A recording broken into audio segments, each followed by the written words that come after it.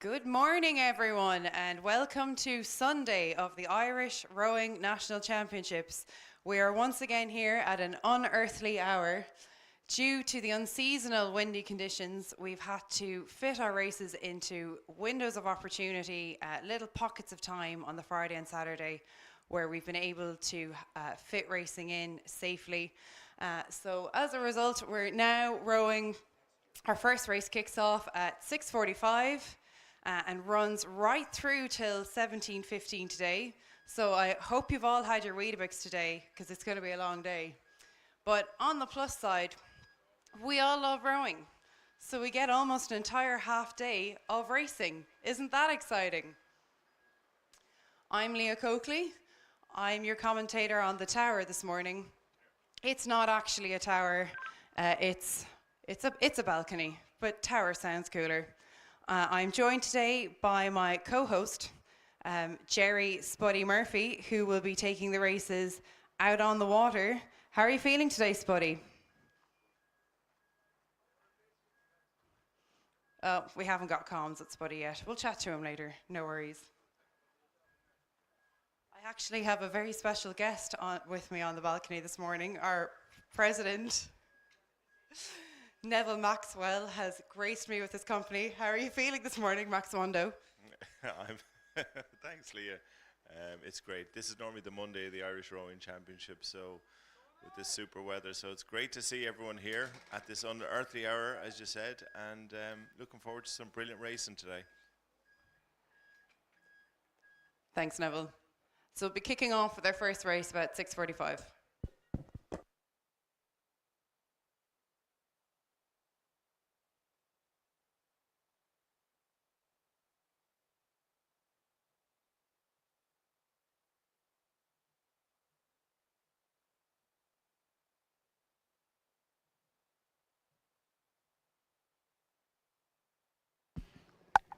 One, two.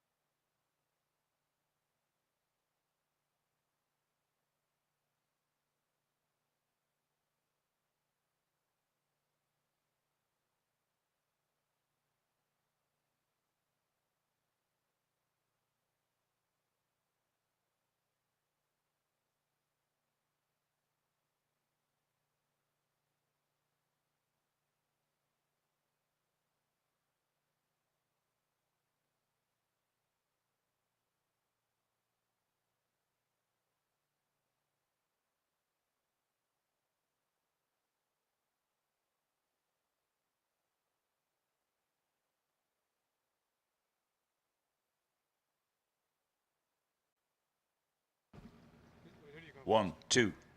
1, 2.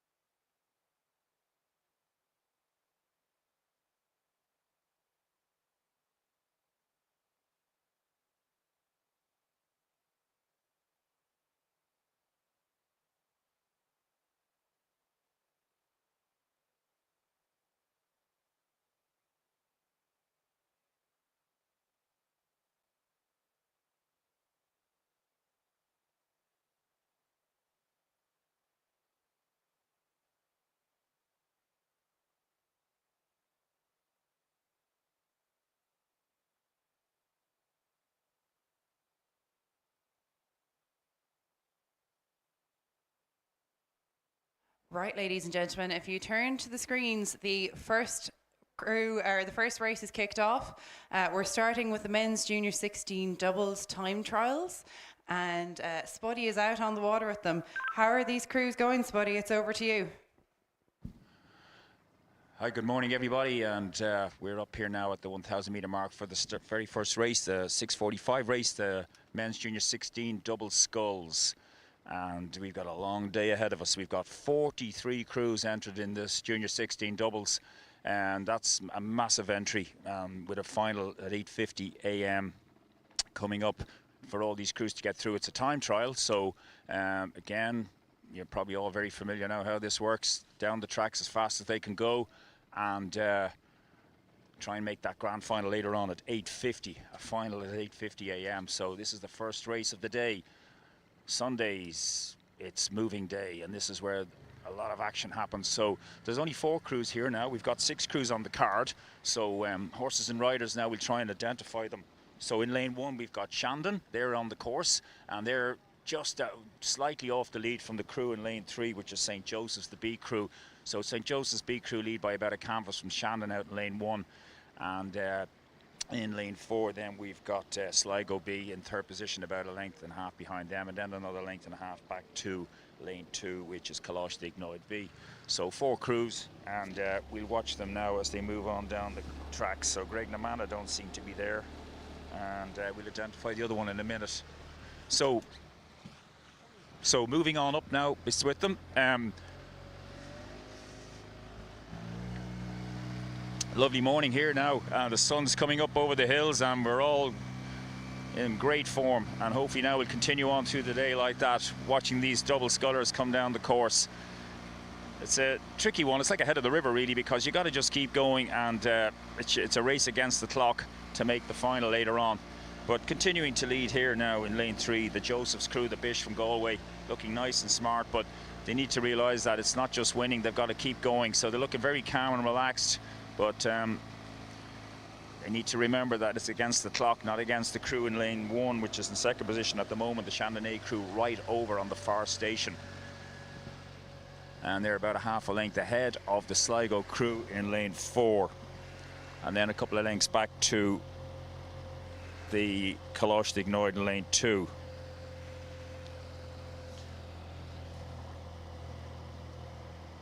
So watching them now coming on down here, it's the 2 Greg Namana boats that aren't in this race in lanes 5 and 6, which is empty.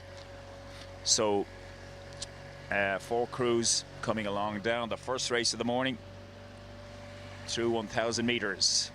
And it's a credit to all the coaches and the mammies and the daddies and everybody involved getting these boys up early in this rejigged program over the weekend because of weather.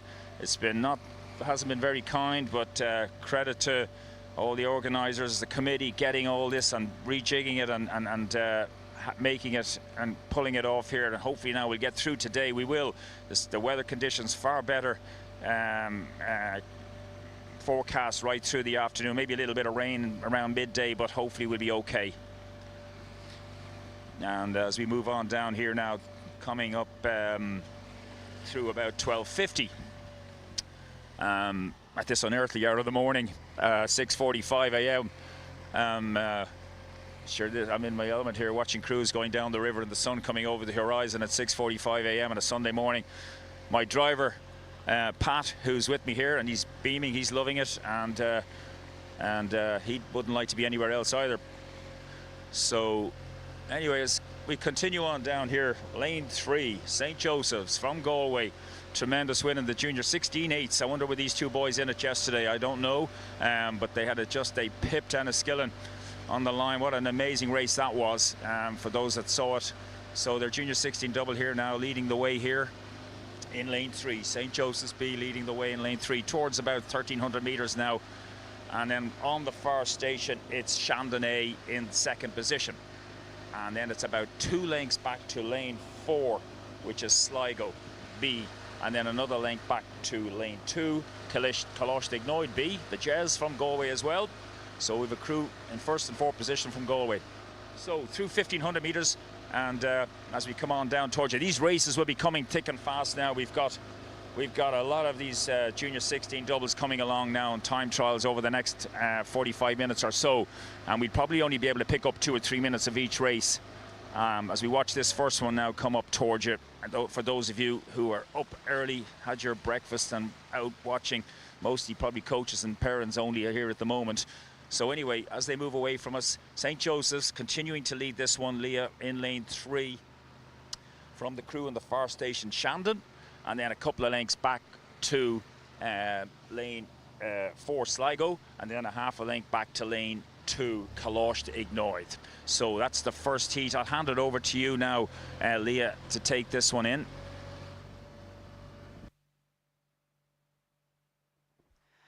Thanks there, Spuddy. And as we can see, it is indeed the crew from Galway, the Bish, or St. Joseph's, the Bish as they're known, in lane 3, still leading over Shandon in lane 1. So they're the 1-2. Nice to see the Bish going out and sculling very well. They're actually traditionally a sweep club, so it's nice to see that they're extending their catalogue and rowing very well in the doubles. But if we look now, we can see Shannon have taken a push and they've actually pulled up on that crew from the Bish. So they've re-established contact with the Bish. They're bow ball to bow ball. The Shandon crew are having a look over to see where the Bish have responded. They've taken that raid up. They're rowing very nicely and they've just popped their canvas back in front of that Shandon crew. They want this race, they're hungry for it, and they're now extending that lead. A good effort from Shandon, but the Bish were not having it. So here they off, coming towards the line. They have about 10 strokes to go each, and the Bish have broken that contact and gotten into clear water. They're a length up on that crew from Shandon. So it's looking like it's going to be the Bish for 1, Shandon for 2, and we've got the back then, we've got the Sligo crew still leading over the Coxed or the Jez crew, but also Jez crew taking a push and closing in on them, but they did in the end cross the line 4th. So the next heat is the next time trial for the men's junior 16 double. So in lane 1, as per the programme, we should have Enniskillen B. In lane 2, Lee Valley. In lane 3, Closh B. In lane 4, Muckross A. In lane 5, Muckross C. And in lane 6, Muckross D. So it's over to you, Spuddy, to let us know how these boys are getting on once you catch up to them.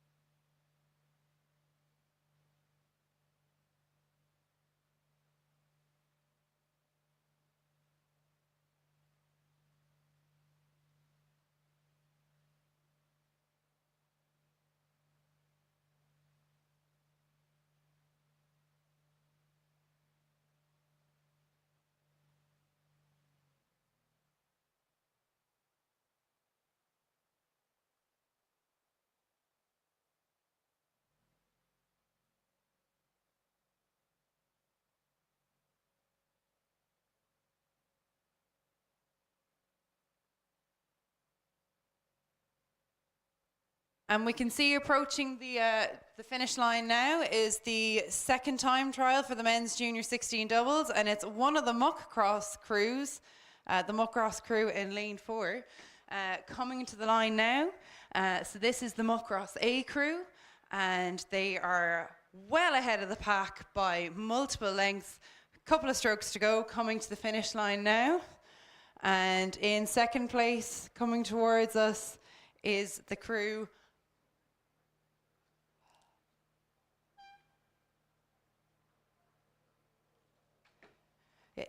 from Enniskillen, so that's Enniskillen B coming second, and they're also multiple lengths ahead of the rest of the fleet, but of course it is a time trial, so all the crews will have to race to the very end, and there seems to be a bit of a battle now coming towards the line for second place.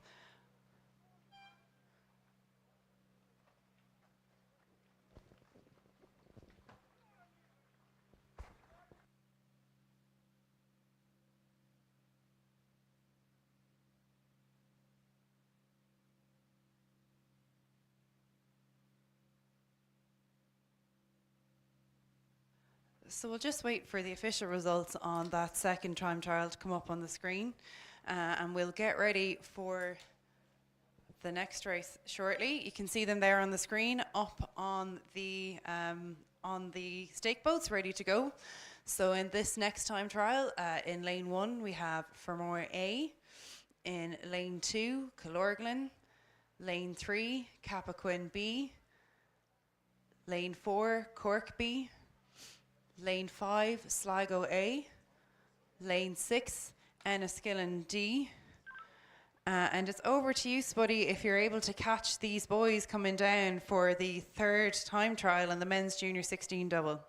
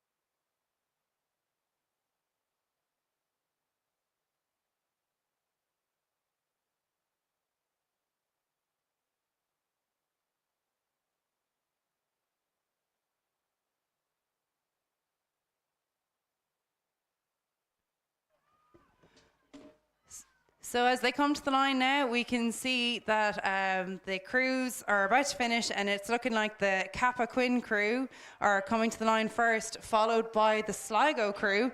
So they're just coming up to the end now.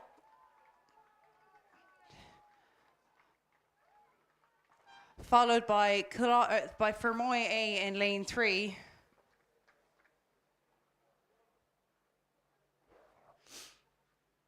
And Cork coming to the line.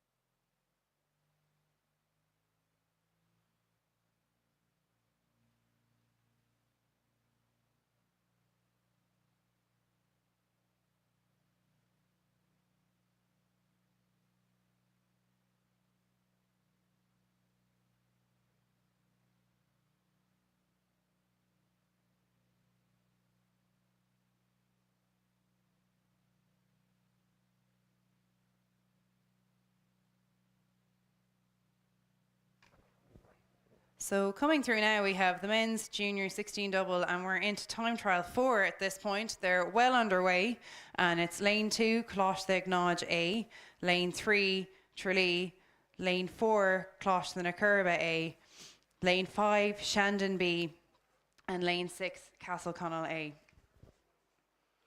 So looking at your screens there now, we can see that it is a battle between the crews in Closh the Nakurba and Castle Connell. Now this is a time trial, so every stroke counts. All the boys will have to fight all the way to the finish, because even if they're not leading in their heat, they may well have a chance to get into the final. But very difficult when you're out there on your own to be racing against the clock. So it will be helpful for them to have this head-to-head between themselves to kind of give them the motivation to push themselves on, to drive along. And you can see it as you look at them in the screen. They're looking over at each other. There's 3 crews there, stroke for stroke, close to each other. And it really is helping them to motivate to drive along, especially in these younger crews. Wouldn't necessarily have as much experience. More senior crews will have the discipline within themselves to push themselves. But these younger kids certainly will help them. So we can see it is the crew from Closh and Nakurba in lane 4 who have taken a charge now. taking a push, and they're driving down. They've got great boat speed, and they're just leaving the other crews behind. So Castleconnell coming in, it looks like Closh and Akerba is the one, Castleconnell the two. We'll have a look there as they come to the line doing their sprint. And remembering, everyone must push all the way to the finish, because you don't know what your chances are to make it to that all-important final.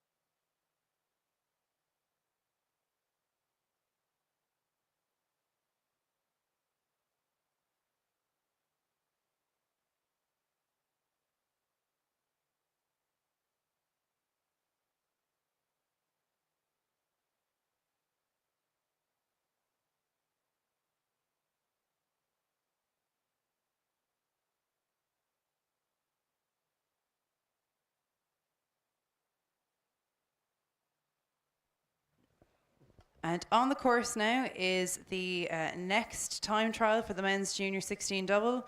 In lane 2, on your screen, you'll see Waterford A. Lane 3, Clonmel A. Lane 4, Enniskillen A. Lane 5, Kenmare. Lane 6, Waterford B. And it's over to you, Spuddy, to let us know how these guys are getting on. Yes, bit of a malfunction there. Sorry about that, folks, but this is the 5th of the Junior 16 doubles now, heading towards you through 1500. And as we move up beside them here, lane 5 leading the way. So that's Kenmare. Kenmare about a length out. Don't forget, time trial now. So lane 3 then, Clonmel in second position, about a length and a half behind them. So Kenmare from Clonmel. And then about another length and a half back, I'd say Enniskillen in lane 4, and then in lane 1 it's Waterford on the far station, the A crew from Waterford, and then the other B crew from Waterford in 5th. So that's the line, the positions now in this time trial junior 16 doubles. Kenmare looking quite good and strong, big lads, 16-year-olds doing well here, moving along now with about 250 metres to go. Junior 16 doubles time trial. 43 crews entered in this, and as we come down now on the 5th race, Kenmare leading the way home from Clonmel.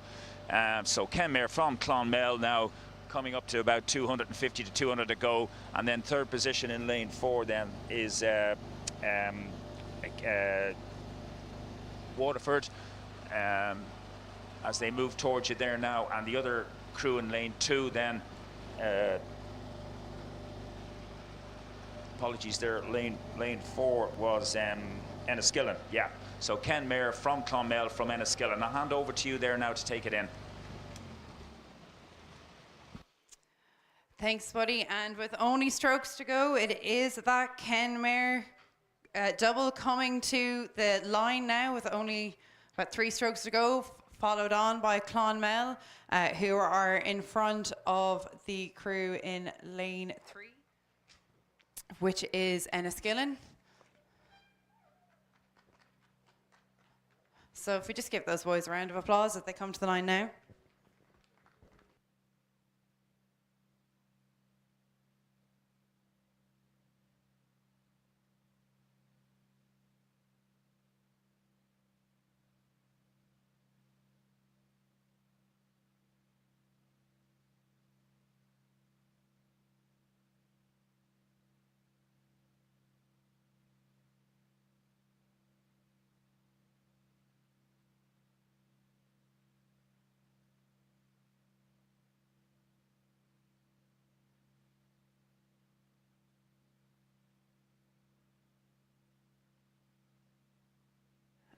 And we're moving swiftly on now to the next time trial of the men's junior 16 doubles. So in lane 2, we'll have Clonmel B.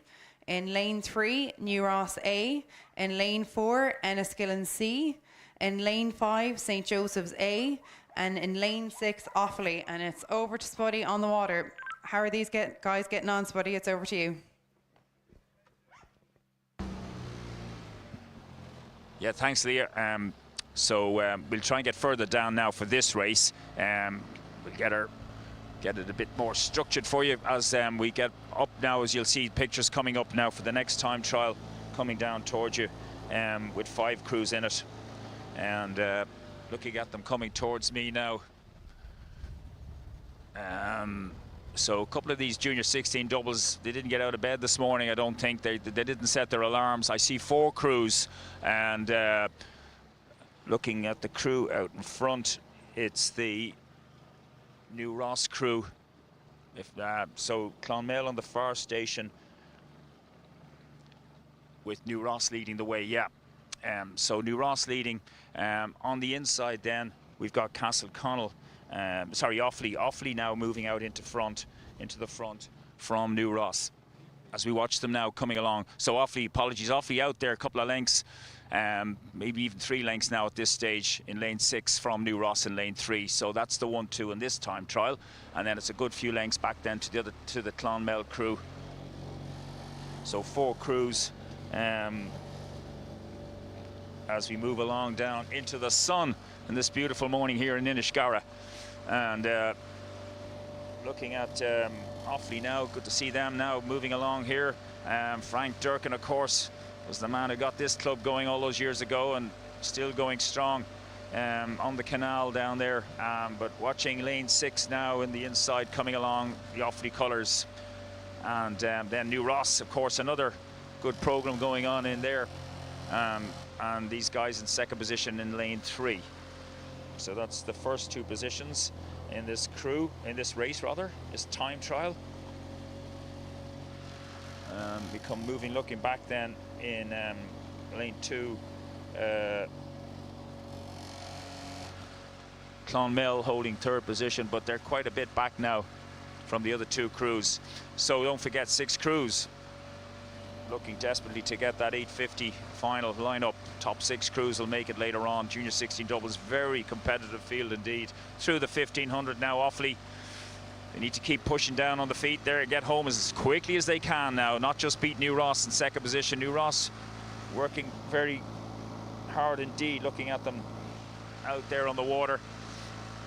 Up very early this morning.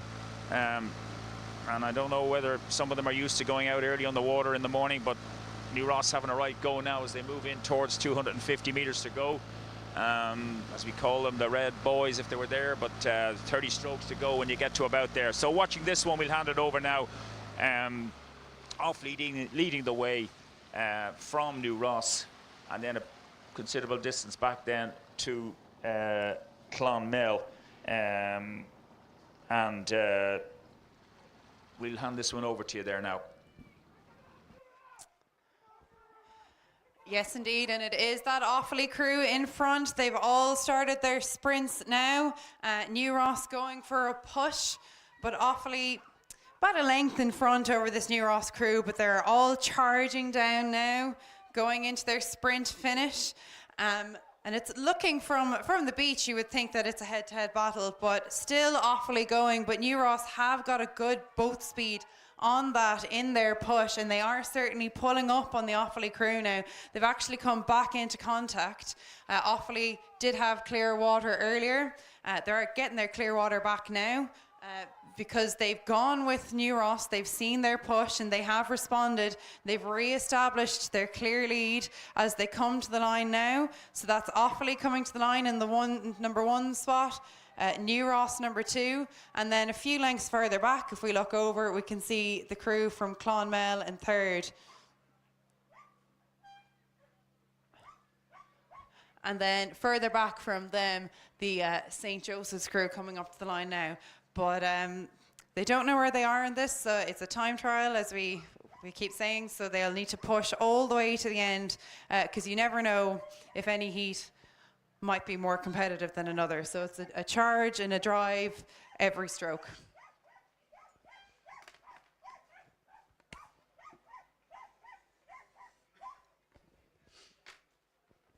So these races are coming thick and fast. We're moving now on to the penultimate time trial of the men's junior 16 double. So we should see, as per the program, lane 2, Muckross B, lane 3, Lee, lane 4, Methodist, lane 5, Cork A, lane 6, Skibbereen B. And it's over to you, Spuddy, for progress on the water.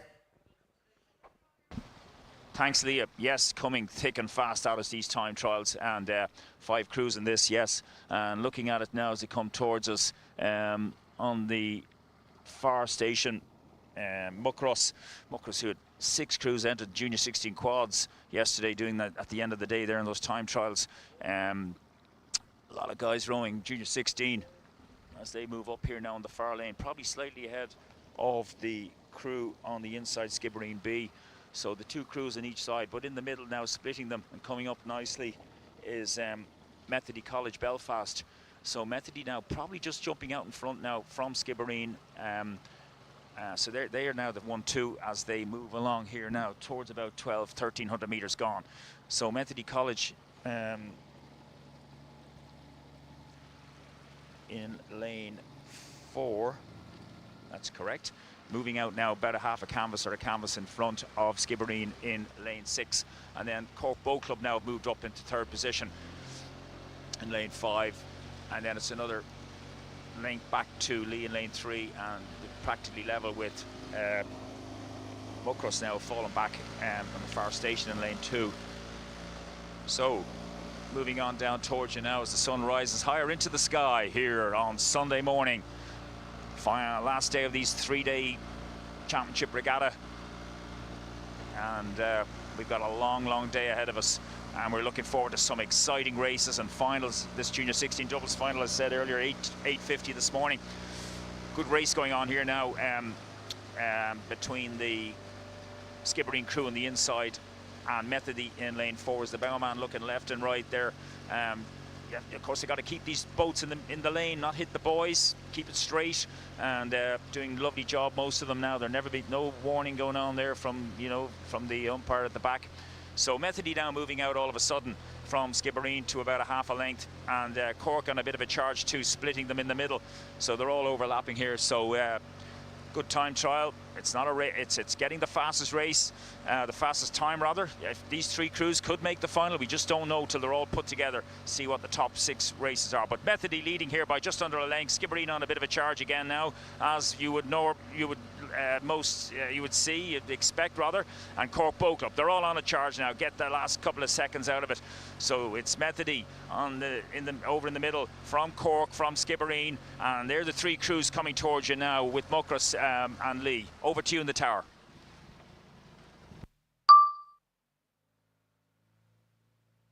A very impressive battle between these young oarsmen here. Skibbereen leading the way most of the way, but hunger coming and desire coming from the crews from Cork and Enniskillen, and these 3 Methody. These crews are battling it out. Looks like Methody in front at the moment, but Skibbereen really going for it, really charging. Cork going with them, and there's still contact and overlap between all these crews, but it's looking like Skibbereen have just come up from the Cork crew. They've rowed through the Methody crew, and they're coming to the line now, and it's looking like Skibbereen is the number 1, and hard to call it there between the Methody and the Cork crew. So we'll wait for the official results on that one. And then we've got our remaining crews, Muckross coming to the line now, followed by Lee. And quickly then moving on to the final time trial of the men's junior doubles. So lane 2, we should expect to see Athlunkard. Lane 3, Capaquin A. Lane 4, Fermoy B. Lane 5, Athlone. Lane 6, Skibbereen A. And it's over to you, Spuddy, on the water. Thank you, Leah. This is the last of the time trials now for the Junior 16 boys doubles, and as they come towards me now, I'm about 1,200 meters up, or sorry, 800 from the finish line, and we're watching this race come towards us now. Kappa Quinn looking very strong out there in lane 2 as they charge down the course here. In lane 3 rather, lane 1 was empty, but there's a crew in it, so they must have moved across. At Lunkert have moved across into lane 1, so lane 2 is now empty. So out in front anyway is the crew, is lane 3 Kappa Quinn, rowing very strong indeed now, and they must have 5 or 6 lengths on a crew that looks like a composite, but it can't be, because you're not allowed to have composites, 2 different colours on them. And we'll watch them coming up towards us now, which is Athlone, coming towards us in lane 5 in second position. So they must be, Kappa Quinn must be 6-7 lengths ahead of Athlone in second position, and then it's on the far station we have at Lunkert in third position, and then Skibbereen on the near side, and then another considerable distance back to Fermoy. So well spread out these crews. As we pull back here now, watching Kappa Quinn row away into the sun from us now, because this there must be 400 meters between these crews, but Kappa Quinn clearly leading the way here by 5 or 6 lengths from Athlone, who then have a couple of lengths on lane 2 way over here on the other side at Lunkert, and then another length back to Skibbereen. So Kappa Quinn from Athlone, from Lunkert, from Skibbereen, and then Fermoy, who are at the back considerably, but doing well. And it's great to see so many junior 16s, and you know, okay, there's a bit of a fall off getting up to 18s, but if you can have a big pile of them, then you'll be sure to have plenty of them by the time that'll stay in the sport and continue to row on into 18s. And then after that, the world is their oyster if they want to go on, if they're good at it, and it's great to see so many of them. The numbers are just enormous at the moment at junior rowing, and you can see that. So anyway, I'll hand over to you there to take it watch Kappa Quinn now looking very well indeed, coming in towards the line from Athlone.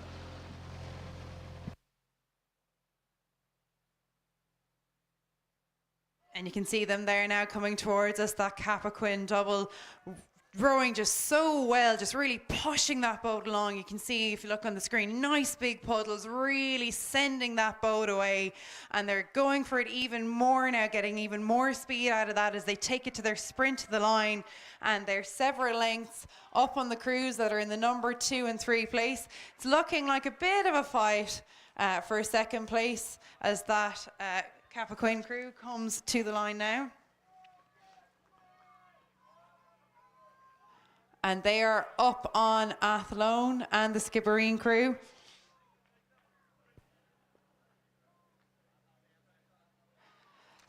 So it's the crews now from lane 2 and 5 coming towards us. So we've got Athlunkert and Athlone, and it's looking like Athlone have just come up from Athlunkert, and they'll be taking the number 2 position for this particular time trial, followed by Athlunkert up from Skibbereen a bit further back, coming into their sprint finish now.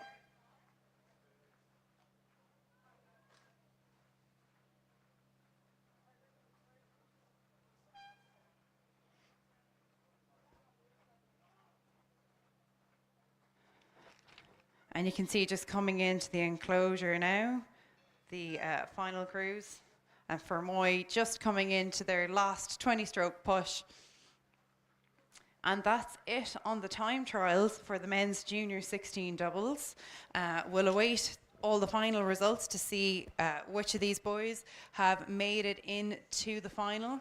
But very strong rowing, as Spuddy had said before. And hopefully these guys will fall in love with the sport the way so many of us have, and continue on to junior 18 and indeed hopefully senior rowing. So the next race that we can expect to see coming up on our screens now, they're all coming into the stake boats. So 2 more crews to get in, or on the stake boat, and then we'll be going. But we're now on to the time trials of the men's Club 2 single. So in lane 1, we have Cappoquin Keeley. Lane 2, Carlo Vini. Lane 3, UL Bin Nasser. Lane 4, UCC Condon. Lane 5, UL Horan. And lane 6, New Ross Dempsey. So it's over to you, Spuddy. Let us know how this first time trial of the men's the men's club single scull is going. Here we go. You've got the men's club 2 singles time trial, another time trial, Leah, and we're watching them all now. Quite tight, actually. Lane 1 on the far side now. Cappoquin, Mr. Kiley, is moving out to about a length now at this point, but that's nothing in a scull. And then we have lane 5, University of Limerick Horan, just about in second, and then in lane 2 is Carlo Feeney. So they're the 1, 2, 3, and then a link back to lane 4, which is University College Cork Condon, and then a half a length back to lane 3, University of Limerick Bin Nasser, and then a couple of lengths back to the New Ross Sculler in lane 6, which is Dempsey.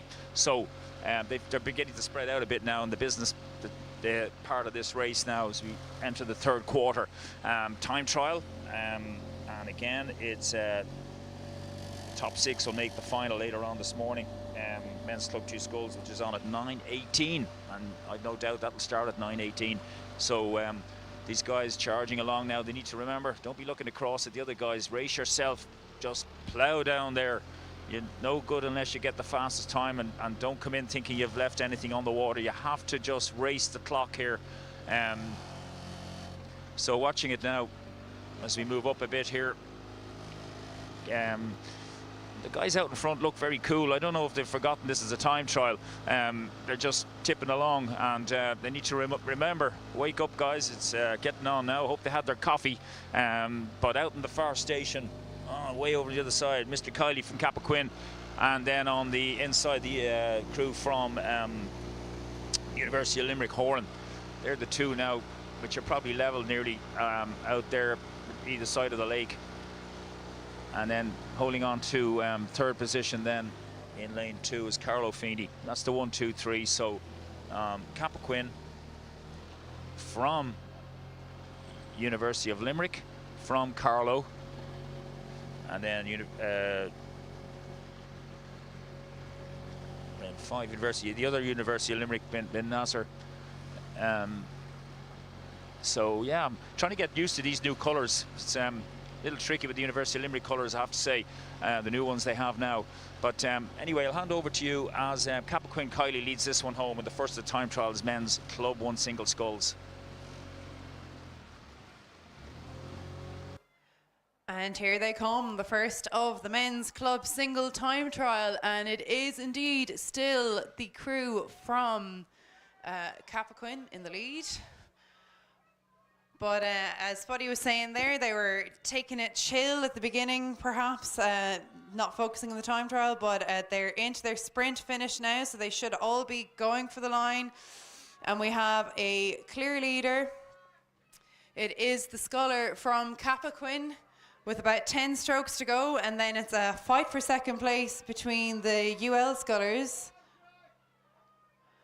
So it's very tight between our UL sculler in lane 5 versus our Carlo sculler Feeney. But it's looking like UL has just taken it, but tightly packed now. They're all coming together towards the line. But it's surely the Cappoquin sculler who has taken the first place in this particular time trial. But it is a time trial, it's a race against the clock, and you never know if you're in the most competitive particular heat or not. So you just got to treat it as if you're going to make it to the final, and just every stroke counts and push it all the way to the line. So we'll be moving on now to our next time trial for the men's Club 2 single scull. So on the programme it is lane 1, Tralee Lynch, lane 2, Cawley, University of Galway.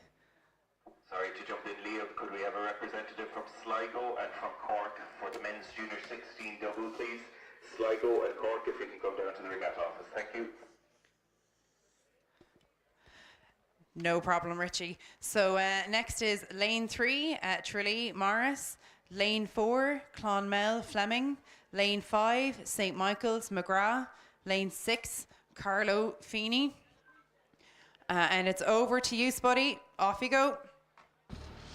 Thank you, Leah. Yes, coming thick and fast. Yeah, it's our second time trial, rather, of the Men's Club 2 Sculls. Coming along now, 6 boats. And we're watching them come close to us now. It's you probably see your pictures there watching online. I hope you're enjoying it. Those of you anoraks that have got up early to watch this in your living room at 6:30 this morning, 6:45, and still there 5:45, 5:45 this evening watching. Maybe you will be. That's great having you there online. Welcome everybody along. And then of course the big screen down below. So as we watch this second time trial come towards us, all 6 crews are on the course. They've all turned up, and these guys look fast indeed. This is a very competitive field. Feeney from Carlow leading now on the inside lane. He's a couple of lengths then on lane 3, which is Tralee Morris. So Morris is going very along. These guys are all well known now at this point. So lane 6 leading from lane 3. So that's the 1-2 at the moment. Carlo Feeney from Tralee Morris. And then it's about 2 or 3 lengths back to lane 5, which is the St. Michael's McGrath sculler. And the other 3 are bunched up fairly well. Clonmel in lane 4, and then out in lane 1 it's Tralee D Lynch. D Lynch, that hardly Darrell Lynch now. Darrell Lynch is off rowing a very fast double at the moment. As you know, he did brilliantly winning his bronze medal. But anyway, this is another D Lynch from Tralee in lane 1 on the far side, and then lane 2 beside him, holding up the rear there, Cawley from UG Boat Club. UG Boat Club, hard to say that too. All these little changes, still call them UCG, but anyway, it's UG today. So well spread out now this field as they move on up down towards you. Lane 3, as I said there, Tralee Morris, and he's moving along really nicely, along with the guy over on the other side. So there, Carlo Feeney. Carlo Feeney is leading now from Tralee Morris. He's about, I don't know, 2 lengths. We have to drop right back here because it's so spread out now. All of a sudden, it's amazing how they just... You haven't done your winter's training, you're not up here, folks. You're down the rear somewhere, so that's probably what it is. But anyway, the Athlone sculler, the Carlo sculler Feeney and Tralee Morris they're well out here now as they approach 1,500 metres. So anyway, I'm enjoying this gorgeous weather out here on the lake, and I hope you are too, wherever you are listening or here in physically watching on the big screen. I hope you're enjoying the coffee, because I'd love one myself. And anyway, Heat 2, or rather time trial 2 Men's Club Sculls coming on down towards you now, desperately trying to make that top 6. So as we move along here, Carlo Feeney leading the way here. He's led all the way from when I picked it up anyway, and there must be 200 meters ahead. So as we watch them here now come towards you, we'll hand it over shortly. These will just concentrate in the top 2 scullers.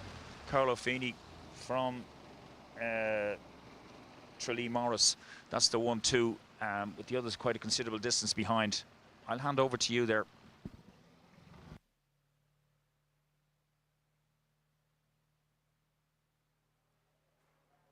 And here they come. You can see them on your screens, and you can also see them right there in front of us coming towards the enclosure. And it's still Carlo Feeney in the 1 position and Tralee Morris in the 2 position.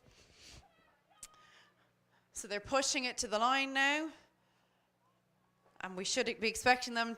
Look at them, they're taking the rate up now, coming into that last 250 metre charge towards the line. And is Carlo still in the number 1 position, Tralee in the number 2 position, as it has been this whole race. And they're a good few lengths up from the rest of the field, who are less spread out. But it is indeed that Carlo Feeney and Tralee coming to the line now with only a few strokes to go. And they are up from the crew from St. Mike's, McGrath, coming to the finish, to the last few strokes now as well.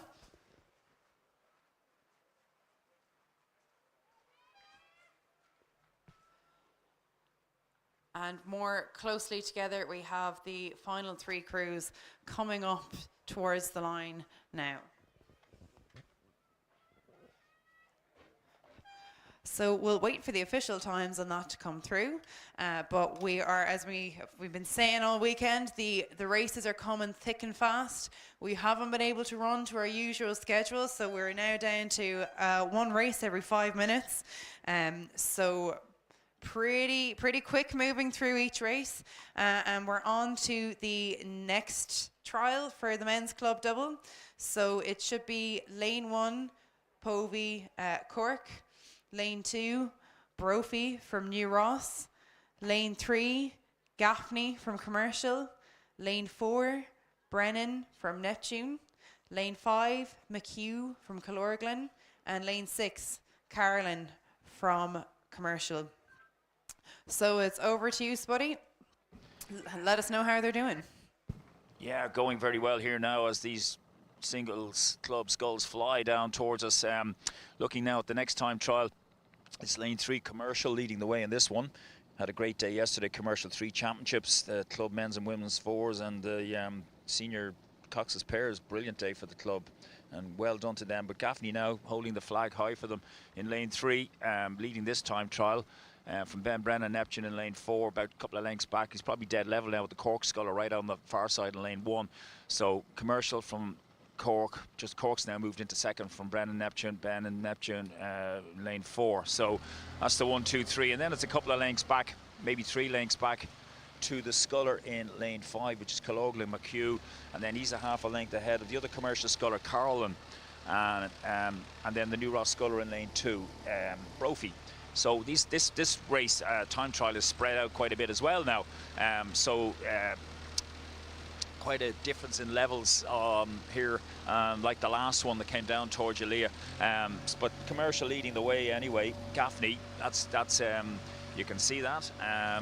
He's probably 2-3 lengths now. Needs to keep piling it on though, because he's got to get that final. Don't just win this. It's not a heat, it's a time trial. Neptune Sculler now might have moved into second in lane 4. Ben Brennan from the Cork Sculler out on the far side in lane 1. So Commercial from their next door neighbours, Neptune, from the Cork Sculler row out in the marina just inside town there, down at Blackrock. Good morning, Brian Crean, my friend from Cork Boat Club. Just say hello. And lane 1 anyway, Cork Boat Club moving along there outside. Then it's about, actually Cork now probably pushed ahead of Neptune again slightly. So, but Commercial leading the way here as we approach 300 metres in this time trial. Men's Club 2 single sculls. About 3 lengths now from possibly Neptune again now, to and fro between them and Cork Boat Club in lane 1 and 4, and then about 3 lengths or 4 lengths back to the others, Killorglin McHugh, and then another couple of lengths back to the other Commercial sculler, and another couple of lengths back to New Ross. I'll hand this over to you at the finish, Leah. And here they are, it is indeed the sculler from Commercial in lane 3 in the lead, but he absolutely cannot let his guard down in this time trial. He must continue to drive it all the way. And then it is the Cork sculler looking like the number 2 position, and then Neptune for third. Less than about 100 metres to go. They really need to go for it now if they want to make it into this final. And it is the Commercial sculler still taking the lead. And then it's a fight for second place between Cork and Neptune as they drive to the line. Neptune looking like they're about a length up over the Cork sculler. And they are going to be the 1, 2, 3 Commercial, Neptune, Cork, followed back down there.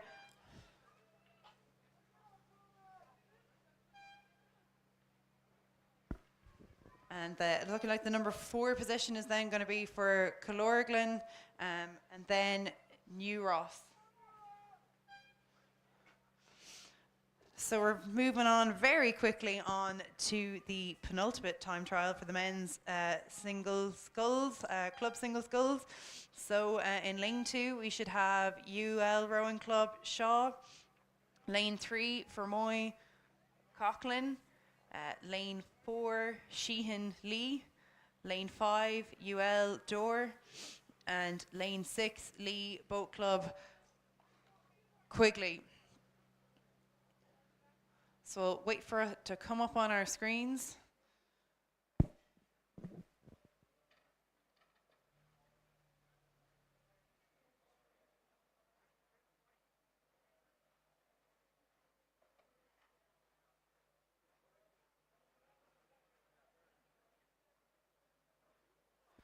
And here they are visible on our screens. Over you to Spuddy for the next time trial of the men's club single sculls. Thanks, Leah. Yeah, we're back here now, 5 crews in this one. And we've got 2 more time trials of the club, 2 single sculls.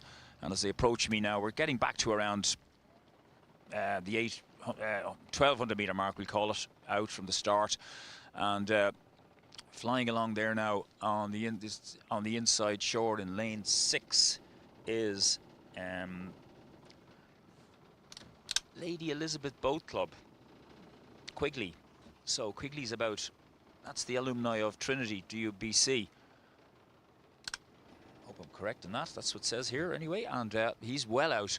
He must be 4 or 5 lengths out now from lane 2, University of Limerick Rowing Club Shaw. So Shaw looking at me as he goes by.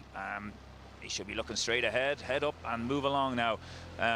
So that's the 1-2, and then it's another couple of lengths back to lane 3 for Moy Coughlin, and a couple of lengths back then to Lee Sheehan, and then another length and a half back to University of Limerick Door. So again, this race is well spread out as Mr. Quigley charges down the lake here from Lady Elizabeth Boat Club. He must be 3, 4, 5 lengths ahead now of Shaw from University of Limerick Boat Club, who's then 3, 4, 5 lengths possibly ahead of the crew in lane sculler rather for Moy Coughlin. So it's 3, 4, let's call it 4 lengths between each crew in the first 3, and then another 4 lengths back. So there's 16 lengths here between first and fourth. So spread out here as we fall back. But there's no doubt about it, leading the way home here is Quigley from Lady Elizabeth. We'll see if he'll make that final later on. We'll watch that from Shaw, University of Limerick. As the Quigley's approaching 1500, some of them are only at about 1200. So we'll watch them move away. Quigley looking very good there now indeed, rowing very well. Lovely rowing from him, I have to say. He's very controlled, and let's see now how he does as he charges for the line. He knows he has to get, it's not against the others, it's against the clock. So Quigley leading the way home here, Leah, from University of Limerick on lane 2 on the far side, and then it's the Fermoy Sculler in lane 3, another few lengths back, and then lane 4 beside him, Lee Sheehan. I'll hand over to you there now to take this in. And as they come to enclosure, Quigley leading the way the whole way, coming into his final 200 meters. Watch him go. So racing against the clock, often when you're in front of a crew, you can take the pedal off the gas and let it run. But as we know, we've had lots of time trials this weekend, and we're on to more again today. But it is the Lady Elizabeth Sculler coming to the line now, up from the crew from UL Shaw. But Lady Elizabeth, he's in clear water ahead of the UL Sculler, who is in clear water again from the Sculler in lane 3. So very spread out field again today. So it's Lady Elizabeth 1, UL Shaw for Moy 3, and yeah, very spread out today. But all crews having to race all the way to the line for this time trial. And we'll expect it to be a very competitive final when we see who makes it into the grand final later on today.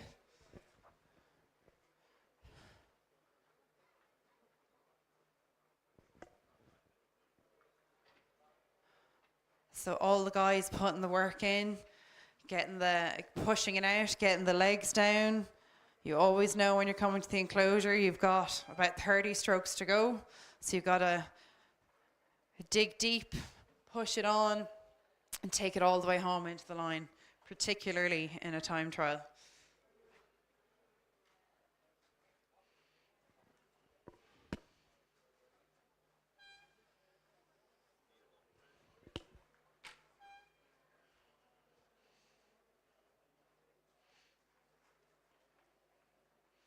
So we've got one more time trial for the men's Club 2 single scull before we see who makes it into the final later on today.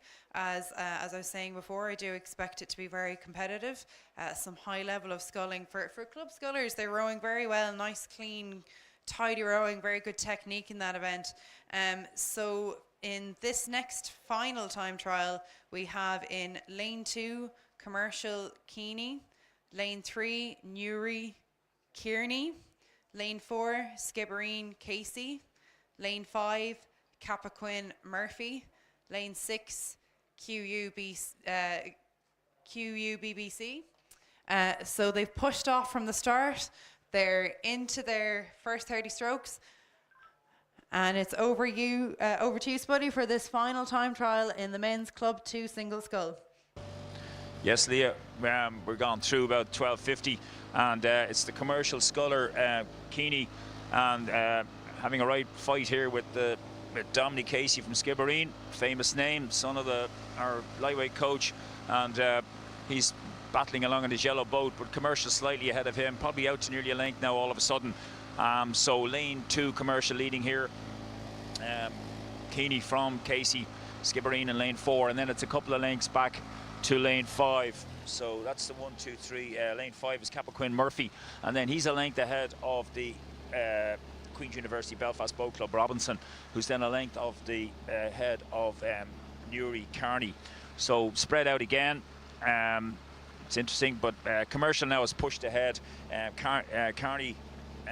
Keeney rather, pushed out possibly to a lead of a length now all of a sudden on the young Skibbereen sculler Casey, who's rowing very well indeed there. You can see the Skibbereen way, though. He's just all of a sudden charging again there now, and he's away. He might catch him, you never know. They never give up. But commercial leading from Skibbereen, so Mr. Keeney ahead of Mr. Casey in this Club 2 single sculls final time trial this morning. Will they make the final at 8:50 a.m. later on? 43 scullers started out here this morning. This is the last time trial. The last 5 guys coming in there trying to make the final. So commercial charging. We'll hand over now Keeney from Skibbereen, Casey, and then it's Cappoquin Murphy. They're the top 2, 3, Leah.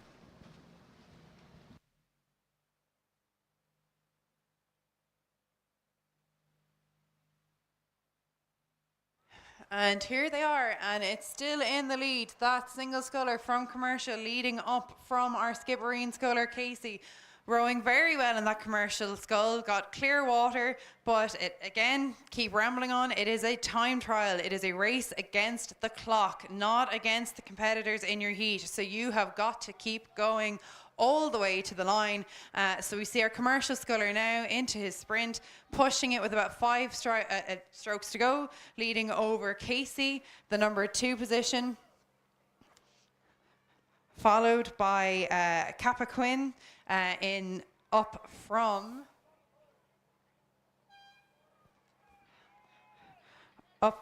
QUBBC, but it's looking like it will be the 1, 2, 3 will be commercial, Skib, and then Cappoquin. So that's it for the morning for the time trials for the men's single scull. It'll be interesting to see how that final goes at 8:50 this morning. Again, I expect it to be a cracker of a race, so we'll have to stay tuned to that. And on our screens now, we can see it's ladies, our first ladies event of the morning this morning, coming into the stake boats, getting lined up there, and it is the sorry, it's not ladies. Apologies, not looking at my screen properly. It's still men, so we've no women's events till 8 o'clock. So looks like the girls got the lie-in this morning, and all the boys have had the crack of dawn race. So the next event will be the men's inter-pair, and these are heats. There will be 3 heats, and it is 2 crews to qualify from each. So in the first heat, in lane 1, you have UCC Rowing Club. Lane 2, UL Rowing Club B. Lane 3, Skibbereen B. Lane 4, DUBC A. Lane 5, UG Boat Club A. And lane 6, Skibbereen A. And they're off the blocks, they're charging down the course. And it's over to you, Spuddy. Let us know how the first heat of the men's interpair are doing. Yes, Leah, they're now gone about 900 metres in this race, and looking at them coming charging down towards me, it's Skibbereen leading the way here in the B crew from Skibbereen in lane 3. 2 to qualify, so great race on here. It's only a half a length back to DUBC then, Dublin University Boat Club A crew, and then the University Galway Boat Club crew. So, yes, we have a race on. The only problem is there's a University College Cork crew way back, and beside them is University of Limerick Boat Club. As they go through us now, he mightn't be able to follow this race because of a little difficulty I'm having presently with my engine. But look at it here. Lane 3, Skibbereen are moving away now out to about a length from DUBC. But there's a right fight on between them and University of Galway. Only 2 will qualify. So as the others fall behind, we'll watch that one as they come down towards you. I'm watching from a distance now as I'm having a little bit of an issue here with the launch. But Skibbereen leading the way. But there's a tremendous fight now. This will be a good one, I think, as it goes on down towards you. Skibbereen leading the way from DUBC. So DUBC and University of Galway, that's where you need to concentrate on. We let the others go now as they've fallen back considerably. As these 3 crews go through about 1400, Leah. You might have to pick this up earlier now as we have a little issue here with the launch. But I'll keep talking for a minute. As Skibbereen lead the way here. They've held on to that lead now, probably about a length. But you watch this now as it comes down. 2 to qualify for that final later on at 9:25. Out of the 3 heats, 2 crews will go through. This is the first of 3 men's intermediate pairs. Skibbereen hanging on to that lead, but the others might push back at them as they fight each other off, University of Galway and Dublin University Boat Club, for that second qualifying position. The rest will be with the first 2 crews make it. The 3rd crew will not make it. I'm going to hand over this to you early, Leah. Plain to see there with those 3 crews coming towards you. You'll be able to pick it up now. No problem, Spuddy. Hopefully we'll get whatever engine issues he's having there sorted swiftly. So this is the first heat of the men's interpair. This is a very competitive field. These are seasoned athletes. They've been rowing for years. The standards gets very high when you row in inter and then on to senior. Generally speaking, have more entries in the inter races, so they would be more competitive in that sense. But it is Skibbereen in first place. Followed on at the moment in the number 2 position is the UG Boat Club, battling against the Dublin University Boat Club. Only 2 crews to qualify to this all-important final. You can see them on your screens. You can see them coming into the enclosure now. What you really, really always want in a heat, if preferable, is to comfortably get into that first or second position. You know you're going to qualify, and then you can just take your foot off the gas, take the rate down, save the energy for the final. But in this case, sometimes that doesn't always happen. It doesn't work out the way you want, and you have to race to the line if you want to make it into that final. So Skibbereen in front the whole way, but not able to relax because those crews are coming up their heels from University of Galway and Dublin University Boat Club. Galway were leading, but UCD are not happy to let this go. They all want to make it into the final. So it looks like it's going to be Skibbereen and then a battle between Galway and Dublin University Boat Club. So it's looking like Skibbereen is the 1 at the moment, DUBC and UG. From the screens, that what it looks like, but we'll wait for the official results. I would say Skibbereen 1, thinking Trinity 2, through to the final, but we'll wait for the officials on that. How are you getting on, Spuddy? Are we okay to take the next round, or have our engine issues been sorted? Leah, we're stationary at the moment, but we'll take it for about 300 or 400 meters. Apologies now, but this is the second heat of the men's intermediate pairs, and looking as they come towards us now, out in front is the Neptune crew on the far station. Neptune A leading the way here by a couple of lengths as they come right up beside us now. We are about 1,100 meters from the start, so 900 meters from home. 2 to qualify. Neptune probably a couple of lengths now, but again, little like the last race now, there's 2 crews absolutely side by side at the minute. We've got DUBC D crew and University of Galway C crew who are practically level. I'd say if anything, DUBC now pushed out in front, but as they move through 1,200 meters, Neptune looking quite comfortable out there in front in lane 2 with 2 to qualify. Now DUBC have pushed out in lane 4 into outright second position from the University of Galway crew by about a length, so they're making that second automatic qualifying position theirs in lane 4. So Neptune leading through 1,200 meters by about 3 lengths from DUBC in lane 4, from University of Galway in lane 3 beside them. But University of Galway need to hang on to the short tails of DUBC or they're out, as DUBC now push away, just looking for clear water from them. So that's the 1, 2, 3, and there's another DUBC crew on the inside, but I think as they move away, Neptune clearly leading the way here out on the far side, but the DUBC and University of Galway crews in the middle lanes,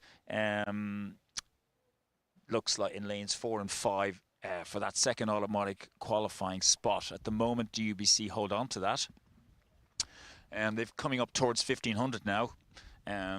As I'll hand over this one to you again, Leah, we are stationary at the moment, so I'll let you take this one home. And it is the crew from Neptune leading comfortably in front of the second and third position crews. So they have the option, if they want, to relax, take the rate down, save energy for the final if they choose to do that. It could be all more important if you can get comfortably into your final and you were able to paddle to the line versus maybe a crew that had to race to compete in the heat. That could be the difference that you need, that extra energy surge for the final. But it's for each crew to make their own decision on how they want to make their race and what strategy they're going to follow. But it is, with about 250 meters to go, this Neptune crew, who, minus any mishaps, which hopefully won't expect, should be making it through into the final.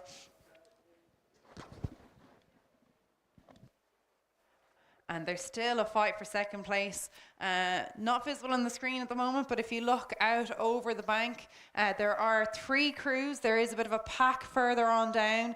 So we've got University of Galway, Dublin University Boat Club fighting it out for that second place position.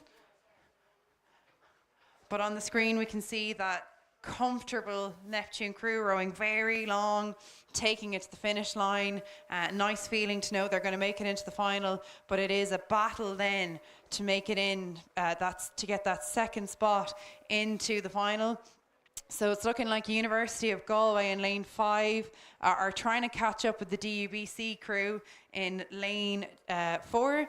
But right now it's the DUBC crew who have got that qualifying position, but they're going to have to go for it because they are not comfortably enough in front. When you take a push with a small boat, you can bring them really far. University of Galway may still have been a chance. They're coming towards the line now, so I'd say they've run out of water at this point. So it's looking like I would say that position was DUBC into that second position, followed by University of Galway. But as always, we must wait for the official results on that one.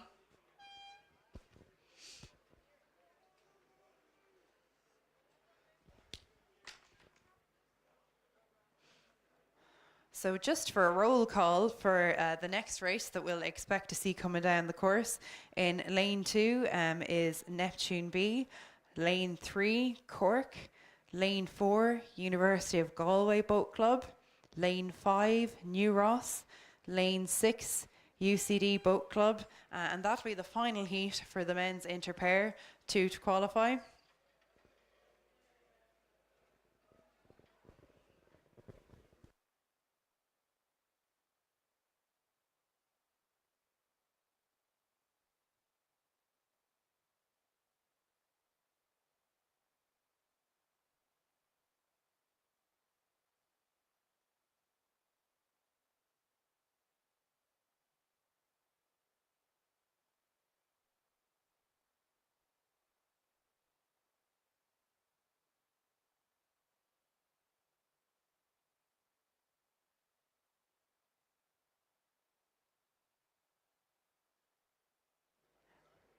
So unfortunately, we're still having engine issues with our mobile units, so we won't have any commentary from Spuddy out on the water for this next heat. So we'll just have a look at what's happening on our screens. But hopefully the engine issues are being addressed now, so hopefully they'll be able to sort that out soon, so we can get in on the action of what's happening there out on the water. But we have coming down the line the final heat for the men's inter-pair. Once again, it is 2 boats to qualify, and from the screen it looks like it's that crew from Cork in lane 3 in the lead, up from New Ross.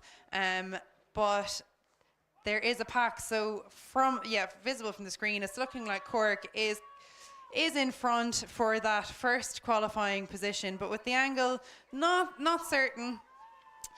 But they're coming, oh wait, here they come into the enclosure. So it's Cork looking like the 1, New Ross 2 and UCD 3, but it is a battle for that position. Again, these are seasoned athletes. They should know, they know what to do and they know how to race. So if they have to race for the line, they will. Still looking like Cork in the 1, and then a fight between New Ross and UCD. New Ross just with a canvas up over UCD, but actually as we look at the screen we can see that they are level, and actually they've both caught up on that Cork crew. So Cork, who was looking like that they might get the first position and there'd be a fight for the second place position, those 2 crews have actually overtaken Cork, and it's looking like it'll be the New Ross and the UCD crews through to the final. But we will wait for the official results on that to see how that event turned out.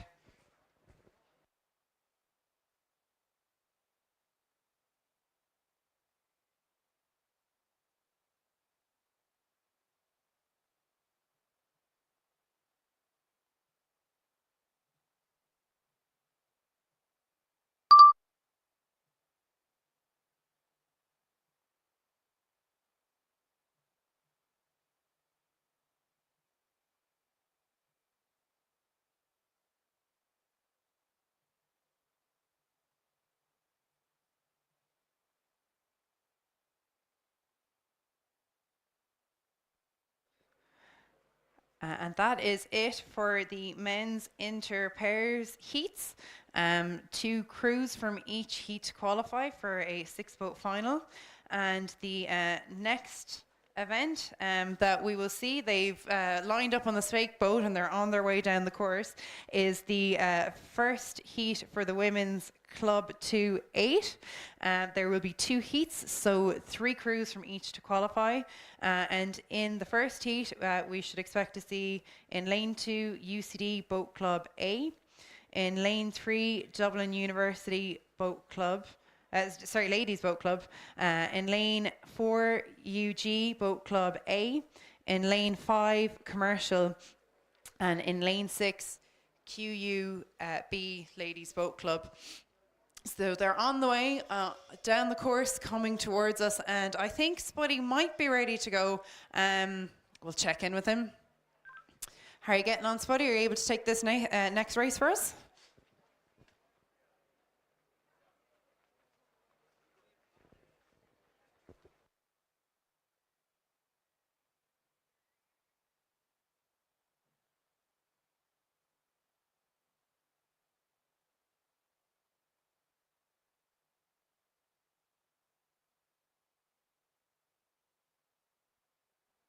So we are ready to go with our mobile unit. The engine issues have been resolved for the time being. Spuddy is waiting for these ladies at the 1,000 metre mark. So once these ladies get in view of Spuddy, he will be giving us the down low on what's happening out there on the water. It's over to you, Spuddy, when you're ready to go. Welcome back, yes, live here on the launch following these races. We're having a very entertaining morning. We had a bit of a mishap there, a bit of a cutout, but we're up and running again. As we watch the next race come down, galloping towards us, the women's Club 2-8s, flashing the blades towards us now. We're at about 1,200 metre mark, so we'll pick it up shortly, but I think Leah's probably given you the roll call, but anyway, the 4 crews have turned up, and they're all on the course, and they're away, and they've gone about probably gone through 500 now. You're probably looking at this on your screen, so if I'm not quite right, but through 500, 600, 700 meters possibly at this point. And as they head towards me now, I can see UCD Boat Club A crew on the far station, and possibly then in lane 4 the commercial crew. They're the two leading, but we'll watch you come towards us now, and just to say that 2 crews will qualify for the final later on in this event. So this is the first of 2 heats. 3 crews rather will qualify, so 3 from each heat will qualify for the final, 6-boat final. So up we come. UCD, God, my eyesight's very good. UCD leading, as yes, I was correct, from commercial in second, but only just then from the crew beside them, which is to their right, University of Galway Boat Club. But 3 crews will qualify now, so these 3 crews have pushed away out in front now, and if they can keep that up, they can take the foot off, or 2 feet off the stretcher a little bit. But UCD leading slightly, about a canvas now in commercial, so that's the 1-2, and then they've got a little bit of clear water now breaking the tie from lane 4, as we watch it clearly now beside us, University of Galway Boat Club. So these are the 3 crews now, and they've got a length of clear water from lane 3, which is DULBC. So DULBC now, they're probably getting a bit desperate now as they see these crews move away from them, and they know that their game will be up very soon if they don't stay in touch with them. There's quite a bit of a gap now opening up between these 3 crews and DULBC in that 4th position, and then a couple of lengths back to Queen's University Belfast Ladies Boat Club.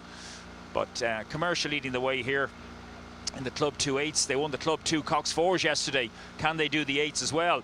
Can commercial add to their 3 trophies from yesterday? And I'm sure there's a few sore heads in commercial and their supporters this morning from all those 3 victories yesterday.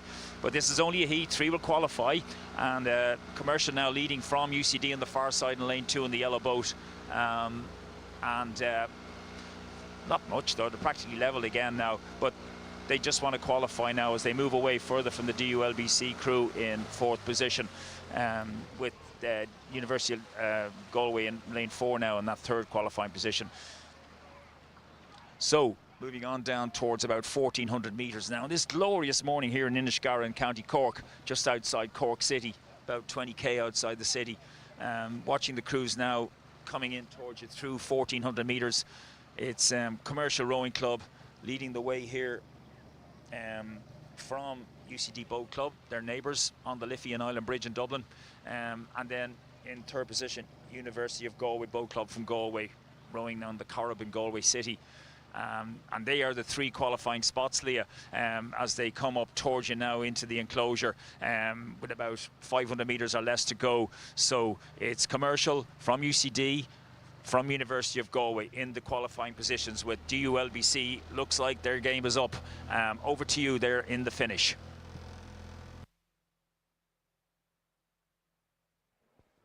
And here they are, the first heat of the women's Club 8, 3 to qualify. So we can see that it is the 3 that will be qualifying will be UCD, Commercial and University of Galway. Trinity fell out of this early on in the race. They have lost contact and the other crews have clear water on them. So unfortunately the game is over for them for today, minus any mishaps out on the course. But it's looking like it's quite tight between the Commercial and University of Galway club. Difficult to call from the angles to see, but so we'll wait for the officials of that. So they're the 1 and 2, and then University of Galway coming to the line now for the 3rd place position. So we'll expect to see those crews in the grand final later today.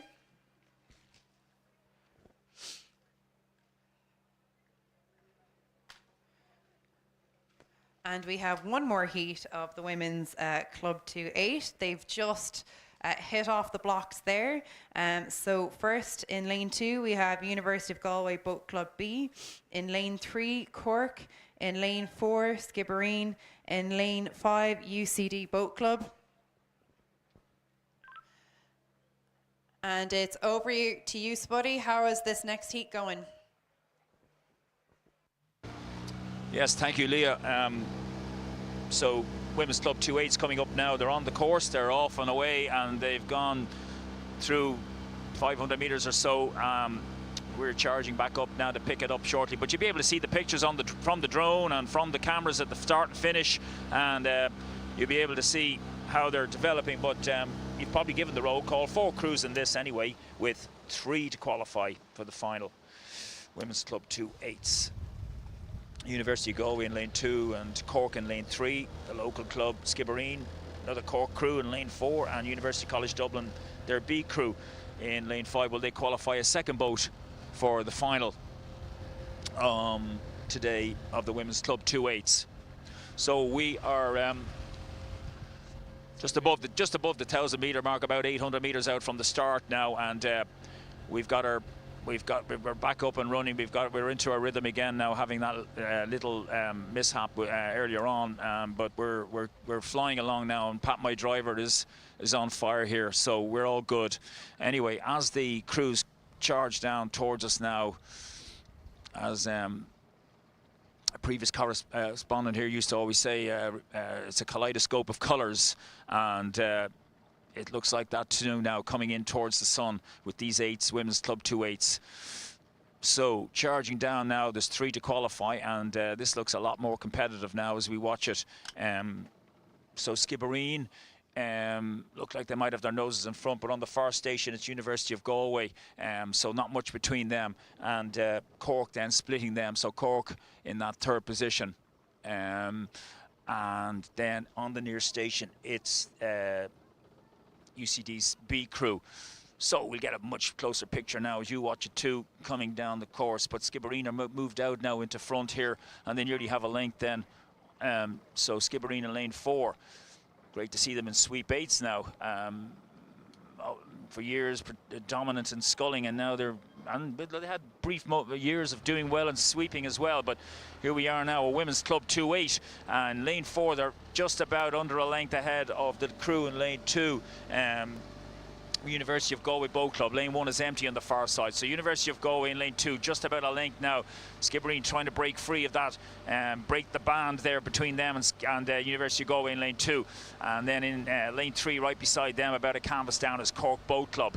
Great to see Cork Boat Club at a Club 2 Women's 8 as well on the water here today, and they just about under a length ahead of the B crew from UCD. Now UCD at this point won't qualify, but they've got to desperately hold on. If these 3 crews keep nudging away, which is what they're doing at the moment from them, UCD's B crew won't make that final. So 1 crew to be dropped here.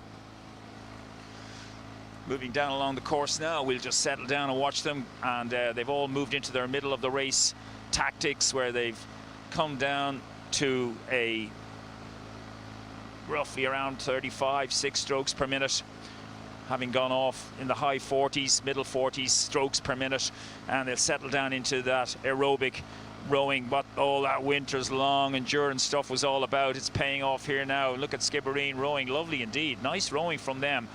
I'm quite impressed here now watching them in lane 4. They're out to just a little bit of tiny bit of clear water now from University of Galway Boat Club. Hard to say University of Galway. Still want to say my old way of UCG.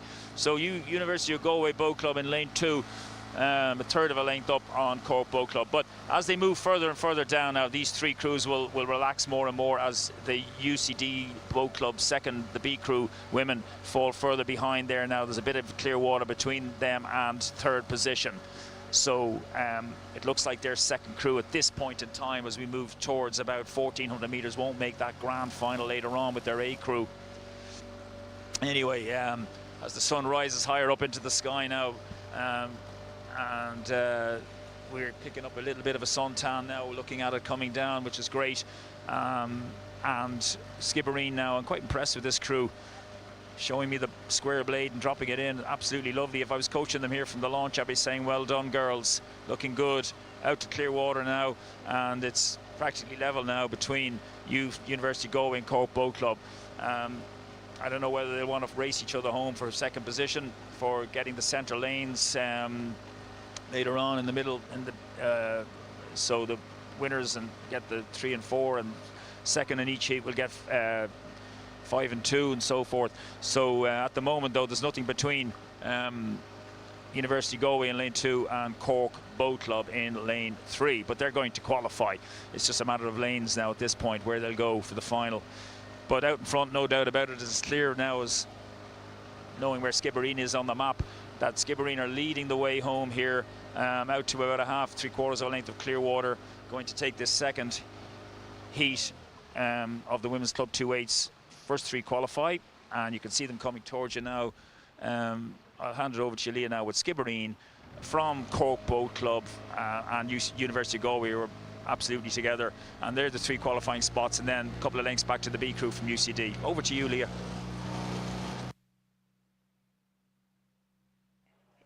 Yes, and here they are right in front of us, and it is that Skibbereen crew taking the #1 position. Only a few strokes to go, and they will be the first crew through to the from this heat through to the heat, or sorry, through to the final. But it is 3 boats to qualify, so it'll surely then after that follow on with the UCD and University of Galway crews. Oh, sorry, the Cork and Galway crews, but Skibbereen through to the line now.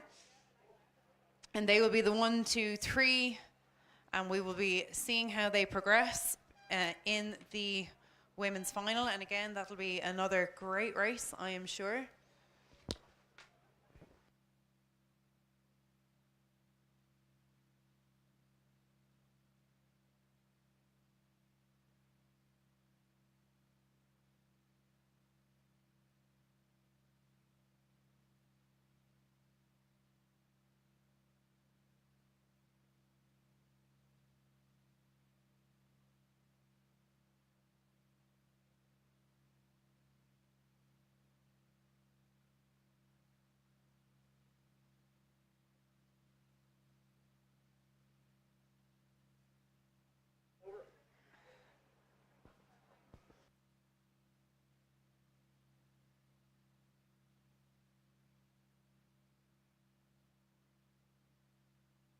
So the next race, the next race on the program is the men's junior 18-8. We will have 2 heats from this event, and it should be, the first heat should be 3 to qualify, or both heats will be 3 to qualify.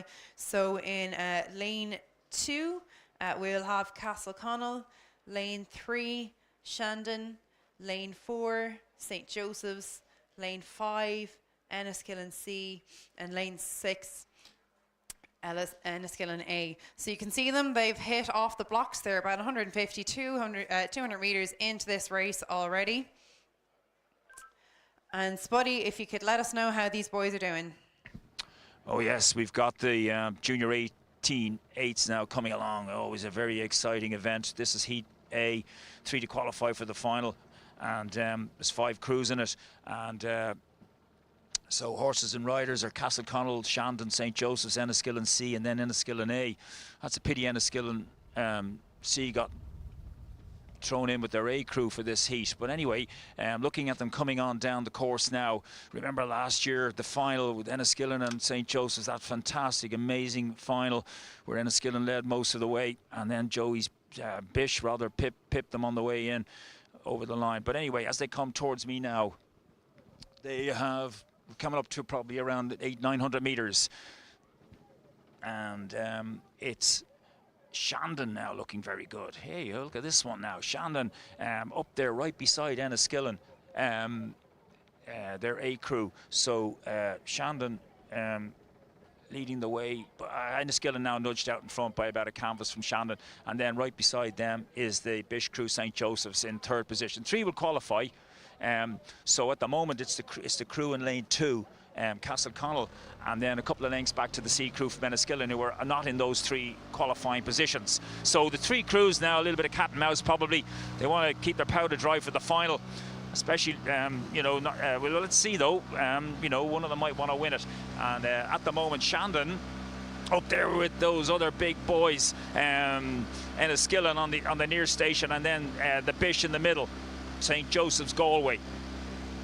As we watch these now crews come down towards you, probably gone about 1,250 metres now. Enniskillen and Shandon, nothing in it between them, and then it's about 2/3 of a length back to St. Joseph's the Bish. So they're just doing enough, keeping an eye, I would guess, at the moment on lane 2, Castleconnell, who are in 4th position. I'll tell you what, it's close enough though. It's just about a length as the Cox looks over from St. Joseph's to Castleconnell, but they look very relaxed indeed, St. Joseph's, in that 3rd position. So I think they just want to qualify, rowing very well. I'd say a power 10 to get them right back up there, and the same with the Enniskillen and Shandon. So they're leaving Castleconnell behind now, and then the C crew from Enniskillen further back. So 3 to qualify, heading towards 1,400 metres now. Heat 1, 3 to qualify for the final later on. I'm really looking forward to this one. So all you parents will be down. No, there's always a great big crowd for the juniors, and the 16s yesterday was amazing. Shandon leading this one. That'll be great encouragement for them now. Lane 3 leading the big boys over on the inside, Enniskillen, and then St. Joseph's Galway in the middle in lane 4. So that's the 1, 2, 3, Leah. Very easy to see. And then unfortunately now lane 2, Castleconnell falling back, and it looks at this point as if, unless they can absolutely, but the others can just kick on if they come back at them and charge. So at this moment you'll probably find that the top 3 crews, Shandon, Enniskillen and St. Joseph's, have to do a slight burst to keep ahead of Castleconnell, who'll have a bit of a go, but at the moment it's a procession home for the first 3 crews. I'll hand it over to you, Leah. Is 3 to qualify for this race into the final, and it's Shandon, Enniskillen, Joseph's the 1, 2, 3. Castleconnell still in contact, not totally out of the pack, but I would say these 3 leading crews have probably taken their foot off the gas a bit, or saving themselves for the final, so they have it in them to go if they need to go. But Castleconnell will push down and will try. This is a really important event to these kids, the men's junior 18-8. But it's looking Shandon 1, Enniskillen 2, and St. Joseph's 3. Looking at the St. Joseph's crew, they don't look too worried. They know they can hold this place. They'll get through to the final. Might be in an outside lane, but it looks like they are saving themselves. They are, of course, have a huge history of winning this event. So it's coming to the line now. It's looking like Shandon, followed by Enniskillen. St. Joseph's looking cool into the 3rd position. And they will be through to the final later today.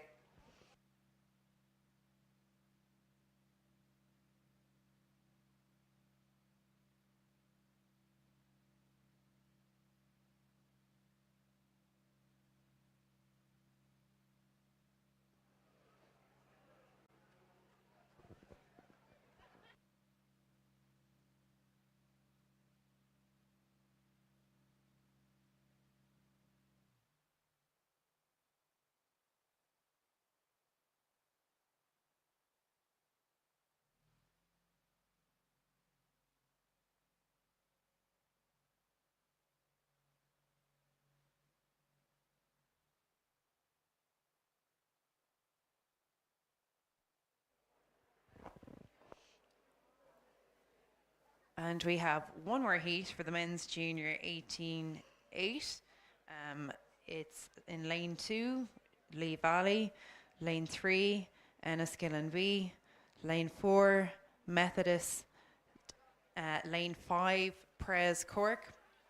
And it is once again 3 to qualify from this heat. So on our screens we can see the skulls on the stake boats, which means the men are off the blocks and on their way towards us, charging in the all-competitive men's junior 8, no doubt.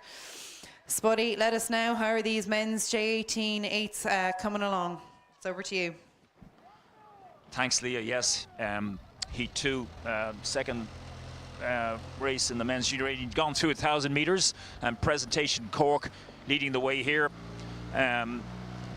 from Methody College Belfast. Nice junior 18-8 they have now put out here today. It's a while since I've seen them in an 8, and that's great to see. So Pres Cork leading the way from Pres Cork leading from Methody College Belfast, and then it's a good race on now between Lee Valley and the B crew in lane 3 from Enniskillen.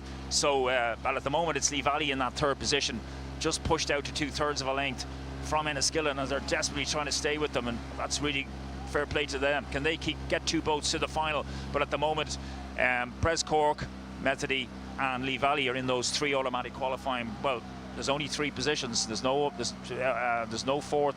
Whoever finishes 4th won't go into the final later on. Pres Cork looking very good actually out in front here. It's hard not to actually look good when you have a bit of clear water on the rest of them, but rowing very well indeed. Out in front, a little bit of clear water now from Methody College Belfast, who are rowing very well themselves.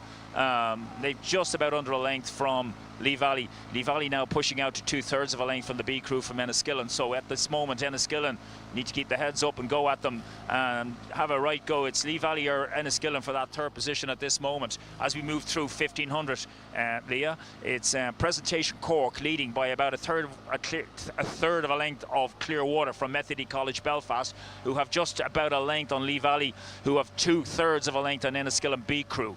So 3 to qualify. Can Enniskillen B come back on Lee Valley? We'll have to wait and see. I'll hand over to you. And our 1, 2, 3 are Pres Cork, Lee Valley over Methodist. 3 to qualify from this heat. Enniskillen B not in the rankings for a place in the final yet. It does look like the 3 leading crews are pretty relaxed. So once again, I'm sure Enniskillen will charge and fight to get in this. But I do think, as with the previous heat, the other guys are saving themselves for the next race. So any challenge that comes to them from the other crews, they should be able to push it up into the final. Into the final charge to keep their place. Pres taking it up a little bit. They were rowing nice and relaxed coming through. They've taken it up just a bit. They're lengthening it out, getting that extra boat speed on their boat. But they are in 1st place position coming up to the line now. So it's so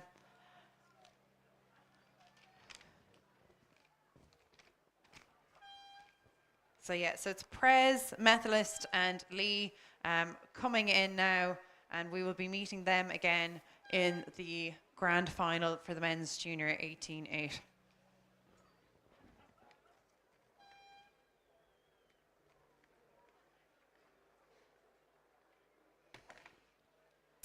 And now we're into the women's inter-scull heats.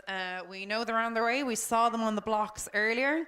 So in the first heat, it is UL Rowing Club Mers in lane 3, Cork Legresley. Hope I pronounced that correctly. Probably not. Lane 4, Sligo. Lane 5, Neptune. And lane 6, DULBC Maloney. So it is 2 to qualify from these heats. Spuddy, how are the first women's heat getting on for the inter-scull? Yes, they're well on their way down here. We've got 5 scullers on the course now in the first heat, Leah, with 2 to qualify. So looking at it now as they come along here, with only 2 to qualify, having looked at 8s now, they look like they're rowing in a low wood 8. But in front, it's in lane 5, Elaine Power from Neptune Rowing Club. But as the crew, the sculler in lane 2, Mirrors from University of Limerick, they're probably practically dead level now, we'll call it. And then a little over a length back to the crew in lane 4, Leg Wrestley from Cork, Sligo, McEnroe. So that's the 3, and then there's a considerable distance back to the rest. There's only 4 in this, I can see. So we'll watch this with only 2 to qualify anyway. Yeah, 2 to qualify. So at the moment, the sculler in lane 4, that is McEnroe from Sligo, is the one that needs to get back in on top of the other 2. But the other 2 look very relaxed and low rating, so they're just staying in front of her, but very close now. Elaine Power of Neptune in lane 5, possibly under a bit more pressure than the sculler in lane 2 on the other side. So can McEnroe in lane 4 from Sligo push back in on top of these 2 and get back into a qualifying position, 2 to qualify? So we follow this now, 3 crews here with 2 to go through. Elaine Power doing a little push there now, and she's moved out to a little over a length now on Sligo McEnroe. As the sculler in lane 2, Merce from University of Limerick has about a half a length of clear water on Neptune. Neptune holding on to that length then on Merce from Sligo. McEnroe from Sligo. But it's too close. It's quite close. A length in a skull is nothing. You can push on and gain that back very quickly. So Power from Neptune needs to be careful here. McEnroe will attack her. I've no doubt she will, as we move towards about 400 metres to go. We'll watch it for another 10 or 15 strokes. But here comes McEnroe. Power from Neptune needs to watch it now. She's overlapping. She's a half a length as the sculler on the far side now. Merce from University of Limerick moves out to outright, a couple of lengths of clear water.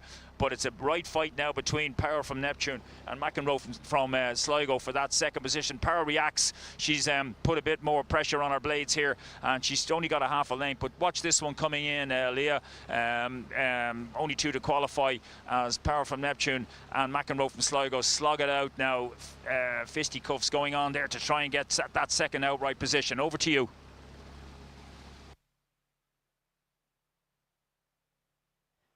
Yes, indeed. And as Buddy was saying there, a length in a skull is nothing.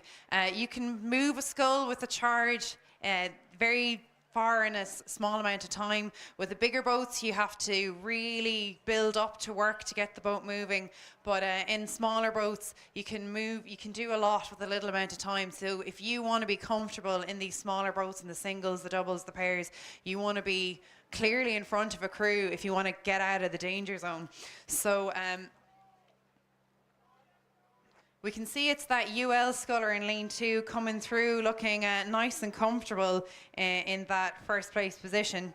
But it is a battle for that second place between Power from Neptune and McEnroe from Sligo. So they're going to have to fight this one out if they want to make it into the final. UL coming to the line now in the next 5 to 10 strokes, securing her place in the final. And Power just pushed out in front of that sculler, McEnroe. She's gained a canvas on her now and extending that lead. She's pushed it up to half a length. Few strokes to go. She's got to go. Not quite out of the danger zone, but they may just run out of water before the line. So I've just heard the bleep there, and it's looking like UL through, followed by Neptune Power. And the next heat for the women's interskull has already gone off the blocks. So in lane 2, we'll have Skibbereen of Raji. Apologies if I mispronounce that. In lane 3, Clonmel O'Loughlin. In lane 4, Kilorglin Barch, and in lane 5, Neptune Kilgallen. So it's over to you, Spuddy, for this next heat in the women's inter-single. Thanks, Leah. Yeah, only 3 scullers here I have coming towards me. We've got Neptune Kilgallen out in front by about 2 to 3 lengths from Kilorglin in lane 4. So they're in the qualifying positions. Neptune, Kilgallen, Kilorglin, Barsh in lane 4, and then it's probably about 3-4 lengths back to the Clonmel sculler O'Loughlin, and I don't see any other scullers, so only 3 in this. Skibbereen I don't see. There were supposed to be 4, so Neptune leading the way here with, from Kilorglin. They're the 1-2, and they're in the qualifying positions. So at this moment, Clonmel O'Loughlin won't qualify. She's about 5 lengths behind them. So a nice, easy, handy one for these 2 scullers now in the heat. 2 qualifying for the final. We've got one more after this of the women's intermediate single sculls. Kilgallen leading the way here. Rowing very well indeed. I know she was selected for the home international team this year in the women's sculling squad, so well done to her on that, and she's looking very good here. Not long into the game and picked it up very naturally, so you can see her coming down here, clearly leading the way home in this heat of the women's intermediate single sculls. So we'll watch it here through 1500 now. Neptune continued to lead in the women's intermediate sculls with 2 to qualify from Kilorglin Barsh. probably 4 or 5 lengths, and then it's probably 6 lengths back to Clonmel. So well spread out here, these 3 scullers, and it's just a matter of taking it home. Leah, as you watch down the course, it's Neptune leading from Killoughlin from Clonmel. I'll hand over to you. So very spread out between these scullers. Neptune leading the way over Killoughlin. So both looking quite comfortable, taking the rate down, having the stride, kind of moseying to the line almost. So it's 2 to qualify. The first 2 comfortably in front of our 3rd place position. So minus any disasters, they will be the ones through to the final, and they know that. So it looks like they are saving their energy for the final, and that might prove very useful to them later. The human body only has so much sugar before it runs out. So when you're in a heat or a semi-final, you really do want to save your energy for that final if you can, because that may prove the difference for you in the final. Say you're going up against someone that had to race to get into the final, and you qualified comfortably into the final. You might just have that edge over them coming to the line, having to make a charge if it's a race to the finish line for that 1st place position.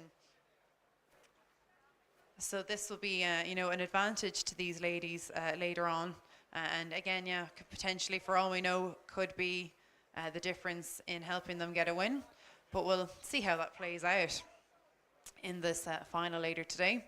So approaching the line now is Neptune. And a couple of lengths down behind that is Killoughlin. And we'll be seeing those ladies later on today in the final for the women's interscull.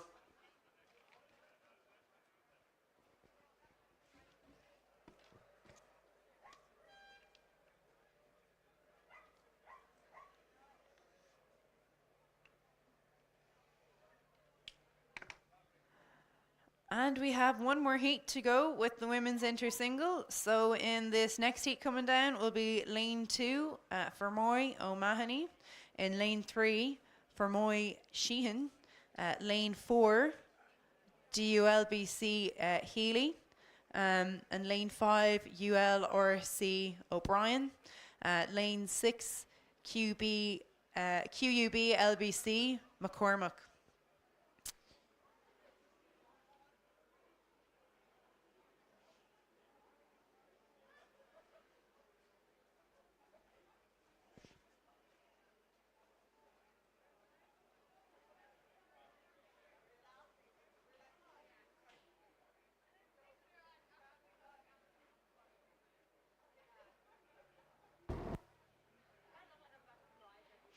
So you can see those ladies on the screen now heading towards us. Spuddy, it's over to you. Let us know how this final heat in the women's inter-single scull is going. Yes, Leah, here we go. And it's Healy from DUW University Ladies Boat Club leading here.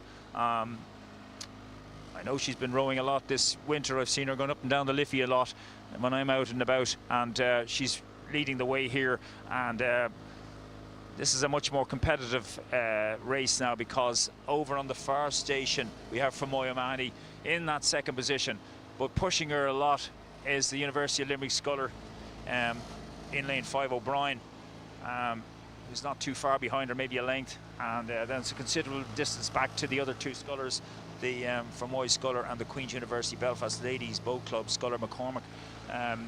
So watching now Healy from Dublin University Ladies Boat Club, she leads the way a couple of lengths from Moy O'Mahony in lane 2. But keeping her honest here now is University of Limerick sculler in lane 5 in 3rd position. O'Brien, who was not out of it yet as we move through 1500. So University of Limerick, O'Brien needs to do something. Oops, little wobbler, but she needs to do something as this race is getting away from her now. It's a length and a half in clear water possibly now, as Sheehan from Fermoy makes this a bit more secure for that 2nd position and looking the better sculler here, moving towards the line. pushing up even on Healy from DULBC. So Leah, it's DULBC Healy leading by about a length from Moya Mahoney, and they're the two qualifying positions, as it looks like now University Limerick O'Brien isn't going to do that unless she puts in a tremendous last 300 metres. So I'll hand over to you, Leah.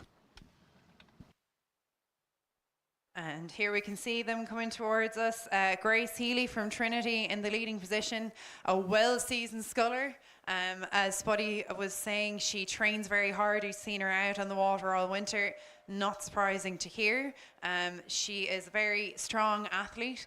Originally a junior from Commercial, now a student in Trinity, wearing their colours.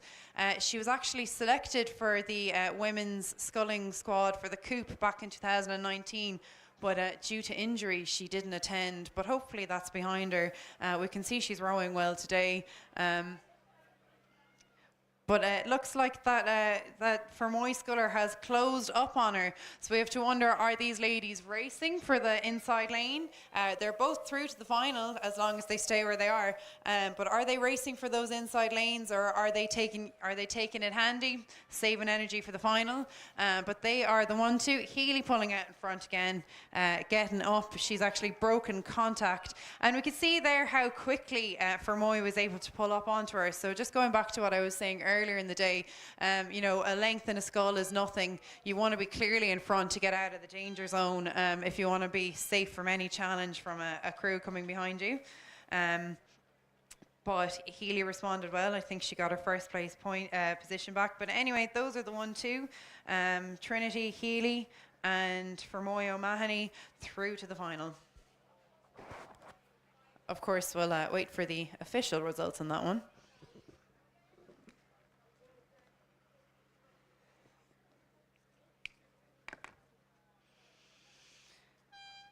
And the next race on our programme is the Women's Junior 16-8. In lane 2 is Enniskillen B. In lane 3, Athlone. In lane 4, Castleconnell. Lane 5, Muckross. Lane 6, Galway Rowing Club. And it'll be 3 to qualify from this heat. We can see them there. They're just storming off the blocks now. Really going for it. Always want to get, you know, really hard off the blocks in a big boat. Nice to get that boat speed when you have 8 people behind you. We'll see where Spuddy is on the river and see if he's able to catch up to them and let us know about their progress down the course. Spuddy, it's over to you. Let us know how the first heat in the Women's Junior 16-8 is doing.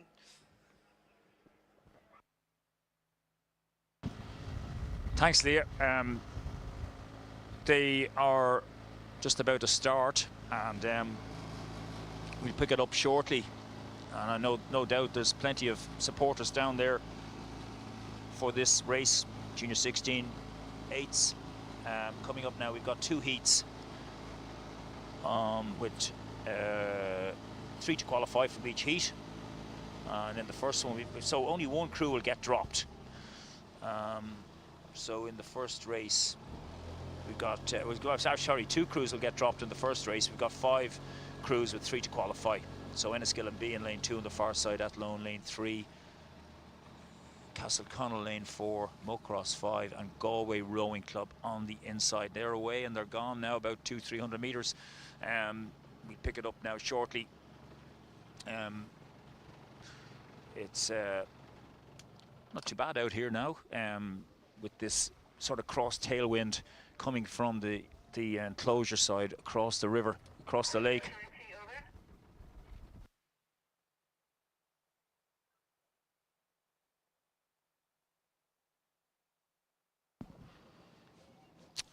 So just coming back to you there now, apologies.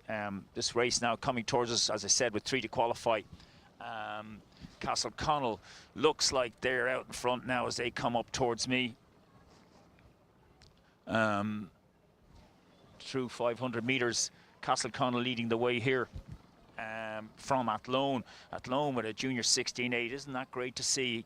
And as they come now down, charging down here, a competitive field indeed. Looking at them now, fairly well bunched up. Castleconnell leading.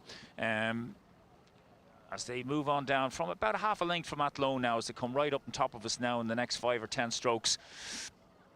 Looking good indeed, Castleconnell. They're out to nearly 2/3 of a length from Athlone now in lane 3.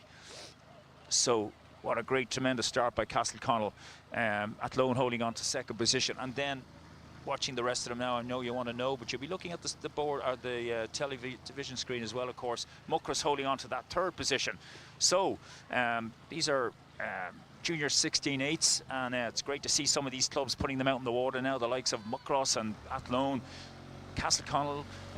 So Castleconnell leading just under 2/3 of a length from Athlone in lane 3. And they've just trying desperately to get a length then on Muckross then beside them on the inside in lane 5, and then it's another half a length back to Galway Rowing Club, and then it's another length and a half back to Enniskillen B crew in lane 2. So 2 to qualify at the moment now. It's coming up through the 1,000 metre mark. Castleconnell leading. They're moving along nicely now from Athlone. 2/3 of a length then, and then another 2/3 of a length back to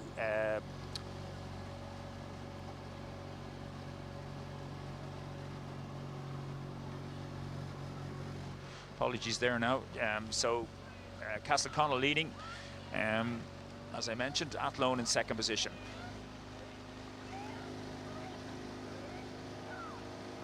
Muckross holding on to that 3rd position now still, but under tremendous pressure as we watch it again here now from Galway Rowing Club. So Galway Rowing Club and Muckross are in a big fight, and Athlone could be swallowed back up into this as well. So this is going to be good. We'll see how it develops now. It can change very easily though as it comes along down towards 1500 very shortly. But Castleconnell have led the whole way here. Athlone have been in that 2nd position. They're doing very well. They look like they will get there, they will make it, but it's Muckross who are under pressure from Galway. Now Muckross have responded really well. They've pushed back out to nearly a length again. They've held off that challenge from Galway. Galway's still fighting very hard, desperately trying to hold on to them, but Muckross looking at them. The Cox is having a quick look over now and again, and we approach now 1,400 metres gone. 3 will qualify, the junior 16/8s later on. And Athlone doing very well, come right back up in Castleconnell now, and they want to win this, so they're dead level here as Athlone move into the front, out on the far side, far station here. Well done to them now. They're out in front from Castleconnell. They want to show what they're made of going into this final. So they're the 1-2, Athlone, Castleconnell, and I have to say now Muckross have held off that challenge from Galway Rowing Club, and they're out to a length again. So a brave fight by Galway, but Muckross responded really well. So at the moment Muckross are holding on to that 3rd position. Galway have to find a length over the next 400 metres. I don't know if they can. So Leah, it's Athlone now moved into the front, rowing the best of all these crews in the last 500. They've nearly 3/4 of a length now on Castleconnell, and then it's a couple of lengths back to Muckross holding on to that qualifying position in 3rd place from Galway. Over to you, Leah. So that's Athlone taking the lead on this with Castleconnell. As per the programme, it is 3 to qualify. So that challenge between Galway and Muckross earlier in the race was all important.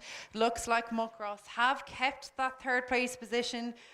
So if they can keep that, they're not very far in front of that Galway crew. So they will have to keep a watch. That Cox is going to have to be ready to go if she needs to go. But Athlone in the lead now, just 1 length up on that crew from Castleconnell. So they're the 1 and 2 as they come through the last 150 metres to this finish line. So again, 3 crews to qualify as per the programme, and the 1, 2, 3 are Athlone, Castleconnell, Muckross. Galway did fight to get back into it. The Muckross have held them on and have extended their lead, and it's looking like they have secured their position. It will take an inordinate amount of work from that Galway crew to catch up on that Muckross crew. You can see them there if you look at them. They are charging. They do want to get into this final, but is it all too late? Will they run out of water? Because, yeah, it's looking like that Muckross crew is not going to, they definitely will not be caught at this point. So it's going to be those 3 crews through to the final.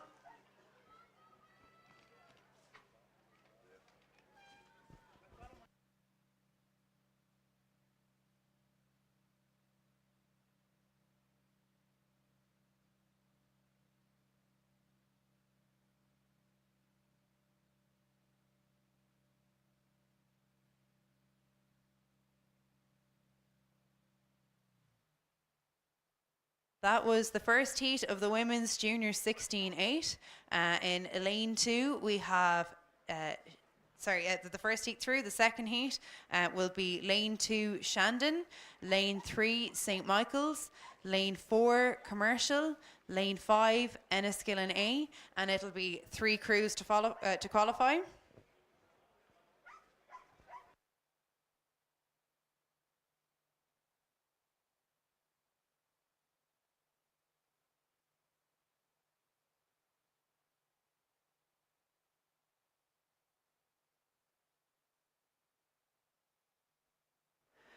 And you can see that next heat coming up on your screens now. Spuddy, how is this next heat progressing in the women's junior 16-8? Yes, Leah, here they're coming along now through 1,000 metres, and they're all bunched up. We've got Enniskillen on the near station, about a third of a length ahead of Commercial. So Enniskillen from Commercial, junior 16-8s, their A crew now out in front in this one from Enniskillen. About a third of a length only from Commercial, and then it's just about a length back to the crew in lane 2 on the far side, Shandon, who've about a quarter of a length in lane 3, St. Michael's. So 4 crews, one will fall back here. So at the moment, St. Michael's are in that 4th position, but they're not out of by any means at the moment through 1,100 metres. As we follow it now, hope you're getting those pictures. I'm sure you are. Watching 8 is brilliant. Coming down towards you. Enniskillen continue to lead. No change there, about a third of a lane from Commercial. But they're under pressure because the other 2 crews are fighting each other for that 3rd qualifying position and being sucked back. They're sucking them back slightly. So they're not getting away with a nice handy row in the qualifier here. So Enniskillen from Commercial by about a third of a length, and nothing much at all in it at all. They're all rating around 36, 37, so they're under pressure. But there's a length now between Enniskillen. There's a quarter of a length between Enniskillen and Commercial, and then a length back to 3rd in lane 2. Shandon, but Shandon only have about a third of a length on St. Michael's, so this is where the action is. This is what we have to watch here, moving up towards 1,400 metres gone. Shandon are on the edge here. They're about to jump off the cliffs of Moher to hold this 3rd qualifying position from St. Michael's Limerick. They're doing well though. They've pushed a half a length now. They've responded to St. Michael's massive push at them, and that's a little easier for them now. They can just see them there. They're actually moving away a little bit each stroke now. So great response by the Sky Blues of Shandon. But at the moment, before I hand over, it's Enniskillen, the same, about a third of a length from Commercial Rowing Club Dublin. They're the 1-2, and then Shandon holding on to the 3rd qualifying position. St. Michael's Limerick need to throw that kitchen sink now at Shandon if they want to make it. I'll hand over to you, Leah.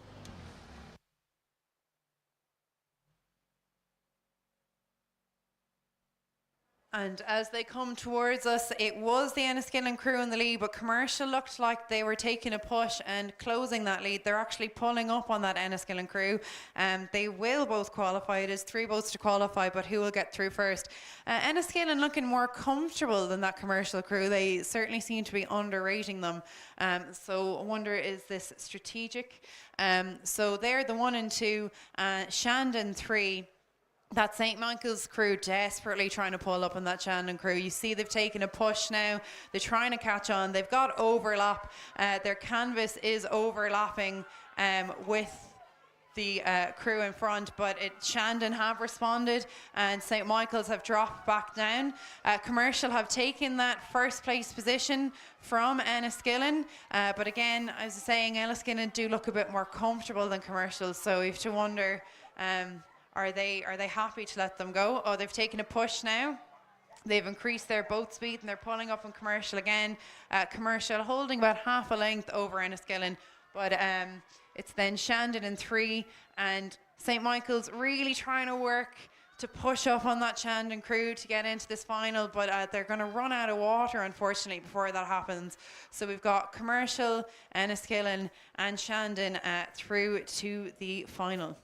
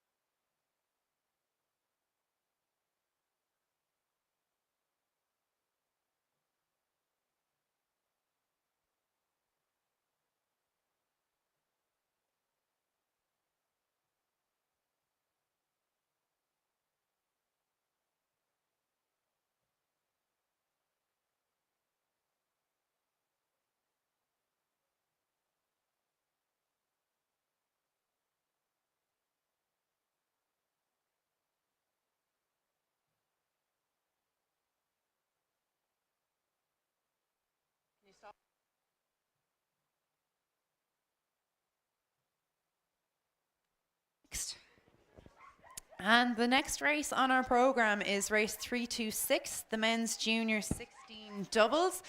We saw the time trial, that's first thing this morning. So interestingly enough, two of the crews in the time trial got the same time. Cork and Sligo A got the same time. So instead of being a 6-boat final, it's actually a 7-boat final. So in lane 0 is Sligo A, lane 1 Skibbereen B, lane 2 Cappoquin B, lane 3 Cappoquin A, lane 4 Muckross A, lane 5 Kenmare, and lane 6 Cork A. And because this is a 7-boat race, it means Spuddy actually wasn't able to follow them along the way, because the lane he normally takes is occupied by a crew who of course take priority.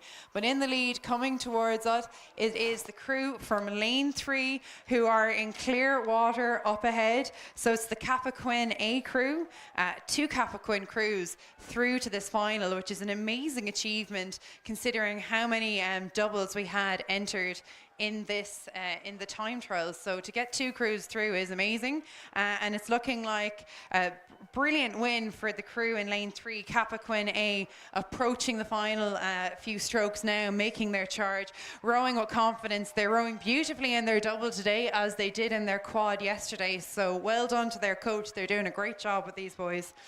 So congratulations to them.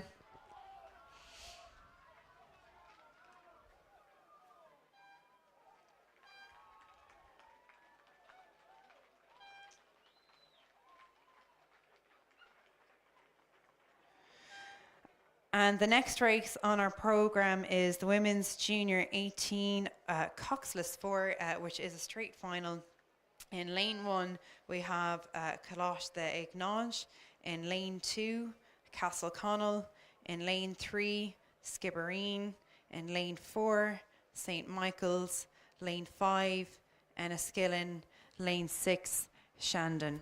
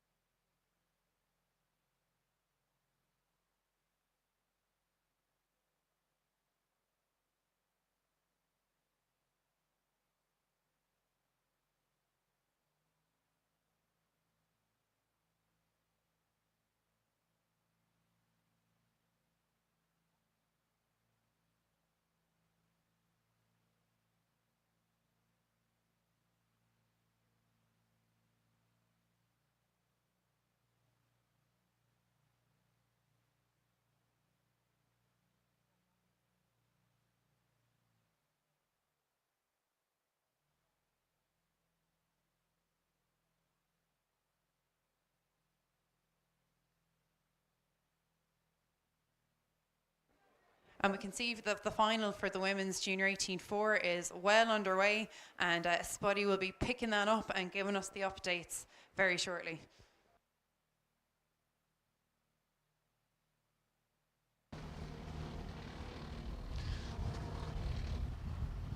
Women's junior 18-4 is now coming towards us. Apologies for not getting back up for that. But as they plough down now into the last 500, we're watching it like you. Skibbereen look like they're now out in front here, leading the way home from St. Michael's. So Skibbereen from St. Michael's Limerick, about a length in it. This is a great race here now in the women's junior 18 coxless 4s in the yellow boat. It's Skibbereen up and right, flying along. St. Michael's Limerick attacking them, just under a length in it now with about 300 metres to go. They're well out in front from the rest of the field. holding on to third position. Medals for that, of course, Coxed Ignoid. But looking at this now, Skibbereen, can St. Michael's mount one last challenge? Leah, before I hand over, Skibbereen desperately holding on. They're not getting this easy. St. Michael's are throwing everything at them now as they come towards you, Leah. And Skibbereen really going for the line. It looks like that they had to go for that charge early. It is a battle. St. Michael's challenging them. This is a fantastic race to win, Women's Junior 18-4. It's another big one for the clubs. So always a joy to win and to take back. But Skibbereen, you know, St. Michael's really going for it, really trying to catch this Skibbereen crew, but there's really not long to go, and minus any major mishaps, I do think this Skibbereen crew might just hold it. St. Michael's are closing the distance, but will they run out of water? Let's see how they go. Oh my gosh, and there's been a mishap. Skibbereen have caught a crab, and St. Michael's have seen, and they are going to go, and they're going to take this to the line. The crowd are going wild. You can see the St. Michael's supporters jumping for joy, and what a disappointment for that Skibbereen crew to know that you are only strokes away from winning a championship and for it all go to blows from a technical issue. But unfortunately, that is the nature of the sport. It's not just the fittest crew that wins, it's also down to the most technically proficient crew. And on the day today, that was St. Michael's, so congratulations to them, and you know, sympathies to those to those girls from Skibbereen. What a development.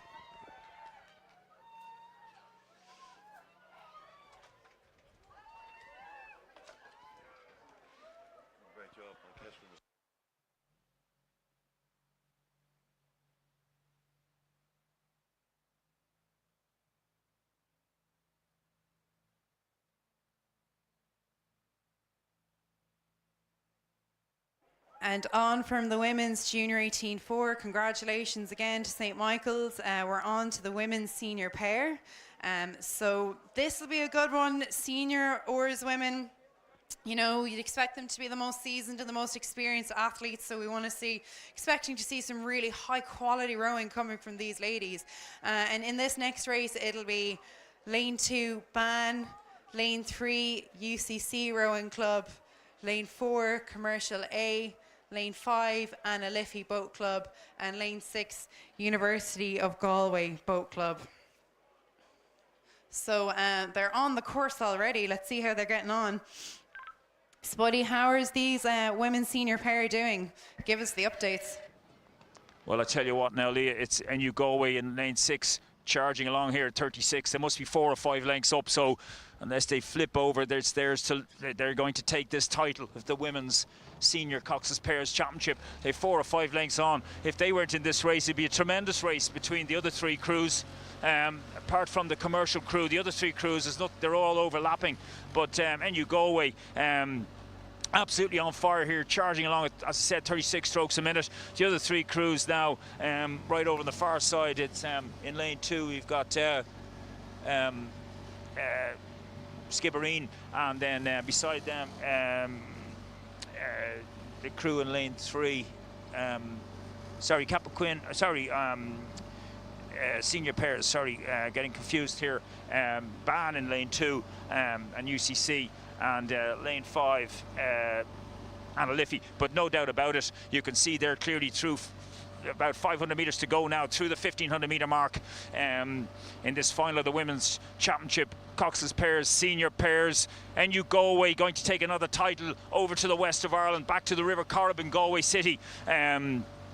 Absolutely magic program going on there with all these fantastic crews they're producing over the last couple of years, number of years. I mean, it's just ongoing. Now, of course, NU Galway, but look at them, they're on a parade here now, taking this boat home. 5, 6 lengths, I would guess it is, from BAN, just about holding on to second. From the crew beside them, University College Cork in third, half a length behind them, and then another couple of lengths back to Anna Liffey. But NU Galway on fire here now. Absolutely nobody can touch them. I'm going to hand over to you now to take them home and admire this crew, Leah.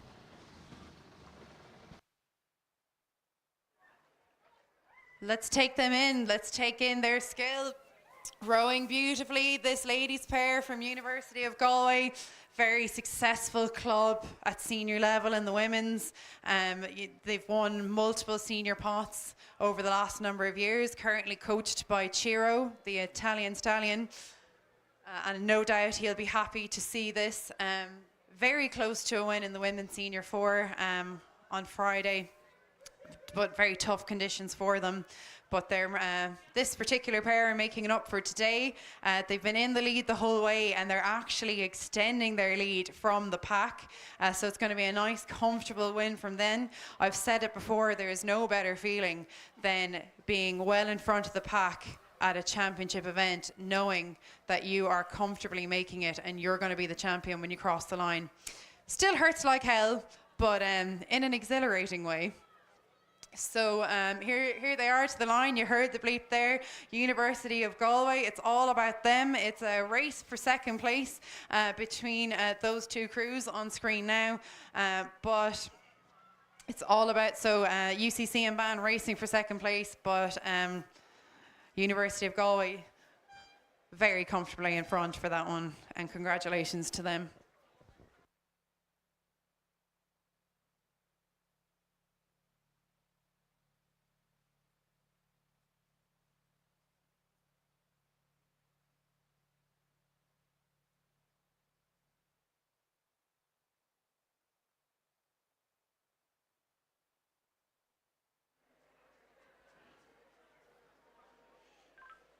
And the next race on our program is the men's senior quad.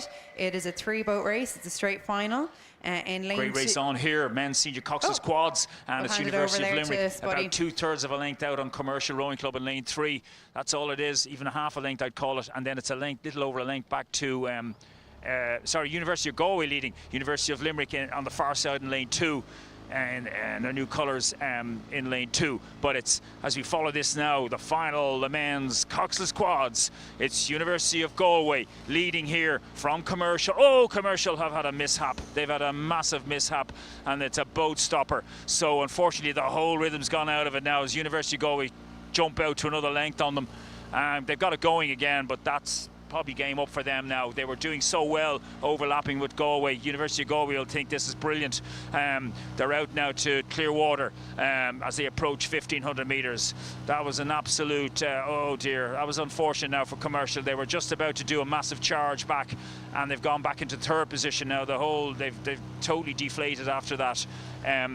But it's University of Galway leading the way home here now as they look very comfortable through 1600 metres. Men's coxless quad straight final, only 3 boats in this, but looking very good indeed now. There was a time when there were no scullers in Galway, I remember, back in the 70s. And now look at this, winning men's senior coxless quads. The first man, Mick Heavey, always said he had the first scull in Galway, but here we go. Look at this beautiful rowing as I'll hand it over to you, Leah. University of Galway leading from University of Limerick, and Commercial back in third now after that mishap. Very unfortunate for Commercial. You can see they're very far down from the rest of the pack. It's University of Galway in the lead in clean water, clear water over University of Limerick, and minus any further mishaps, it looks like they are going to win this race. And what a lovely morning for University of Galway and for their squad and coaches to win 2 in a row, women's pair straight into men's quad. Very exciting for them, and congratulations to them. So here they come, University of Galway into their sprint finish. UL still trying to catch up, but it looks like they will run out of water. This is for University of Galway's men. Very successful University of Galway in the women's events over the last few years, so it's nice to see the men's pick up a win today. Wonderful feeling. Everyone strives at adult level. The race you want to win are the senior races, so to win one of those, fantastic achievement. Well done. Now we're moving on to the men's Club 2 singles. They were multiple time trials we saw earlier this morning to get into these. Very, proficient scullers. So I think this We're going to see some great performances out of the winners, or the winners today, or out of this final. So coming down the course, it should be in lane 1, Tralee Morris, lane 2, Commercial Keeney, lane 3, Lady Elizabeth Boat Club Quigley, lane 4, Carlo Feeney, lane 5, UL Rowing Club Shaw, lane 6, Skibbereen Casey. So we have our roll call in, and it's over to you, Spuddy, for the men's Club 2 single, and this is the final. Thank you, Leah. This race is scheduled to start at 9:18. And it's 9:14, so we're a little early, but we're going to make it back up the river to take this final. We'll get quite a bit. I think it might have even started now a little early. We're not quite sure yet, but gives me a time to talk about it, and we'll draw our breath now after that quads final. As I mentioned, University of Galway looking really good. Commercial were just about to attack them and hunt them, and it was very unfortunate what happened. They nearly flipped over, actually, whatever happened in the boat, but that's the way it goes. Quads is notorious for that, especially when you come under pressure into the last 500. So the men's Club 2 sculls, I'm looking forward to this one now. We had time trials this morning, way back, it feels like it was yesterday, and it's only 9:15. That's incredible, but here we go. Half a day's shift done already, and everybody working so hard to get through today, this long day of racing, and it's great, brilliant. So anyway, we're up and running with this club single sculls, and Tralee Morris in lane 1, Commercial Keeney 2, Lady Elizabeth Quigley I thought looked good in the heat, in the time trial rather, in lane 3, and lane 4, Carlo Feeney also looked good. So they the centre lanes, they must have had the fastest times, obviously. University of Limerick Shaw in 5, and Dominic Casey from Skibbereen in lane 6 in the near station, and they're on the way here now, and we're going to pick them up now. You'll be watching them on the drone and being able to see clearly what's going on here. So I'm just watching it now as only 4 scullers approach me. So okay, we'll see what's happening. Lady Elizabeth leading the way here. Quigley looked very good in the time trial, so I'm not sure what happened to the other 2 scullers, but I only see 4. There's Commercial Keeney, there's no Tralee Morris in lane 1, Commercial Keeney, then we've got Lady Elizabeth Quigley, and then we have the University of Limerick Shaw, and on the near station Skibbereen Casey. So 4 scullers, but we'll watch it here now as lane 3 moves on down. Men's Club 2 single sculls final. Quigley from Lady Elizabeth Boat Club, as I mentioned earlier, it's the alumni of Dublin University Boat Club in Dublin, obviously Dublin, but he's out in front now, rowing very long and solid, and we'll follow this now as the lane 5 Shaw is in 2nd position, and then not much in it between Casey and the yellow boat in the near side from Skibbereen, and lane 2 Commercial Keeney. So 4 crews.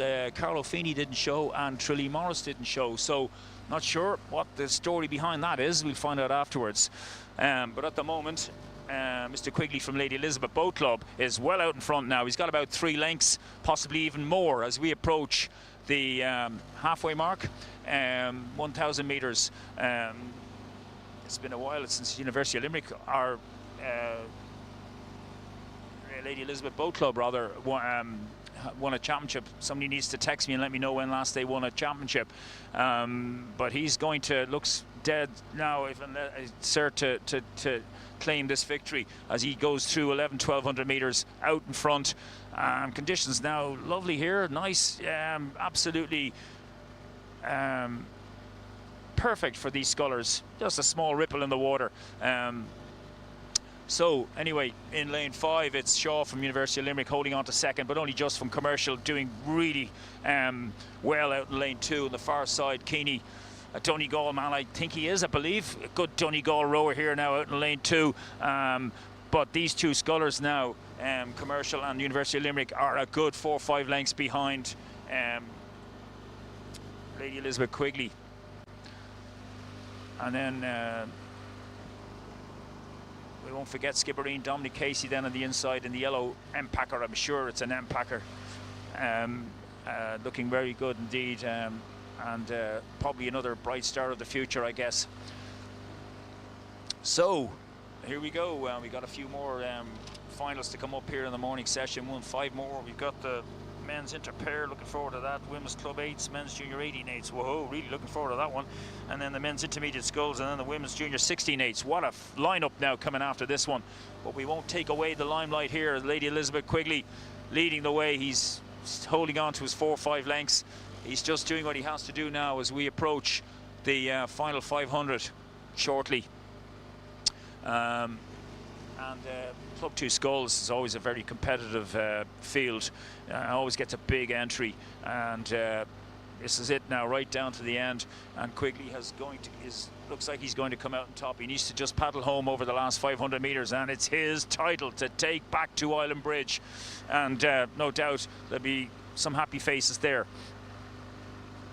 So, about 400 metres to go, Leah. Men's Club 2 Single Sculls final.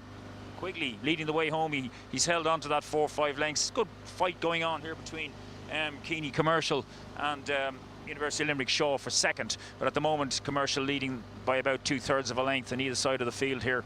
And then Casey from Skibbereen having a right good fight to stay in, but he's back and forth.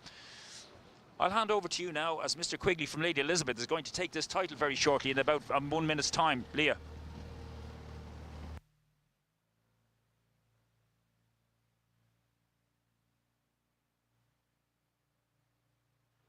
And coming into the enclosure now is the final of the men's club scull. They had multiple time trials to get through to this, and one sculler that did actually stand out from them all was the Lady Elizabeth sculler. He was rowing beautifully in his, sculling beautifully in his heat.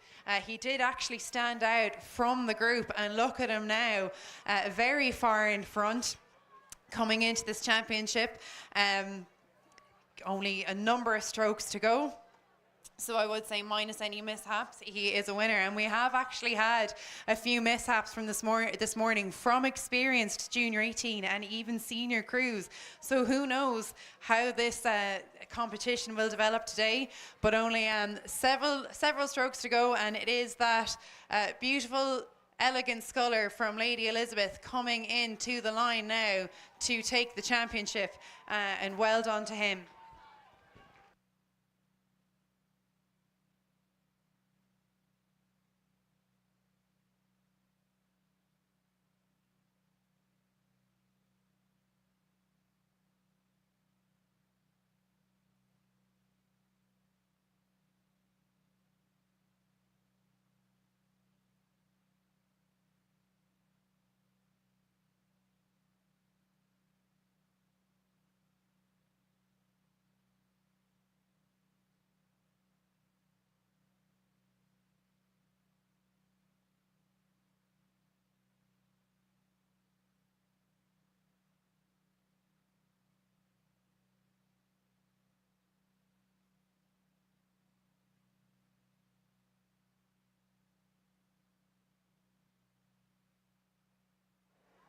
And the next race on our programme is the men's inter-pair.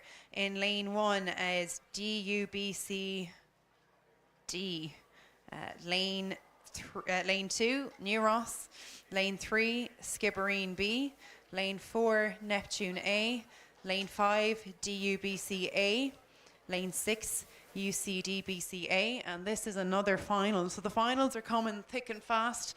People are being crowned champions this morning, so pay attention, because you know these are the big ones, the ones we're all here to see. So you can see them on the screens now. Spuddy, how are the men's inter-pair doing? It's over to you.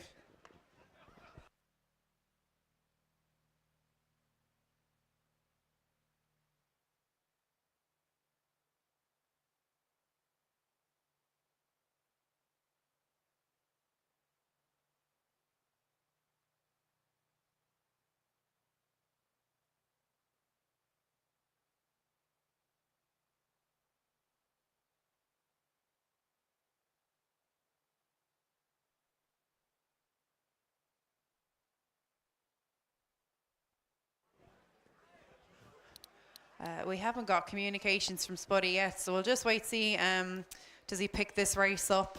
He can take over if and when he does. We'll just have a look at our screens now. We've got the bird's eye view, as you can see in front of you, so it's difficult to judge from the screen who's in the lead, but I think it might be that Skibbereen crew in lane 3 who's nosed in front. We'll wait for an angle change and once it comes along and see if it becomes any clearer. But very strong performances from these pairs. Again, these are inter-rowers, so they're well seasoned. Oh, I can see Spuddy on the screen there pulling up to them. So we'll wait for him to kick in.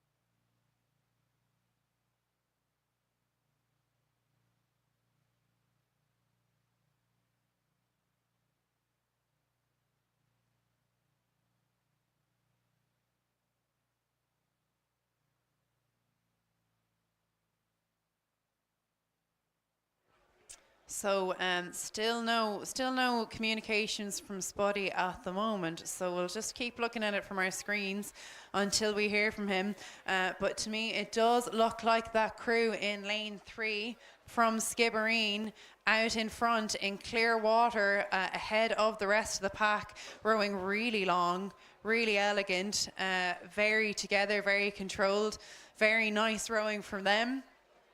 And then it's looking like the number 2 position is the Neptune crew, who are very close to the DUBC crew. But at the moment, it's all about that Skibbereen crew in lane 3, who are just charging down this course, rowing very, very nice pairs rowing from them. And I'm sure at this point, they're just enjoying themselves, really just getting that run off that boat. When you're up in front like that, you don't need, if you're not thinking about other crews, you can really just sit back into it and just appreciate, the speed from the boat, the fitness that you've put in all year, all that training, all coming into it. Okay, I'm picking up commentary here now. And it's over hopefully to Spuddy. nobody's I'm not talking over somebody, but the men's intermediate pairs on the way down towards you, and leading the way here is Skibbereen. They've about two and a half lengths on the Neptune crew, who have about a length on DUBC on the inside, followed by University College Dublin, and then the other DUBC crew in lane 1. So coming along here now, Skibbereen have led from the start here. They took off, they charged off, and they've led the whole way. Neptune now an outright second, but there's about 3 lengths between them as we go through 1,500 metres. So, can Skibbereen win another championship? Men's intermediate pairs final. They've had heats earlier on this morning. Skibbereen looking very strong indeed now. I don't think they'll get caught here now. They've looked so well together along, coming in towards the enclosure now with about 300 metres to go, 250. Men's intermediate final, Skibbereen leading by about 3 lengths from Neptune, who have about a length or so on the DUBC crew, who are charging, trying to get back on the Neptune crew, who are holding on to second. But there's no doubt about it, it's Skibbereen going to take this intermediate pairs title in about 30 strokes time as they approach the last 250. Into the red, boys. It's Skibbereen Rowing Club, about 2-3 lengths from Neptune, who are having a go, but there's too much ground to make up. In second position from DUBC on the inside with the white caps on. Coming towards the line, Leah, it's Skibbereen going to take this intermediate pairs title from Neptune, from DUBC, from New Ross. And they took an early lead in this event, and they've held on to it. They've extended it. They're rowing really, really well. Look at the confidence as they come through to the line. Only about less than 10 strokes to go, and it's all theirs. They can erupt. They can celebrate as they take the win for this men's intermediate pair championships. I said it yesterday, and I'll say it again. These Skibbereen crews are dangerous to go up against in the small boats in particular. So when you see their names on the draw as a competition, you always know you're going to have to watch out. So well done to them.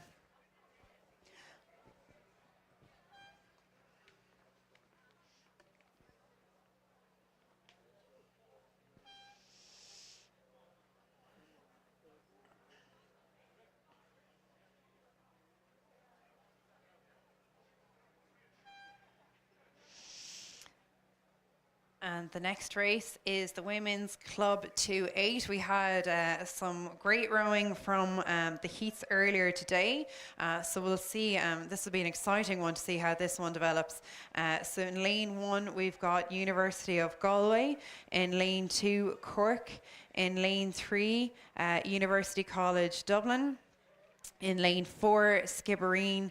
Lane 5, Commercial. And lane 6, University of Galway B. So you can see them, they're there on the stake boats lining up. So once they shoot off, we'll wait for Spuddy to pick up commentary on that one.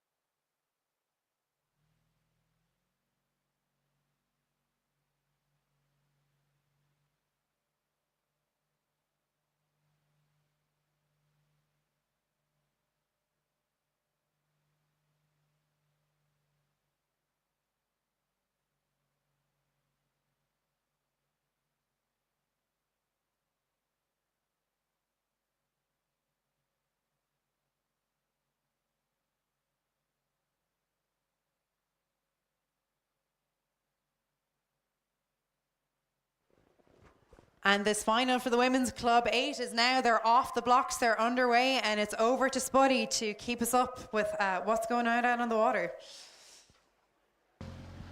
Thanks, Leah.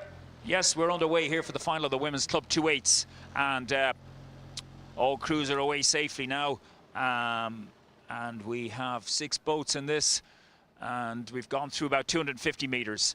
And looking at it now, coming towards me, there's 3 crews broken away now. Looks like Skibbereen in the middle. Will they take two in the trot here now? And they've got UCD beside them, right beside them, and so there's nothing in it at all there. In fact, UCD have probably nudged ahead now. So University College Dublin in lane 3, Skibbereen in lane 4, Commercial in over on the near side in lane 5. They'd be the 1, 2, 3, and then over on the other side, University Galway. This is quite close. This is quite close now, but we've only gone through the first 500 now, and it's University College Dublin leading the way here by about a canvas from Commercial Rowing Club Dublin, their neighbours, and then it's another quarter of a length back to University of Galway in lane 1. So But University College Dublin now looking strong in the middle. Skibbereen are there as well now, right beside the crew, University of Galway now. So we've moved out. We've had a couple of crews have dropped back. That's in lane 2, Cork Boat Club. And right over on the inside is the second crew for University of Galway. So watching these 4 crews now, still all tight. Throw a blanket over them you would, but it's UCD, University College Dublin. In lane 3, they've got jumped out now to a third of a length from Commercial Rowing Club Dublin, who have about another third of a length on University of Galway in lane 1, and Skibbereen, who are dead level in lane 4. There we go now, moving on down towards 750 in the Club 2 Women's 8s. University College Dublin holding on to that lead, but I tell you what, they're being hunted down by Commercial. Commercial won the Club 4s yesterday. Can they take the 8s now? They're nudging back towards University College Dublin over in lane 5 on the near side. Commercial. So the University College Dublin have about a third of a length, but every stroke Commercial are inching back. And let's see if that continues now. As we come up to halfway already in this race, it's University College Dublin. They've only got 2 seats on Commercial Rowing Club, and then it's probably 2/3 approaching a length back to Skibbereen and University Galway on the far side in lane 1. Good race on here now. Women's Club 2 8s. I tell you what though, Commercial are inching back. It's an inch every stroke they're taking, maybe 2 or 3 inches. It's back to a canvas now. University College Dublin leading Commercial Rowing Club, their neighbours, on the Liffey and Island Bridge in Dublin by 2 feet. We've gone through 1,200 metres. Oh, here we go. So can University College Dublin hold them off? Skibbereen have dropped back to a length behind now beside University College Galway. So let's watch this now as we have to pull back slightly, but it's University College Dublin now responded a little bit. They've pulled back a couple of feet on Commercial. Commercial's big push has just eased off for the moment. There's probably a lot more in that.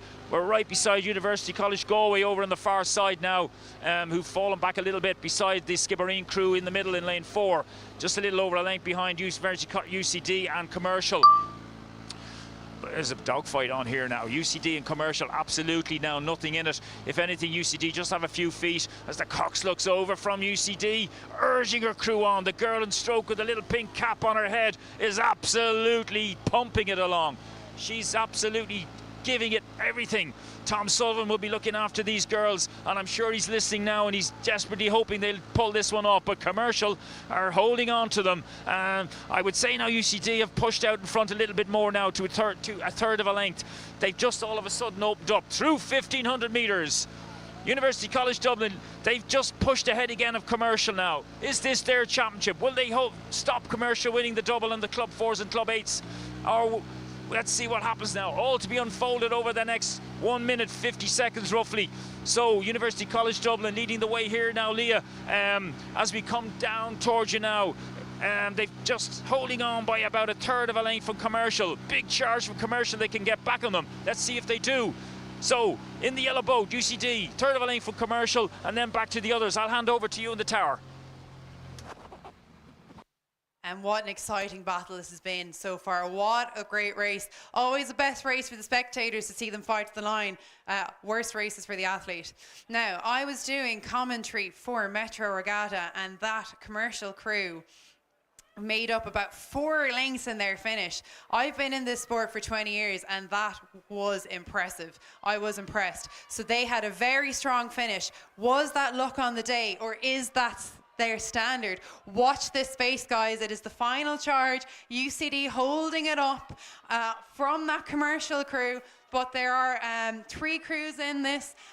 University of Galway are still in this as well, but UCD clinging into it, and here comes that charge from Commercial. They have got that boat speed. They have pulled up on UCD, but have they left it too late? Will they run out of water? UCD clinging on. It does look like Commercial do have the better boat speed, and that very strong finish that I thought I might see today is visible on the water. Let's see them go for it, and it is to the line, and from the screen it looks Coxless commercial have just nosed out and snapped it away from UCD, who have held it for so long. That'll be a bitter disappointment to be winning for so long and to have it taken at the line. So well done to commercial. From my angle, it looked like they had it, but we'll await for those official results on the screen.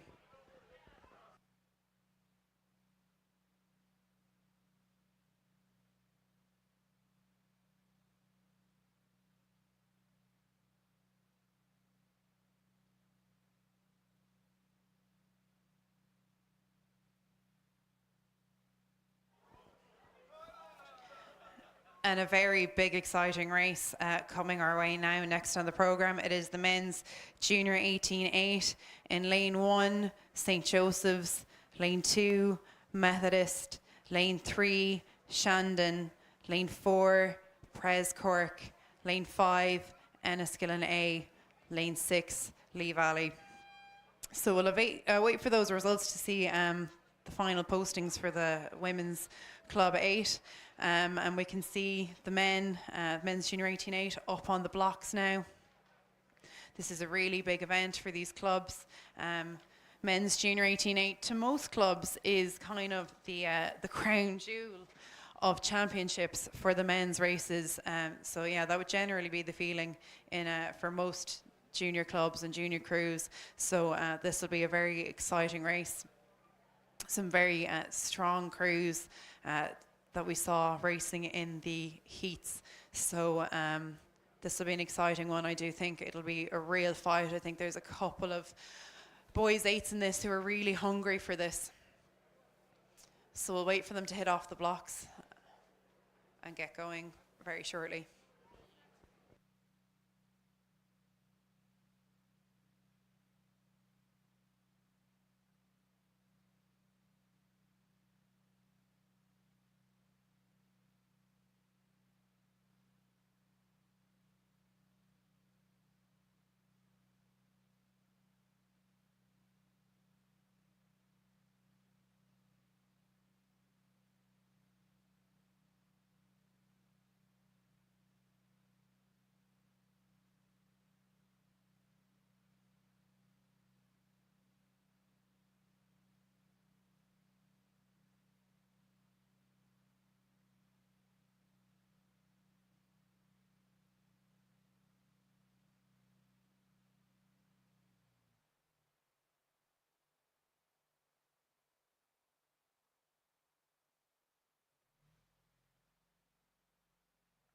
And they're off the blocks, the men's. Please note the first presentation of prizes will be 10:30.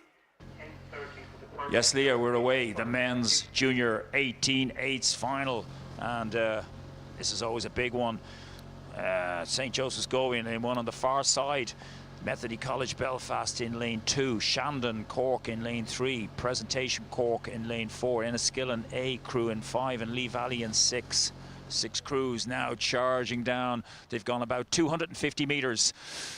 And straight away you can see St. Joseph's on the far side, probably nudging in front slightly. Enniskillen showing they're out in front as well. Pres College out there, nothing much in it now at all. But if anything, St. Joseph's have nudged out in front. They were very much a cat and mouse thing this morning. St. Joseph's and Enniskillen drew each other in the heat, in the first heat earlier on this morning. But straight away we're looking at it now. It looks, as they come right up beside me, I'm watching them here now. It's St. Joseph's College, Galway, the Bish, and Enniskillen right over on lane 5 through 500 metres. Enniskillen from Pres by a canvas, from St. Joseph's by a canvas. That's the 1, 2, 3, and then a quarter of a length back to Methody College, and another third of a length back to Shandon, and another length back to Lee Valley. So it's tight as we go through 600 metres. The junior 18-8s, remember last year, Enniskillen charged out in front, took clear water, and then St. Joseph's came after them, hunted them down, attacked them, stabbed them, everything, and got them on the line. So here we go now as we move up beside them. We're watching Enniskillen as they charge along here now, and this is brilliant rowing from these juniors. They always produce a big one. They always give us a good race, and brings out the crowds. But it's Enniskillen now. St. Joseph's falling back a little bit now. That's interesting. It's Enniskillen who lead the way from Pres Cork by about a canvas, I'd say. Now here comes Joey's again. Joseph's the Bish from Galway in the yellow empacker on the far side, coming up in the WA Keneally boat.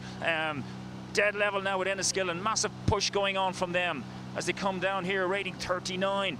Enniskillen rating 30. I'll have to take that again, but anyway, it's Enniskillen and it's St. Joseph's. Enniskillen now have pushed out by 2 feet from St. Joseph's and the Pres, who are dead level. And then it's 2/3 of a length back to Methody and Shannon, who are dead level. But look at this, we've got 3 crews and there's only about a canvas between them. Enniskillen by a foot as the St. Joseph's crew desperately now. Oh, big lads moving along here, watching them. The 2-man looking very cool with the white cap backwards and the sunglasses on. Here we go now. They're absolutely dead level. The 2 yellow empackers. Enniskillen on the inside and the near side. St. Joseph's Galway on the far station. And then Presentation Cork, not by no means out of it yet either. They're only about a canvas back from them, or a 1/3 of a length. So here we go now. We're coming through about 1,100 meters. We've gone through the 1,000 already. That's amazing stuff going on here. Here's another big race coming at you. Remember last year? Well, here we go again. Okay, get ready, folks. Get excited. Here we come down towards you. Watch this now as Pres Cork slip back slightly, but not much. It's St. Joseph's on the far station from Enniskillen on the near station, and there is nothing in this one. As the barman looks over from the St. Joseph's crew, keep your eye on the boat, guys. Absolutely stay focused. Here we go, dead level. Oh, I just can't believe this. Let's have a look at St. Joseph's for a second. And they're at 37.5. Enniskillen on the inside, and they're at 36. So St. Joseph's, if anything, have about 3 inches. I mean, there's nothing in this. Come on down, have a look at this. Watch it on the drone, watch it on wherever you are around the world in Ireland. This is an amazing junior race. You can have all your races around the world, but you won't beat these junior 18 races here in Ireland Championship Cruise. Look at this now as we stay with them.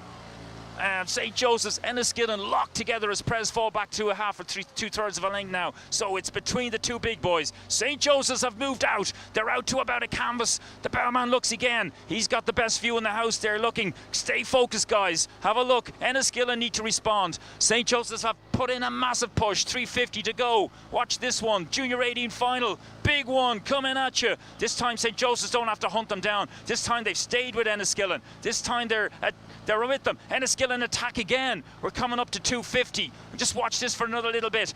St. Joseph's, Bellarmine looks again. Here we go. Enniskillen need to respond now. If anything, St. Joseph's have a slight lead. I can't call this. This is so close now. Coming up towards the line. Leah, I'm going to call this now. Take it over to you.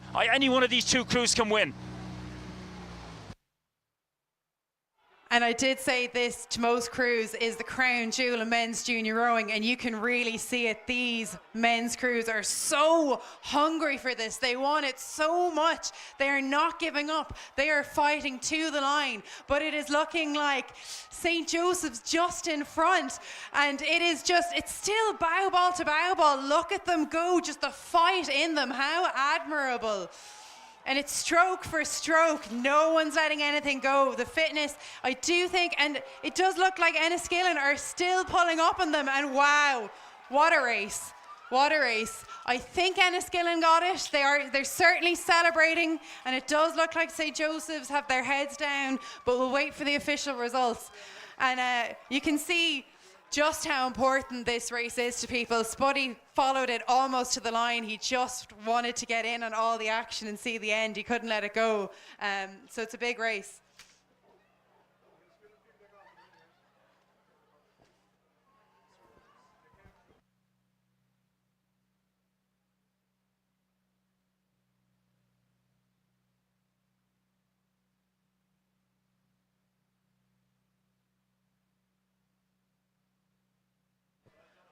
I had the president, the CEO, and the chairman up on the balcony to watch that race to get the best view. So going back to, again, just how important that event is at these championships.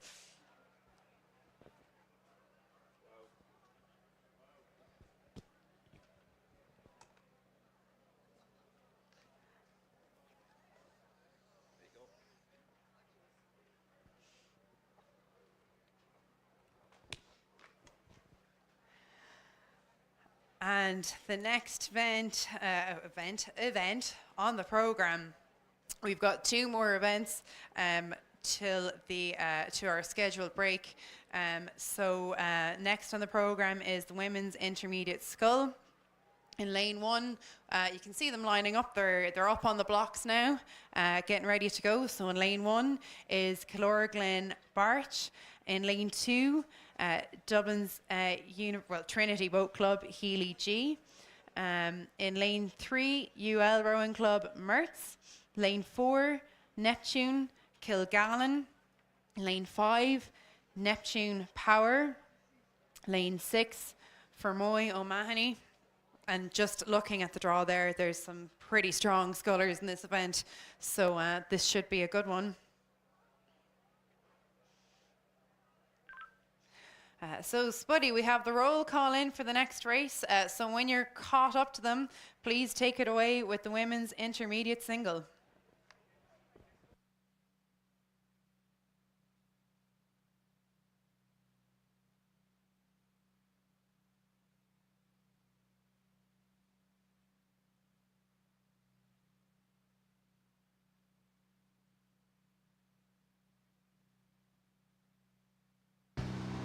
Well, as we draw breath now after that last race, the men's junior 18.8s, well done Enniskillen. Tremendous race for the neutral watching that. Well done Derek Holland, is their coach, their lead coach. Unbelievable. These 2 clubs, St. Joseph's and Enniskillen, unbelievable what they're doing the last couple of years, entertaining us. And it's just fantastic. So well done to them, both clubs. And indeed the other crews as well that were in that race. So moving on, we've got 2 more finals here in the morning session, and we've got the women's intermediate sculls now just started to come off the blocks, and they'll be coming down shortly. I'm not sure if you got the roll call, but I'll give it again anyway in case you weren't listening. So we have Kilorglen Barsh in lane 1, that's on the far station. Dublin University Ladies Boat Club Healy in lane 2, and lane 3 is University of Limerick Rowing Club Merce. Neptune Kilgallen in lane 4, Neptune Power in lane 5, and Fermoy O'Mahony in lane 6. So they're coming along here now, and 6 crews coming along. They're all off. No flags being waved to get them back in their lane, so they're all being very well disciplined, staying in their lane. So showing in front here now is the sculler from Healy from Dublin University Ladies Boat Club. Out in front, she looked very good and very impressive in the heats, and she's lots of mileage under her belt. Every time I went out for a gentle row on the Liffey, she'd be out there. So she's done a lot of work over the winter months, and it's showing here now as she pushes out into the lead through first 500. Dublin University Ladies Boat Club, and she has about through 500, a couple of lengths through on the other 3 scullers, the 2 Neptune scullers and the sculler on the inside for Fermoy O'Mahony. It's Kilgallen showing in second now, just about from Neptune.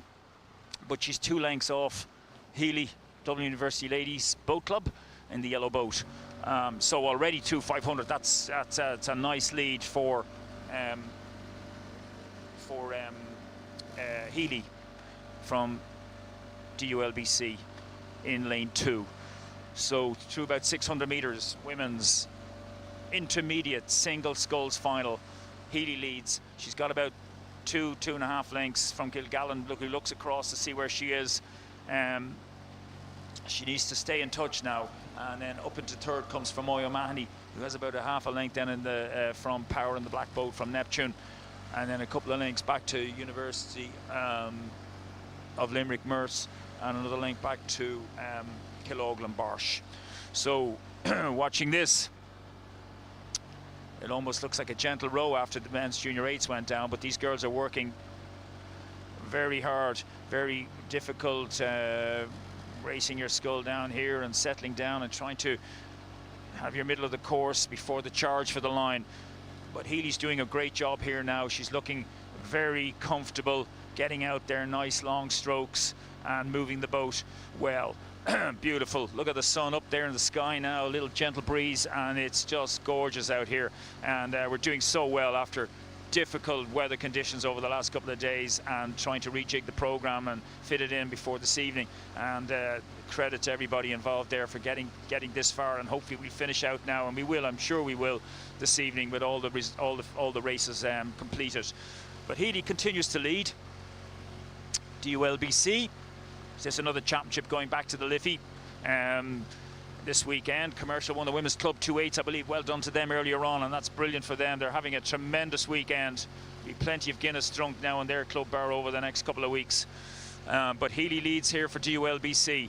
She's got now 3 lengths from Kilgallen Neptune. Kilgallen needs to do it and needs to do something. She's just holding on to that same lead now, Healy from Kilgallen, who's got about another length on the Fermoy sculler. O'Mahony another length and a half back to Para Neptune. So we've come through about 1,200 meters now as the sun warms us all up after a long morning here. Absolutely gorgeous now, and I'm watching Healy, and she must be loving this. She just needs to keep doing what she's doing, stay controlled, keep an eye on the Neptune sculler Kilgallen, make sure she doesn't mount any attacks on her. We've got to drop back here now because there's scullers now falling behind, and the Barsh from Killorgan has fallen behind here now, over on the right on the far side. So we need to stay behind.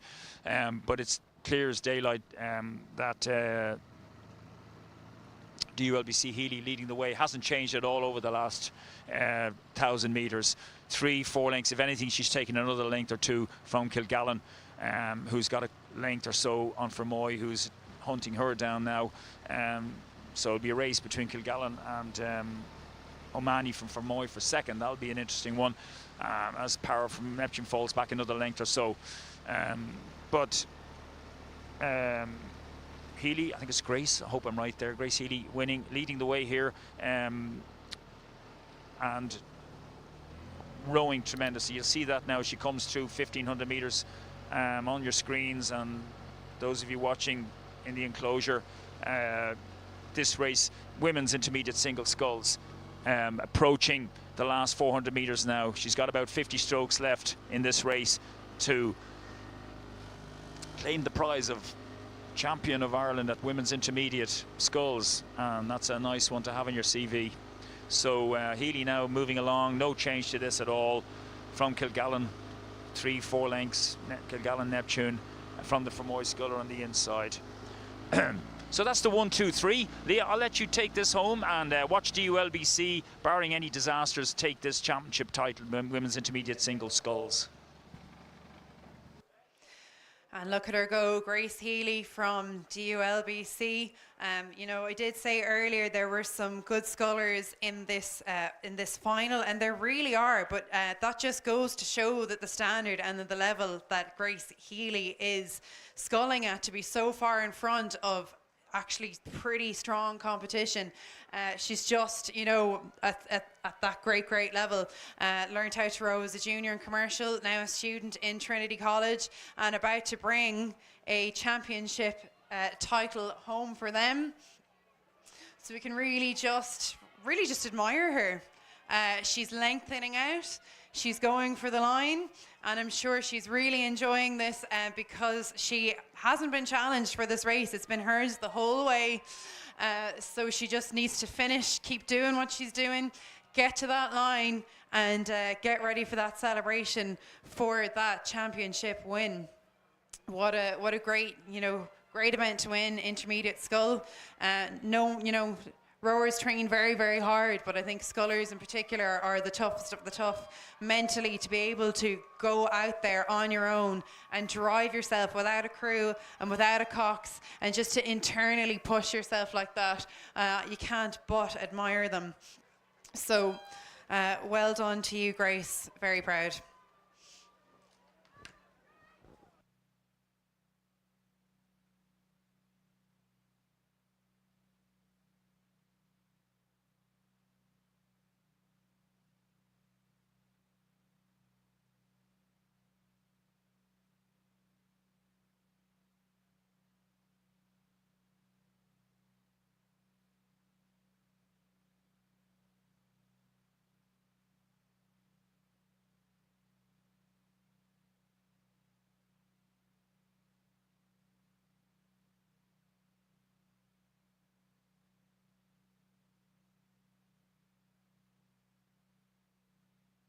And you can see on your screens there lined up on the blocks the women's junior 16-8 final.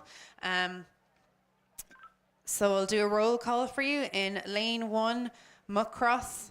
Lane 2, Enniskillen A. Lane 3, Athlone. Lane 4, Commercial. Lane 5, Castleconnell. Lane 6, Shandon. So once again, that is the final for the women's junior 16-8 final. And once this race is through, we'll have our brief break for the morning. And Spuddy, whenever you are ready, these girls are just about ready to go before they hit off the blocks. Once they get the go from the starter, they will be off.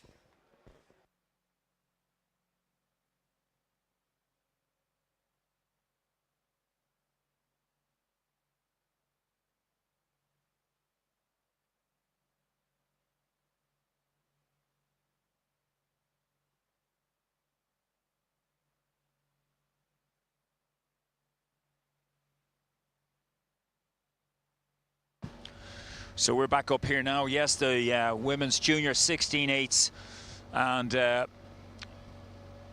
you've got the roll call there. Muckross, Enniskillen, Athlone, Commercial, Castleconnell, Shandon. Here we go. I think TJ's just called it there, and they're away. Our head man up on the start this morning. This hopefully will be an exciting race, women's junior 16-8s, as they all move away from the starting blocks. And always nice to see them get away neat and tidy and no mishaps or anything. It's always where so much action, all the strain on the boats and oars, and if anything's going to go, it'll go there as they produce full 100% power. So here they come down towards us now. You're watching on your screens and you can see it. Lots of color, sky blue, yellow canaries, black and red. Here we go, we got everything here. But looking at it now as they approach us, Muckross on the far station, looking good, and also the Castleconnell crew in lane 5. Bit of steering going on there as the umpire has the white flag, putting somebody back in their lane. This is, yeah, so these coxes need to be careful now, but we're coming up along here now, and these crews will settle down. A few crews have jumped out now, so Castleconnell definitely have jumped out. Enniskillen have jumped out. They're the two leading crews now. If anything, Enniskillen moving out into the lead. It's only just a little bit from Castleconnell on the inside in the red and black. So in the yellow boat, it's Enniskillen. There's a lot of roaring and shouting going on now with the coxes here. And there's one cox in particular, not sure which boat, might be the Muckross boat. But through 500 metres, it's Castleconnell leading by about a third of a length from Enniskillen. Nothing at all, really. 2 seats maybe only. So here we are. These two crews have broken free now from the rest of them. There's clear water now between with Castleconnell and Enniskillen from the rest of them. Athlone just about in third position, but it's over a length behind now, and that's a lot in an 8. We'll watch this now. Castleconnell on the inside, stretching out now at 36, and Enniskillen just behind them, coming along at 34.5 strokes per minute, that is. So that's the number of strokes they're putting in per minute. You can gauge how much they're pushing along by getting the stroke rate. They'll have settled down from the high middle 40s down into the high 30s. Now Castleconnell beginning to push away from Enniskillen. They need to be careful here as we move up right beside them on their bows. And you're watching them there this glorious morning here in Inishgara Lake in Cork, just outside Cork City, about 20k outside Cork City. But Castleconnell from Limerick, rowing away here now out to about a quarter of a length from Enniskillen at this point. Enniskillen not letting them go though. They're being very brave. They're holding on to them, and it's not getting any more now. They've settled down. Enniskillen have stopped the rot here. If anything, they've come back a few bit. Enniskillen responding very well now. We'll watch these two because they're out to clear water from Commercial now in an equal third beside Athlone, but they're a length and a half behind them. And then it's another just under a length back to Muckross, and the crew from on the near side, Shandon.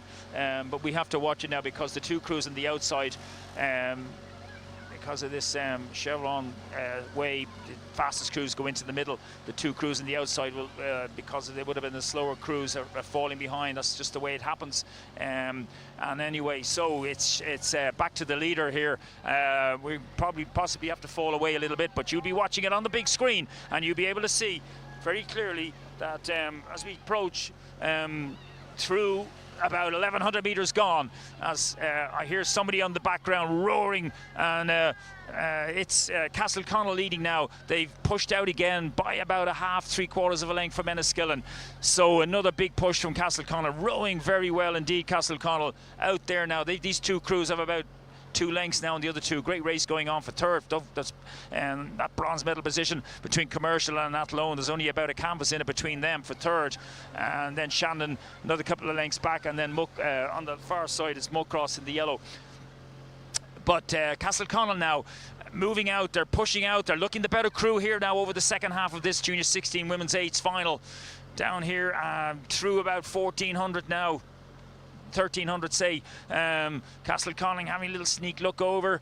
Hold on, concentrate now, because they're looking the better crew over the second half from the Enniskillen crew over there on the far side. Rowing really well, Castleconnell. That's why they're out in front. They're moving along now as we approach 1,500 metres.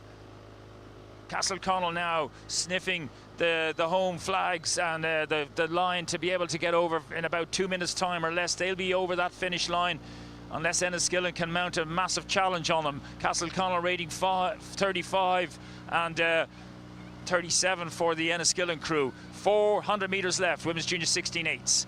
Castleconnell leading the way here. They probably have about half, 2/3 of a length now from Enniskillen. Enniskillen need to go now, and I bet you they will have a go. They're beginning to up the game here early. They're going for home early. They're pushing back on them. This might get... Oh, I tell you what now. Well done, Enniskillen. They're making this a race. They're charging back. There's nothing in this. Leah, I'll hand this over shortly now. Enniskillen have just produced. They put an engine under them. They're fired. They're on fire against Castleconnell. Look at this now. Watch this one come home, Leah. And another great, exciting race coming down the course again today, and it's been all between this Enniskillen and Castleconnell crew the whole way down. Enniskillen did take a push, but Castleconnell have responded, and it does look like they're maintaining their lead. Hard to tell from the angles on the beach, but looking at the screen, it does look like that crew in lane 5 from Castleconnell are just about a 1/4 of a length, extending into 1/3 of a length over over Enniskillen. Does look like Enniskillen have run out of steam a bit. But they've only got several strokes to go, so can they go? Castleconnell still going, still driving, think they have better boat speed. The girl in 2 takes a look over. Where are we? Can we hold this? They're now about half a length, extending maybe to 3/4 of a length up from what I can see on the screen here. So I think that is a Castleconnell win over a very brave effort from Enniskillen. But difficult to tell from the angles, so I'll let the official result come up on the screen. And we can see third place come into the line now is that crew from Commercial.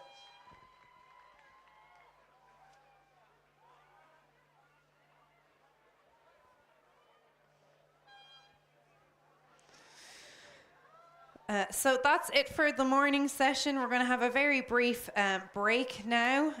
So the next race is due to kick off at 10:08, and we will be having time trials for the men's junior 16 singles.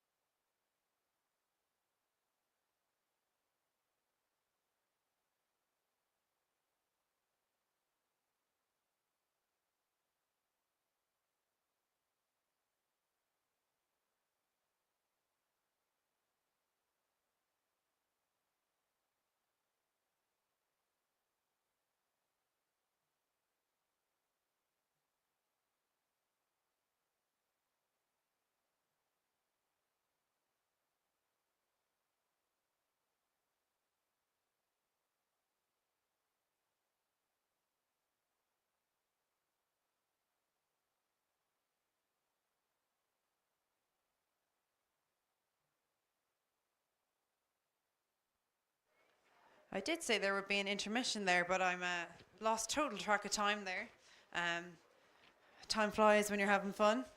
So the men's junior 16 scull time trials are well underway, and Spuddy is making his way up to the top to catch up with the next ones and let us know how they're going.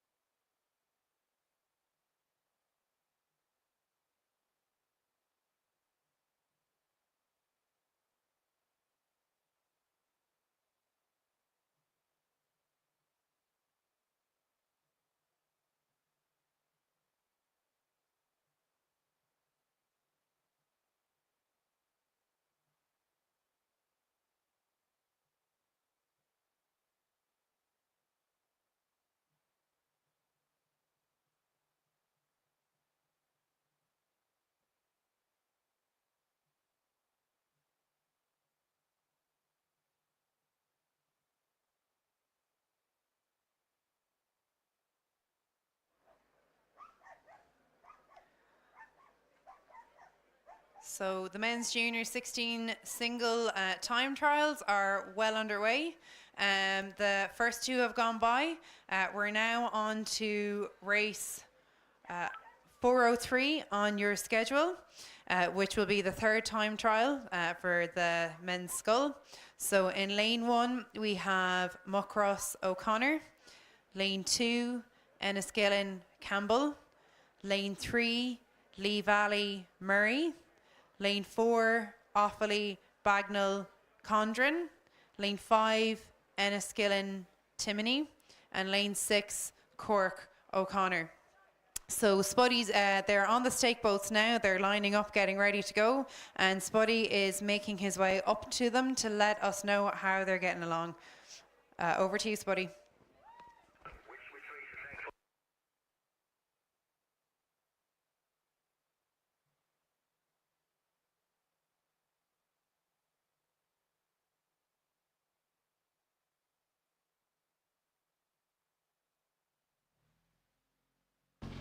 Yes, thank you, Leah. Thank you, Leah. We had to have a little intermission there. We're only human, as they say, and we're back in action again now for these time trials. The men's junior 16 sculls. We're into the third one, as you said, and you've given the roll call, and you can see them coming down now through the 1500 meter mark.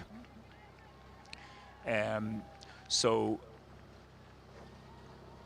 men's junior 16 sculls, 6 will qualify for the final later on this morning, early afternoon, but they're all through the 1500 meter mark now as we watch them coming through. And what we'll do is you can see this one on the screen, and you'll be able to see the results coming in. Well, time trial results won't be in straight away. You'll have to wait and see for them, but we'll get commentary going for you on the next race with the positions as they come down. But don't forget, they're time trials, so everybody foot to the floor, 2 feet to the floor, to the foot plate, and desperately trying to get down and make the top 6 later on in the 16 sculls. Very competitive event this. So we'll pick up the next race now in a very shortly, which will be race 404 as 403 comes into view there now.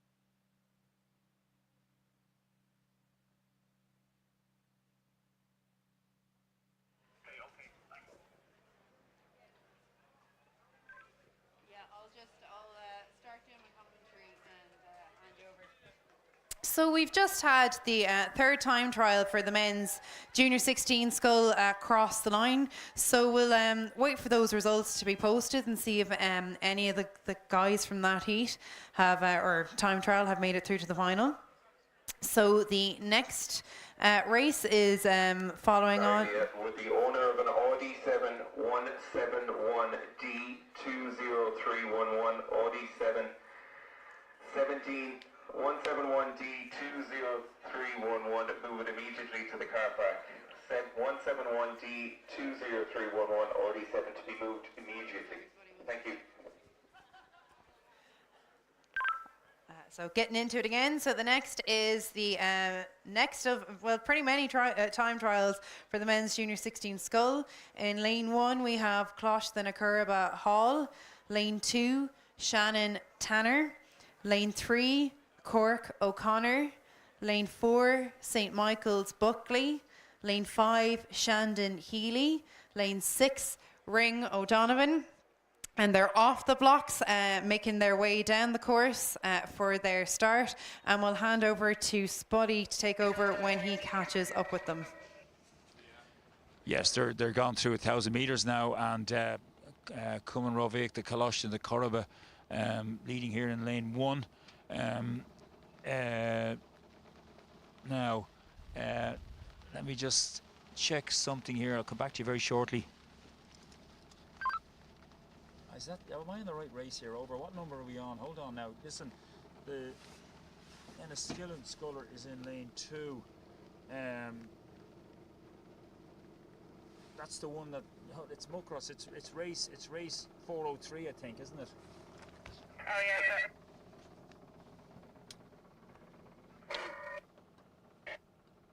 Lane. Shut up a minute, will you? That's lane 5, isn't it? Yeah. Leading, yeah. 402, lane 5, St. Michael's. Yeah.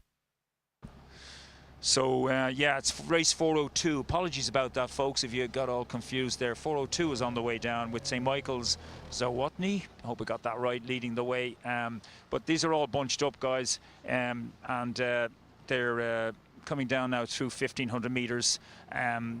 So Offaly Ward is in lane 1, Skibbereen Carney 2, Carlo Duke 3, Enniskillen Lynn 4, Michael's Zawotny 5, and Athlone Malloy 6. So that race is coming down towards you. The second time trial of the men's junior 16 sculls. They'll be approaching 1,500 metres now, and looking to get to that final later on this morning. So we've got 9 of these junior 16 single sculls time trials. That's incredible, really, when you think about it. The top 6 will make it through to the final later on. So the second of these time trials coming down towards you now, and the third one, they'll be following very quickly indeed behind it.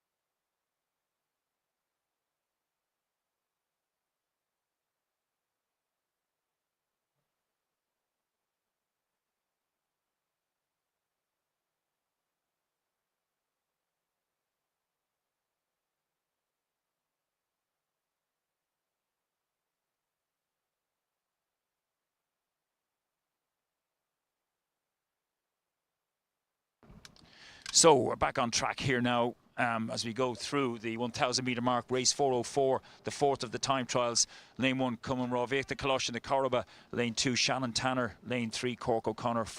Lane 4, St Michael's Buckley. Lane 5, Shandon Healy. Lane 6, Ring O'Donovan. And out in front by a clear distance is O'Connor from Cork, rowing very well indeed, with St Michael's Buckley about 3-4 lengths behind him. And then it's fairly bunched up there. Lane 2 is Shannon Tanner in third, and then the sculler on the near side, Ring O'Donovan. So Cork Boat Club looking very good.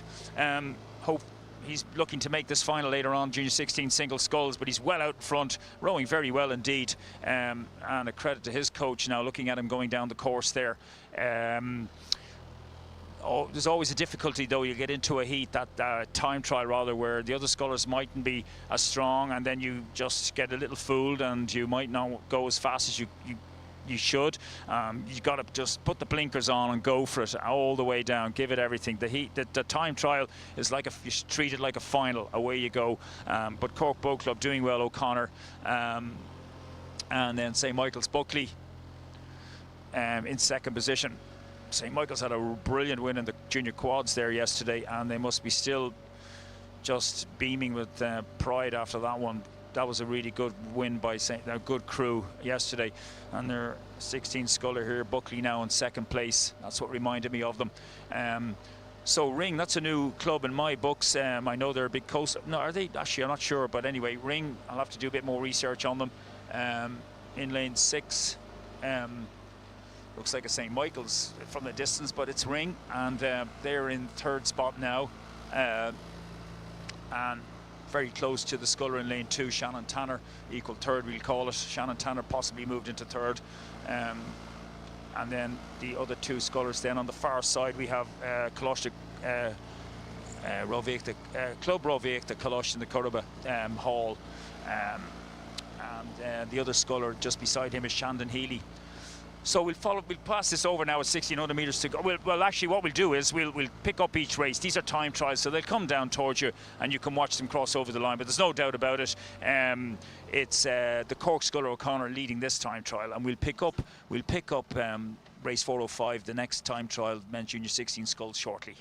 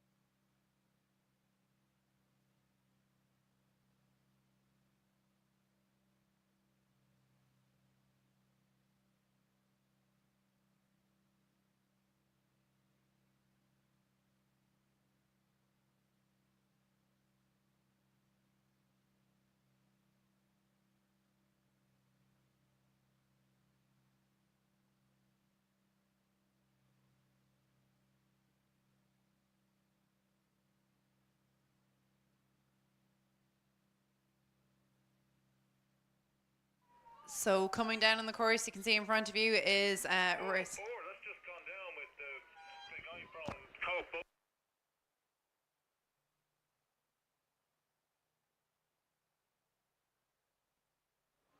So you can just see now crossing the line are the boys from race 4:04, the time trial of the men's junior 16 scull.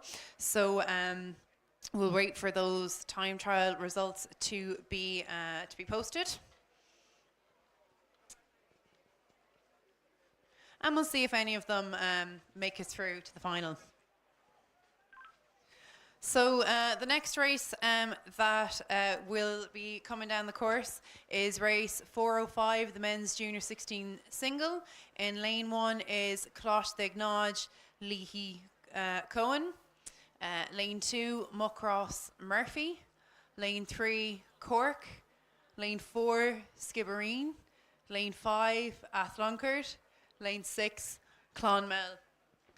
And you can see them on the screens on their way coming towards us, and we'll wait for Spuddy to pick them up and let us know how they're progressing. Yes, thank you. And it's Clonmel out in front here. The famed blue and white horizontal strips on the near side. He's got a couple of lengths on the Sculler on the other side. The yellow Muckross Murphy. And then Skibbereen right beside him. They're pretty much together. That's Birchall from Skibbereen. If anything, Birchall now is in second. Time trial, we've gone through 1,000 metres. So lane 6, Clonmel going very well indeed. This race is well spread out now, but Clonmel pushing along, strong boy in the lead. From the Skibbereen Sculler, Birchall. And then we have Muckross Murphy in third position. So these three are well out. Then in fourth position is Colosh de Gnodge Sculler Leahy Cohen, way over on the far station. 4 Scullers. Yeah, so they're coming along now, about 1,200 metres gone. And these 3 guys out now up in front here. The Clonmel Sculler needs to just keep lashing along here and get to that final later on. Junior 16 boys, and this is their first year racing at 2 kilometres. Up to last year 15s it would have been 1,500, and 14s it's 1,000 metres. So the full 2 kilometres from 16s onwards. And this is their first year racing here at the championships at this distance. So Clonmel continuing to lead through the coming up towards 1,500 metres now. We'll watch this for another 30 seconds. So Keeley leads from Skibbereen, Birchall, and right beside him is the Muckross Murphy Sculler, and then it's the other Sculler over on the far station, Lee Cohn, in fourth position. So this time trial will move on down towards the finish now, and you're watching it, the pictures of it, and these boys doing very well indeed now. The 3 out in front, and we'll see how it progresses, and we'll pick up the next time trial shortly.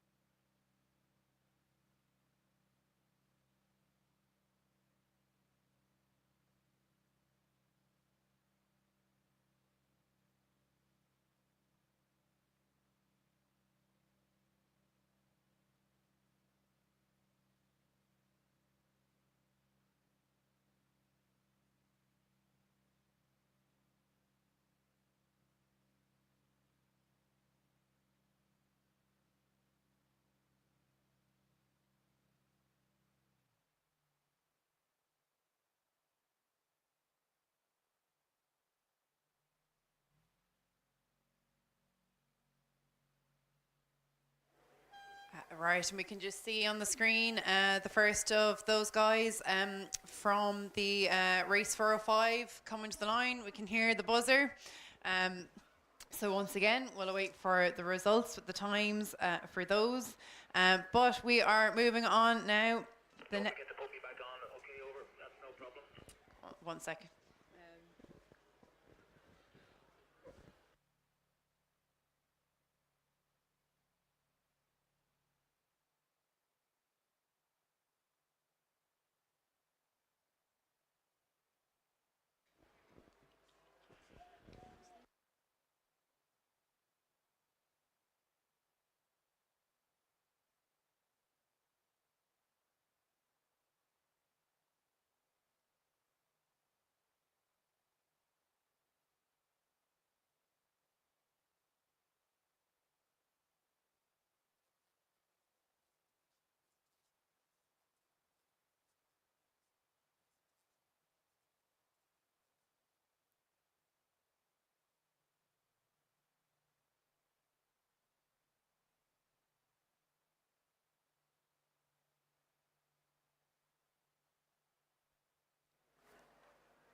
Right, and the next race coming down the course, you can see it visible on the screen now, is the next time trial. We're still on the men's junior 16 single time trials. So in lane 1, we have New Ross Crotty.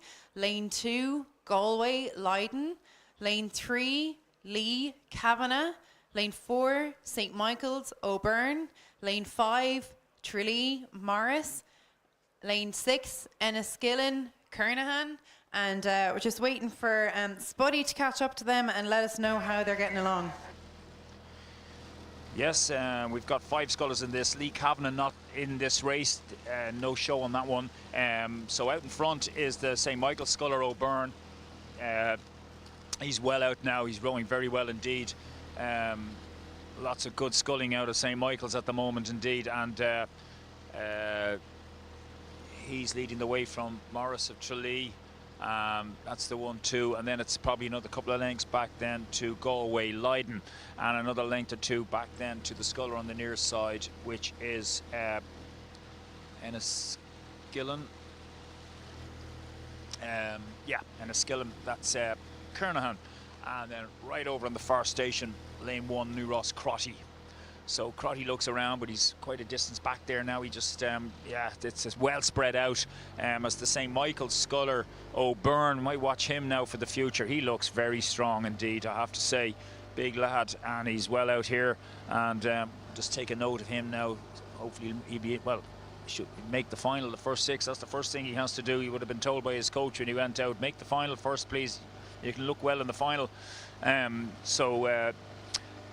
He's doing that. He's well out, and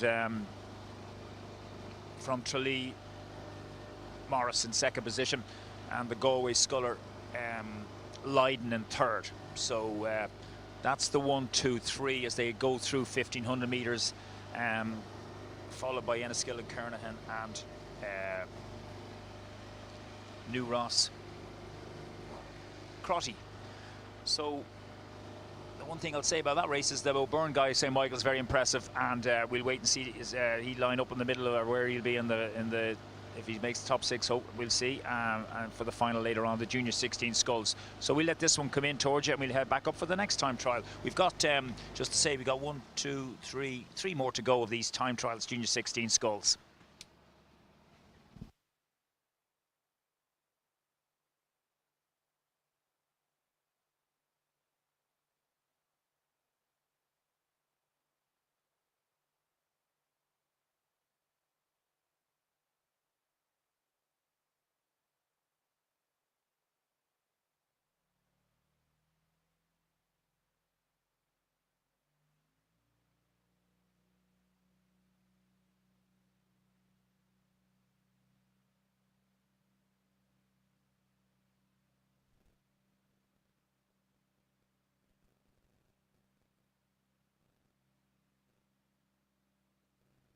So we can just see the scullers from race 406 coming to the line now. So we'll await those time results.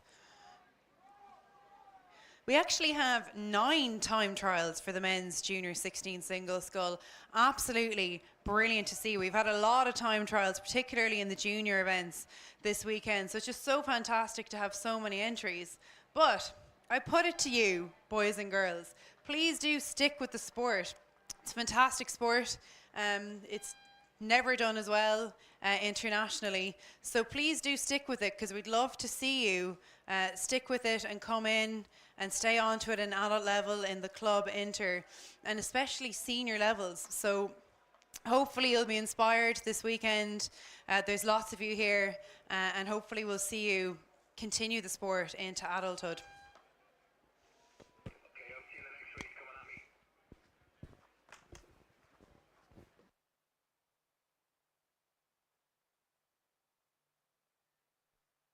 And race 407, the next time trial, is underway already. In lane 2, we've got Carlo Keedy.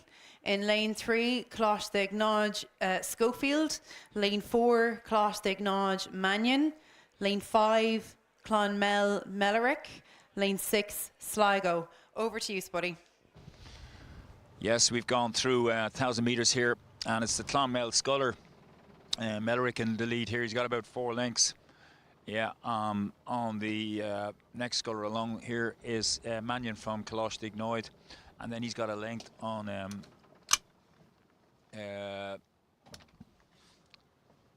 yeah, so Mannion has a length then on the Sligo sculler, and then another couple of lengths back, the Sligo Sheridan, and then another couple of lengths back to lane 3, which is Closh de Gnodge Schofield, P. Schofield. So, and then a little bit back again then to the sculler in lane 2, so we'll have to hold back here. Keedy and Carlo right over on the far side. There's about a 500 metres distance between the first and last sculler here in this one. And this is what happens in the time trials. You know, people will have started their rowing career at 12, 13, others will only be at it a year, so the standards will vary quite considerably at this point in their rowing careers. So way out in front then is Mellerick from Clonmel, and we'll watch that name and see where he'll be, and if he's in the final how he'll do, but looking good and solid too, big lad, as the sun glistens down on top of the water, and beautiful here. What you see is the worst you're going to get today, which is very rowable indeed. There's no problems when you think of the weather we've had to experience over the weekend and how we managed it, but it's been just it's a great credit to everyone, as I said earlier on, getting through this weekend. It's such a difficult task to be able to fit it all in, and it looks like it's going to happen, and it's brilliant. We'll get through today and everyone will go home, and a lot of you, some of you will have medals and others will have performed well, others will be disappointed, but that's the way it goes. But we're well back here, that's why I'm talking away here. We can't really see much. We'll hand it over soon. All I know is that Mellerick from Clonmel is leading this time trial home. And it's interesting, each time trial has one guy who jumps well out in front, and we'll see how that works out for getting to the top 6 for the final later on. We've got, as Mellerick comes down towards you there and you're watching him on screen, leading the way home, we've got 2 more races now in the junior 16 sculls, as one of the resident spiders comes up and comes on top of me. I'll have to look after this, but I'll let you watch the end of this race.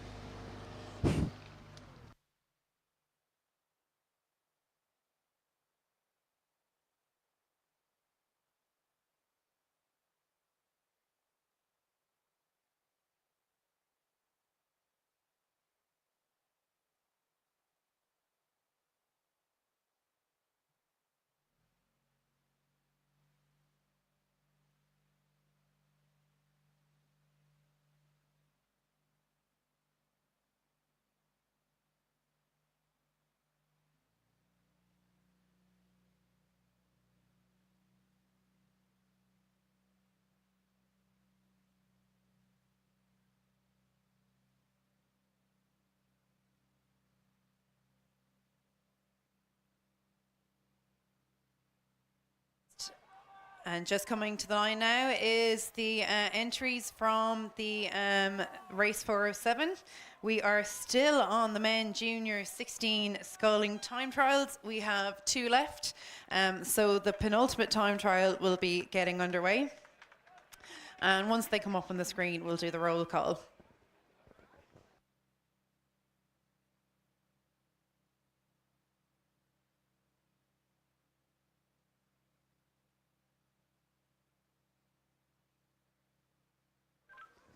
And here they are now, race 408, still men's junior 16 scull time trials.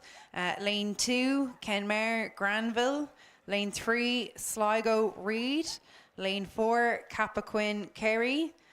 Lane 5, Lee O'Sullivan. Lane 6, Muckross, Coyne. And here they come.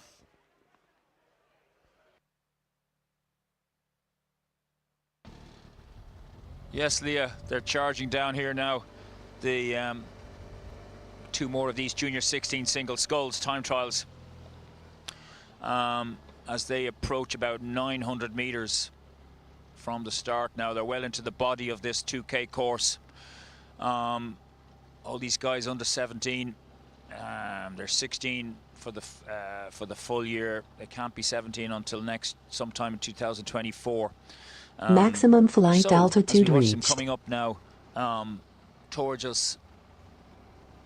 Muckross Coyne doing well now in the near station, in the yellow top, and in the middle it's Kerry from Cappoquin. Kerry Cappoquin probably in the lead now. Yeah, he's got about not much now on Muckross Coyne. So these 2 guys are well out, and they're so Cappoquin. Yeah, lane 4. So Kerry is leading the way. He's out to a length now on the Muckross sculler in lane 6, Coyne. And then it's about 3 lengths back to the sculler on the far station in lane 2, which is Kenmare, Granville. And then a couple of lengths back to Reid from Sligo. And another couple of lengths back to O'Sullivan from Lee Rowing Club and the Marina in Cork. And that's the way it is. They're well spread out again. So all these time trials are, it's like a head of the river coming down here, and that's what it is really. Effectively, it's winning the time trial or getting the top 6, and then you're into the 2K race later on. Everybody, that'll be the big final later on. That's what the prize is. So as we move on down here now, Cappoquin, there's a little bit of some of them now is. You know, they're getting tired, and as I said, the standard is quite across the there's quite a bit of a gap there, and so that's expected at junior 16s, and we can see that clearly. So Cappoquin Kerry leading the way here now down the middle of the course in the dark blue strip, and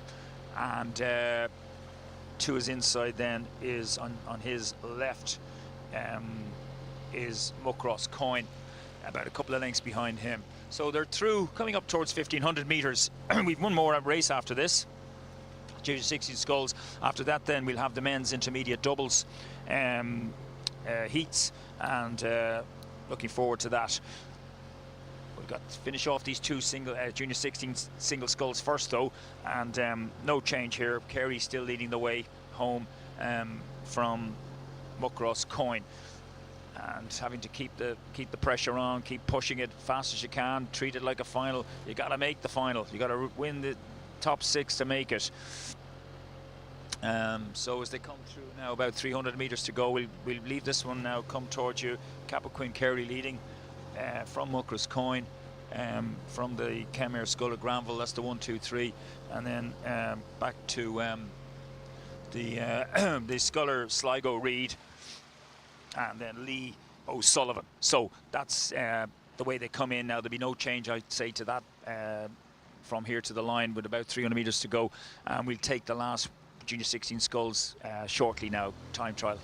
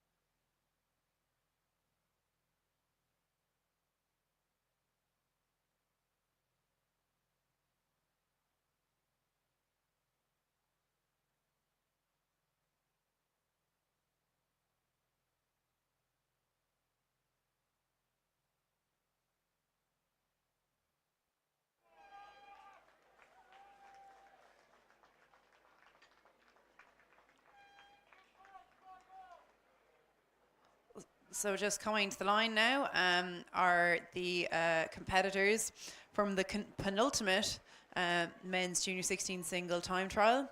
One more to go. You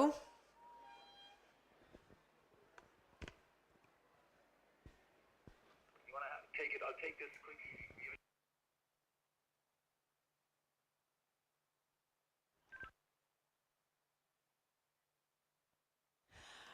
Right, and coming up is the final time trial for the men's junior 16 scull. In lane 2, Kenmare Kirby. Lane 3, Closh CRCC McNulty. Lane 4, Skibbereen Balassa. Lane 5, Capaquin Martin. Lane 6, New Ross Phelan. Over to you, Spuddy. Yes, they're well underway here now. They're nearly at 1,500 metres, and leading the way here is the sculler, and just it's so spread out now. It's just watching them now in the distance come away from me. In lane 2, that's the Cumann Rovit, the Colosh and the Corriba. That's McNulty out in front, and then on the near side we have Capaquin Martin in second, and then another link back to the Skibbereen Balassa sculler. So, and it's a few lengths back to that's the Kenmare sculler leading the way. Kirby, apologies about that now, Kenmare followers. So he's out in front from the Capaquin sculler from Skibbereen, and then it's a few lengths back to lane 3, which is the Cumann Rovit, the Colosh and the Corriba McNulty, and then a couple of lengths back to New Ross Phelan. So well spread out again. All these time trials so spread out. Hopefully now the final will be tightly knit, and they'll be all bunched up, and we'll get a great final later on, because whoever makes it, they're well deserved after all this massive entry in junior 16 single sculls. So as Kenmare Kirby takes it home, leading the way here now. Apologies for getting that one incorrect.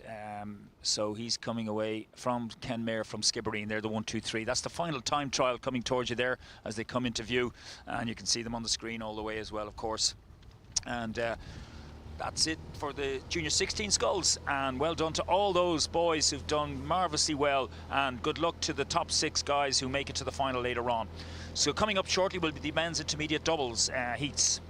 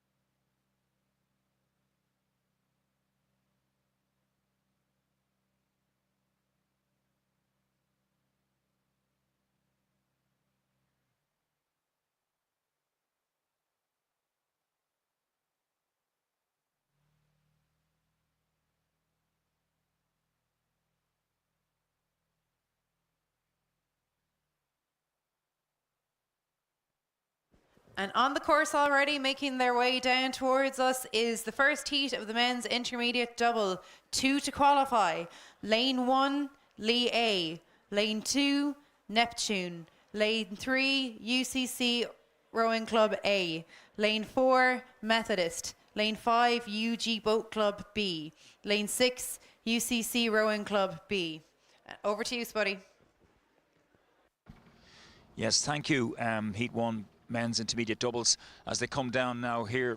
1,200 metres gone, and it's the UCC Rowing Club crew out in front with the lead crew on the far side. They're the 1, 2. It looks like at this stage they'll qualify. They're good distance out in front from Neptune in third, and then we have Methody in fourth, and then back to University of Galway Boat Club. I don't see the UCC crew there in this race. In lane 6 on the near side.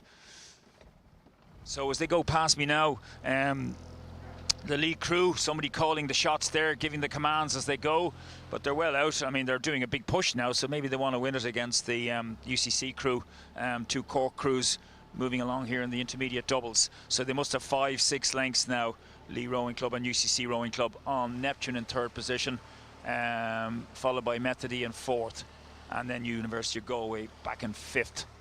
So 5 crews coming down here, 2 to qualify. There's 3 heats with 2 from each heat making it to the final of the men's intermediate doubles later on today. 2 good quality crews now coming towards you there, right over on the far side in the red and black of Lee Rowing Club, rowing the marina here in Cork, inside in the city, and beside them is University College Cork in the middle. I think their plans building a new boathouse somewhere at the moment. I must check that one and find out where they'll be shortly. So they're the 1-2, and whether one wants to win it or not, I don't know. Lee doing their best to try and win it, I think, on the far side. There was a lot of shouting, telling us to let's go and all that, telling his partner rather.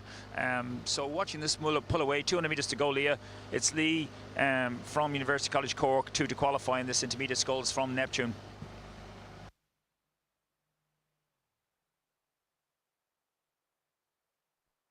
Yes, indeed, it is Lee and UCC 1 and 2 well out in front of the crew in lane 2, Neptune, with the others following behind. Quite a spread in this heat, so very different levels of, very different standard across the board. But 2 to qualify, Lee A, UCC almost certainly going to make it, so they can look forward now, come across the line. Get in, rest, eat, drink, and then it's a quick turnaround. That 2-hour break between races really does go by quickly when you're competing. So they can get in off the water now, have their rest, and get prepared for the final.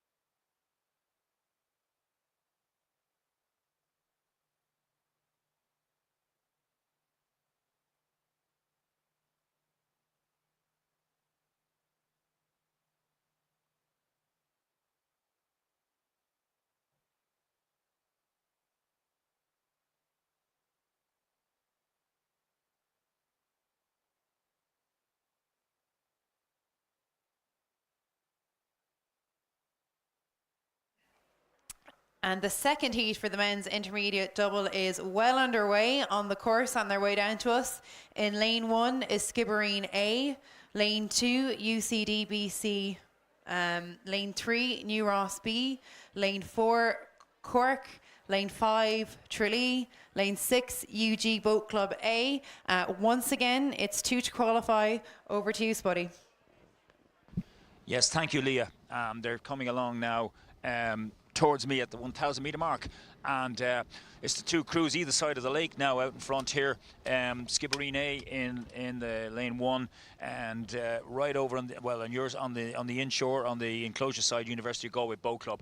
So coming through 1,000 metre mark, University Boat Club, they've about a length and a half on Skibbereen, and it's 2 to qualify. So these two crews now in a commanding lead now from the Cork Boat Club crew in 3rd position, and then back to New Ross in 4th, and then on the inside it's Tralee, and then it's UCD. So well spread out. Men's intermediate doubles, they're I'd say there's 400 metres between the first and the last crew here, and they've only gone halfway. So, like the junior 16 singles, men's intermediate can be a little bit like that too, where the standard can vary considerably at this level. So it's University of Galway looking very good now, and we'll watch them with interest for the final later on this afternoon. So barring a total disaster, these two crews will qualify as they go through 12:50. University of Galway and Skibbereen on the far station in lane 1. I'd say it's 7, 8, 9 lengths then back to Cork Boat Club, and another couple of lengths then back to New Ross, and a few lengths back to Tralee and New Ross. Yeah, so that's it. Absolutely, I don't think there's been a race. Well, I haven't had one where there was such a gap between first and last. It's incredible, actually.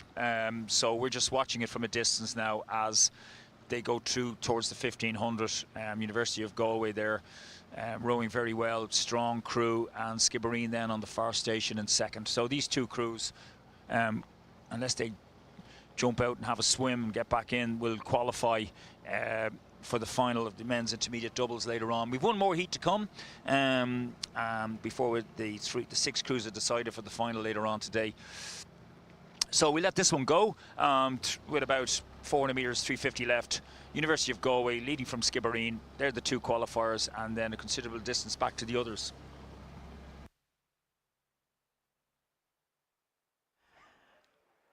Yeah, so another 2 clear leaders coming through from this heat now, University of Galway and Skibbereen. So no one's had to race yet to compete into their final so far from the first 2 heats of the men's inter double.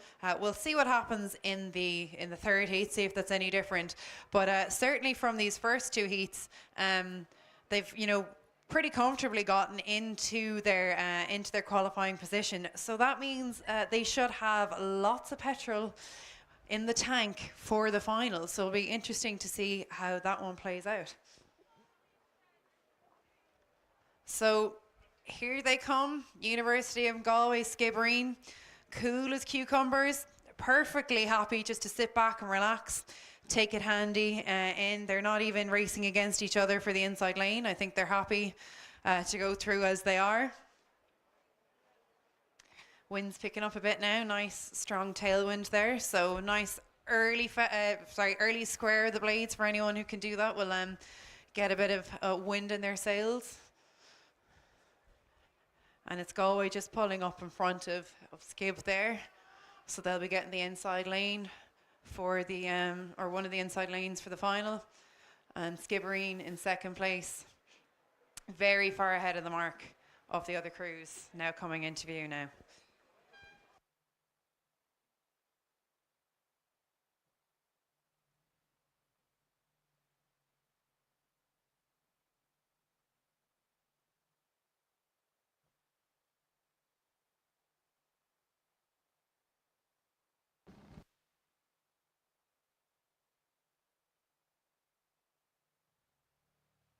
Right, so the men's, the final heat for the men's inter-double is already underway. Spuddy is ready to go with them, so we won't do a roll call. We'll just hand you straight over to him, and he can let us know what the action is out on the water. Yes, DUBC in lane 1, New Ross 2, Commercial 3, Queens in 4, Lee 5, and University of Limerick in 6. So as they move away from us through 1,000 metres, Commercial leading this one. Commercial Rowing Club from Dublin having a tremendous weekend. Championship victories. So on the near side then, we're looking at this one now. 2 to qualify. So DUBC on the far side, desperately trying to hold on. We look on the crew over on the near side. New Ross in second position, and then DUBC desperately trying to get back into second. Only 2 will qualify, but it's Commercial leading here through 1,500 metres.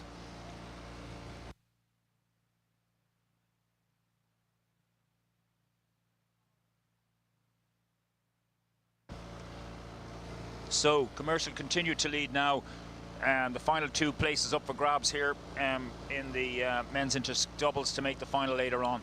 So Commercial leading the way, a massive gap between all these crews all the way down. So as we watch Commercial leading the way home here, the reason I'm hesitating here is I'm just trying to identify the crew on the inside. It's quite a considerable distance right across, and I picked this one up late, so I'm guessing it's New Ross. So we'll call it that for the moment. Commercial from New Ross, and DUBC looks like they won't make that final, with only 2 to qualify. No, New Ross are in 4th position. So it's University of Limerick, that's who it is. Apologies there now, everybody. University of Limerick are in that second qualifying position, and will put DUBC out if it stays like this to the line.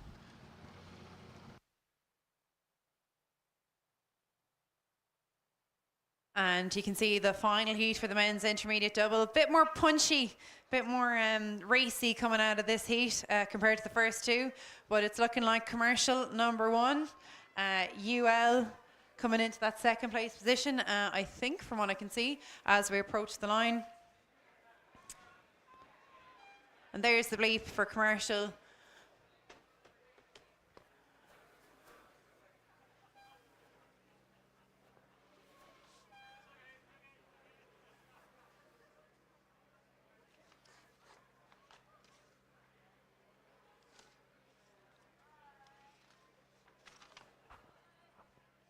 And we'll just wait for the official results on there to see which 2 we will be meeting in the finals.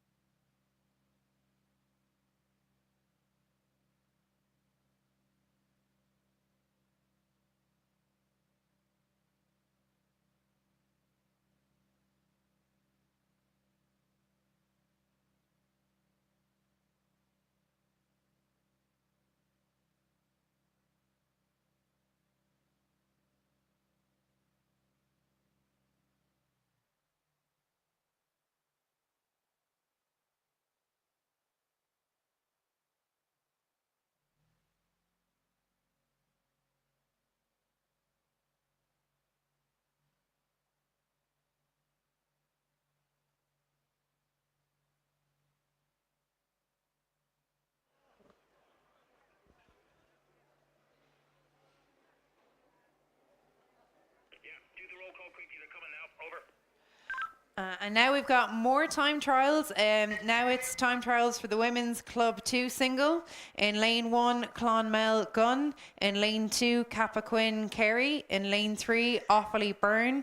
In lane 4, Neptune. In lane 5, Fermoy. Lane 6, Killorglin. Over to you, Spud. Thank you, Leah. Yeah, they've come through 1,000 metres now, and leading the way here is Kilgallen from Neptune. This is another time trial, so again trying to make the top 6 later on, and close enough now this one, apart from one sculler who's fallen out the back there. So Kilgallen leads from Neptune, as I said, and then on the far station in lane 2, lane 2 is Cappoquin Kerry, so she's in second position, and then over to Killorglin Horan in third, and lane 3 then is Offaly Byrne. Probably moved into third now at this stage, Offaly Byrne, but Kilgallen leading this one, the first of the time trials in the women's Club 2 single sculls. So we'll watch this one move away from us now. Kilgallen continues to lead. Another Cappoquin scull, Kerry there in lane 2. And somebody's doing a good job with Cappoquin now. There's a lot of good scullers coming out of there recently again, and that's good to see. I'll have to do my homework on that and see who's doing that. Oh, having said that now, she had a little slight mishap, but she's away again. Kiss of death. So Neptune from Cappoquin, and then it's Killorglin. Killorglin Horan then in third, with the sculler from Offaly just right beside her. So they're the 1, 2, 3, 4.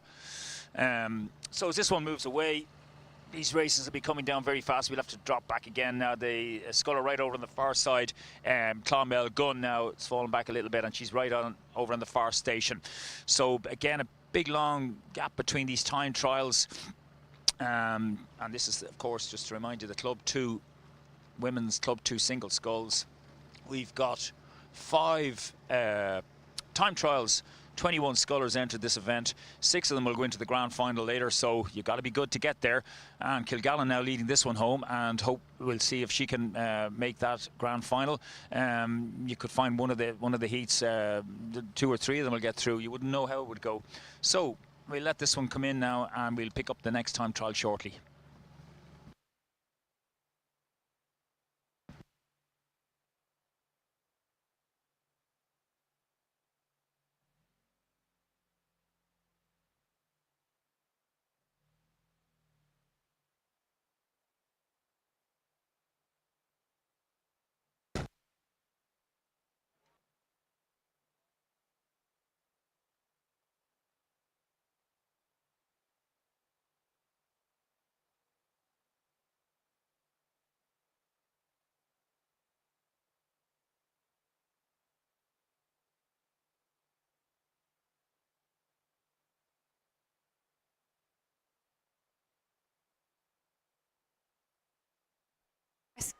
Rescue, rescue, rescue. We have a sculler in the water. We have a Clonmel sculler in the water near the 1,400 metre mark. She's okay, she's with her boat, but if we could get a safety boat over to her ASAP.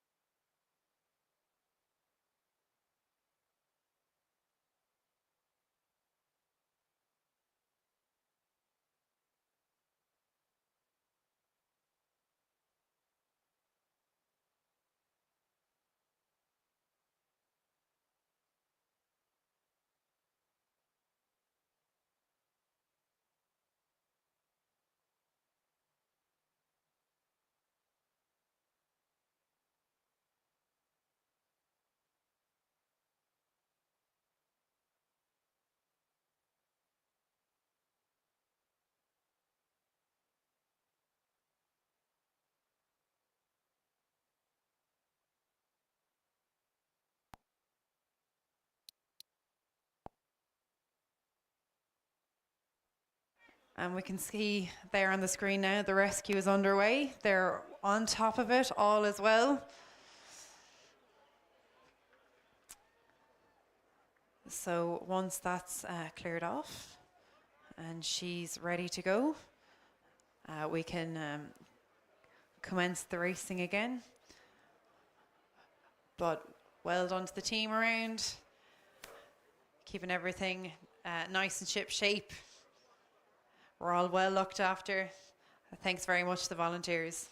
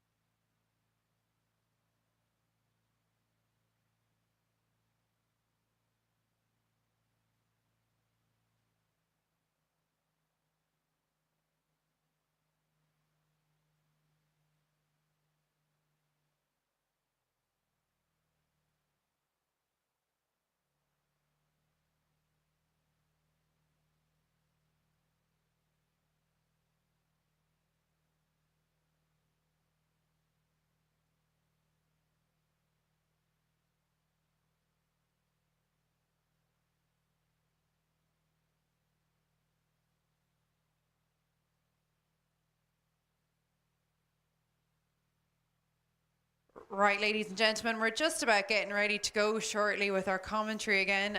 Spuddy was sidetracked there with the rescue for a couple of minutes. When you're out there in a launch, be it as a commentator, an umpire, or whatever, your number one priority is to safety, and everything else after that comes secondary. So Spuddy actually found he was the closest launch to that sculler in the water. So he jumped over into safety mode there for a minute before the safety team came to assist. But he's back underway now again, and we'll get going with the commentary as soon as he's good to go.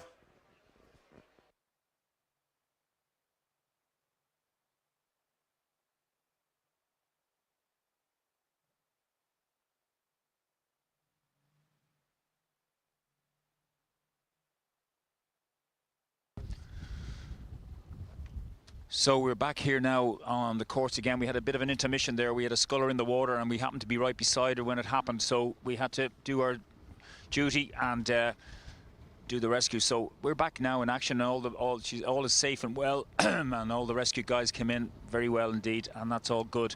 So we've got race 415 on the course. Sligo Fuller in lane 2, Queen's University Belfast Ladies Boat Club in lane 3, Castleconnell lane 4, Carlow 5, and Cork in lane 6 on the near side. And so this is the third of 5 Club 2 women's single sculls time trials. And as they move on down the course, it's lane 3 leading the way here now. Sligo, Fuller,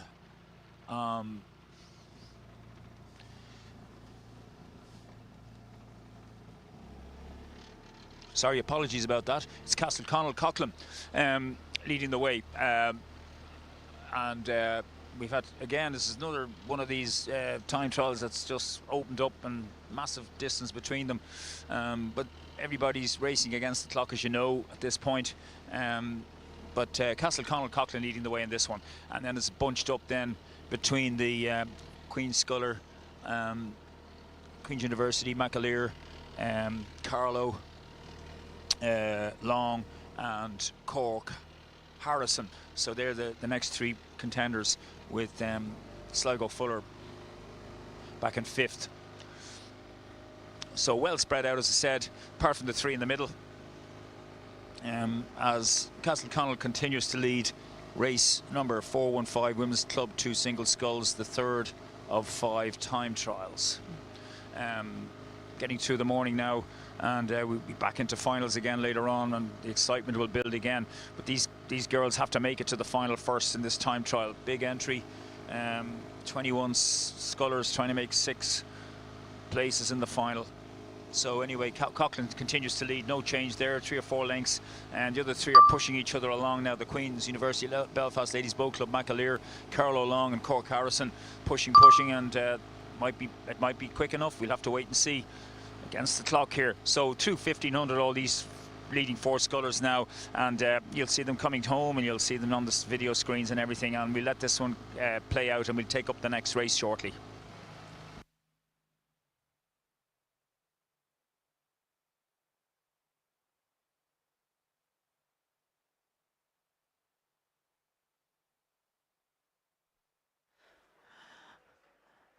And just talking on safety there, everyone, I just want to bring your all attention to the iRow Safe action on the Rowing Ireland website. If you go into the Rowing Ireland website, it's the first thing on the menu, iRow Safe, and this is a no blame reporting system.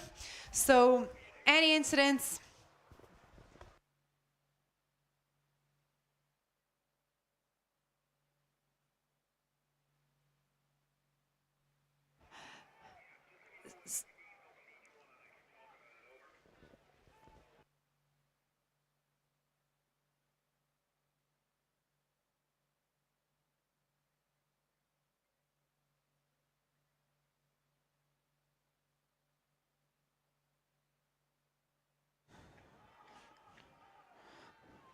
So, ladies and gentlemen, just getting back onto that iRow safe. So it's a no-blame incident recording system. So if you have any incidents out in the water, minor crashes or anything that happens, if you could please go on and report these. It's really important. I myself work in healthcare. And it's always important to put in reports, because if you notice that there's a repeat of a certain pattern of things, it helps you to identify, so you can put in aids to assist and prevent them from happening. So this works similarly. If there's any patterns of maybe perhaps incidents that are occurring, Rowing Ireland then can implement steps to prevent them. But anyway, I'm sure you're only very keen to get back to the racing. So Spuddy, where are you at now? And give us the down low on what you're seeing in front of you.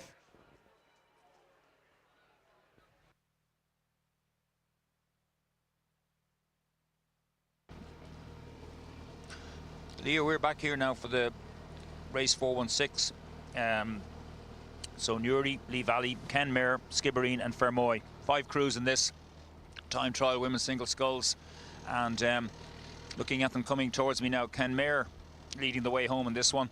Actually, I tell you what, Newry there, McDevitt going well on the far side. Great to see a Newry sculler up there now. That's brilliant. And she's fighting it out then with Kenmare Sheehan there. Sheehan there. I tell you what, it could have been nearly another sculler in the water there for a minute. Just, it's tricky, not tricky conditions, just the way they're rowing. They're flat out trying to get the fastest time. That's the nature of this sport. And these 3 are bunched up, having a great race now, lanes 2, 3 and 4. So Newry McKevitt, Lee Valley Monaghan and Kenmare Sheehan. Kenmare Sheehan now looking strong there. She's probably nudged in front there in lane 4 in the middle. And quite a considerable distance back to Lee Valley Monaghan and Fermoy Burke. So we've one more after this now in the Club 2 single sculls. So these 3 girls bunched up together now. That'll help them along, keep the pace up and fight each other, and that'll give them a better time, that's for sure. It's almost more difficult to be out there on your own by miles. So Kenmare now pushing out Sheehan. I tell you, Sheehan wants to jump into the water every few strokes, almost pushing the oar handles way down, but she's still afloat. She's doing well, and she's leading. She's very strong. She just she's moving the boat, that's for sure. And as a few supporters on the far shore shouting encouragement to their crew, but anyway, so as they approach 1500 to the 1500 now, Kenmare leading. From the sculler on the far side, Newry McKevitt, and then it's Lee Valley Monaghan. They're the 1, 2, 3. Oh, every so often these scullers have, they just it's Club 2, so some of them won't be rowing a long time. They're strong, they're fit, and the technique will improve all the time, and great experience for them. We'll watch this one come home anyway. We'll watch this one come home as they all approach about 300 meters to go. Thank you.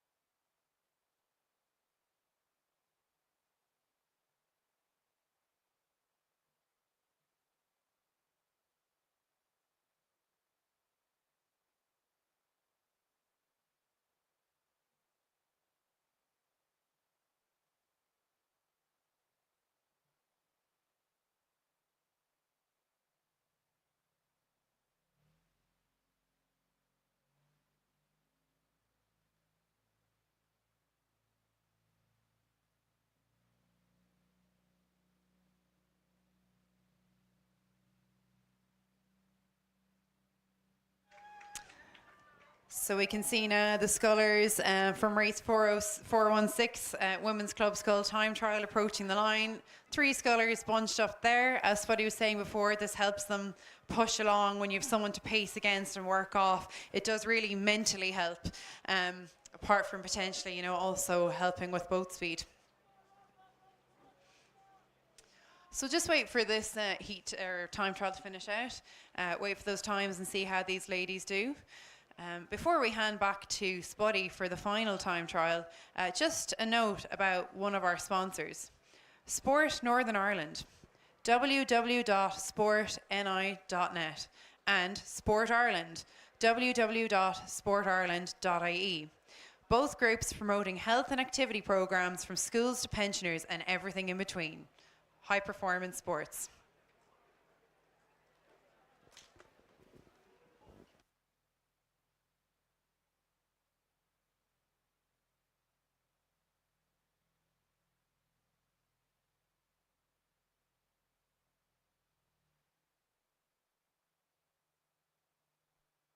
And next we'll have the final time trial of the women's Club 2 single. In lane 2, O'Loughlin, Clonmel. In lane 3, McCarthy, Skibbereen. In lane 4, O'Brien, Greg Namana. In lane 5, Keating, Lee Valley. And in lane 6, Zanin, UCC Rowing Club. So you can see them on screen there, and it's over to you, Spud. Now we've gone through 1,000 metres here in the last of these Women's Club 2 single sculls time trials, and it's lane 3, Skibbereen McCarthy leading the way here. She's got about 2 to 3 lengths on UCC Zanen, and then another length and a half back to the sculler beside her, Lee Valley Keating. So that's the 1, 2, 3 here along the 50 past 1,000 metres. All these crews now have gone, and then in lane 4, Greg Namana, O'Brien, and then Clonmel, O'Loughlin. Spread out a bit, not as much as some of the other ones, but Skibbereen leading the way anyway, that's for sure. McCarthy and being pushed by Lee Valley Keating on the near station, and then in the middle it's lane 5, Lee Valley Keating, another couple of lengths behind them in the yellow boat.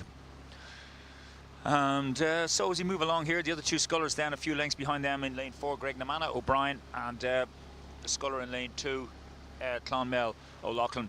Greg Namana, lovely place to visit indeed. You can go down there, and Brian Roberts will do a lovely, organise a lovely tour for you if you're doing leisure rowing or anything like that. A lovely part of Ireland, which leads on down into New Ross. So moving along here now in this last, as I say, of the Women's Club 2 single sculls, and Skibbereen continuing to lead here from UCC Zanen, and beside her Lee Valley Keating. So through 1,500 metres, these 3 scullers are going now in the last time trial Women's Club single sculls. So as we watch them through that, we let it go in a minute, or very shortly. Reasonable conditions here now, and we're bang on with the weather predictions. This is as bad as it'll get, and we should see out today, which is brilliant. So we'll watch it move away from us now. It's Skibbereen from UCC, from Lee Valley, and then we have Clonmel and Greg Namana then in 4th and 5th position. The last qualifications up for grabs here in the time trial women's junior single sculls. So next up will be the women's intermediate fours heats.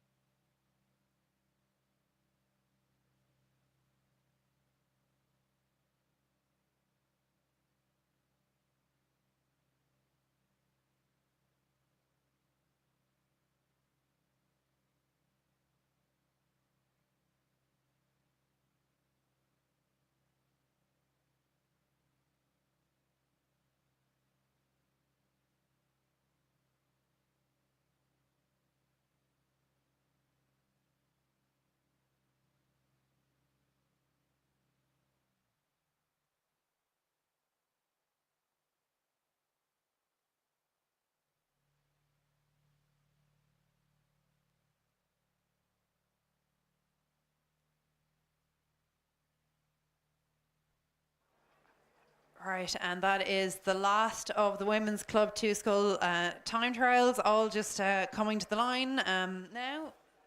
Most of them have crossed already.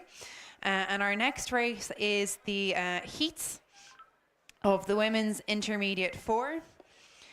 In the first heat, we have lane 2 Shannon. In the second heat, lane 3 Commercial B. Sorry, in lane 3. In lane 4, UG Boat Club B.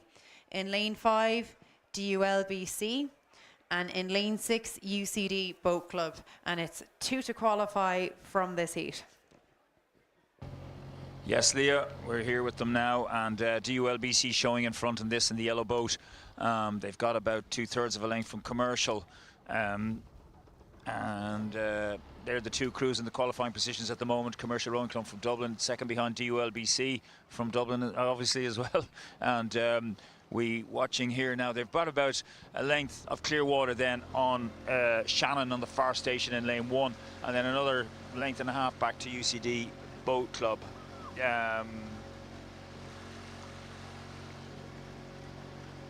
Yeah, and then there's another so we'll give you that again now, make sure we're correct on this. So DULBC now out in front, half a length from Commercial. They're the two qualifying positions. They've a length and a half on Shannon Rowing Club in lane 2,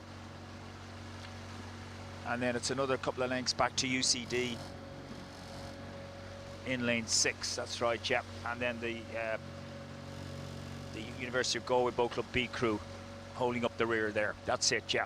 So out in front now, looking comfortable now in qualification spots is the DULBC and Commercial crews now, with the rates down to a manageable level, keeping their powder dry for the final coming up later if they can hold on to these two spots. Shannon need to attack now, but I would say these two crews out in front are the stronger looking crews now, and should be able to take this home comfortably as they approach 1250 metres. So we've 3 heats, as I say, 2 to qualify from each one. Grand final of 6 crews later on. Moving on down now, 1400 metres gone. And DULBC probably want to win this, just bragging rights, and give them a bit of confidence. Commercial, we'll see now very shortly when they come to about 1700. If somebody wants to win it, all of a sudden they pump on the pressure and away they go. But at the moment they're just rating around the same, 32 possibly each, just doing enough to stay ahead of the Shannon crew in 3rd position and not let them come back into the game. The others crews remain in the same position. So we'll watch this move away now towards you, and with about 350 metres to go, DULBC continuing to lead from Commercial. They're the 2 qualifying positions, from Shannon in 3rd position, and then from the UCD crew and University of Galway B crew. Over to you in the tower, Leah.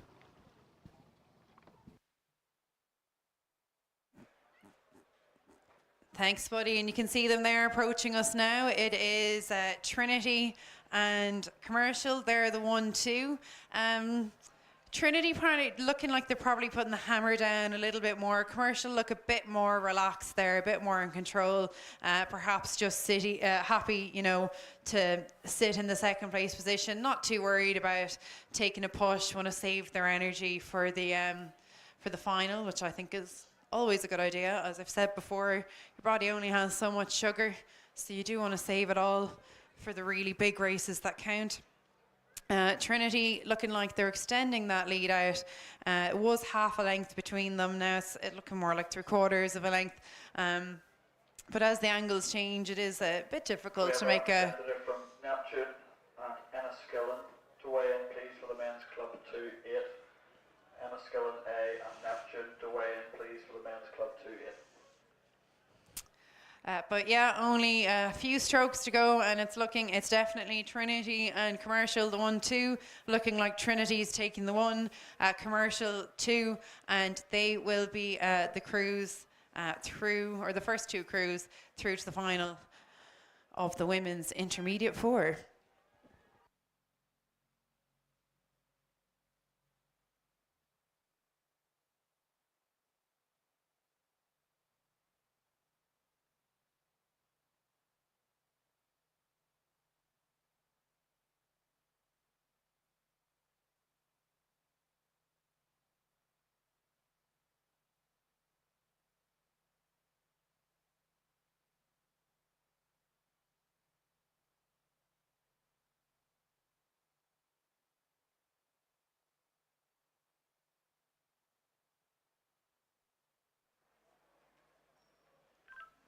And you can see on your screens now the second heat for the women's intermediate 4. In lane 2 coming towards you is UL Rowing Club. Lane 3, University of Galway Boat Club. Lane 4, Cork. Lane 5, Ban. And once again, it is 2 to qualify from this heat. And it's all yours, Spuddy, when you're ready. Yes, thanks, Leah.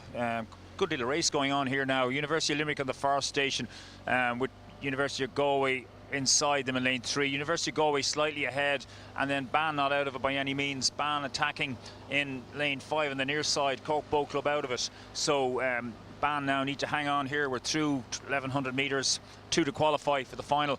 So I think Ban are absolutely not out of it. So it's keeping the others, apologies, keeping the other 2 crews on their toes. University of Limerick in their new kit got cut out a few times over the weekend with the colours, especially when they're in the distance, but I can see them clearly here in front of me, way over here in lane 1, and beside them University of Galway. Ban pushing, just trying to stay with them now.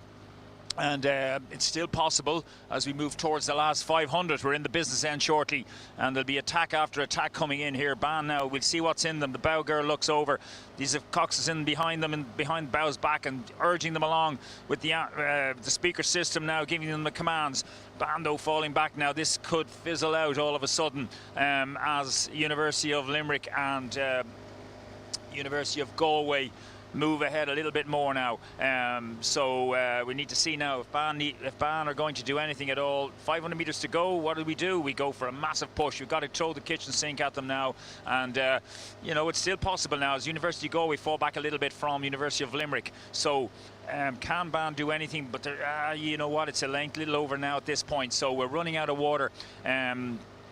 So we'll hand this over now in another little bit. There's University of Limerick, 2 to qualify from University of Galway. Women's intermediate, coxed 4s, 2 to the final. Ban looks like they're not going to do it. I'll hand over to the tower.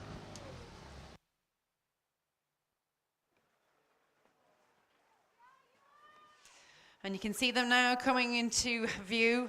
Obviously we see them on the screen, but now they're visible by the naked eye. And it is UL in front, looking like University and Galway second, but Ban very much fighting. So more of a fight in this heat than the last one. Sometimes luck of the draw is you just find yourself in a heat that's more competitive. Perhaps, you know, the top few crews that are of the day are going to be in the same heat as you. But which is not what you want, but them's the breaks. It's the luck of the draw, as they say. So it's UL still holding that lead, but Ban really kind of going for it now, trying to make a charge, but they do have quite a bit of work ahead of them and not much water left. So it's looking like UL and UG 1 and 2. Ban still trying, but I'd say they're just about to run out of water now in the next probably only 10 strokes.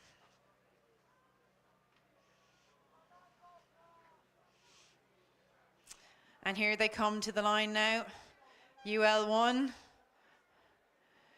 University of Galway 2, and Ban really putting the effort in, but all too late. The race ended too soon for them, but it did look like Galway had that under control.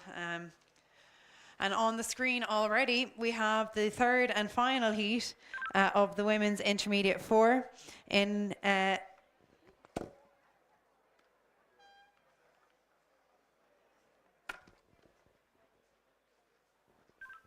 so in lane 1 we have, sorry, lane 2 rather, we have Commercial A. In lane 3, Skibbereen. Lane 4, UCC Rowing Club. And lane 5, Galway. It's all yours, Spuddy, when you're ready to go. Here we go, yes, lane 3 now, lane 5, Galway Rowing Club. Oh, a little mishap, but they're okay. They're about half a length ahead of lane 3, Skibbereen, out in the far station. But further over again is Commercial in lane 2, with lane 4 beside them. University College Cork, so 2 to qualify. But the 2 leading crews at the moment are Galway Rowing Club and Skibbereen. But they've only got less than a length on the other 2 crews, slogging it out behind them. Commercial on the far station in lane 2 and lane 4, University College Cork. So we're coming up though to 600 metres to go, and you know, the 2 crews battling away behind them are keeping them honest in front. So Skibbereen, Galway Rowing Club in those qualifying positions at the moment. This is the last 2 positions up for grabs in the women's intermediate coxed 4s for the final. 6 places up for grabs. 4 have already gone, 2 left. At the moment it's Skibbereen and Galway Rowing Club rowing very well indeed. And they're out to Clearwater now. Is the fight up from Commercial and University College Cork, or can they come back and mount a massive challenge? They're all through 1500 now. It's looking increasingly more likely it's going to be. Now Galway slipping back a little bit. They need to be careful. Skibbereen marching on to take look right out in front now. Galway slipping back as Commercial mount a little bit of a challenge here, and University College Cork. So it's not quite over yet. Watch Commercial on the far station as they inch back on Galway Rowing Club now. All of a sudden Galway running out of steam on the near shore. We'll let it go now in a minute towards Leah. It's Skibbereen leading from Galway Rowing Club. Commercial can absolutely go here, and University College Cork to try and hunt down Galway Rowing Club. Watch this one come towards you.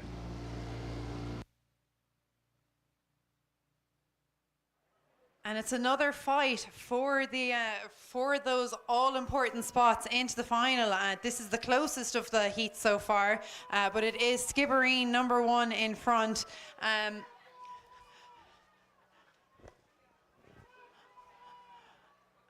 And Galway making a challenge, actually pulling up on that Skibbereen crew. But not much left to go, only about 100, 150 metres. Skibbereen taking a charge, extending their lead. You can see the increase on boat speed as they move. They've got more of a run on that boat. So it does look like they are going to take that first place base. But it's packed tightly for the number 2 spot. UCC in contact with the other crews, but I think it's all too late. It's looking like it's going to be Galway number 2, Commercial number 3.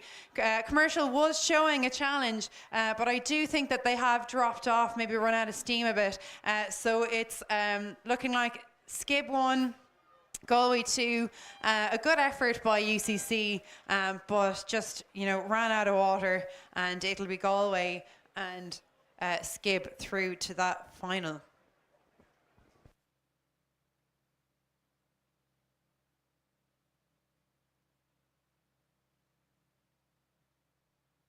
And the next race in the schedule is the Women's Junior 18-8. Now, this is an event that is very close to my heart. I spoke earlier about how for most clubs they would consider the Men's Junior 18-8 the crown jewel for men's junior rowing. And I think it'd be fair to say that it's also for most clubs, for women's rowing, the crown jewel is the Women's Junior 18 event.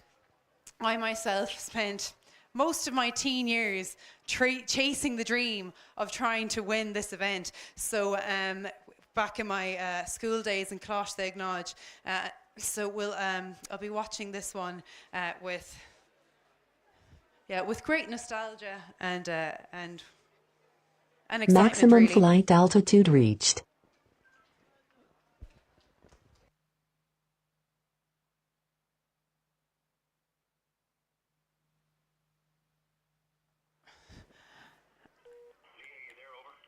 Yeah, 1 second, I'm just going to call you now. So the first heat.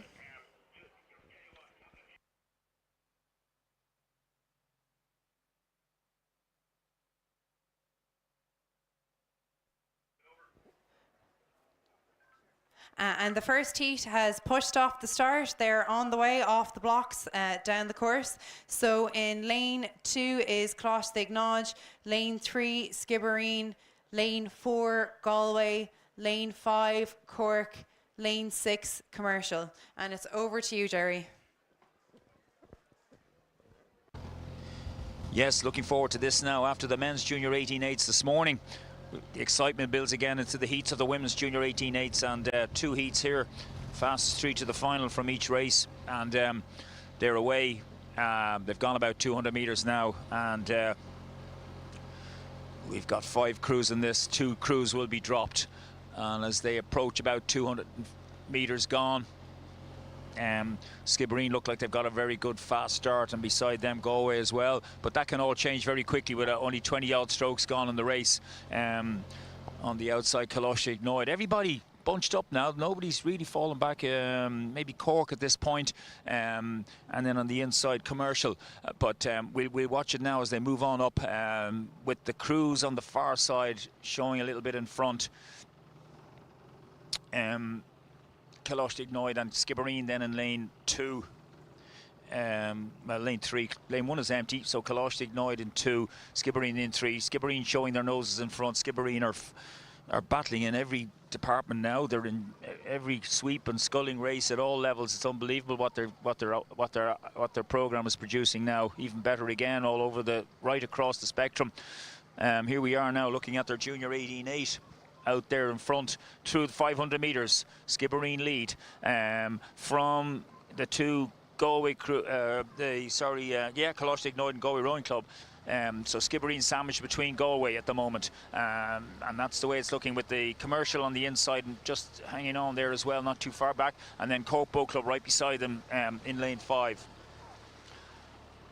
So as we ride along their bows, we're watching Skibbereen out in front now, moving out to over half a length now at this stage in this heat. So 3 to qualify. But it's all very bunched up now behind them. So so far it's looking really good, competitively poised now to come down here, but a long way to go yet. Skibbereen out to 2/3 of a length as we move along right beside them. Here we go now. So Coxed moved into outright second, about 2/3 of a length behind Skibbereen.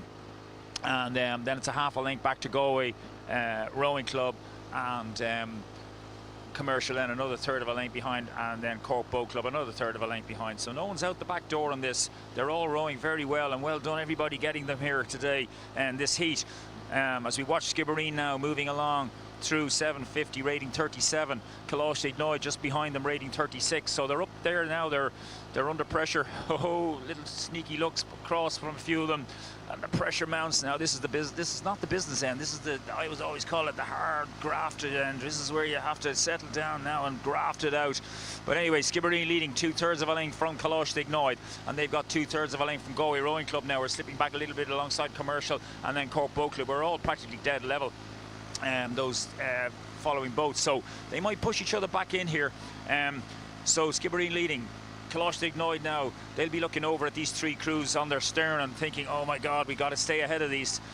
But actually, you know what, it's 3 to qualify, so I nearly got carried away there. So at the moment it's Skibbereen, Coxed, and then a right fight on Commercial, Cork Boat Club and Athlone, who are practically dead level. You throw a carpet across them at the moment.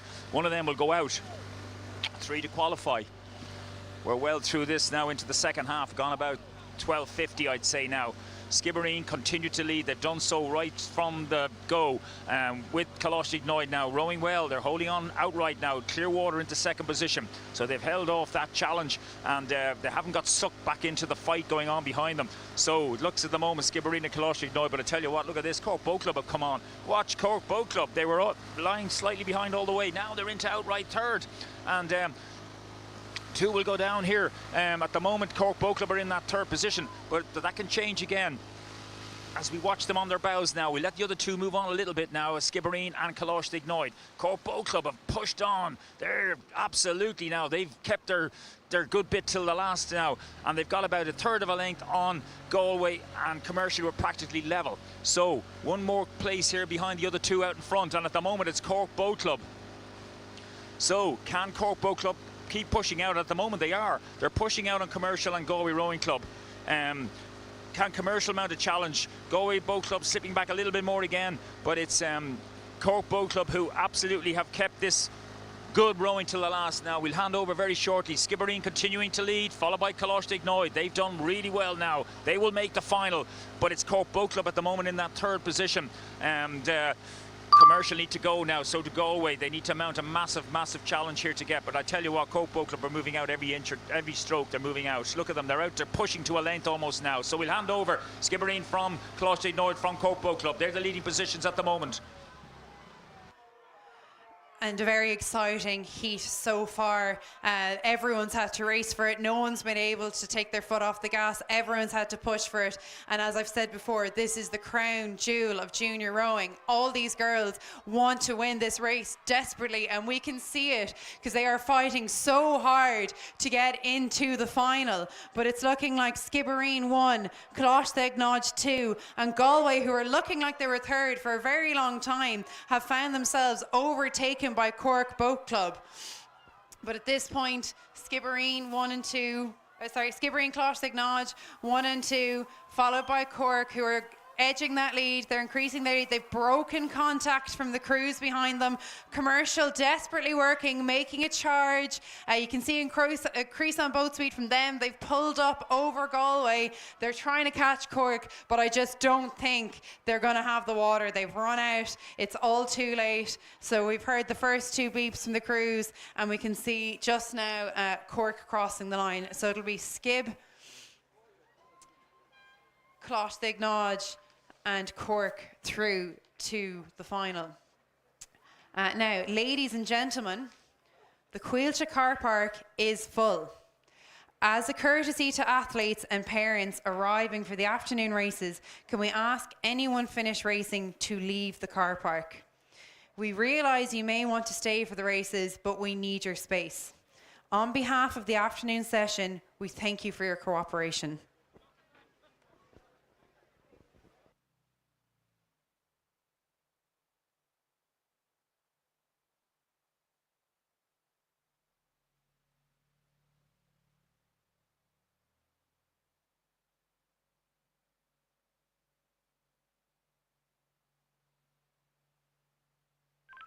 And with that, we'll move on to the next heat of the Women's Junior 18-8 in Lane 2, Methodist, Lane 3, Castleconnell, Lane 4, Shandon, Lane 5, Enniskillen, Lane 6, St. Michael's. Over to you, Jerry, on the water.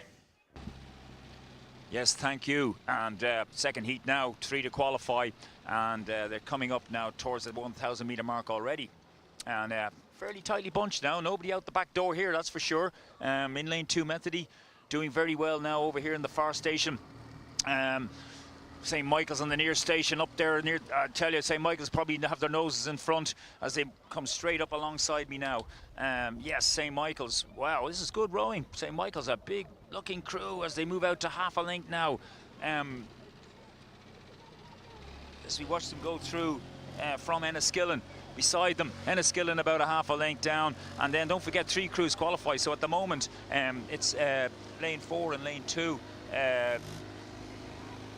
which is Methody and Shandon, who are fighting out the 3rd position. But like, there's nothing in it now between it. I mean, there's probably a half a length between all these 4 crews. 5 crews rather. Nobody else. If anything, Lane 3, it's Castleconnell, who are a half a length behind. So. Watching it now, riding up alongside the bows. St. Michael's continuing to lead, about a 1/3 of a length from Enniskillen, and then about another 1/3 of a length back to Shandon in Lane 4, and Methody about a canvas behind them, and then a half a length back to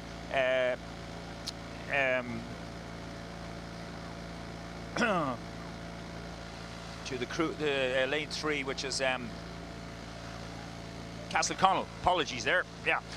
So looking along here now, St. Michael's continuing to lead. We've coming up to 1,500 metres. 3 crews qualify. So St. Michael's from Enniskillen, about a canvas, and then a canvas back to Shandon, and then Methody now.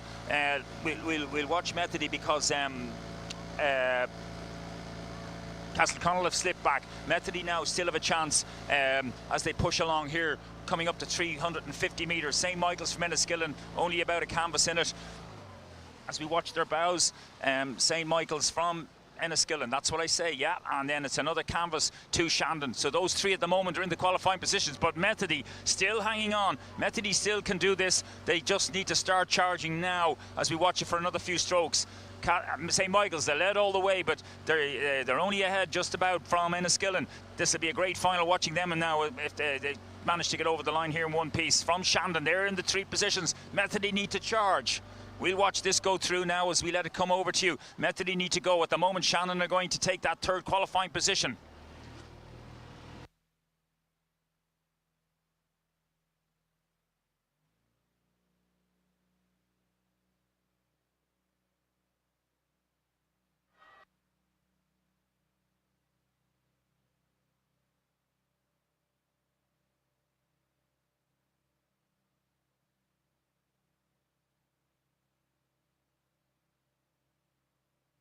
And here they come, look at them, so tightly packed. They are all fighting for this. All of these girls want to get into this final. All of these girls want to be crowned the Women's 8 Champions of Ireland. Look, they're just gaining on each other. I can't even make a call. It's too confusing. What a fantastic show of racing. It's looking like St. Michael's in front still, but it's such a tight pack. I'm very impressed by the effort of these girls. Really is showing, how well we're doing in women's junior rowing. So, hard to call there. St. Michael's looked like they crossed the line first. I think Shandon and Methodist were in it, but I'm going to wait for the official results there.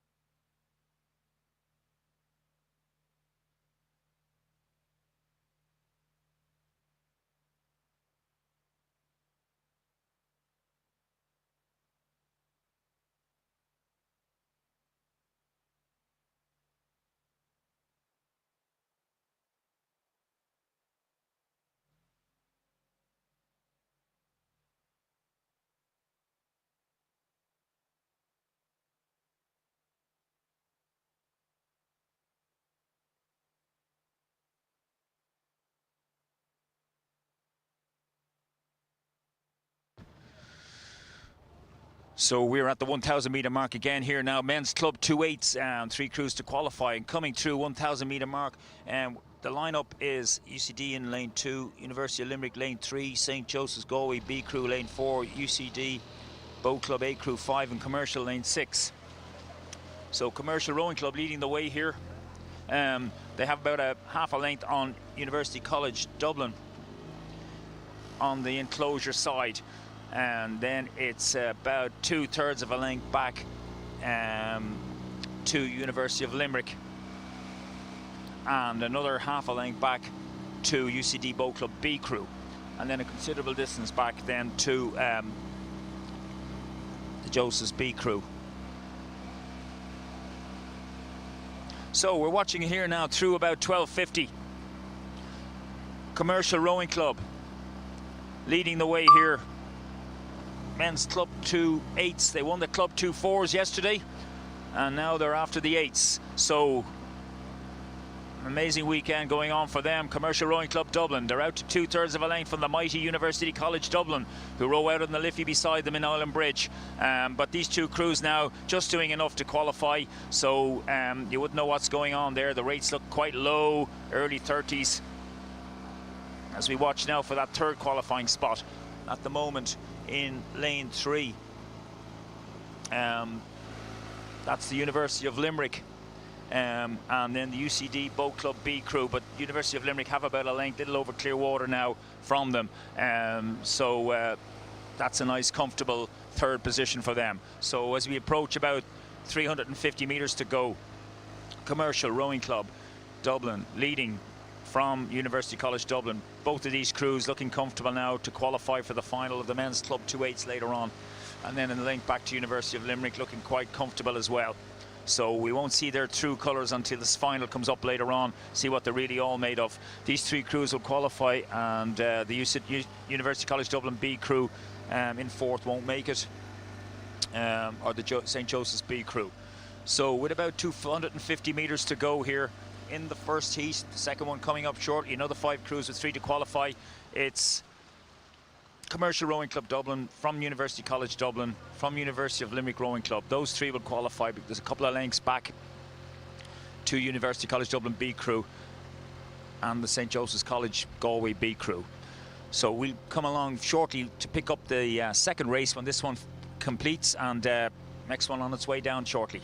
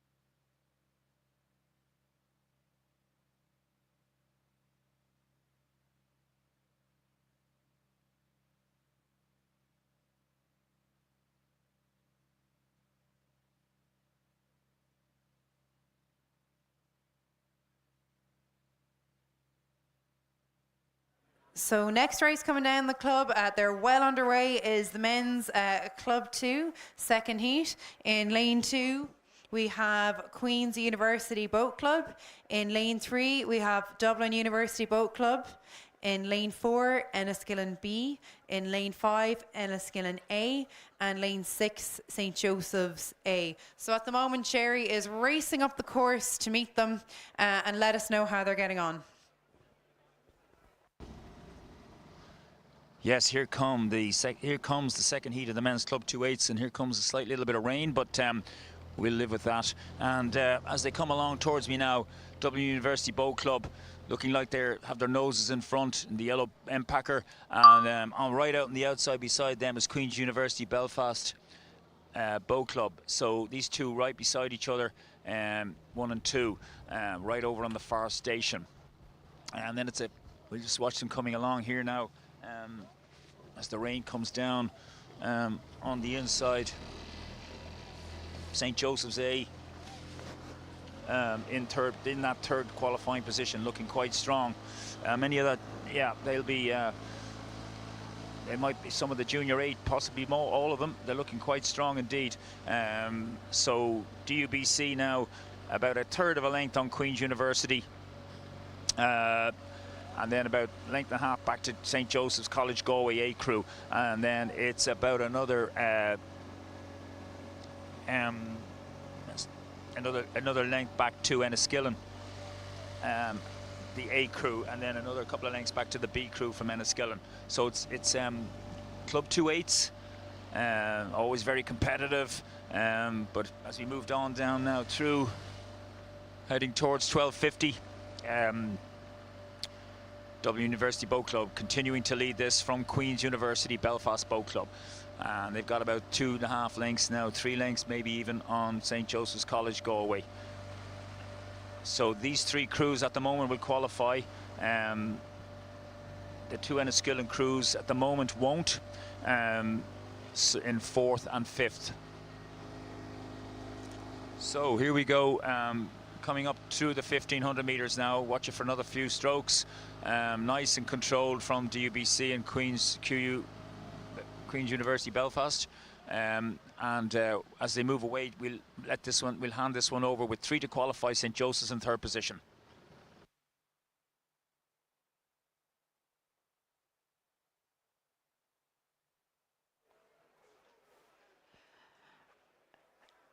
Here they are coming now into view.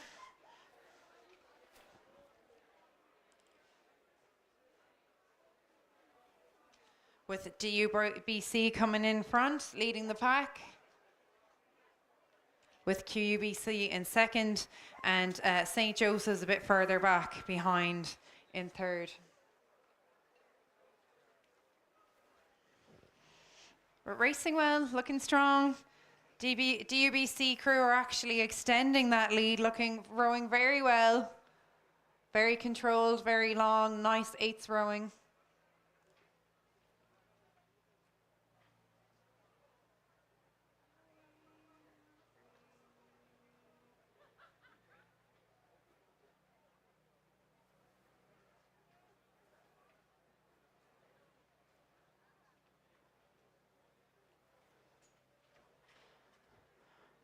So as they come to the line now, the final few strokes, the rain really coming in a bit now, is DUBC up from Queens.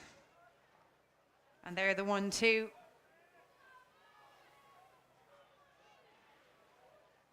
And St. Joseph's coming now in third place.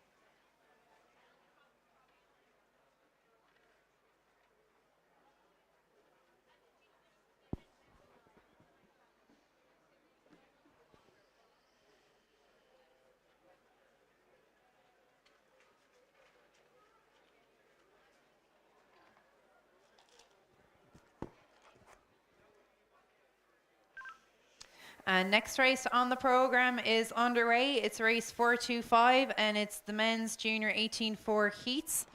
In lane 1, St. Michael's, lane 2, Methodist, lane 3, Shandon B, lane 4, Coxed Nodge, lane 5, Shandon A, lane 6, Pres Cork B, and it'll be 3 to qualify into the final from this heat. Yes, Leah, here we go. We're up at 1,000 meter mark and showing their noses in front by about a length here now as they come right up beside us is looking at them moving away now. We just catch up with them here. Apologies.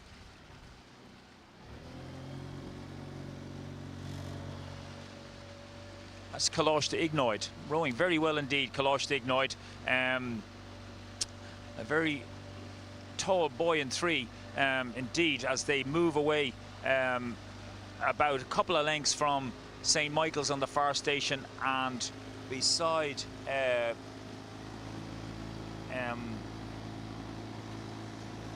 Shandon. That's correct, yeah. So Shandon in the 3rd qualifying position with St. Michael's at the moment. But hot on their heels is the crew from Pres Cork on the near station. So we'll watch that now. And Pres Cork have moved up right beside St. Michael's now. There's a good fight on here. All very close now as we move well down into this second half. About 1,200 metres gone. So watching Coxed Ignoid rowing very well now. Good, strong, nice long levers rowing away here. This is good rowing from them. They're out to about 2 lengths of clear water now on Shandon, the A crew in the sky blue colours in lane 5. And then there's beside Shandon is the Pres Cork B crew and St. Michael's in lane 1 on the far station. They're in the boat. Dermot the Bull Heenahan, I can read it here. Used to do the commentary here for years, Dermot did. So hello Dermot, if you're listening today. You're a St. Michael's crew with your name on the boat, proudly represented. And they're fighting for 3rd position to make the final. So will your name make the final, Dermot? But at the moment, Coxed Ignoid leading the way here through 1,400 metres from Galway, the Jazz, a little over a length of Clearwater from Shandon. As we watch them now coming along, St. Michael's into that third position now, just about, as they push on towards the last 500 now. This is the business end. This is where we need to start moving. 3 will only qualify for the final. St. Michael's way over on the far side now, as we watch them going through.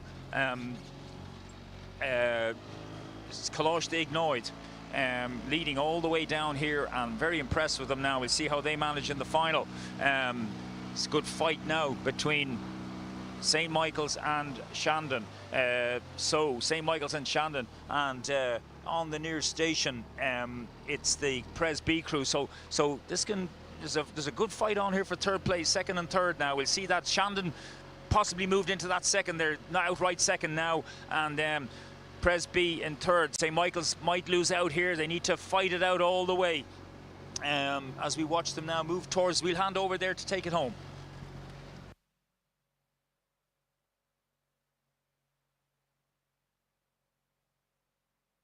Thanks there, Jerry. And we can see them now in our view. They've only got about 25 strokes to go, if even. And it's Coláiste Ignoid looking like they're still in the lead, but a challenge coming from that St. Michael's crew, who were in third place, but now taking a really good push. It's looking like Shandon are in after that. So really good good approach from St. Michael's. Shandon and Coláiste Ignoid were the 2 and 1.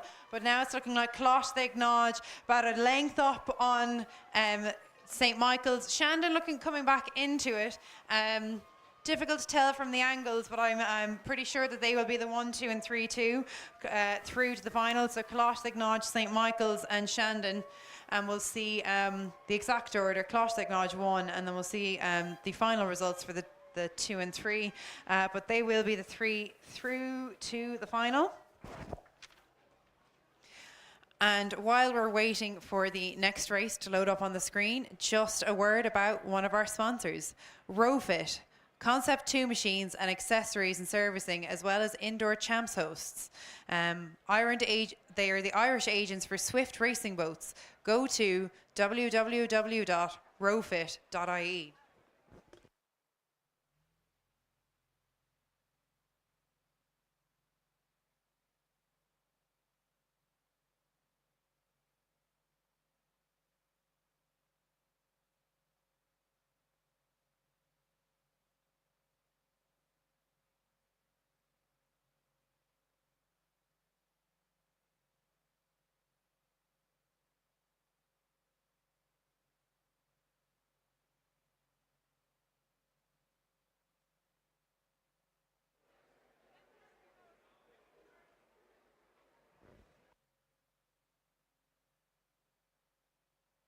So the next heat for the men's Junior 18-4 is underway. They're off the blocks and flying down this course towards us.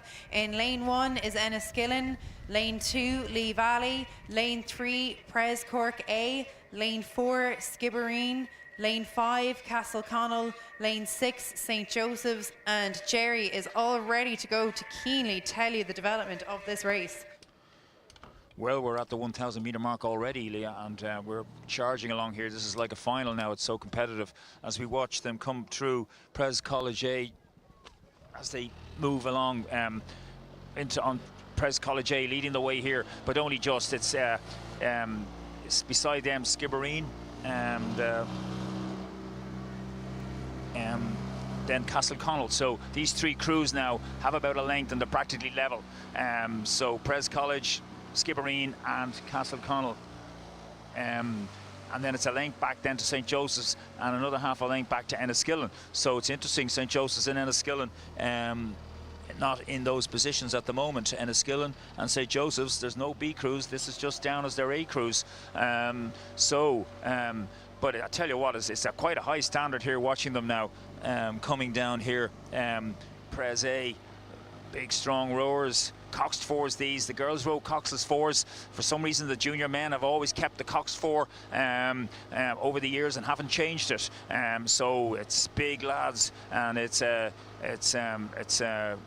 good warhorse this now as they move along. Pres A moving along beside Skibbereen. Nothing changed. They're absolutely stuck together here. And at the moment, it's Preze, Skibbereen and Castleconnell. They be in the qualifying positions. St. Joseph's on the inside, mounting a bit of an attack, and Enniskillen, and they're well able to do that. But it's St. Joseph's nearer to the bunch now to come back, reel them back in as we move through 1500. There's nothing in it at all.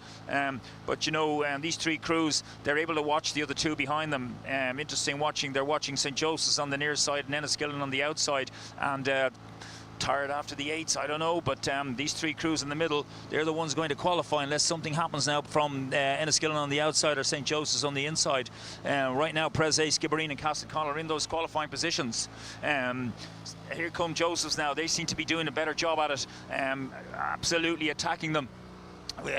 They're overlapping now, so we might see a massive charge here from St. Joseph's, the Bish from Galway, but they're really mounting a massive challenge, and they're really putting the others under pressure. There'll be tired crews arriving at the start for the final, but no, I don't think it's going to happen. Actually, Enniskillen now having a go. They're look at this. I knew these two crews wouldn't sit back and let it happen. We'll just watch this come towards you now. We'll hand it over, but this is absolutely good stuff now. Can Enniskillen get back up on top of the other three that have led all the way?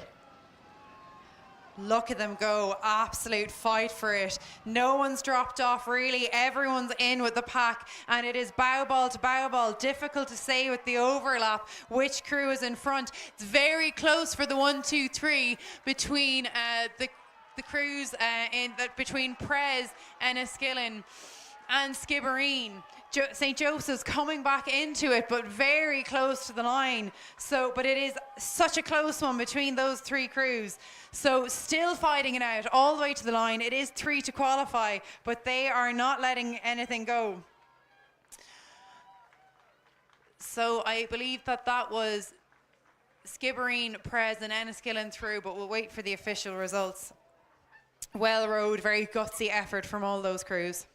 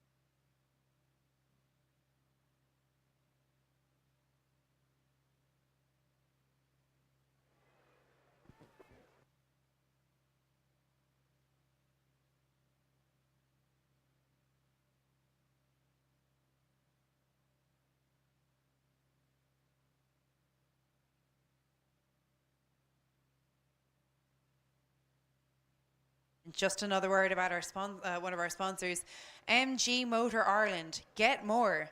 Official vehicle partner of Rowing Ireland, supporting their initiatives to drive awareness and participation in the, and their participation in the sport, while also championing sustainable mobility solutions. Go to www.mg.ie.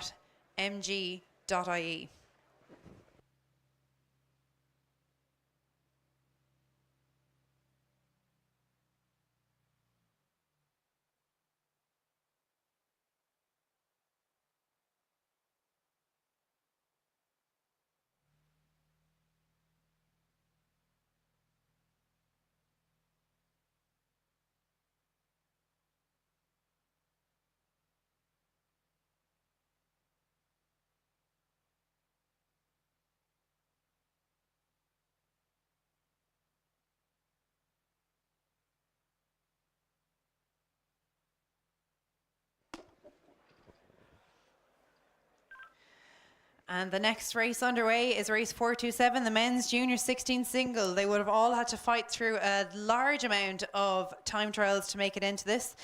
So in lane 1 we have Clon Melrick. In lane 2, Cork O'Connor. Lane 3, Cappoquin McGrath. Lane 4, St. Michael's O'Byrne.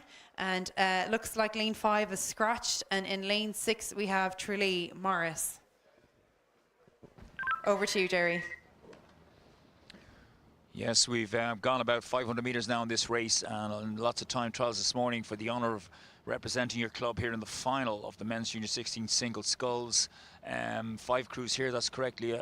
Kirby, Kenmare, for some reason not lined up.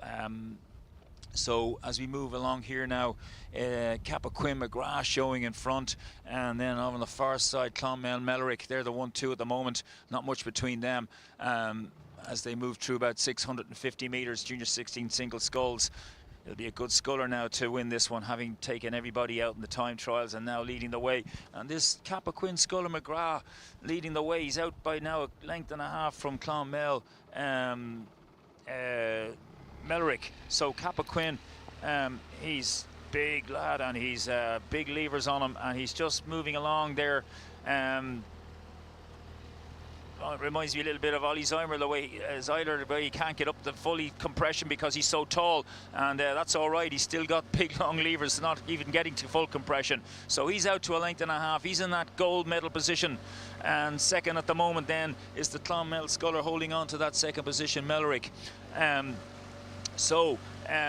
St. Michael's then, O'Byrne in third, with Tralee on the near shore, Morris fighting it out for the bronze medal. So that's the 1, 2, 3, 4 with the Cork sculler, O'Connor in fifth. So we're watching it now through halfway, 1,000 metres gone, and Cappoquin, McGrath continues to lead. He's got 2 to 3 lengths, and he's just pushing the boat along, and he's making it look very easy now. Well done to him indeed. And he's got about that 3 lengths he's holding on. But lane 1 now, Clonmel, Mellerick has been gobbled up by the other 2 guys fighting it out. So we've got Mellerick from Clonmel, St. Michael's Byrne, and Tralee Morris very close to each other. Clonmel still holding on to second from the St. Michael's from Tralee. So they're all overlapping. So that can change dramatically very easily over the next 500 metres or so. And you know what, they're beginning now to close up a little bit on the Cappoquin sculler. I thought he would stay out there now, but there's a little bit of a move on the far station from the Mellerick and Clonmel. Still a couple of lengths, so we'll watch that and see if he comes back.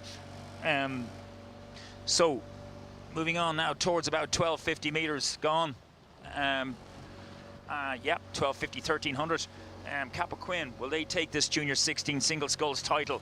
It's a big one to take, because I tell you, there were so many entries. It's one of the largest entries of the whole regatta, and it'll be an honour for him, for McGrath, Cappoquin and the club. So he's holding on to that 2 lengths lead, and you know what, if the Clonmel sculler Mellerick looks over his shoulder, he could have a right go at him, but he's not going any faster at the moment. St. Michael's as well holding on to third. O'Byrne now outright from Tralee on the near side, and the Cork sculler's doing very well. O'Connor indeed, he's come back up a bit. Nobody made this final easily. They all had to get through a lot of time trials to be the top 6, so credit to everybody here for making it. 1,400 metres to go now, and it's looking increasingly more likely like Cappoquin are going to take this title now. He's got 2 minutes left or less to take this one home now. So McGrath, Cappoquin leading through 1,500, and St. Michael's doing well now, and he's coming back up closer and closer all the time to Mellerick from Clonmel.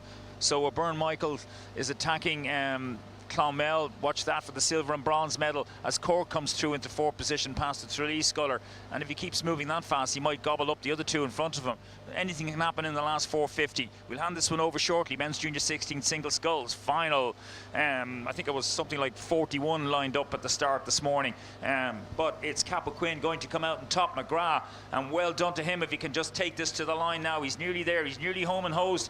Clonmel now pushed on again. He's holding on to second position outright, Mellerick, and St. Michael's in third position, having won the junior 18 quads. O'Byrne now looking to win a bronze medal in the 16s. He's holding off Cork, who's done so well in 4th, and Tralee in 5th. I'll hand this one over to you at the finish.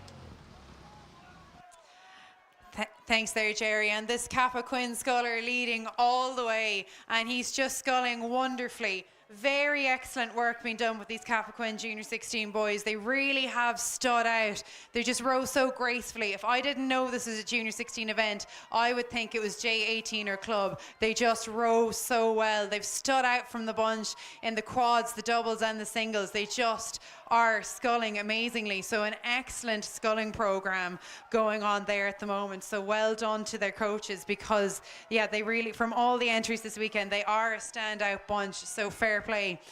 And here they come, or here he's coming to the line.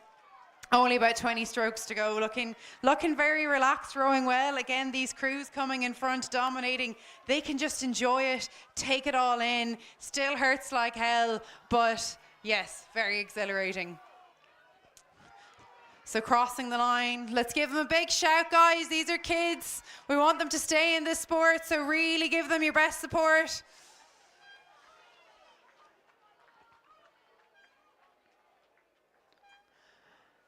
And congratulations to all those scullers for making it through to the final. There was a lot of entries, so even to get into the top 6 was a wonderful achievement.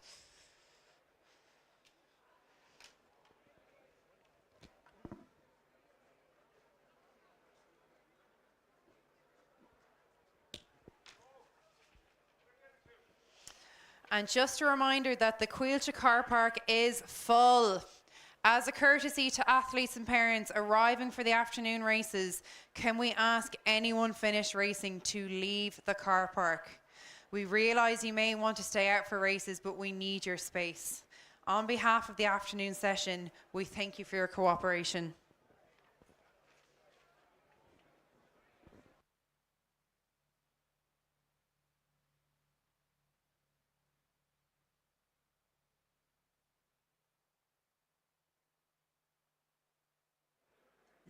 Next race on the programme is the men's inter-double. In lane 1, Skibbereen A. Lane 2, Commercial. Lane 3, Lee A. Lane 4, UG Boat Club A. Lane 5, UCC Rowing Club A. And Lane 6, UL Rowing Club. You can see them there on our screen. Over to you, Jerry. Yes, Leo, we're picking this one up rather late now in the last 500 almost, as University of Galway lead out here, lead the way home. This is the final men's intermediate double. Sorry we picked it up so late, but you would have been watching it on the screen anyway. So beside them, University College Cork. No, apologies.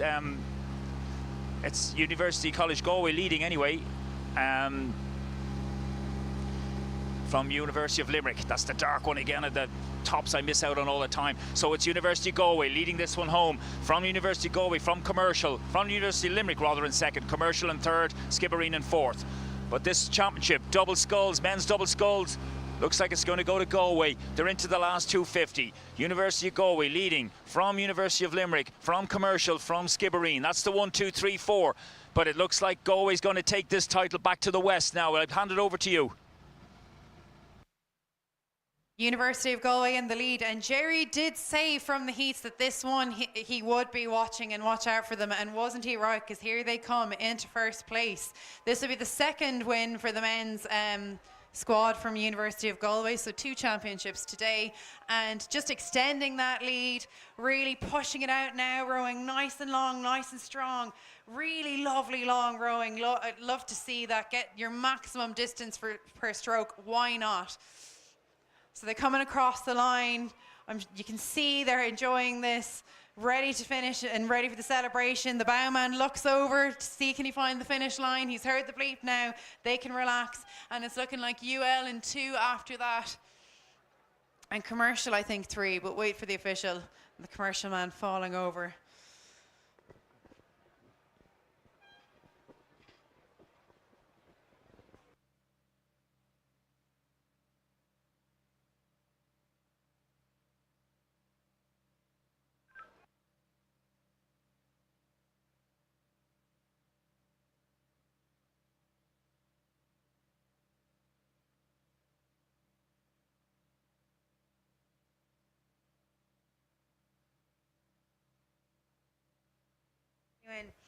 So the next race, they're nearly here. It's the Women's Club Skull. Lane 1, Neptune. Lane 2, Castle Connell. 3, Greg Namana. 4, Lee Valley.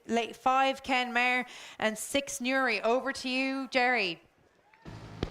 Yes, that's the tailwind now. A right good tailwind here for these girls in the Women's Club 2 Single Sculls final. Charging down the tracks now as they approach the halfway mark. Of course, with the way it's gone over the weekend, all these races bunched up every 5 minutes, so we don't have the same time gaps to get ready and all prepared for each race. That's the way it is. That's the way we have to run it. And as they approach us now through 1,000 metre mark, we're looking at them here now. Castle Connell looking good.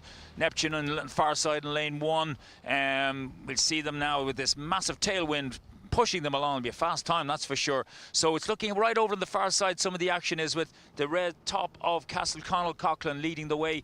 Neptune right on her stern. As we see them coming along here now, and then way over there in lane 5, Ken Mayer Sheehan. So we'll get a right good picture now in a minute. But you know what? Kilgallen Neptune possibly just about in front. There's a right fight going on, though. This is not over by any means. They've gone through about 1,100 metres, and you know they can get caught a bit now, and the way somebody will go, it's just really difficult as we watch this race. But it's Ken Mayer now pushing out Sheehan, moving out into a lead. The other scullers, they're getting caught a little bit there. She's just all of a sudden jumped out on the other 3 scullers. The Neptune sculler on the far side in lane 1, and beside her Castle Connell. Castle Connell now just pushed, well, Castle Connell and Neptune both neck and neck. If they could just get their act together, these scullers, some of them, and just move on and not get caught. We're watching now Ken Mayer about a length on the Neptune sculler, who's got a canvas on the girl beside her, Castle Connell Coughlin, and then it's a length back then to their sculler to their left, Greg Namana Brennan, and then another half a length back to the sculler from Lee Valley. So let's watch this now. But the Ken Mayer sculler Sheehan, it hasn't won this race by any means. We've gone through about 1,300 metres. The Neptune sculler, when she gets her act together, pushes on again, and she's now a half a length ahead of the sculler beside her in lane 2 in second position. So Castle Connell in third. Let's watch that now. So Neptune mounting another challenge here now. She's got going again, and she's pushing back on Sheehan from Ken Mayer. She's about 2/3 of a length off. That's nothing as we approach 1,400 metres now. As we watch this, it's a right good tailwind now. Just watching Ken Mayer, she's coping with these conditions a lot better. Kilgallen just needs to relax, push on.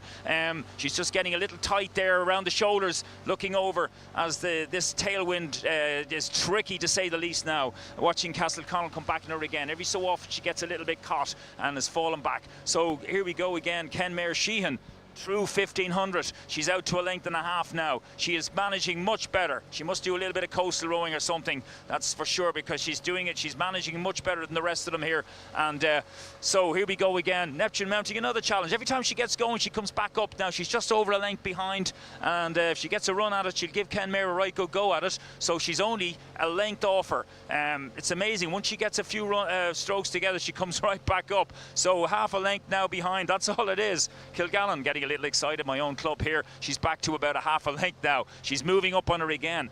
Will she get back on Ken Mayer? She just holds it together. Ken Mayer has pushed out, and they're overlapped though. This can go anywhere. We'll watch this one for another little bit. It's Ken Mayer Sheehan from Kilgallen, Niamh Kilgallen from Neptune. Niamh Kilgallen now pushed out in front. Neptune leading here now. All of a sudden, this girl has strength. She's got strength in the water when she can get her act together. She's only been rowing for a year, and she's already in the club in this race now. Club 2 Single Sculls. Neptune leading. They've got about 200 metres to go. I'll give you this one in a second. So she's up and out in front by a 2/3 of a length from Ken Mayer. Here we go now, about 20 strokes to go. I've got Pat Fearick, the president of Neptune, beside me. He's absolutely jumping up and down. I'll hand over to the tower. And it indeed is the sculler from Neptune, looking like she is out in front. Neptune Kilgallen, but just only strokes to go. It looks like she's going to take this in for the win. She's had a battle to the end, but she's taken it. And off she comes towards the front. Lane 1, first place, Neptune Kilgannon. Coping with the conditions well. You can see it's a bit choppy out there at the moment, a bit wavy, difficult conditions in a single scull. And there you are, the first bleep. You can always tell when Jerry's excited about a race because he doesn't want to drop it off. He'll take it all the way to the line. So very interested and very excited about that one indeed.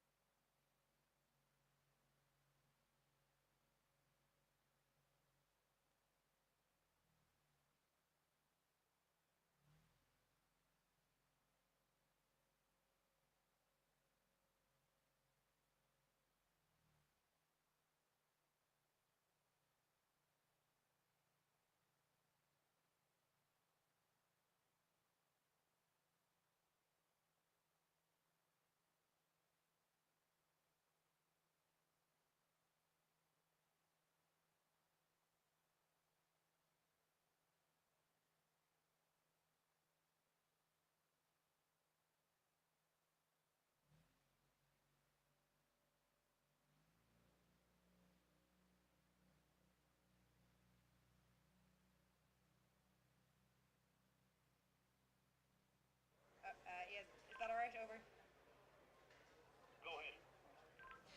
So underway now is race 430, the women's Inter 4. In lane 1, University of Galway Boat Club A.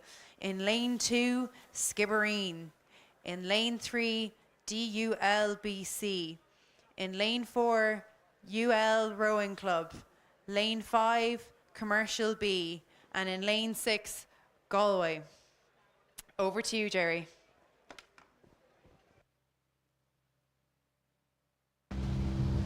Yes, thank you very much. Women's Inter coxed fours final coming down.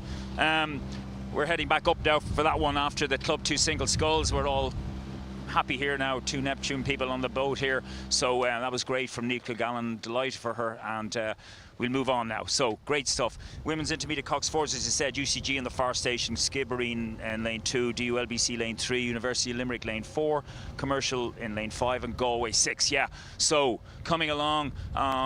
We didn't get up too far, so we're only going to pick it up, but you know, we'll watch it coming close. You'll be watching it on the screen now, so you're well versed there. And looking at it, don't forget the middle cruise will be the cruise that will have qualified, winning their heats. And out in front is lane 4, University of Limerick Rowing Club, and that's for sure. And they're leading the way here in this massive tailwind now as they push on towards the 1600 metre mark. University of Limerick, coxed fours, intermediate coxed fours with the cox behind them, steering the boat. And it's University of Limerick now well out. They've got a bit of clear water from DULBC beside them in lane 3. And then it's another half a length back to the crew right over on the far side, University Galway, and then a half a length back to Skibbereen, and then Commercial length back again and Galway. So it's University of Limerick though, this new superpower of rowing. Here in Ireland, as they move on, they've got a length and a half of clear water now from DULBC. You've got a half a length then from lane 1, University Galway. So this is 500 metres to go. We've gone through 1500. They know now they just need to hold on here, University of Limerick. They got a couple of lengths. If they weren't in this now, it'd be a tremendous race going on behind them. But they will be trying to get for outright second. It's University of Galway in that position, but only by a canvas from DULBC and a length back to Skibbereen. But let's watch this marvellous crew, this intermediate coxed 4 crew from University of Limerick. They're going to take this title in about 1 minute's time now, and we'll just watch them here now move away from us. University of Limerick, two and a half lengths, I would say, ahead of University of Galway, who've got about a canvas on DULBC, who've got 2/3 of a length on Skibbereen. I'll hand it over to you. And University of Limerick on their way to victory as they come towards us, coming into the enclosure now.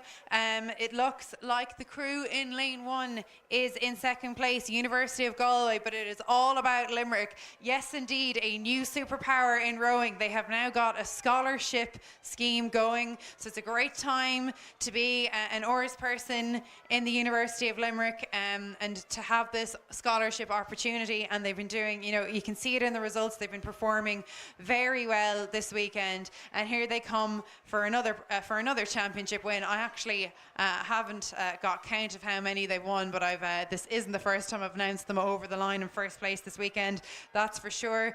Here they come, rowing very well, so strong, powering down, getting nice big strokes. You can see they are challenged with the conditions, but they're rowing very, very well as they come to their victory now. Any stroke.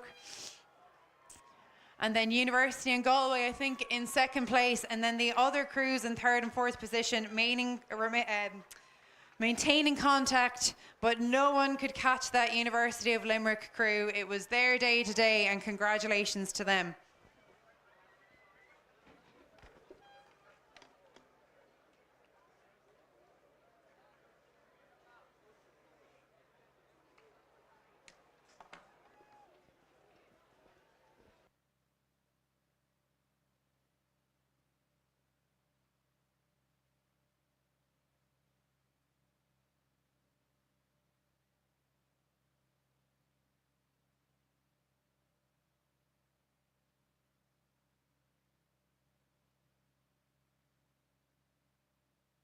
So next is a very exciting race, the Women's Junior 18-8 final. In lane 1, Cork. In lane 2, Shandon. Lane 3, Skibbereen. Lane 4, St. Michael's. Lane 5, Coxless. And lane 6, Enniskillen. So let's catch in with Jerry and see how these girls are progressing down the line. Yes, Leah, charging back up here for this one. Big race, as you say. Women's Junior 18-8s. If it's anything to go, if it's any way like the men's Junior 18-8s, we are in for a big one. And I know there's lots of supporters, family down there now waiting for this to come down at you.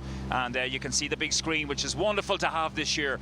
A great addition to everything on site. So these crews haven't got on the stake boats yet, so I think it's the first race today that we haven't got back up, or that we're going to get back. So what we'll do is, I'll tell you what, we'll get right back up right beside them for the start, and we'll take the action from the go, and that'll be great for you. I'm sure you'll love that, along with the pictures coming out there. So give me a couple of minutes, 2-3 minutes, and hopefully they'll be away.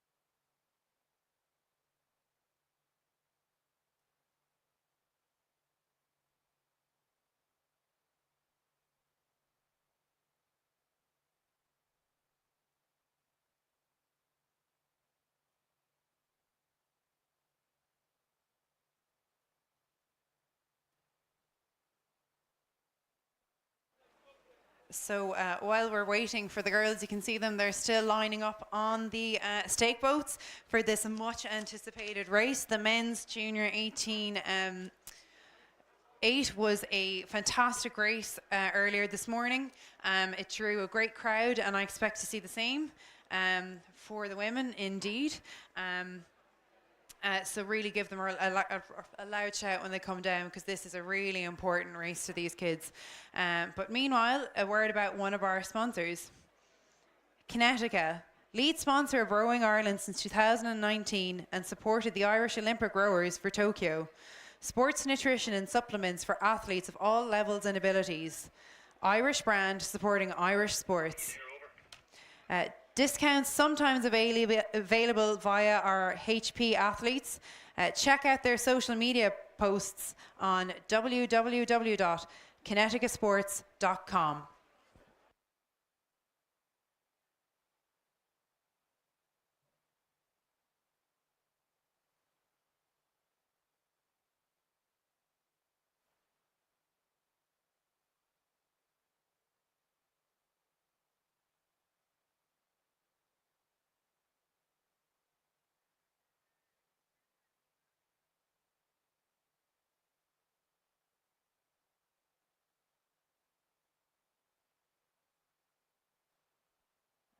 So, ladies and gentlemen, we've actually got the men's Club 2 8s lining up on the blocks at the start. So I'm not sure what's happened with the J18 8s, but I'm sure they'll be underway at some point today.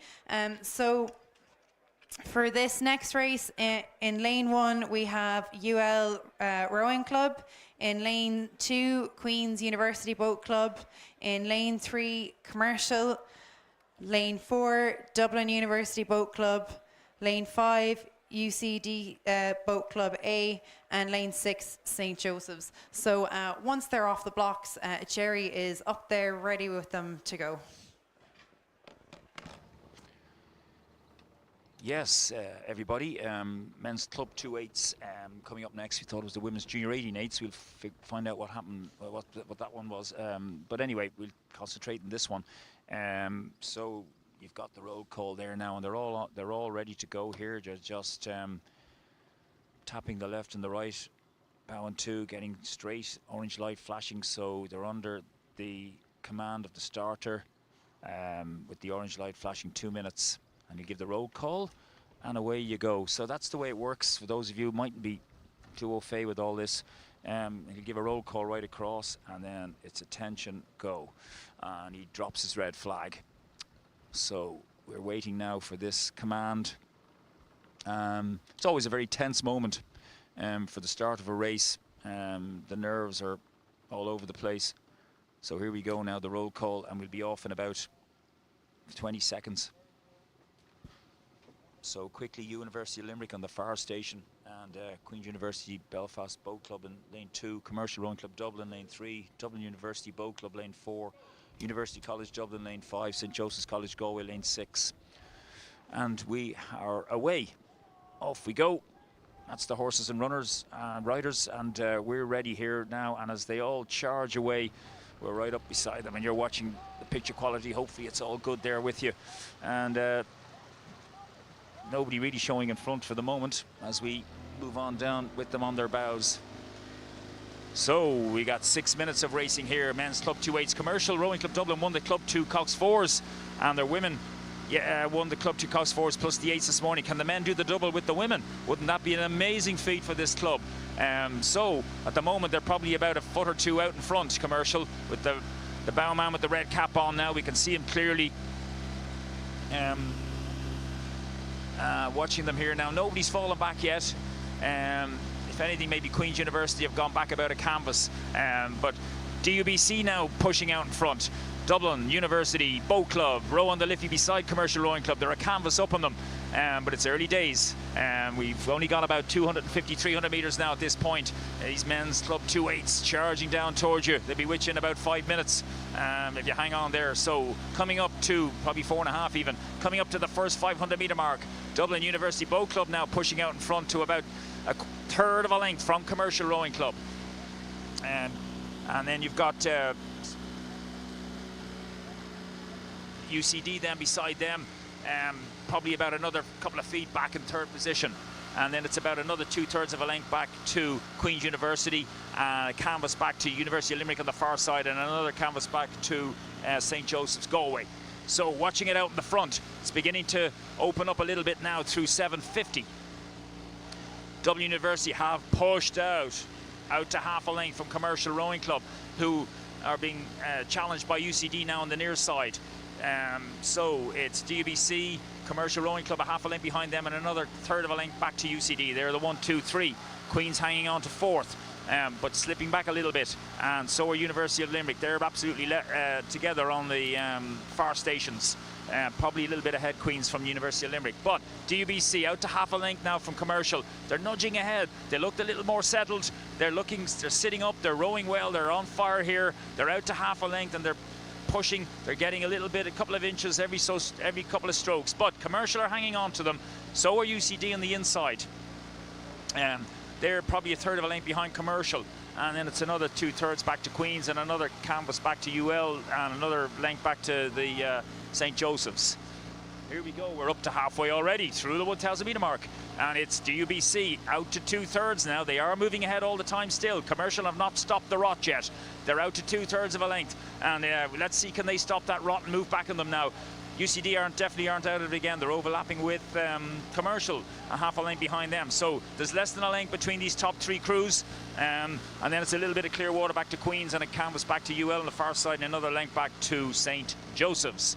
So we're well into this second half now. This is where all the winter's training comes in. This is where you're on fire, your lungs are burning, you want to jump out of the boat. The cox is telling you, no, not yet. You got to keep going here. So Commercial now have stopped the rot. Here we go now. That's stopped. DUBC have not gained any more. They're at half a length, 2/3 of a length. Commercial, smell them, they can see them there, and they're not letting them go anymore now. Let's see if that's the case, or will Commercial burn out and let DUBC move on. Let's see what happens as this sun shines down on top of us this beautiful day here in Inniscarra Lake. It's really warmed up now, and these oarsmen, they're loving it. This is what it's all about. It's DUBC by a half a length from Commercial, by 2/3 of a length from UCD on the near side, and then it's a little bit of clear water back to Queen's, and about a canvas back to University of Limerick, and a length back to St. Joseph's Galway. Here we are now. We're coming up to 1400. You're going to see this now. Well, you're working at the big screen, or you're online. I hope you're enjoying this all around the world, in Ireland, wherever you are. Men's Club 2/8 through the 1500. DUBC now have held on to that lead. I think Commercial have a challenge in them. I think Commercial are going to do something. I think, watch this now. It's not over yet. DUBC, they're in front. They've held that half a length. That can be eaten up, and they're out to a canvas, or a clear water now. UCD's game is up, I think. So let's watch the first two here. Who's going to win this Club 2/8? Commercial need to go now. They need to absolutely throw it at them. They need to start swinging punches. It's DUBC. Commercial are starting to swing. I can see the fight in them. They're absolutely having a go at them now. It's less than half a length. Can they do the double here in the Men's Club 2s? 4s yesterday, 8s today. Match the women. Let's see what happens now. We're coming up to about 250 metres to go. DUBC desperately hanging on here. Rivals on the Liffey. Oh, here come Commercial. Watch this, folks. It's not over yet. It's down to a third of a length, even a canvas. Whoa, watch this. We're coming at them. They're up around the 40 mark. They're screaming. These guys. Here we go. We're going to hand over to the line. And such a brave effort. DUBC have been held half a length up, but these Commercial men, they want it so much. The women have won the double already the weekend, and they want to do this too. And it takes an inordinate amount of work to pull up on an 8, but Commercial just are really charging down. They're a canvas up, but DUBC not giving up, and it's bow ball to bow ball. I think DUBC have just edged in front. Commercial are really going to have to dig deep and find something special, but both these crews are hungry. And what a fight from both these crews. Commercial really trying to take it back. I think DUBC got it by, must have only been a foot or two in that. A great performance from both these crews, and it'd be very disappointing to the crew that came second, because really there was a very gutsy hard row from those 16 men in particular.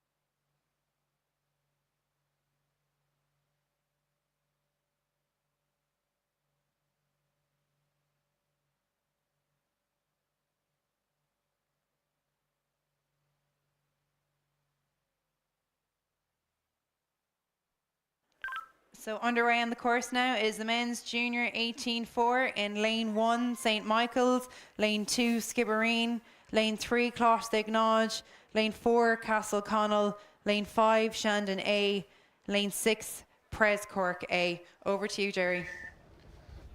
Thanks, Leah. Yeah, they've gone through the first 500 here now.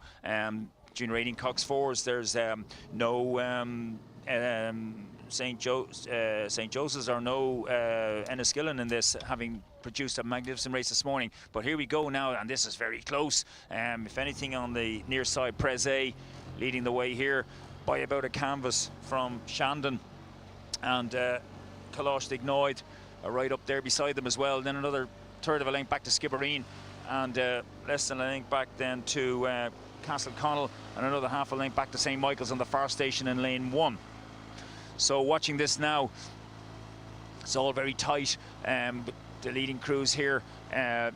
So on the near side, on the far side, on the near side, apologies, it's Pres Cork just about have their noses in front from Shandon, the two Cork crews, and then we've got Closhtig Nodge then in lane 3. So another canvas back then to Skibbereen, by no means out of it. These crews very close to each other, and then there's a little bit of clear water back then to Castle Connell and St. Michael's. So we come through now nearly at the 1,000 metre mark. This is a close race, Pres continuing to lead, but only just from Shandon. Right on the near side, on the enclosure side, that's where all the action is. Pres from St. Michael's, and I'd say they're nearly bed level through 1,000 metre mark now at this point. Men's coxed 4s, junior 18s. Watching them now go by. And now here comes Shandon pushing out in front. They've just about nudged in front from Pres, and then on Skibbereen then on the in lane 2 on the far side, just about in third position, but right beside the Closhtig Nodge crew. St. Michael's trying to have a right good go along with Castle Connell. They're not out of it yet. They're only about a length and a half off, but we just have to pull back a little bit with St. Michael's right over here on the far station, holding up 6th position. So as we go through about 1,200, Pres looking very strong on the inside. Shandon in the sky blue right beside them. So these two now out in front together, about a half a length ahead of Skibbereen and Closhtig Nodge, who are locked together over here in lanes 3 and 2. So we'll watch those 4 now as they move into a little bit of clear water from Castle Connell and St. Michael's. So Shandon now showing their noses in front. Can they take this title? Shandon, who have produced some really good quad crews now over the last number of years, recent years, and scullers, and they've really come on in junior rowing. Here we go again now. They're still out there. They're still producing. They're still doing well. They're just about in front of the Pres crew on the near side, but they haven't given up. And I tell you what, Skibbereen in lane 2 haven't given up either. There's a challenge in them, I guess. And Closhtig Nodge, who are locked together there in lanes 2 and 3. No change there now over the last 300-400 metres. We're coming up to the last quarter of this race now. This is where everything starts moving up again into oxygen debt very soon to charge for the line. Shandon now, they have pushed out. They have a half a length. Looking good for them, folks. I tell you, any supporters there from Shandon, they have a half a length. Here comes Skibbereen. Oh, look at this. Told you not to give up on them. They're in second now, outright second, a half a length behind Shandon, mounting a massive charge from Skibbereen. So Shandon from Skibbereen, a half a length back to Closhtig Nodge, but Pres fizzling out a little bit in the near side. Here we go now. I'll hand it over here. Shandon, half a length, but Skibbereen are coming back. You watch this. At Shandon and Skibbereen will probably fight it out, and Closhtig Nodge and the crew on the inside, then Pres need to keep up with them. I'll hand over to the tower. So coming down towards us now, you can see them just in front. It was close between 4 crews for quite a while, but 2 have broken away, Shandon and Pres, and in particular Shandon just in front, but not comfortably. They're going to have to really work because Pres are a serious threat. Can very much be taken. Whoever has the better sprint in them is going to take this race. So I would say go now, guys. Go, go, go. Because before, if you blink, it could be taken away from you. Give it everything you've got. Empty the tank, because it's all about to end in only about 10 to 15 strokes. And they're really, really working. You can see the Jez and Skibbereen really trying to come back into it again. Skibbereen looking good, with the Shandon crew still half a length in front, rowing really well. Very gutsy performance, putting the hammer down. Let's see them come to the line, and they're pulling up in front. They're breaking away from the pack. It's tight for second place between the other three crews, but it is Shandon 4 across the line first, and you can just see the delight as the sculler, or as the stroke man just smacks the water. Wonderful feeling, fantastic race, tight for very long, but it was this Shandon crew who broke away and got in front in the end.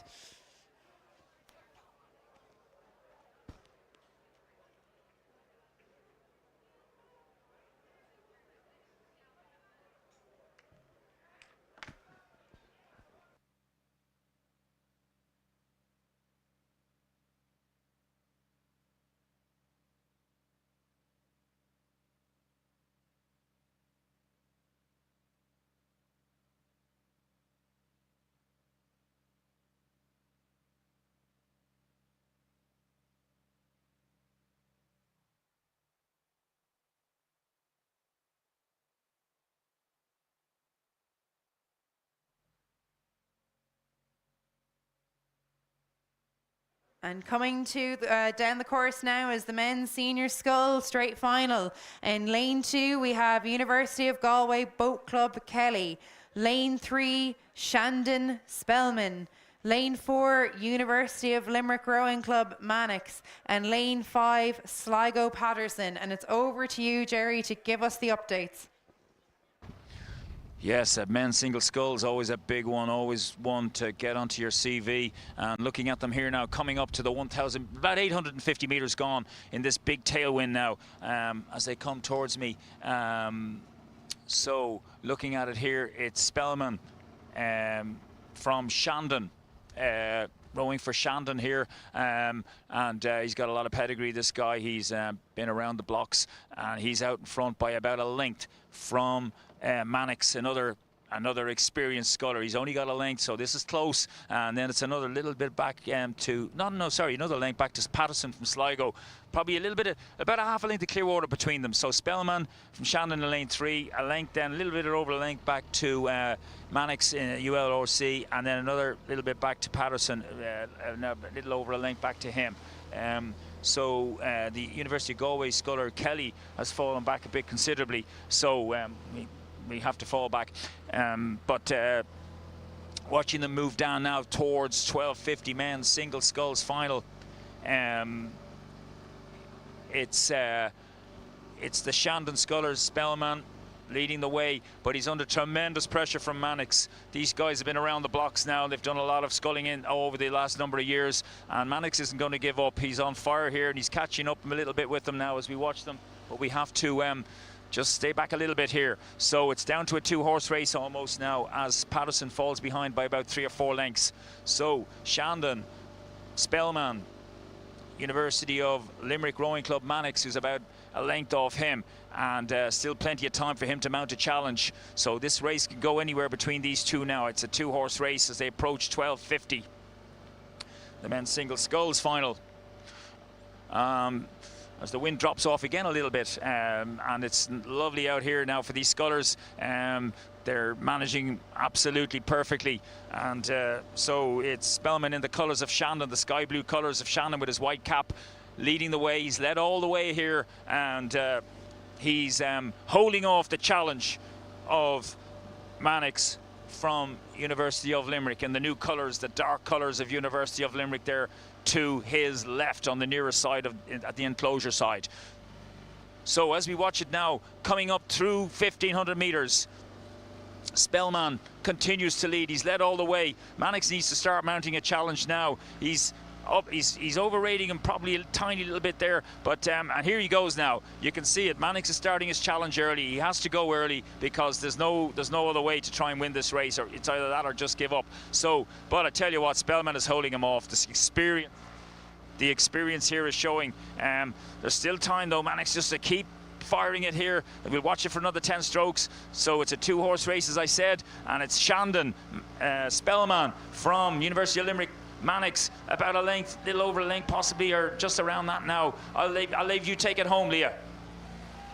Yes, and here they come. It's a 2-horse race. Shandon Spellman versus Mannix Limerick. There's a length between them, but length is nothing in a scull. You can move your boat a long way with a good push in a scull. So Shandon is in the danger zone. He's going to have to go. He has responded to this challenge from Mannix of University of Limerick, and only about 150 meters to go. Shandon is holding it.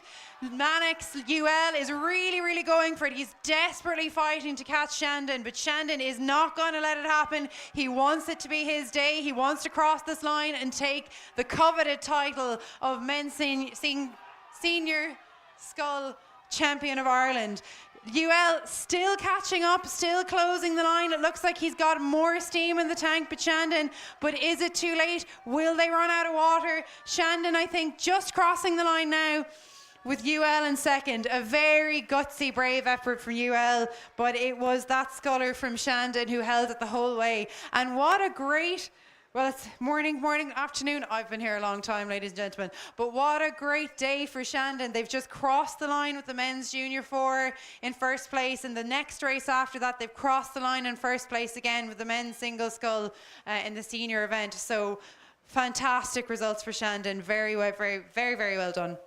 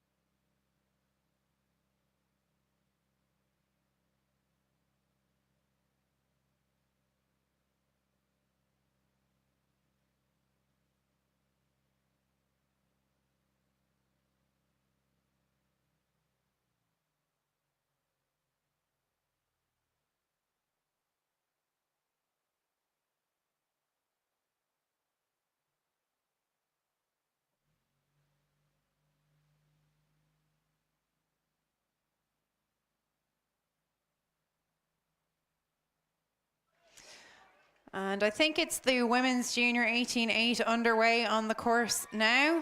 And we'll hand it over to Jerry to let us know how they're doing once he catches up to them. Yes, the women's junior 18-8s now, they've gone about 500 metres at this point, and as you mentioned, Cork in lane 1 on the far side, then Shandon, Skibbereen, St. Michael's, Limerick, Coxed, Ignoid, Galway and Enniskillen on the enclosure side. And looking at it here now coming towards me, it's looking like it's Skibbereen in lane 3, and beside them St. Michael's in lane 4. In fact, St. Michael's leading the way here with Skibbereen in second, and Enniskillen not too far behind. But we'll get an absolute update now as you're watching the photo pictures, live pictures being beamed at you there wherever you are around the world in Ireland. Big screen down on the enclosure. But here we go now. It's about 800 metres gone now. This tailwind picking up again a little bit. Enniskillen on the inside, edging in front now beside St. Michael's. Probably nothing in it at all. And then it's about a third of a length back to St. Michael's and another little bit back to Shandon on the far side with Coxed Ignoid, and then a Cork Boat Club. So watching it here now, St. Michael's beginning to, the Limerick crew beginning to nudge in front. So is this their big day here? Another big day for them.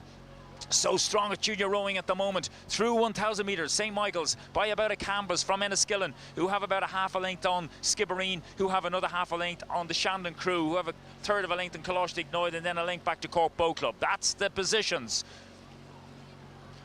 moving along now. St. Michael's leading the way here, but only just.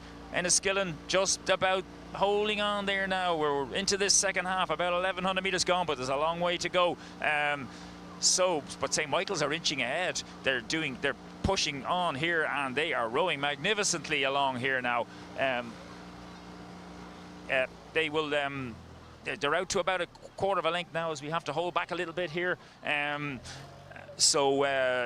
You're watching the pictures though, which is great. I'm looking from the drone, hopefully, and seeing a little overhead shot. But it's St. Michael's about a third of a length from Enniskillen, and then it's by no means out of it is Skibbereen. Then they'll have their usual mighty charge at the end. They're about a half a length off that again, and Shannon another half a length off, and then the Coláiste Ignoid, and then Cork Boat Club right over here at the far side. And that's the reason we're holding back here, because we don't want to be giving them anything, and we're just pulling back for a little bit, and then we catch up again.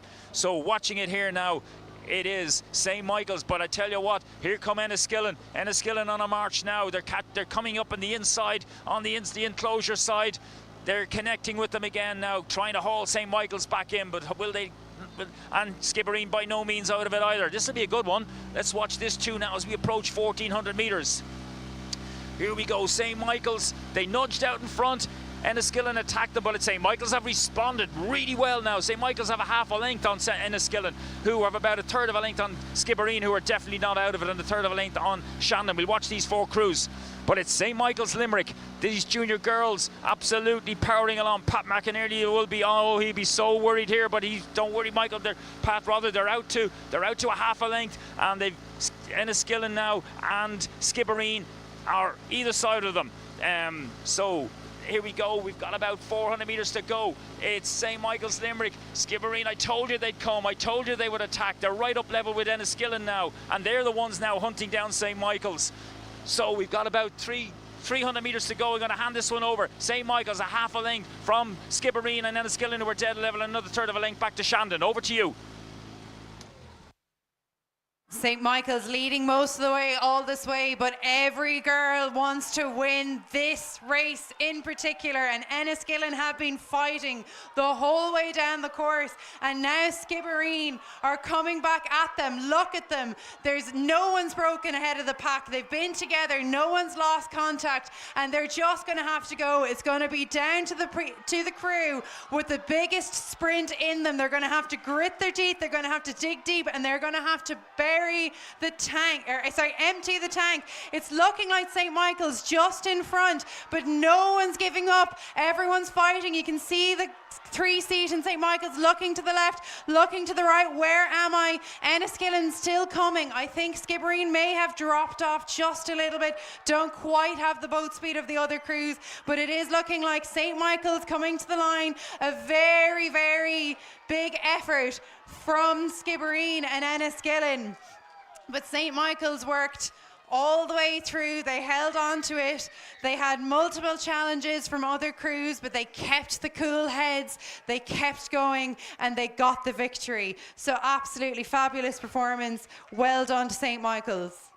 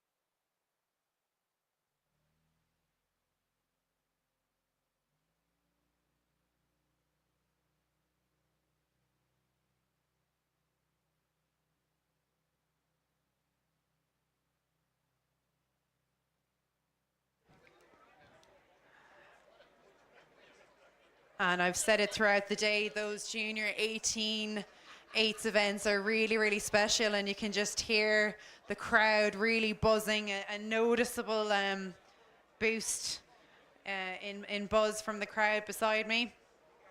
Jerry's making his way back up the course now, getting to the final race before the much needed lunch break, I would say. And while he's en route, just a note from one of our sponsors. Avison Young Real Estate, global real estate advisor and long-established business in Ireland, with offices in Dublin and Belfast, advising clients across all sectors of commercial property through its multidisciplinary teams. Go to www.avizonyoung, that's AVISONYOUNG.ie. That's www.avizonyoung.ie.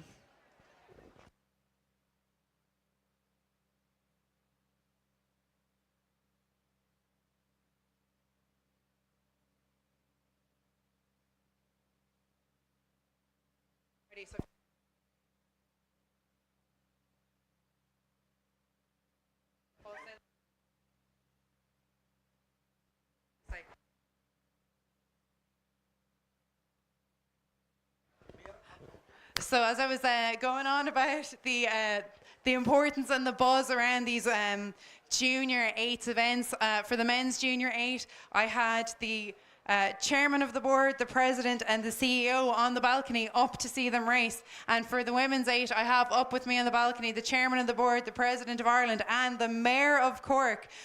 So really important event, and well done again to St. Michael's. And thanks very much to the Mayor of Cork for paying attention to our minority sport.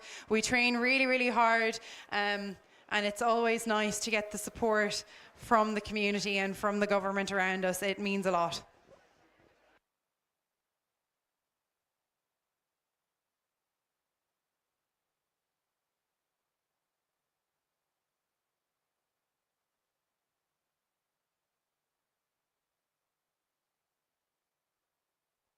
And the men's para single is underway. You can see it there on your screen. In lane 2, Galway, Halliday. In lane 3, Galway, Ewan. Hope I got that right. In lane 5, UL Rowing Club, O'Donnell. And once Jerry gets up to them, he will let us know how they are commencing. Yes, Leah, they're on the way down here, the 3 para rowers, and we've got PR1. We've got 1 PR1 grade and 2 PR2. PR1, the rowers have minimal or no trunk function, and they primarily propel the boat through arm and shoulder function. Yeah, these rowers, they're poor sitting balance, which requires them to be strapped to the boat seat. So that's PR1. And then PR2, they're rowers that they've got functional use of the arms and trunk. They've got a weakness and absence of leg function to slide the boat. So that's the difference between these PR1 and PR2 rowers coming down. And it's great to see a race here now, and it's a growing part of our within the rowing of all the grades we have here now that Rowing Ireland are promoting. So that's great to see. So, and great credit to Galway Rowing Club. They're doing a lot of work there. Deirdre O'Hara I know well, who's involved in that. So we've got Halliday from Galway, as you mentioned. He's the PR1 category. Galway Ewan is PR2 and UL O'Donnell is a PR2. So looking at it here in lane 2, is Halliday from Galway. He's on the far station, but out in front is the other PR2 sculler O'Donnell from University of Limerick, and then in third position is the PR2 sculler Galway Ewans. So they're moving on down here now. They're gone about 750 metres in this glorious afternoon, watching them here now. And these boats are set up for these athletes in a specific way, and it's a, you know, they will have geared it to such a way where they can manage it to the best of their abilities. So great to see them out here now, and it's a 3-boat race. And leading the way, though, is that PR2 sculler O'Donnell from University of Limerick on the near station. He's got about 3 or 4 lengths from Ewan of Galway. So the Ewan of Galway and O'Donnell of Galway are both the PR2s. And Halliday is a PR1, so, and he's doing incredibly well here on the far station in lane 2. well spread out here now. These boats are mostly a Wintec boat brand, and you can see they're all in Wintex, I think, yes. And you know, as this develops and grows, and there are Olympic categories as well, not for everyone, but for some of the grades, and this will grow. This will definitely grow for Irish rowing, and sending more para rowers. Of course, Katie O'Brien has done so well, winning world championship medals in her single, and you know, she's well known out there in world rowing, and one of the stars of para rowing. So, glorious afternoon here now down in Inniscarra Lake, the last of the morning rows. We've been going since 6:45, and this is the last of the morning rows, and we'll try and grab a cup of coffee or tea, whatever one of us. I'll grab a coffee anyway, but we'll watch this now progress down towards you. We've gone about 1,300 metres, but way out in front, there's no doubt about it, O'Donnell from University of Limerick, the PR2 category, leading Ewan from Galway Rowing Club, the PR2 category, and then another few lengths back to Halliday from Galway PR1. No change there now. They're well spread out, and it's great to see them coming down here, and we want you to watch them coming in, and as many of you as possible celebrate this race coming in towards you now. And it's looking obvious at this moment. O'Donnell and the University of Limerick sculler well out in front now, barring any disaster, will continue to lead this down and take victory. But let's see what happens now. He's got about 750 metres to go. So moving on down the course, you can probably see it on your screens now, and of course, you know, they're always looking for new athletes to be included in this para rowing, and it's a great way to be involved for these athletes as well and continue on in sport. And as I mentioned, Galway Rowing Club are a great promoter of the para rowers, and we need to see more clubs buying into this and it growing, and I'm sure it's going to happen over the short term now as we move along. So it's O'Donnell, as I say, continuing to lead on down now with 500 metres to go in this race. And these athletes are spread out now, and you know what, it's great to see them here today, and it's this is giving them lots of experience, understanding how to race, understanding the sport, how to rig the boat better, and to get faster. Ultimately, that's what it's all about. So as the second sculler enters the last quarter of the race, that's Ewan's from Galway. Ewan, he's into the last 500 metres now, and O'Donnell continues to lead. So as we head down now, O'Donnell has about 300 metres to go now, and you'll see him coming right into view. You'll see him on the screen, obviously, but for those of you in the stands there in the enclosure, you will see O'Donnell, our para rower, coming in, and I think when they do approach the finish line, these guys will deserve a massive round of applause for producing this race for us today, and it's great to see. And as I say, it's a growing sport. We'll see more of this over the coming years.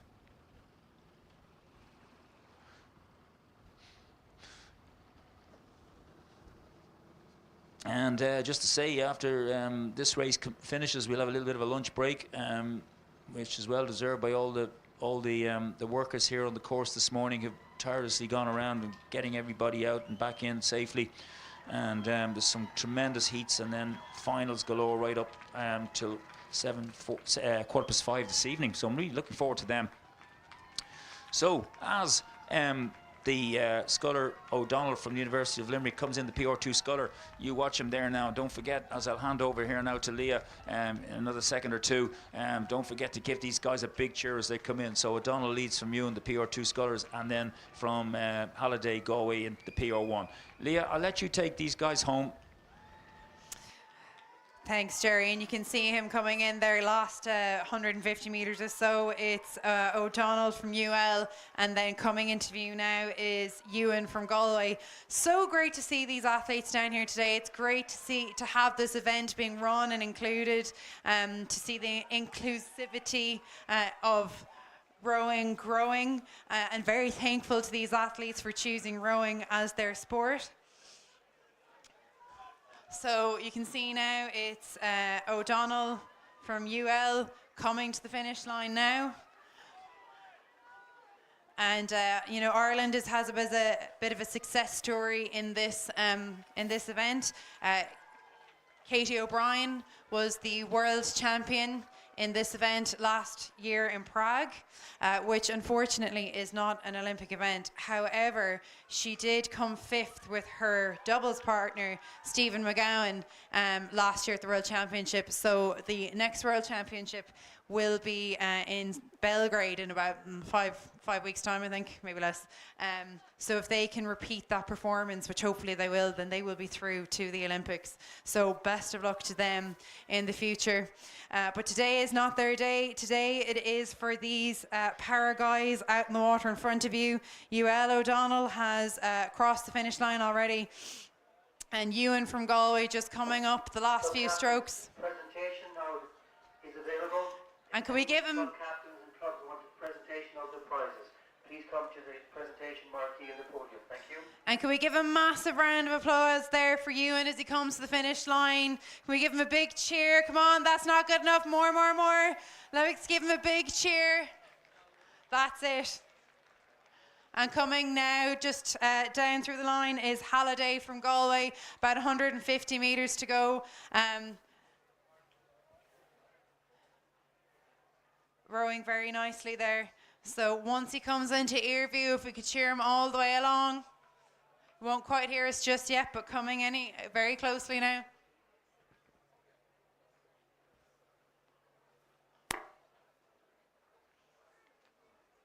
Oh. No way! I'm dying, my budget is so low. I heard you say that. I went, we can fix this. Oh, you're legend. Legend. Right, big cheer for him, everyone. Make sure he can hear it. Nice and loud. Those of you can whistle, please continue to whistle.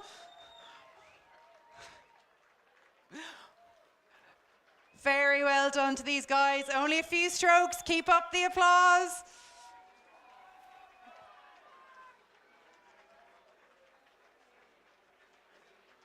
Brilliant. You can see him having a look over. He's seeing the crowd. He's waiting, looking out to see, can he find the finish line? And there he is. Well done, guys. Phenomenal. It's hard enough to row 2K when you're rowing with your legs, which are the biggest muscles in your body. So absolutely fantastic. Well done.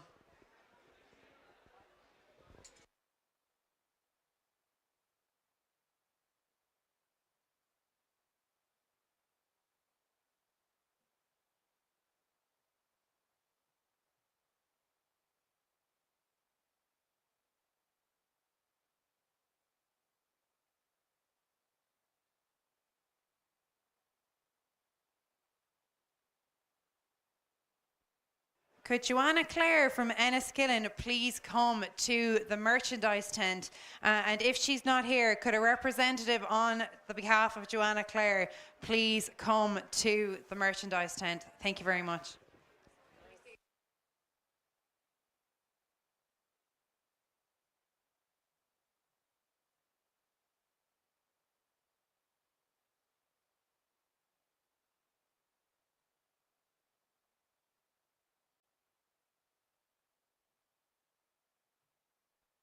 Just a reminder, ladies and gentlemen, as we come into our lunch break, the Quilter car park is full. As a courtesy to athletes and parents arriving for the afternoon races, can we ask anyone finishing races or finished races to leave the car park? We realise you may want to stay for the races, but we need your space. On behalf of the afternoon session, thank you for your cooperation.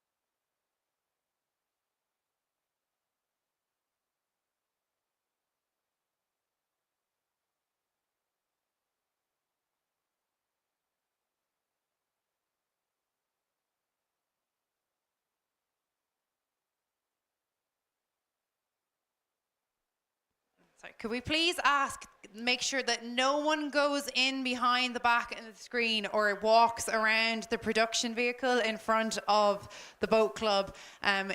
People have been pulling wires by accident, and we've lost connection to the screen for 2 races. So please cordon away, don't go in behind the screen, and don't get too close to the vehicle, or we may lose visuals on the races this afternoon. Thank you very much.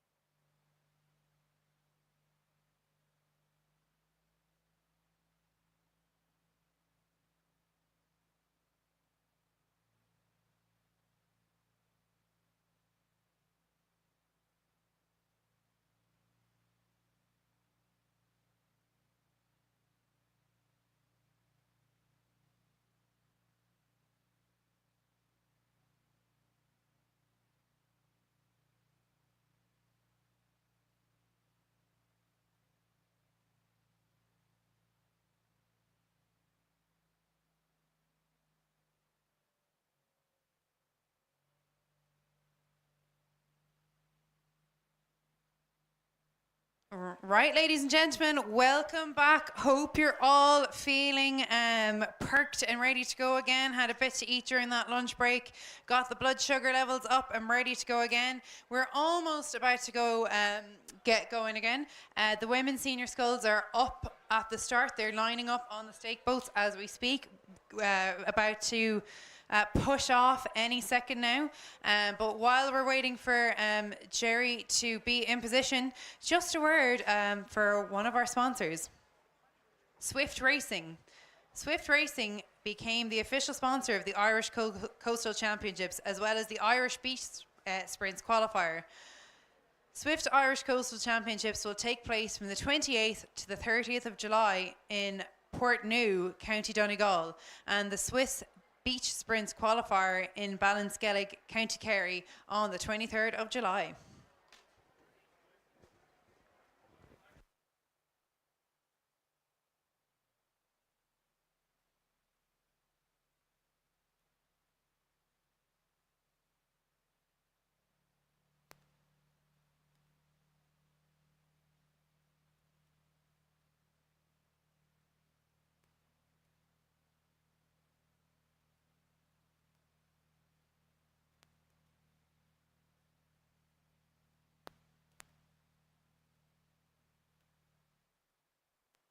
And if you look to your screens now, you can see the ladies are ready to go. I'm sure they're anxiously sitting there at the stake boat, taking a few deep breaths, keeping their cool, getting ready to go.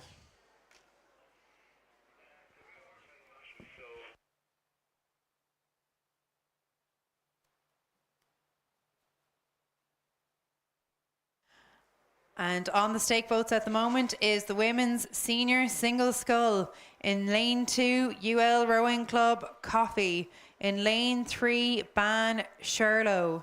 In lane 4, Kilorglin Dukarska. In lane 5, Fermoy O'Mahony. In lane 6, DULBC Healy. And once the starter sends them off and pushes them off, we have Jerry at the top ready to give us the down low. Yes, thanks, Leah. Just a slight delay as they line up these sculls, getting them aligned. So I thought they were going to go off there earlier than this. Anyway, that's no problem. As we wait for this women's senior single sculls final to start. Just getting them aligned now, and away we go very soon. These girls are all very experienced, so they know exactly what to be doing. So the half 2 race, the 2:30. So we're ready to go very soon. We're right through up till 5:15. So we've had a long morning. And for those of you who've been with us all day, we're into the 7th hour, I think, of this long day of racing. And we're getting through it, and that's great. All these races are coming down every 5 minutes now throughout the afternoon. I'm still aligning them, though. It's a little slow to get them aligned. We'll be ready to go very shortly now. So women's senior sculls, as you mentioned there, Leah Commercial O'Donovan in lane 1 and the far station. Sorry, lane 1 is empty. University of Limerick, rather. Coffey in lane 2. Ban Sherlow 3. Kilorglin Dukarska in 4. We know these names. From O'Mahony in 5. DULBC, Grace Healy in 6. And the near station in the yellow M Packer. So here we go now. The first race of the afternoon. It's a straight final women's senior single sculls. And we are off.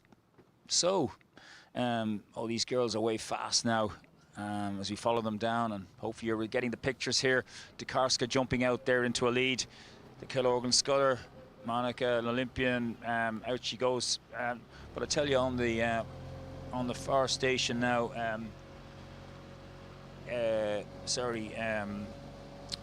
on the far station in lane 2, Coffey, University of Limerick got off to a good start as well. But Monica Dukarska showing her experience here now in the Kilorglin colours in lane 4 as we move up alongside them now. And these girls are all straight down the tracks now, lots of experience.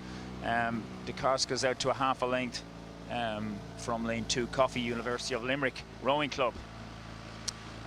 Probably only about a half a length now. Coffee's doing very well now, staying with Dukarska, and they got just a little bit of clear water now to ban Shirlow and Grace Healy and DULBC on the near side. They're dead level. Healy, of course, winner of the intermediate sculls already this weekend, and then another half a length back to Fermoy O'Mahony.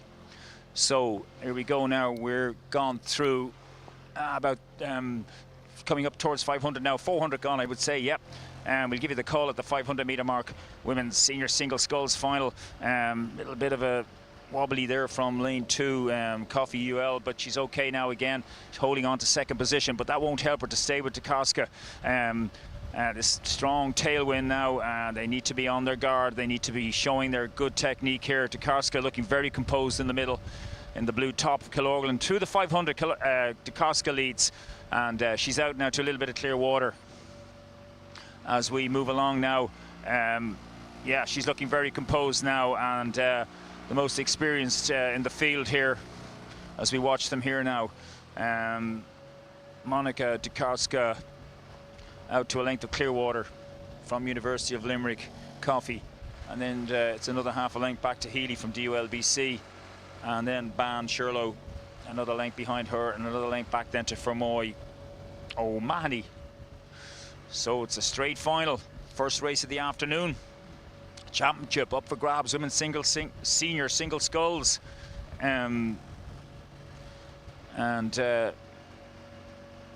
we move on down into 750 meters gone,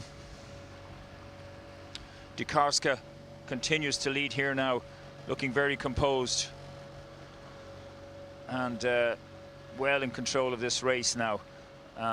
She can just sit there and watch the others as University of Limerick sculler on lane 2 in the far station holds on to second position from Grace Healy on the near side from DULBC by about a half a length, and then a half a length back to the Ban sculler, another length back to the Fermoy sculler. So Dukarska now taking her rate down even more, and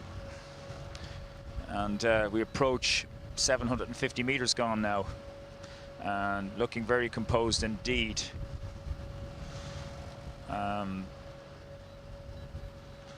So nothing changed here at all. There's nobody having it. Well, if anything, Healy on the inside now is moving up into second, challenging the sculler in lane 2, University of Limerick. Dukarska now well in control. She can react if there's any threat. Anybody comes on an attack, trying to attack her. So she's well in control of this. Only rating 30 strokes per minute, so she's plenty in the bag there to throw back at them if they do attack her. Good race on for second behind her though. These girls are fighting, and it's lane 2, Coffee and Healy and DULBC practically beside each other now, either side of the course, with Ban splitting them there in lane 3, about a half a length behind them. But they're still 2 to 3 lengths behind Dukarska. Monica Dukarska leads the way here through 12:50 in the final of the women's senior single sculls, and she's done very well at coastal rowing, of course, and an Olympian in the pairs, and she's got lots of pedigree behind her indeed. So as she heads on down the tracks here now, showing her experience, just doing what she has to do, staying ahead of these 3 scullers who are practically dead level. If Monica wasn't in this, it'd be a great race between UL sculler and Ban sculler and the ULBC sculler. Nothing between them at all for second, and no doubt these girls will race each other for that second position. There's no way they won't. There's a good race going on for that now. If anything now, Ban beginning to show right up there as DULBC. Healy falls back a little bit and will length off the other 2 girls on the far side, Ban and University of Limerick, who are dead level. But Dukarska just sitting on them. She's just watching them, and this is nice. And for a senior single sculls championship, she's rowing very gracefully indeed, sitting up, composed, and just doing what she has to do. These conditions, tailwind, And you can clip a wave, and you can flip and all sorts of things. But she's got lots of room there. She looks very comfortable in her boat, in her setup, indeed, compared to some of the others. And she's got lots of room there, well set up at 1,500 meters gone. So we'll watch it for another few strokes here. Women's senior scull final. Kilorglin, Tokarska, looking very, very good. Just keeping that 2 lengths. I'd say she could pile on the pressure now if she had to. Whether she will or not now, I don't know. She'll just do enough to win it. But there's no attack coming. There's nobody mounting an attack. Ban has moved into second, taking that outright second, but only by a half a length from DULBC, and another half a length back then to University of Limerick, and a length and a half back to Fermoy. So, just hand it over to you there now. Women's senior scull final, the first final of the afternoon. Tokarska from Kilorglin, about 40 strokes out from the line, holding on to that couple of lengths, and looking so much in control. She can do anything. She can just put on the burners if anything happens. So I'll let you watch this home to the finish.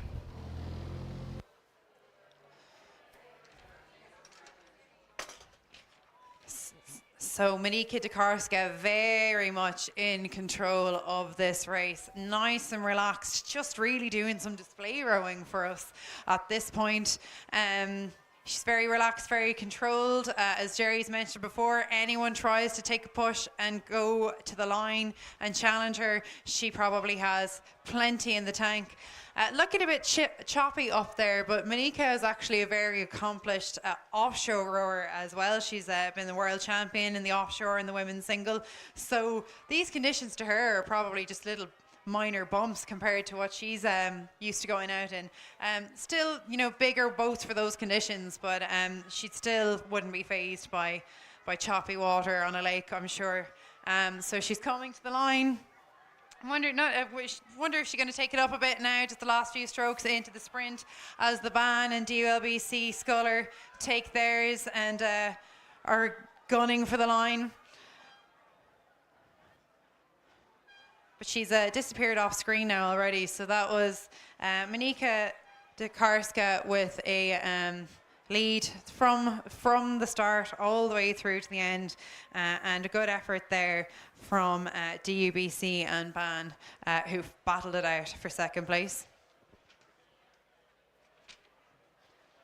And just before we get going with the next race, just a reminder to people, please do not go and walk behind the main screen. Keep it clear. People have been stepping over wires and unintentionally pulling them, and we have lost coverage from the big screen. So please, please do keep away. Do not walk behind the large screen.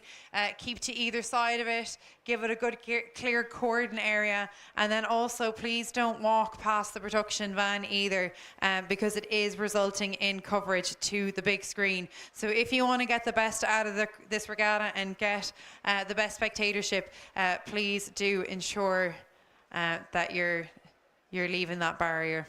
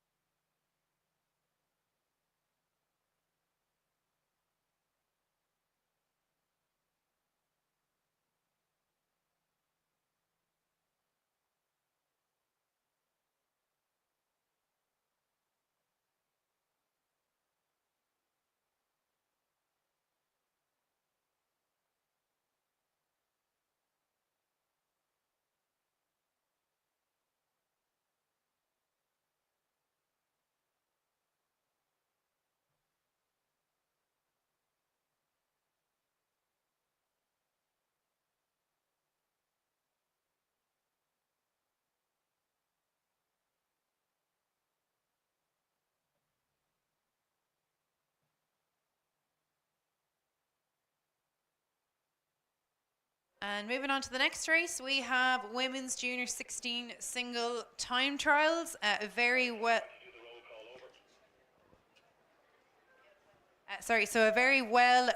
entered event, very well attended. So there's going to be 8 time trials in total.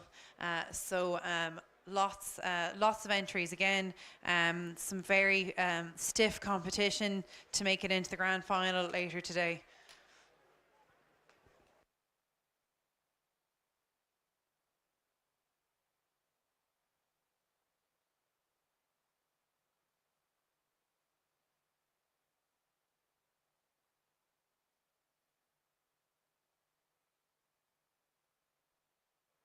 And the first time trial on its way, you can see it on the screen now. In lane 1, Commercial, O'Donovan. Lane 2, Athlone, Rocket. Lane 3, Garda, Costello. Lane 4, Athlone, O'Grady. Lane 5, Lee Valley, O'Sullivan. Lane 6, Ban, Smith. So we're back up here now. We've got 8 races of women's junior 16 single sculls time trials, 46 entries, and the top 6 will go to the final. And at the moment now we've got Athlone Rocket leading the way here in this one. She's going like a rocket, and on she goes down lane 5 in second position. Lee Valley O'Sullivan about a couple of lengths behind her, and then a length back to the girl in lane 4, Lee Valley in lane 4, which is Athlone O'Grady. She's the second sculler from Athlone, and then it's another length back to the sculler way over on the far side in lane 1, Commercial O'Donovan, and a half a length back then to the sculler in lane 3, Garda Costello. So coming along here now in this time trial, Athlone continues to lead. Rocket, she won the doubles yesterday, so she's got a lot of pedigree. She knows how to do this. She knows she's a winner, so she'll be trying to get down here as fast as she can, make the top 6 later on. Moving along nicely in lane 5 then, we have O'Sullivan from Lee Valley in second position, not too far behind her, a couple of lengths.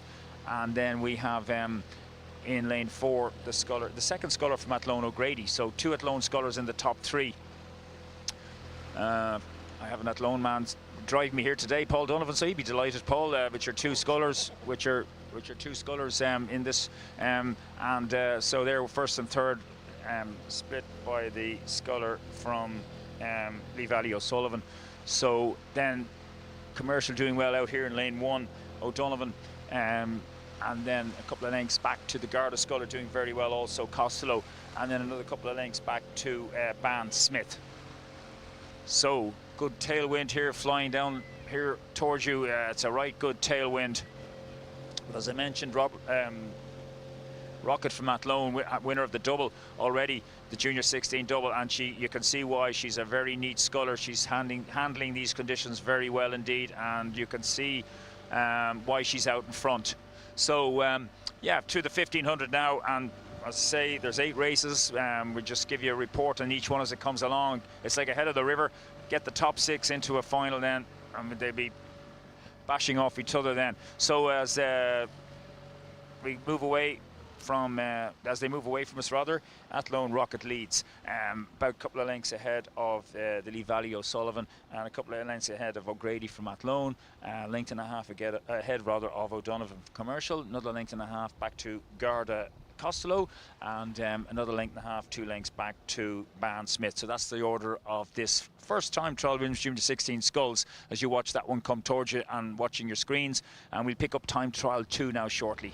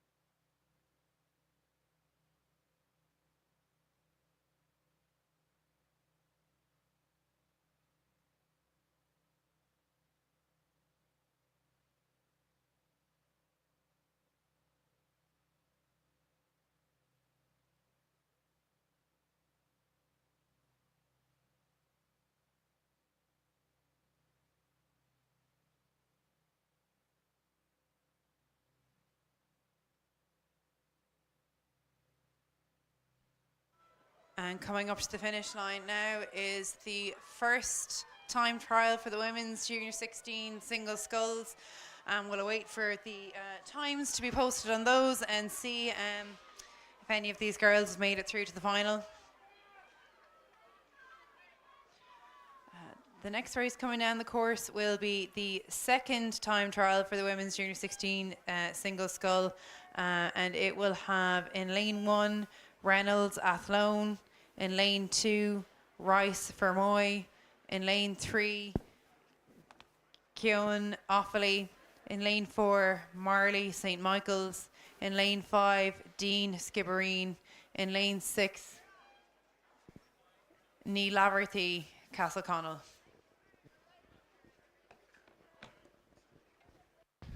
Yes, we've got 4 scullers have turned up for this one out of the 6, and we'll identify them now shortly. Yes, as they come closer to us. Looking at it though, Offaly, Keohan in lane 3, out in front here by a good few lengths from the St Michael's sculler Marley, and then on the inside it's Athlone Reynolds. So they're the first 3. We'll identify the other sculler now in a minute or so. But Offaly leading the way in this second time trial, women's junior 16 single sculls, coming along nicely down in her lime green boat. Well presented as she comes on down the lake in lane 3. So Keohan from Offaly leading by about 3 lengths from the St Michael's sculler Marley. And then in lane 1 it is Athlone Reynolds. So St Michael's and Offaly and Athlone, and then Fermoy. So we'll just gathering up as to who's here. We don't have the Skibbereen sculler or the Castleconnell sculler. So as they move away from us here now, Offaly continues to lead by a couple of lengths from St Michael's, from Athlone in lane 1. So about 3 lengths back to the St Michael's, and then a couple of lengths back to Athlone, and then about 3, 4, 5 lengths back to Fermoy in lane 2. So 4 scullers, 2 no-shows here. The 2 scullers that should have been out in lanes 5 and 6. So they're well spread out now. This second time trial, Offaly continues to lead. That rowing nicely indeed. Keohan from St Michael's Marley, and then Athlone Reynolds. So, and then 3, 4 lengths back to Fermoy Rice. So, Rice, yes, indeed, a famous name, Fermoy name, Rice. Wondering if see any relation to Dennis Rice, the famous rower from the 70s, 80s, rowed in Moscow Olympics in 1980 from Fermoy. So that's the positions. I don't believe they will change. So Offaly Keohan looking to see could she get to that final later on. She'd be probably the best candidate to do that. So we'll watch that one go on down, and you'll see them coming closer as you watch the pictures as well on the big screen and everywhere else around the world, around Ireland, watching online. I hope you're enjoying it. And we've got plenty of action here all right up in the afternoon, and piles of finals. We'll talk about them later on. So we'll head up back for time trial 3 of these junior 16 sculls women. And that's 2 of 8 races, 6 more to go, 46 entries. Top 6 will make the final, the grand final later on this afternoon.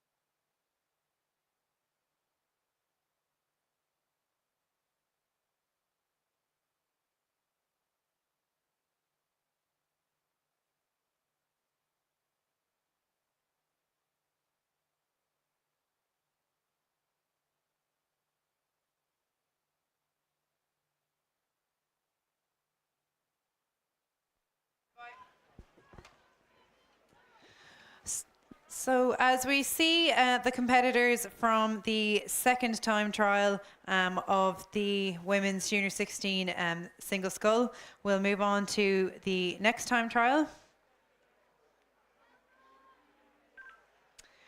So in lane 1 we have Fermoy Payne, in lane 2 Fermoy Scannell, lane 3 Neptune McLaughlin, lane 4 Neptune Creedon, lane 5 Tralee O'Sullivan, lane 6 Commercial Stewart.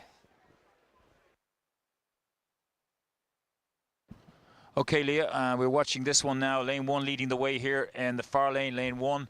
As we move away down with them now, leading the way from lane 4, women's junior 16 single sculls, Neptune Creedon in second position.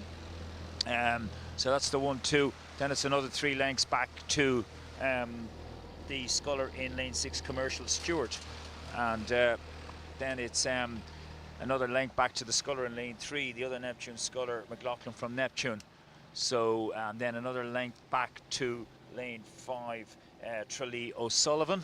And then the Fermoy sculler, Scannell. So well spread out here now as we watch them, but leading the way here as we go on down, it's leading the way here, it's Fermoy Payne. Couple of 2-3 lengths probably at this stage now on the Neptune sculler.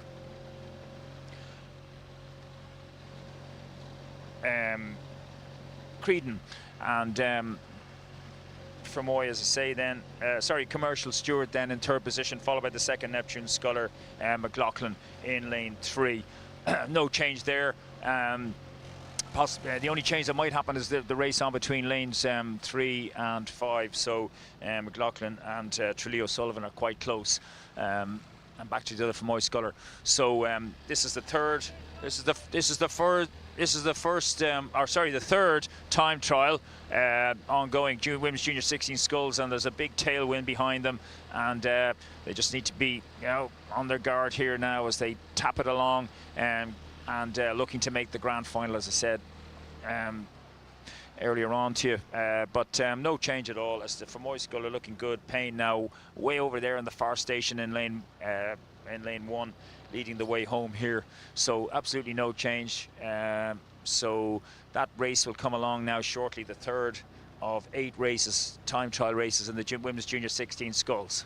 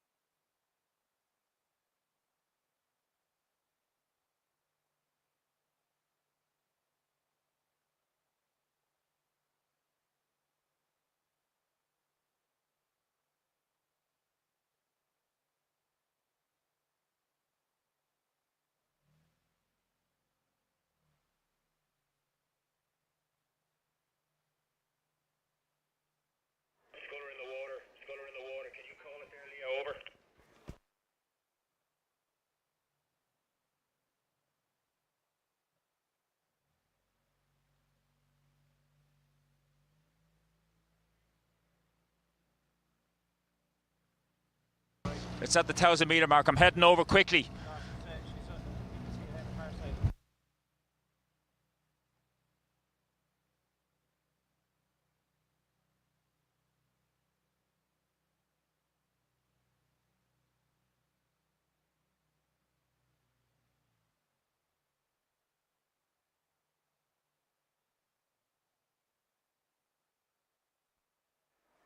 So we've just heard the last of the women's junior 16 scullers from the third time trial.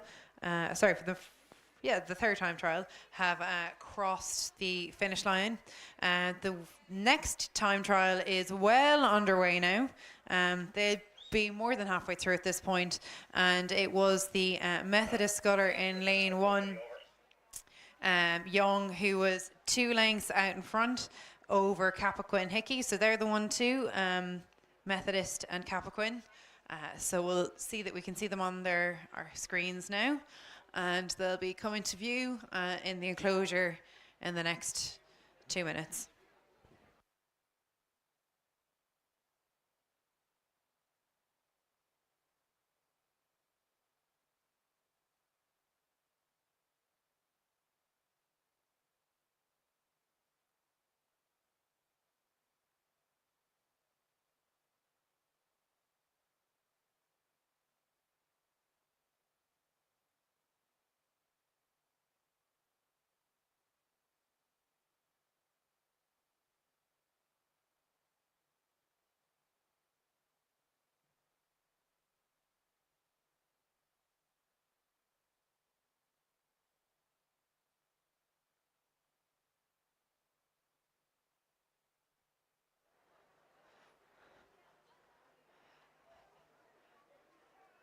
So a very varied level of standard in this particular event. Jerry mentioned before, some of these scullers have been rowing a few years and will be very well practiced. Some of these scullers might be rowing less than that and just entering for the day to get a bit of experience. So we'll see different levels come through in this event. But of course, the cream of the crop will make it to the grand final.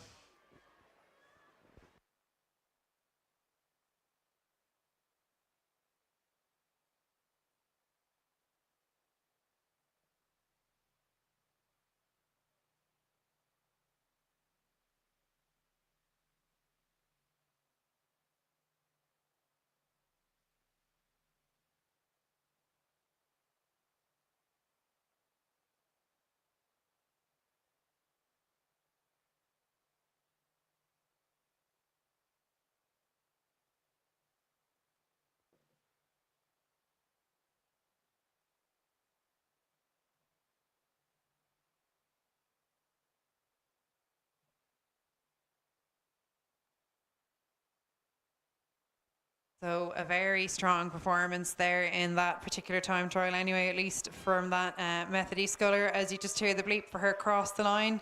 And coming up now are the scullers from lane 2, Closh Signage Mannering.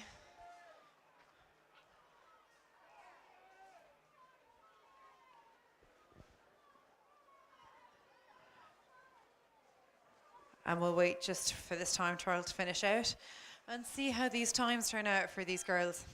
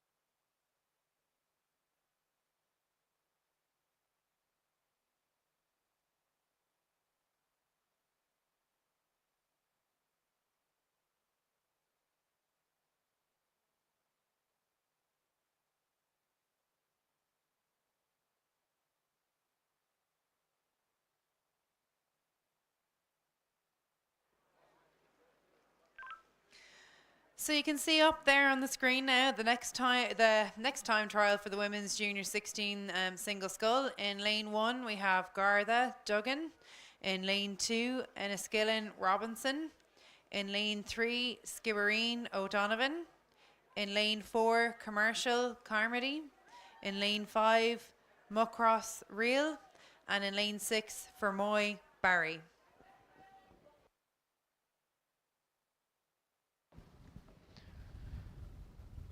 Yes, Leah, they're approaching now about 800 meters out in this time trial. It's the 5th of 8 time trials in the women's junior 16 single sculls.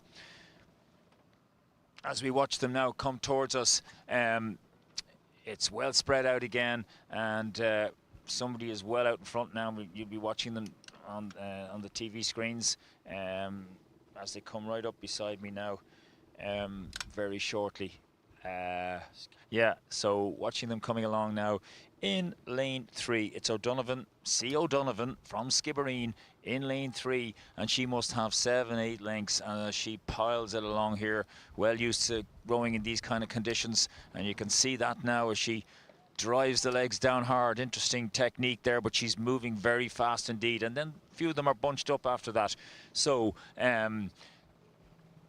as the sun glistens down now, and difficult to see across the lake, but it's the sculler from Muckross Reel in second position, and she's got about a length then on the Fermoy sculler Barry, who's dead level with the commercial sculler Carmody, and then another length back to the sculler way over on the far side, Duggan from Garda. So juniors rowing out of Garda Rowing Club now, and great to see them down here, and Duggan rowing along beside me here now as I see her, and then a couple of lengths back to Enniskillen Robinson. So that's the way it is now, but way out in front, way out in front is the Skibbereen sculler O'Donovan. Is this another O'Donovan on the brew in the girls' grade junior 16 single sculls time trial? She's got a half a football field lead on the rest of them, as Commercial and Muckross then holding on to second, probably absolutely together there, and they'll push each other down, but I'd be amazed if the O'Donovan Skibbereen doesn't make the top 6 later on in the final. So Commercial, as I say, second, well, jointly with Muckross Reel. So Carmody and Reel together join second, and then it's the Fermoy sculler Barry, and then Garda Duggan, and then back to the sculler in lane 2, Enniskillen Robinson. So that's the way they are. I'd say there's yeah, probably 500 metres between the first and last one because of the distance O'Donovan has put in between her and the rest of them. You'll see as they come down, while you're watching the screen, you'll see that, and we'll watch with interest how she will do. I'd be very surprised if she's not in the top 6, as I say, later on in the final. So we'll let that one go on with 3, 4, that's 5, 3 more of these time trials to go, women's junior 16 single sculls, and we'll pick up the next one shortly.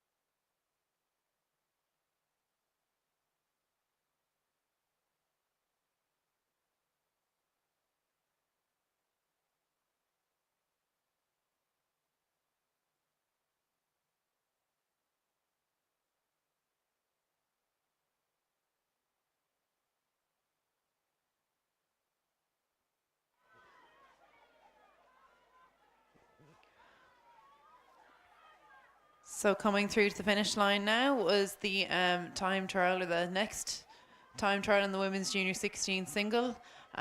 The leader of that time trial, Skibbereen, across the line already, as the rest of the group come to join her.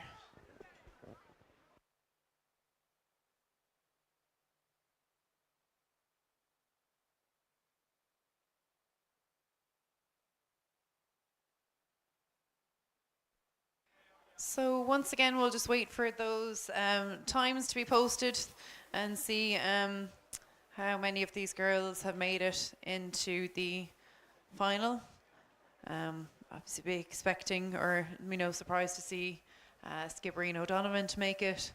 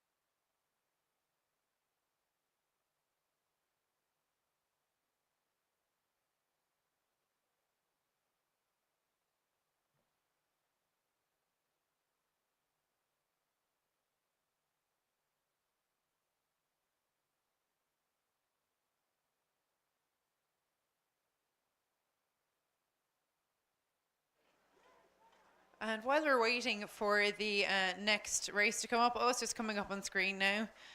But while we're waiting for Jerry to meet up with them, just wanted to put a word out there to all the Rowing Ireland staff who have been working throughout the year to run the organisation. Just a special thanks to you guys and all the work you do.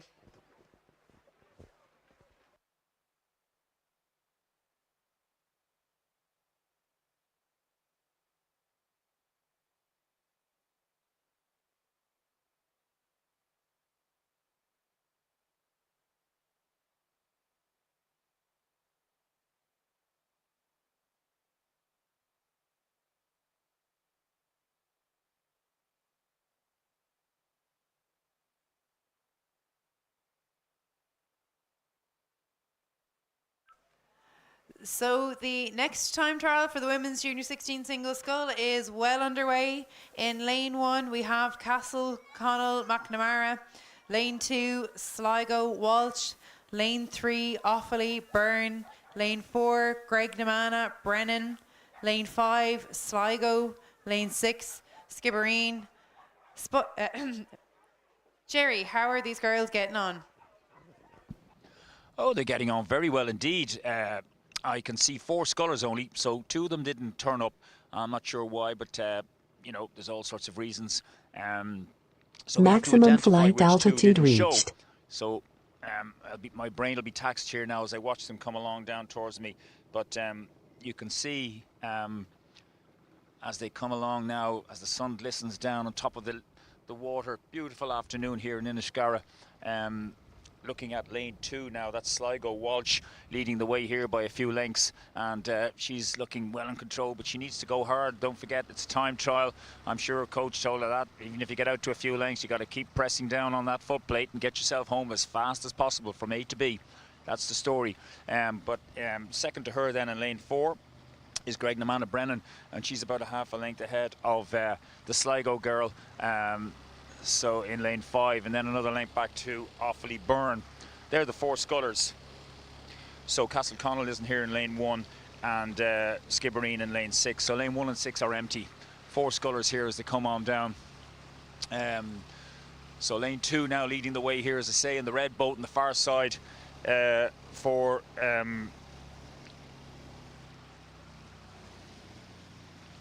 For Sligo, yes, for Sligo. It's always a little tricky when scullers aren't there that should be on the list. But anyway, Sligo leading. Couple of lengths, 3-4 lengths, I'd say now. Well in control of this, but keep pushing, keep going all the way.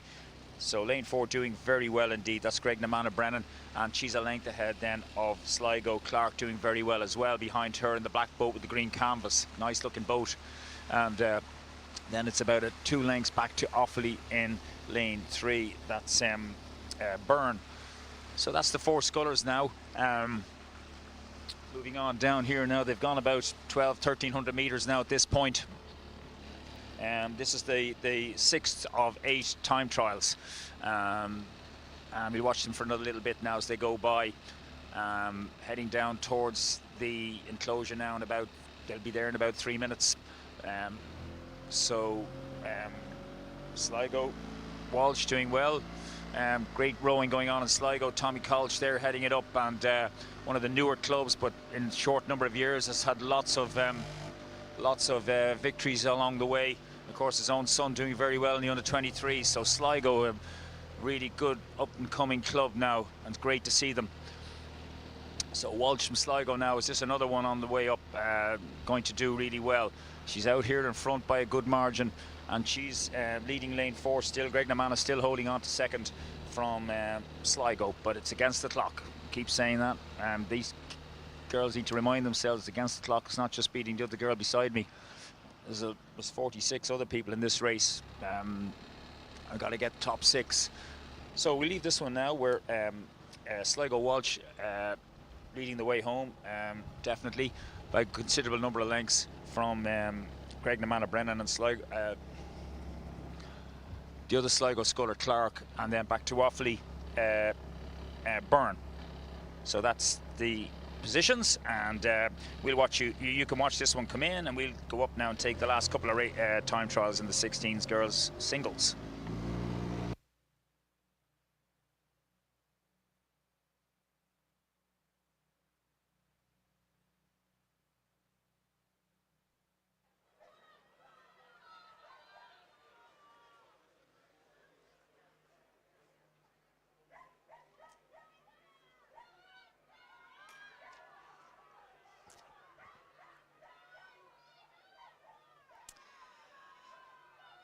So you can see the girls for this next time trial coming into view, nearly at the enclosure.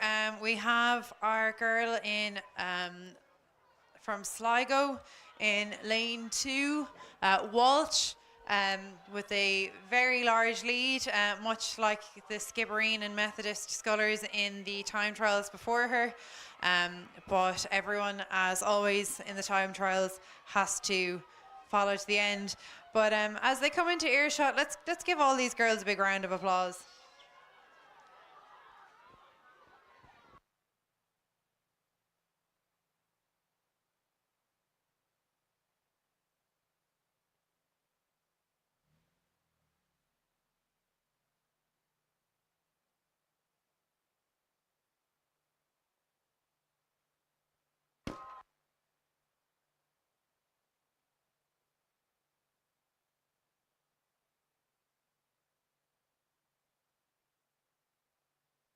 So they're all coming up to the line now, so we'll wait and see what the times are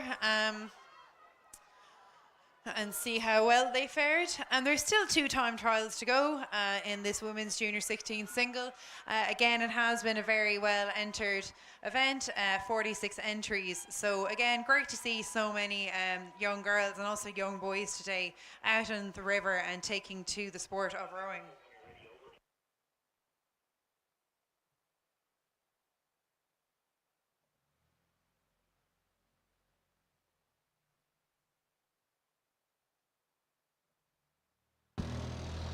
So here we go now with the 2 more of these women's junior 16 sculls coming on down.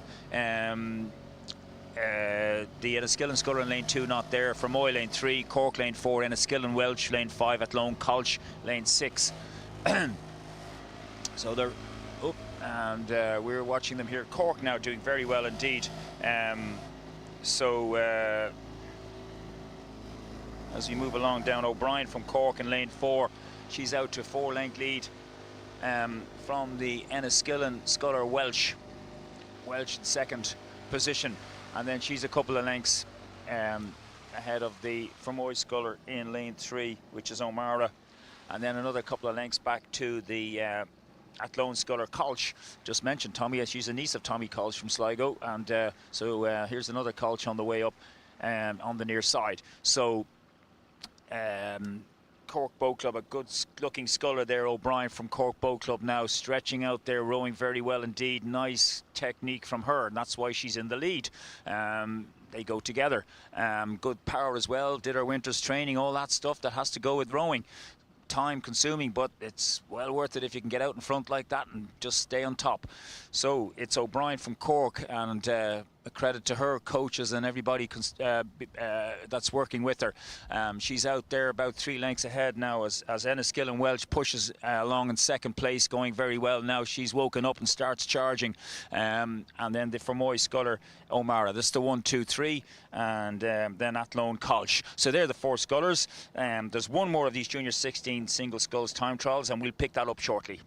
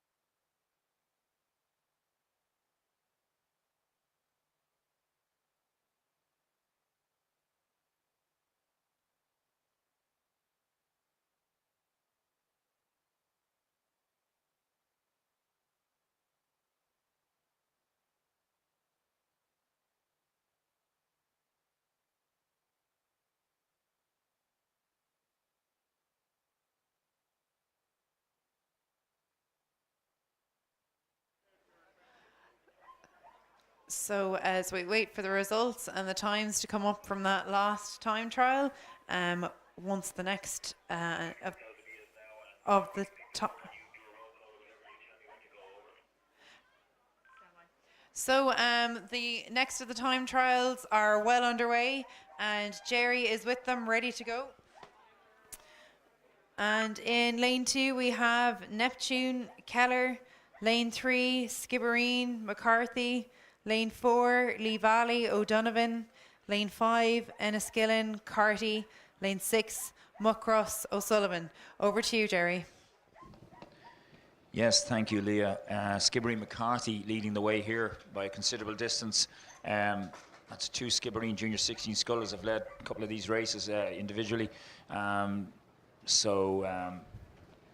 McCarthy leading this one now about 3 or 4 lengths from the sculler next to her, inside her, Lee Valley O'Donovan. So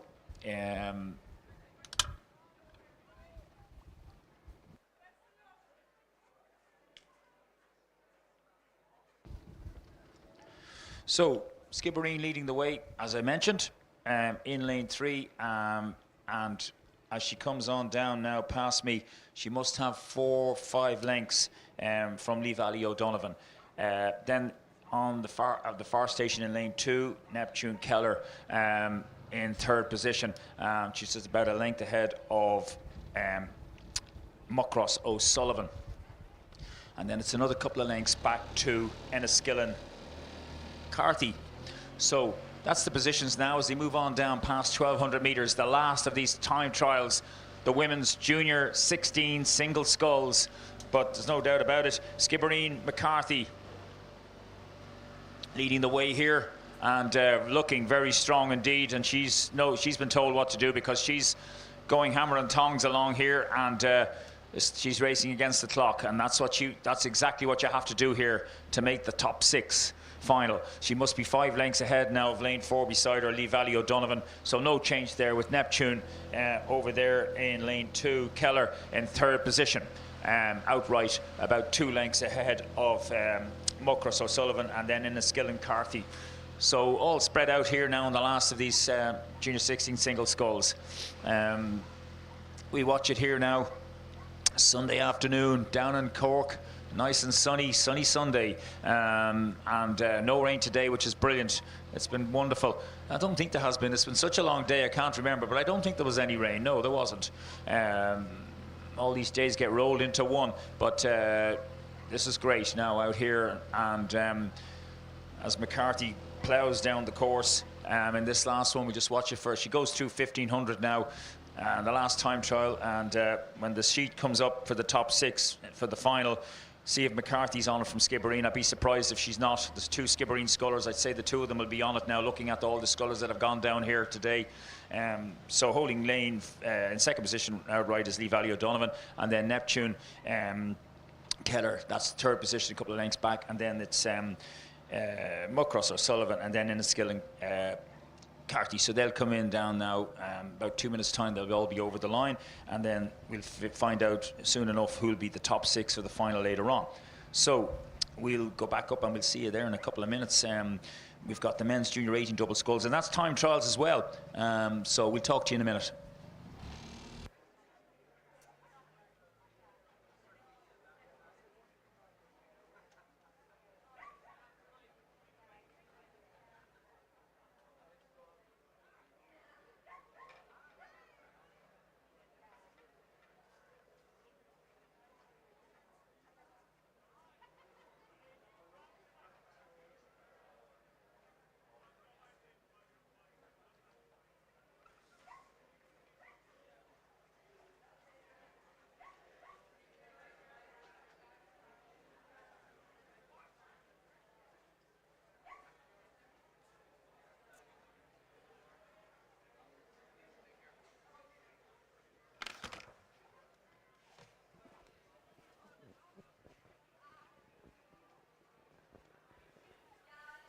Coming into the enclosure now, we can see the last of the women's junior 16 single time trials. Leading the way in this particular time trial is McCarthy from Skibbereen. So as these girls come past and come into earshot, let's give them all a round of applause. They're, 15 years old, some of them are younger, so, it's very impressive to go out by yourself and to race and to push yourself along on the stage in front of all the rowers in Ireland, really.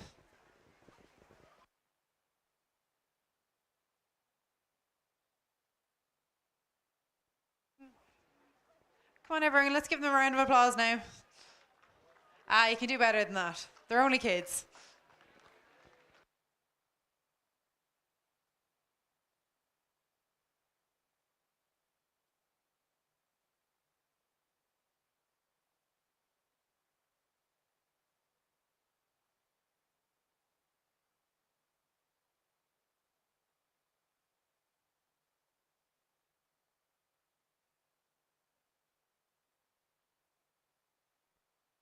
And out in the water, we are ready to go with the first of the men's junior 18 double time trials, which is underway. In lane 1, you have Castleconnell A. Lane 2, Club Robic, the Closh na Curva. Lane 3, Skibbereen B. Lane 4, Clonmel B. Lane 5, Muckross C. And in lane 6, Tralee. Over to you, Jerry. Yes, Leah. 7 time trial races coming down towards you now, one after the other. 37 entries in this big entry men's junior 18 double sculls, and as they come up now they're through 1,100 meters, and this is all very close now. These are all very similar speeds. Crew right over on the far side, Castleconnell leading here by about a half a length from Skibbereen, who've pushed into second, who've only got a half a length in Clonmel, and then they've got a half a length on the Muckross crew. The only crew that's fallen back there is the Cumann Rovate, the Colosh and the Corriba. So let's watch this now, moving along down. This might be one of the faster heats in the time trials, because these guys are going hammer and tongs.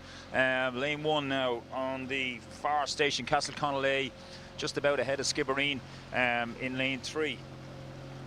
So that's the 1-2, and then it's not far behind them is about a half a length to Muckross C, and then a half a length back to Clonmel, who've just lost their rhythm slightly, but back up again they go. Keep looking over at their crew on their left, the Muckross crew. Keep your eye on the boat now, keep looking straight and plough down there. That's the message. Hold your rhythm that you've learned. So we'll watch it now. We have to pull back a little bit because there's a crew behind us, but it's okay now. Good standard here, junior 18s. Castleconnell looking very good now on the outside in the predominantly red with the black red blades, a little bit of grey. Moving on down towards Skibbereen now, pushing out outright second. I bet you they'll push up on Castleconnell. Wait till you see now as they move on down further towards 1,300 metres. First time trial of 7. Get to that, same as the 16 sculls for the women, the girls that came up earlier. Top 6 go into the final. So Castleconnell lead from Skibbereen, but Skibbereen are on a charge, and watch them come up and seeking Castleconnell. But this is great for these two crews because they push each other all the way, and going well indeed on the inside. Muckross C in the yellow, and Clonmel desperately trying to hang on to these 3 ahead of them. So that's the top 4, and we'll let this come on down towards us. They're all through 1,500 metres now, and we'll go back up and take the second time trial of the men's junior 18 double shortly.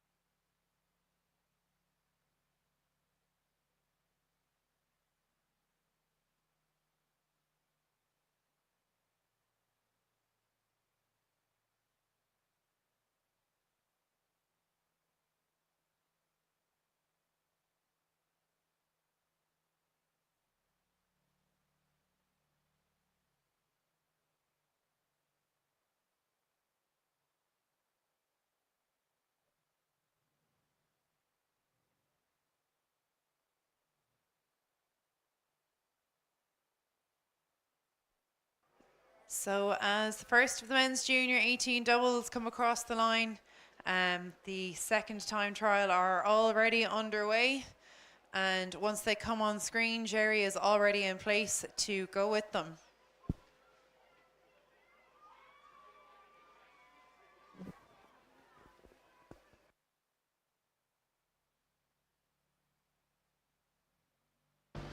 So here we go. It's the men's junior 18 doubles, the second time trial, and leading the way here is a very impressive looking St. Michael's double.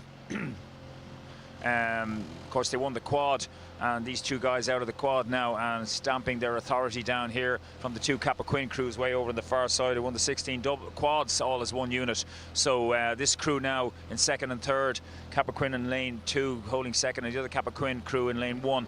But it's St. Michael's looking very neat and tidy, pushing down that course. That's the 1, 2, 3, and then a few lengths back to Cork in lane 3, and then Castleconnell in lane 6, and then the crew from Athlone. So that's it now through 1,500. St. Michael's, Limerick, you'll be able to see them now absolutely synchronized with the white caps, and moving along majestically towards the finish line. I'll put them down as one of the favourites now for the final later on this afternoon. Top 6 going into it. I'll mark that on my card. So Cappoquin then pushing along the 2 crews in second and third, and then it's Cork Boat Club and then Castleconnell and Athlone. So they're the orders. Now you can watch this very good looking St. Michael's Limerick crew coming in and have a look yourself, see what you think, and we'll be taking bets then on when we've seen them all later on for the final later on. We'll pick up the next time trial shortly.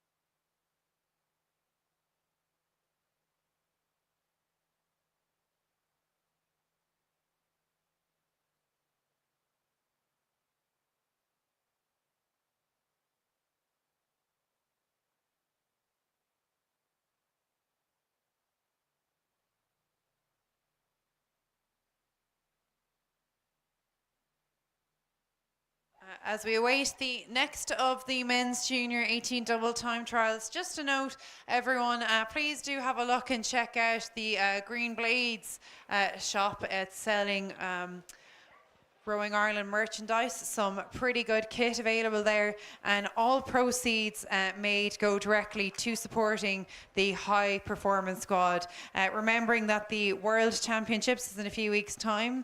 This is an Olympic qualifying year, and we'll hopefully have a few crews going through to the Olympics with a bit of luck, or well, luck has nothing to do with it, but so we really do want to give Team Ireland our best support. So do check out that Green Blades shop, see if there's any kit that you'd fancy.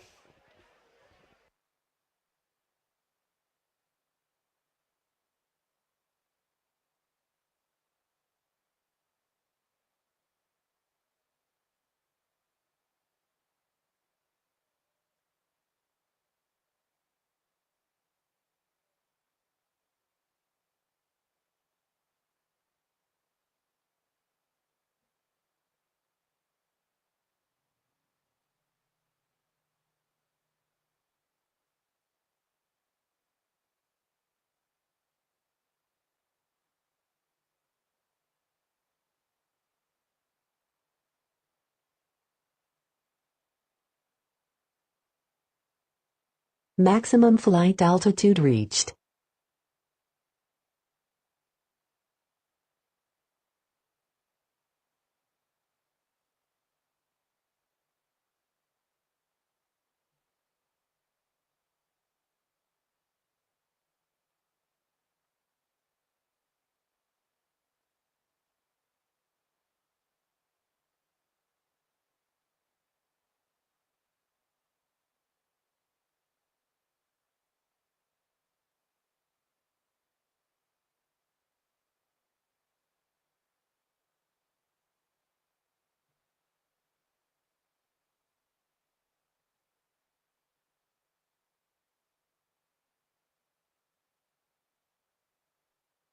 And on the screens visible, coming down the course now, is the next time trial of the men's junior 18 doubles. In lane 2, we have Castle Connell C. In lane 3, Lee A. In lane 4, Neptune. Lane 5, Galway. Lane 6, Muckross A. Jerry, let us know, how are these guys faring? Yes, 5 crews coming down now, and this time trial junior 16 doubles, and as they come towards me, Neptune Rowing Club out in front here by a couple of lengths from the Castle Connell crew on there to their left. Sorry, Lee and Castle Connell, and then on the other side it's on the other side then on the other side Muckross and Galway. So we'll watch them now as they come towards me. And Neptune out by a couple of lengths, and in the bow seat is the winner of the Junior Sculls Championship on Friday, Alex Gillick, and this is the first and second in the singles they were on Friday, so they're showing some form here now, having finished first and second. As I said, they've got a couple of lengths now, and of course it's against the clock now. They need to keep pushing along, so into second now is the crew from Muckross, just about by a half a length from Galway, who have about a canvas on the crew from Lee, and then as a length back to Castle Connell. So that's the positions through 1,200 metres. Neptune lead by about 3 lengths, and then dead level between lane 3, Lee, and then in the yellow Muckross over in lane, in the near side in lane 5, and then Galway Rowing Club half a lane behind them, and in lane 2, right over on the far side, Castle Connell. But as the sun gleams down here now, no change there now, as they nudge on down towards you, gone about 1,200, 1,250. Neptune continue to lead, holding on to that couple of lengths from Lee and Muckross, who are practically dead level there in second position, joint second. With the other 2 crews a length behind them are practically level as well, so that's Castle Connell and Galway Rowing Club. So moving on towards 1,400, we'll watch this for another little bit. Plenty more of these double sculls time trials to go. It's Neptune Rowing Club moving along there quite nicely now. They'll be another one of these favourites if they can make it to that grand final, top 6 later on, leading the way home here through 1,500, about 2 to 3 lengths then, as Muckross move in to join, or into outright second from Lee. Bit of a charge going on behind Neptune, but they're staying well out there, with Muckross coming into outright second from Lee now, and then Galway Rowing Club and Castle Connell then fighting it out behind them. So we'll let that one move on down towards the finish, and we'll head back up for the next time trial of the Junior 18 doubles.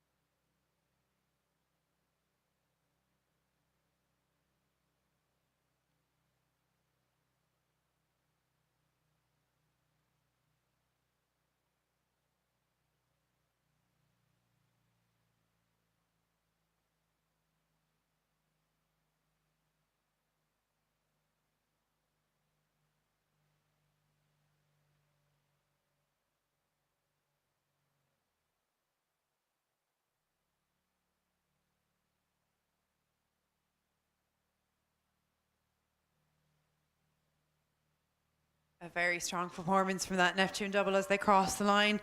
But of course, it all depends on what time they got, and indeed what time the rest of the competitors got. Still plenty more time trials to go, as Jerry has already mentioned. And we'll just wait for the next race to come up on the screen, and then we'll keep you posted on how they're doing.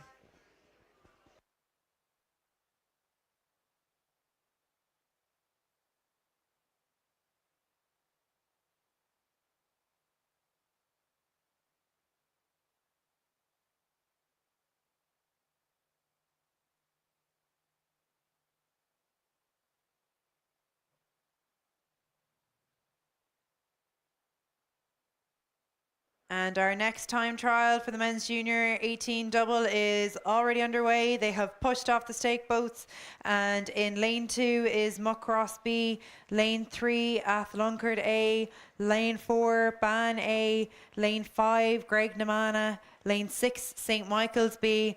Jerry, how are these guys getting on?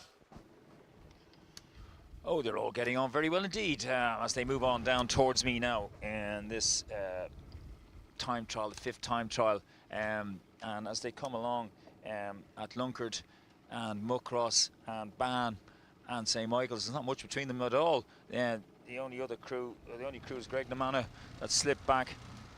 St. Michael's are up there too, so we've got St. Michael's on the near side, Ban, New Ross, and if anything now out in front on the far side is lane 2. So we're watching them now moving along here. Athlunkard is the only one that's fallen behind, so very close between the rest of them now, so that's good because they'll push each other all the way along. So it's an echelon type situation here now, right across with lane 2 Muckross leading by a half a length from lane 3 Athlunkard, who's a half a length then on Ban in lane 4, and we have a half a length then on St. Michael's in lane 6, so it's a half a length right across, or if you want to call it 2 meters of a lead between each crew. Moving on now down through about 1,200 meters now. Muckross just losing the rhythm slightly right over here in lane 2, letting them come back up on them now. As we push on beside them, yeah, we'll watch this for another little bit. Nice little race going on here. It's a time trial, but it's looking good as they're all another little bunch, slip up from the Ban crew. So this is where they get tired. This is where the rhythm has to be kept together. This is where the heads need to be composed and keep the flow in the boat. So anyway, Muckross holding on to that lead again. They've got their rhythm back now. Keep the head up, our stroke. That's it, and move along now. Look ahead of you. And he's in lane 2 as they charge along down here now, coming up towards 1,500. We'll watch it for another 15 seconds. So Muckross leading the way, and Ban moving out there alongside St. Michael's on the inside and joint second, and then a half a length back to Athlunkard. So they're the leading 4 now. Good. These guys will probably get a quick enough time because they're pushing each other all the way along, bunched up all these 4 now through the 1,500 meter mark. So you'll see them coming along there now. As I say, Muckross have led most of the way, but at this stage have been gobbled up now at Ban and St. Michael's. They're all together there with just New Ross or Athlunkard rather slightly behind them. So you can see them coming in now. Good race going on there now, looking for a fast time in the doubles junior 18s.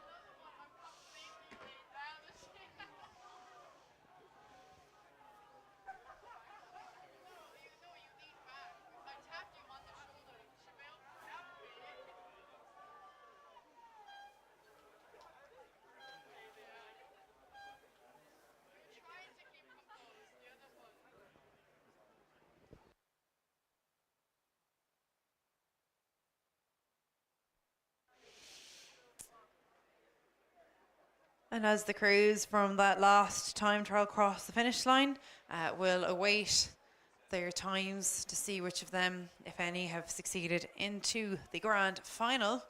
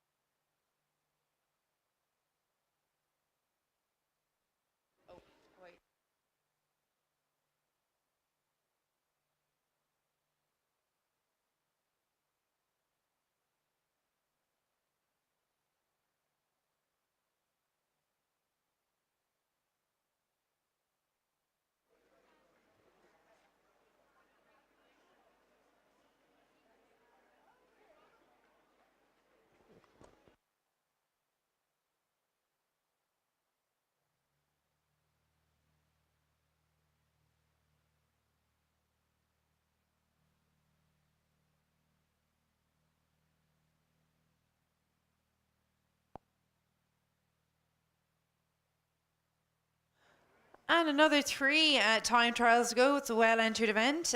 Great to see so many entries again. The next time trial is well underway in lane 2. In lane 2, we have Clonmel A.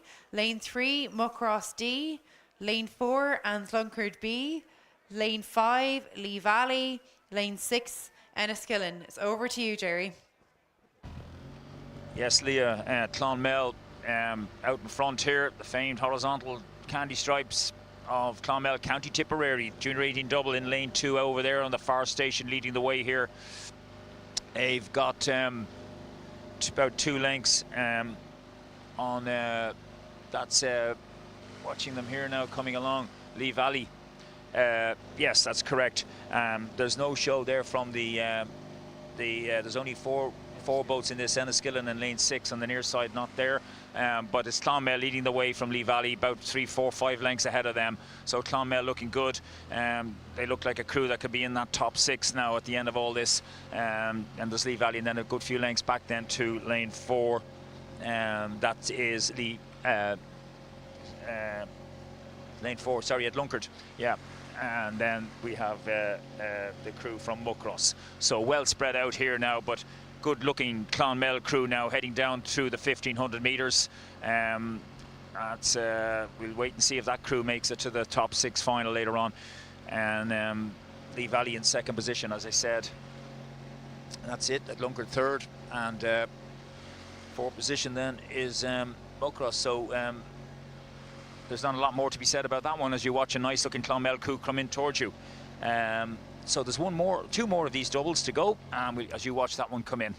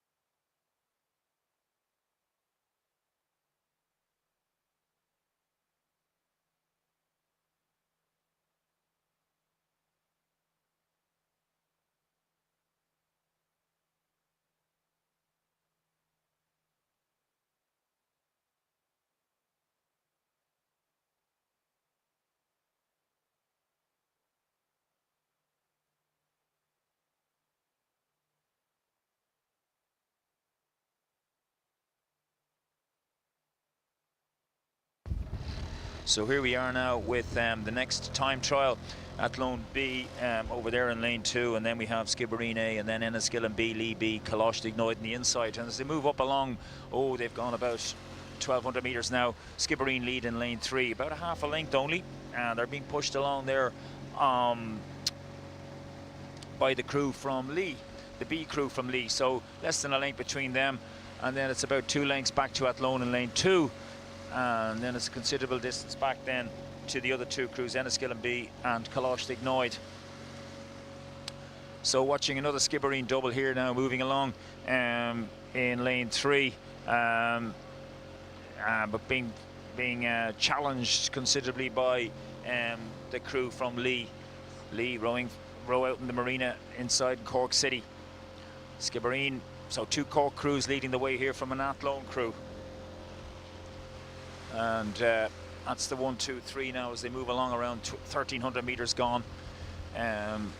Big tailwind pushing them down the course here.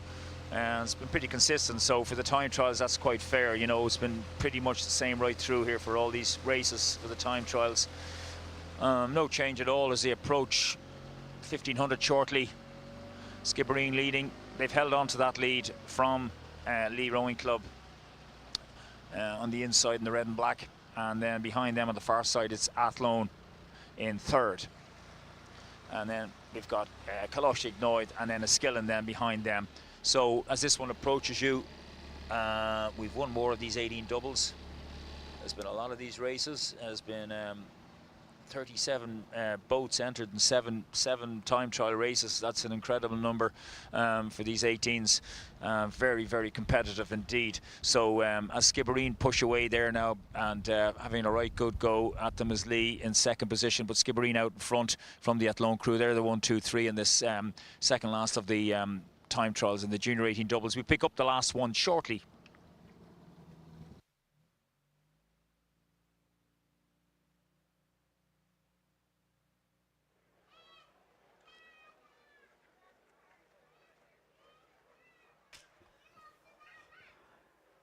Bit of a battle going on there between the crew in lane 3, Skibbereen versus Leeby. Of course, they're not just against each other, they're against all of the entries in the event. But of course, it will give them a focus to drive on. Very difficult, as we've said before, to be out there in the middle by yourself and trying to push on. So if you have a crew to push you on and to kind of motivate you to keep going, it should help them get the best possible time they need to get into the final.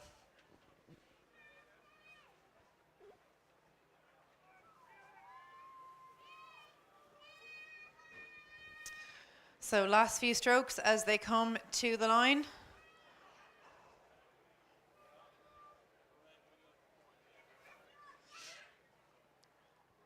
Awaiting the remaining crews in this time trial to follow. Coming up to the enclosure now. Making their way quickly towards the finish line.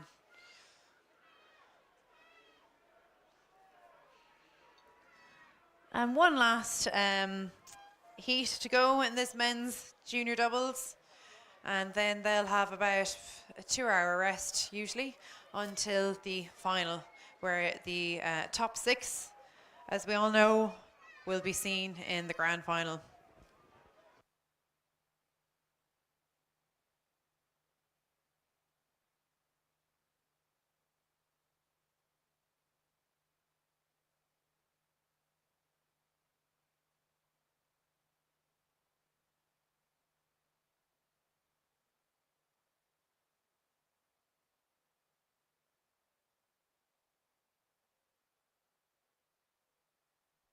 So the next of the final of the men's junior 18 double time trials is underway already. In lane 2 we have Clonmel C, lane 3 St Michael's C, lane 4 Sligo, lane 5 Castleconnell B, and lane 6 Bambi. And we can see them up there on their screen now. It's over to you, Jerry.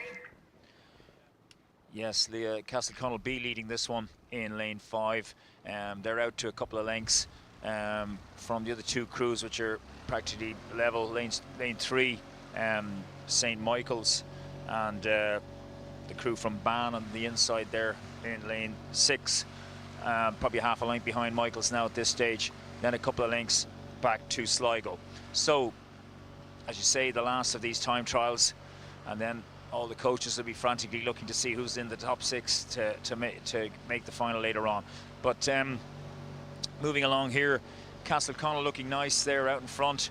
Have a couple of lengths on the St Michael's crew in lane 3. So 2 Limerick crews here, 1, 2, and it's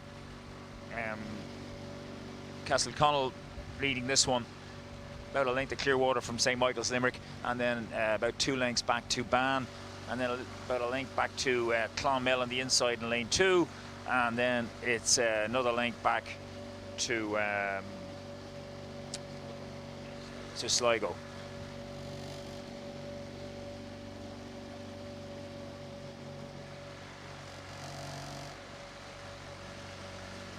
So no change here at the front. Yeah,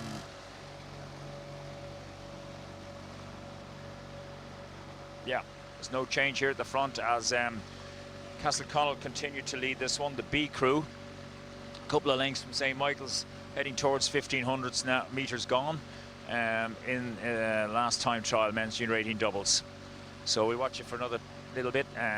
Castleconnell looking very neat and tidy, but don't forget they got to push on down, try and make the grand final top 6 times. As they push along, St. Michael's having a right go as well now as they approach the last 500 metres. So through 1500, Castleconnell by a couple of lengths from St. Michael's, who have about 3 lengths then on Clonmel right over on the far side, and Ban, who are up their game as well now on the inside, moving alongside Clonmel, and then behind them is Sligo. So that's the positions. Last time trial, and that's coming down there now, and we'll be moving on to the women's 18 quads next, and we'll pick that up shortly.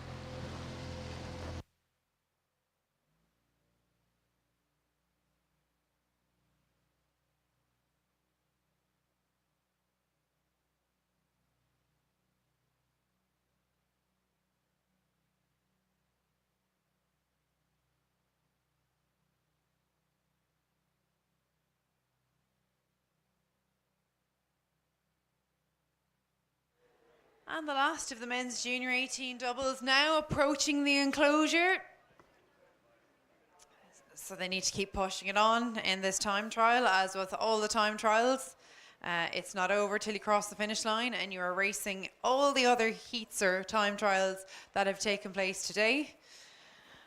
And after this, the next races we are moving on to is the women's junior 18 quads, and again we have time trials. It's another big entry, which is great to see.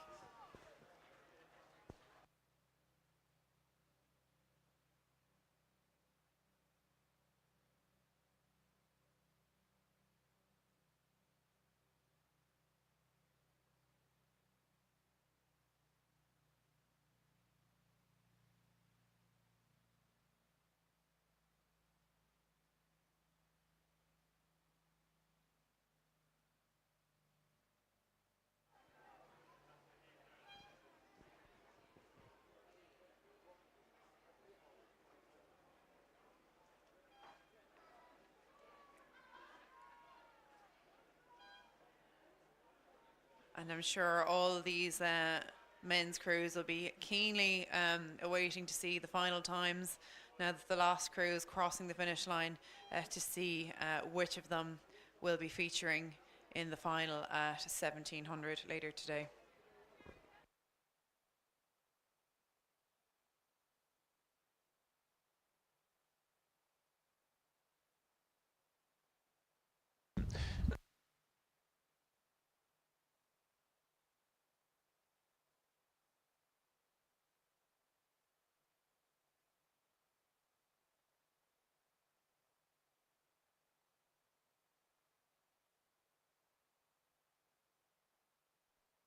The next race we can see on our screen now is race 517. It's the first of the women's junior 18 quad time trials.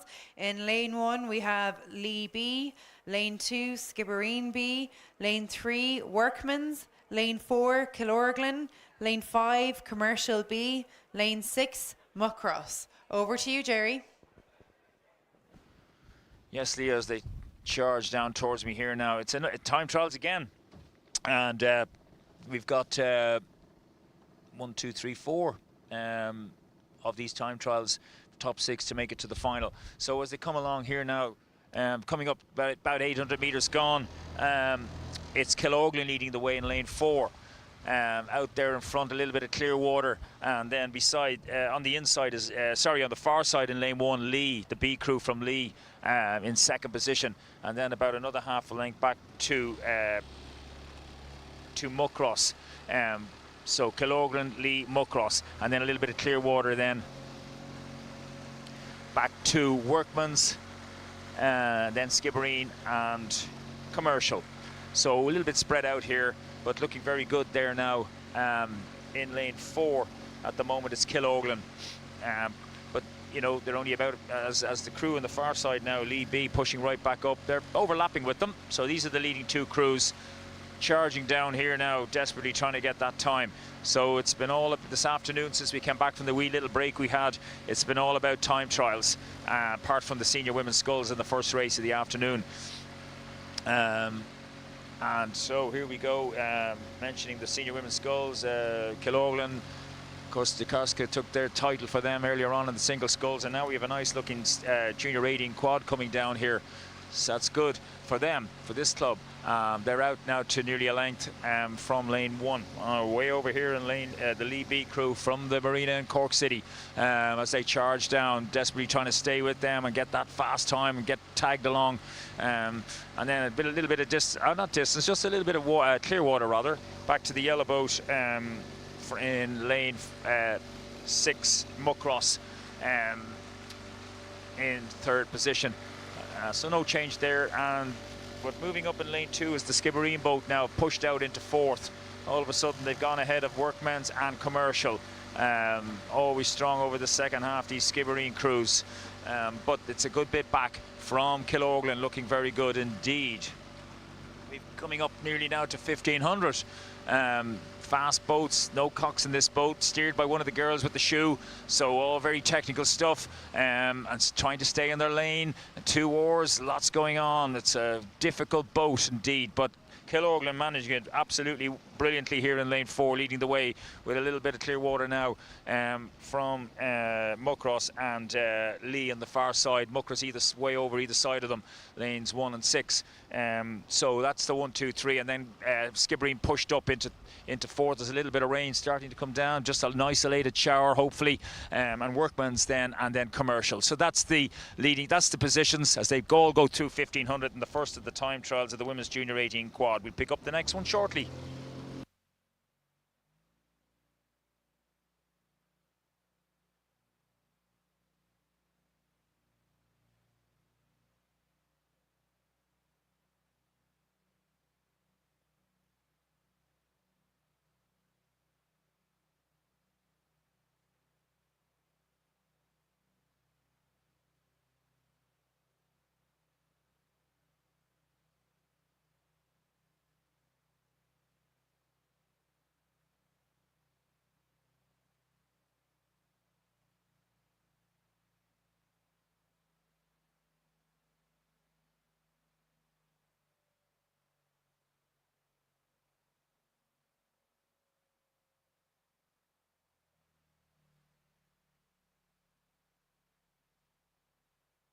And well in view coming into the enclosure now is the first of the women's junior 18 quads. Time trial with the Kiloglen crew in front of the pack, but the others having to continue to push it all the way to the end regardless, because this is another time trial today.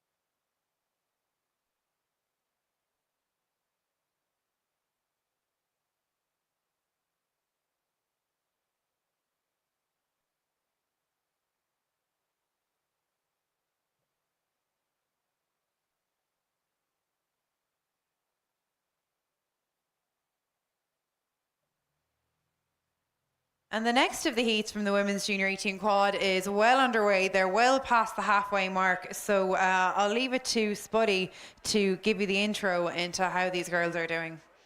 Over to you, Jerry. Yes, Cumann Rovit, the Clush and the Caravan 1, Commercial 2, Shannon 3, St Michael's Limerick 4, Lee Valley 5, Clonmel 6. But out in front is the Shannon crew from Limerick City. their lovely boathouse on the bridge there in Limerick City. This crew looking very good, very strong indeed. Well out from the Clonmel crew on the near side, and then beside them is the Lee Valley crew, and then coming over the Colosh and the Corriba, and then back to Commercial. So that's the positions, well spread out here. Most of them through the 1500 at this point now coming over. So it's Clonmel moving along lovely here now, just heading towards about 400 meters to go, and rating 34.5, just picked up to see that. So they have to be pushing it. They're looking for the time trial, don't forget, not just to win first or second, whatever. They've got to race that clock. So doing well indeed, Shannon Rowing Club.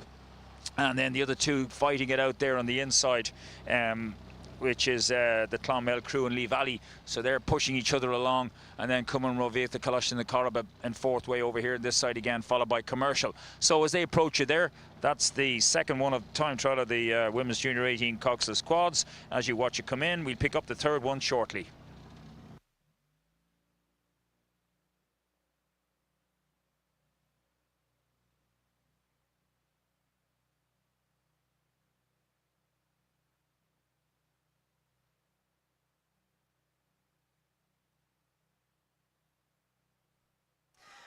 And you can see them now coming off the enclosure, the next time trial of the Women's Junior 16 quad, and a very strong Shannon crew well out in front. But we've seen other crews in the last heat well out in front as well from Killorglin.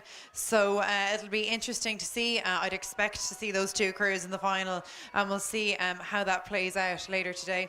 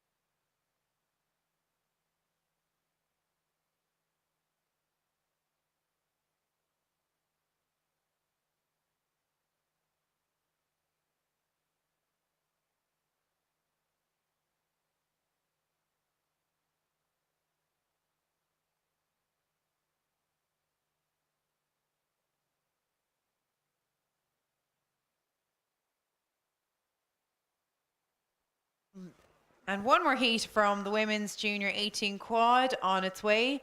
In lane 1, St. Michael's B, lane 2, Skibbereen A, lane 3, New Ross, lane 4, Skibbereen C, lane 5, Methodist, lane 6, Athlone. Over to you, Jerry. Yes, Skibbereen A leading this one in lane 2 over on the far side. Looking very good indeed as they push along down here now through the 1,000 metre mark. So watching them now, and it's lane 5 then. That's Methody College Belfast now holding on to second just about from the crew on their other side. The other Skibbereen crew, lane Skibbereen C.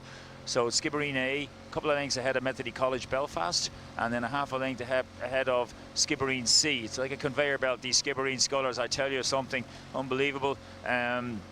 As they come down here, it's a bit like Oxford Brooks in some ways, the Irish edition of it.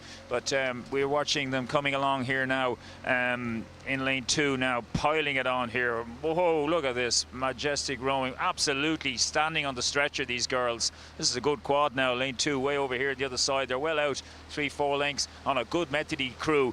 They've got 4 lengths on them, and Methody holding off the C crew from Skibbereen by a half a length, and then little over Clearwater back to New Ross, and then St. Michael's way over on the far side.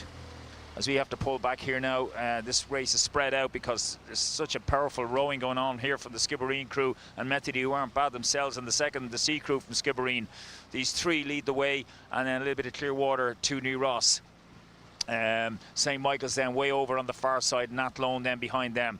So that's the way it is now, and you're probably picking up the pictures here on the Skibbereen crew coming down on the far side. I'm quite impressed with that, I have to say. And Methody not bad there as well in second position. So yeah, as they move on down towards you, we've got one more coxless quads race, time trial for the women 18s now to come after this. But we watch a very good looking Skibbereen crew going down through the 1500 there now, about 400 metres left. Methody College, as I mentioned, in second, and holding on to second from the Skibbereen Sea crew. That'll help them pushing along, desperately trying to stay ahead of that second Skibbereen crew. New Ross desperately trying to hang on to them, a length behind, followed by Michaels, followed by Athlone. So we'll head back up now for the last one of these quads, and as you watch this one come in towards the finish. I have to correct myself. I did say this was the final heat. It's not. It's the penultimate heat, or sorry, not heat, time trial coming down our way. And there's one more to go after this.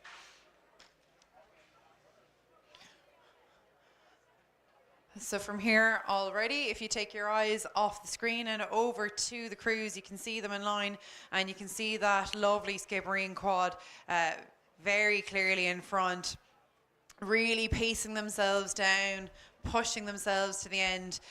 They want to get in this final. You can see that from how they're rowing. So fair play to them. I wish them luck, and we'll see how their time comes up.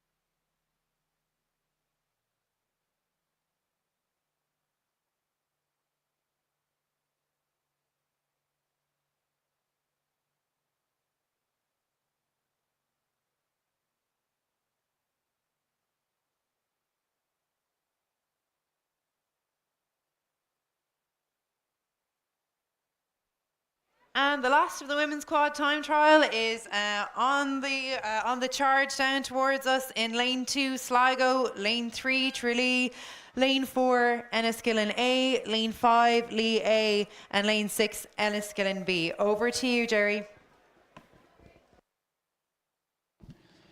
Yes, they're all on the way down here now, and leading the way here in lane 5 is the Lee crew.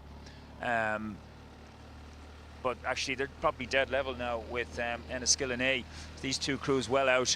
Enniskillen A and Lee practically locked together, fighting it down here in this last time trial. They must have 5 lengths then on the Tralee, Tralee crew. They've got a T on their back now, almost like an Enniskillen, but it's got a T instead of an E. And then it's another couple of lengths back to the Enniskillen B crew. So as we watch them now move on down, we'll just watch these two crews looking very well indeed out in front. The Lee crew and the Enniskillen A crew, they're way out in front now as they charge on down the course towards about 1,400 metres gone as the rain begins to come down a little bit again, but hopefully it's just a tiny little bit of a shower. We've had to pull back here because there's quite a considerable distance, a considerable gap between these crews, but there's no doubt about it now. Lee and Enniskillen, we'll wait and see if they can make the final later on this afternoon, and they're well out in front of the other crews now, coming in behind them. They're through the 1,500 metres mark, and as you see, this last of the time trials of the women's junior 18 coxless quads head towards you.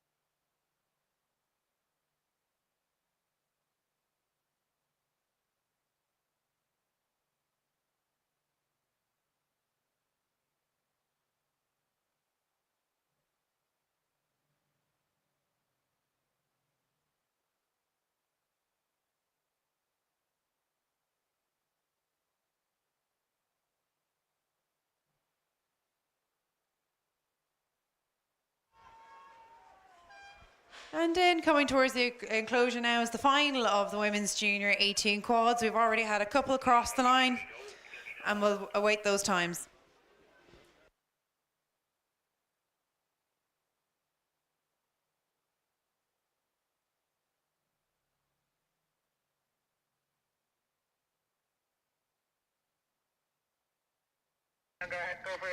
So they're coming fast and furiously down now. The men's intermediate coxed fours. We've got 2 heats, 3 to go through, and they're coming through 1,000 metres already. This really close race. DUBC in the far side in lane 1, Commercial lane 2, UCD Boat Club in lane 3, the B crew from UCD lane 4, and University Galway B crew lane 5, Neptune A lane 6. So as we come through here now, it's lane 3, but only just from Commercial in lane 2. UCD just about a canvas, and then it's a half a lane back to the other UCD boat, who are about a half a length ahead of DUBC, and right over on the far side, who are practically dead level with NUIG and Neptune a further length behind. You could throw your overcoat over these guys now and keep them all dry. That's how close they all are. Apart from the Neptune boat is probably pushed back about a length off this bunch. So great spectacle here as they come down. Big lads, intermediates, coxed fours. The cox sitting there, you can just see his head sitting up. Oh, the Commercial cox just sat up and slapped the top of oh, anyway, that was interesting. But anyway, they're moving up now beside UCD. It's working. He's getting very cross with them, and it's worked because they come up now and they've pushed up by a couple of feet from UCD. So Commercial in lane 2. A couple of feet from UCD, and then a third of a length back to DUBC in the black boat way over in lane 1, and then it's another half a length back to the other UCD boat, and then a half a length back to University Galway, and a length and a half back to Neptune. So we're 1,300 metres gone here now, and the big magic number is 3. 3 will qualify, and it looks like the second UCD boat at this point is falling back with the University Galway boat and the Neptune boat. So Commercial now leading by about 2 feet from UCD, and then about canvas from DUBC over on the far side. These 3 at the moment are in the qualifying positions. However, the other boat there over there, UCD boat, desperately trying to stay in this game, and they're not out of it quite yet. They're overlapping with DUBC, so we'll watch this now a little bit more as we move on, just for about 10 more strokes in this time. Semi-final, 3 to qualify. It's Commercial now and UCD practically dead level. DUBC only about a third of a length behind them, and it looks like these 3 are going to possibly do it now. These 3 crews will make it to the final unless the second UCD boat can absolutely charge at them. It's looking doubtful the more and more they come towards you there, but that's the way it is at the moment, with Commercial in the middle of UCD and DUBC on either side of them. Over to the finish.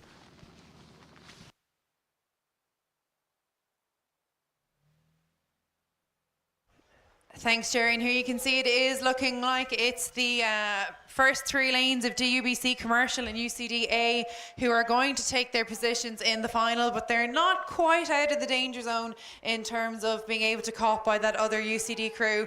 But they're taking their push now, and they've actually gained that ground. And it looks like these 3 crews are not happy to relax and be comfortable. They are fighting each other for those middle lanes in the course. And maybe with these windy conditions picking up, that might prove to be valuable. So maybe they're right to do so. But as they cross me now, I can see 1, 2, 3 in that order, with 3, the UCD crew, just nosing in front of Commercial, drawing level with Trinity. And it's looking like still very, very close. It's bow ball to bow ball.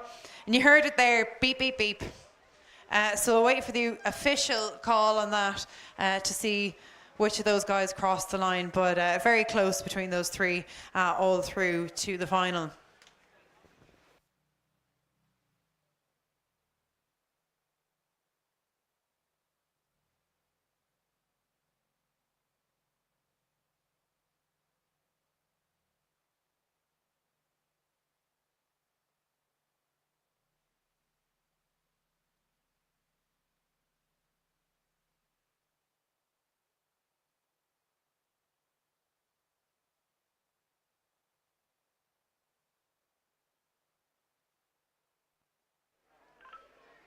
And the second heat for the men's Inter 4 is on its way. In lane 1, you have UL Rowing Club, lane 2, Cork, lane 3, Skibbereen, Lane 4, Queen's University Boat Club. Lane 5, Neptune B.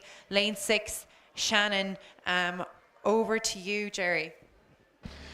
Yes, we're through the 1,000 metres now here in this second heat. 3 to qualify, men's intermediate. Coxed fours, they've gone about 1,200 metres. Looking at them now, as they charge down, it's Shannon. Looking like they're out in front now, looking very good. The Shannon crew with Skibbereen there, not far behind them, about a half a length.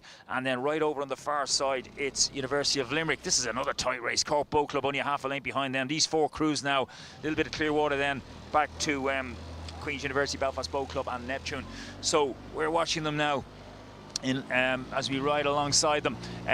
You can see that this will be a great shot now. I'd say the drone is over there. I'm not sure if it is, but anyway, watching them. Skibbereen now nudging ahead here in lane 3. Lots of sweep rowing going on Skibbereen now, and I tell you, I love some good stuff as these guys just lock on and shove. It's really good to watch, but it's still out in front is lane 1. In these new suits, these dark suits, wide over here in lane 1, University of Limerick Rowing Club. They've got about a half a length on Skibbereen, and then a half a length back to, this is a great race, back to the Shannon crew now, who've fallen back a little bit, but it looks like they're in trouble here now because Cork have pushed up into 3rd. So Cork are in that qualifying position right now. University of Limerick have nudged ahead of Skibbereen. These 2 crews in the 1-2, about a third of a length from Skibbereen, a half a length back to Cork Boat Club. And it's a right fight because Shannon haven't given up. They've charged again, about a canvas in it as we go through 1,500 metres. University of Limerick 3 to qualify, so this is why it's exciting. University of Limerick looking good. Skibbereen, under pressure. They're in second, a half a length behind them. But the big race is Cork Boat Club now, absolutely desperately hanging on to that 3rd position by a canvas from the Shannon crew. So this is where the big fight is on. Will Shannon fall away or will they have another go at it? We'll watch it for another 10 strokes. So UL leading here, looking big and strong now, and Skibbereen not far behind them, about a third of a length behind them, and then 2/3 of a length back to Cork, but only a canvas ahead of the Shannon crew. Cork, they need to now go. Their Cox needs to call a few good ones here now as they start charging for the line. This is a good race. 3 will qualify. Will it be Cork Boat Club or Shannon? I think the other 2 are possibly safe. Watch this one come in. So it's still looking like UL and Skibbereen are the 1-2. Not quite sure which one. I think Skibbereen might have just nosed in front of UL, and Cork still looking like in 3rd place, but Shannon not ready to let this one go. They want to make it into this final, and they are fighting, and there's 4 crews in it, looking like Skibbereen won, possibly just about over the UL crew, and then it's a battle still between Cork and Shannon, but I think Shannon may have just dropped out a little bit. If you look at them from the water, it looks like Cork is in front, but then in the screen it is hard to tell. So yeah, UL and Skib in the 1 and 2, and then Shannon just making a push. So actually, I think Shannon might just have got it there, but I can't tell for sure. So let's just wait for the official post to come up on that one.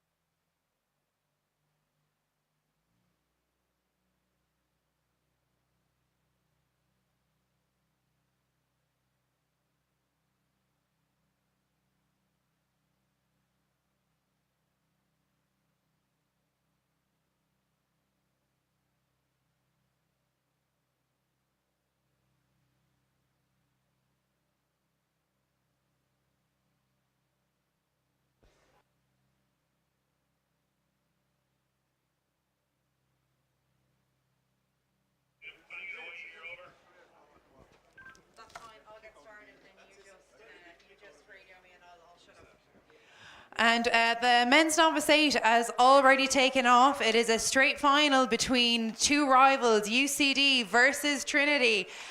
Jerry is still underway, racing back up the course to try and catch this one. But we'll have a look at the screens and see how this one develops until he gets there. Hard to tell. I've only got one boat on screen. I do think it is that white crew nosing in front of the blue crew, but uncertain at this point.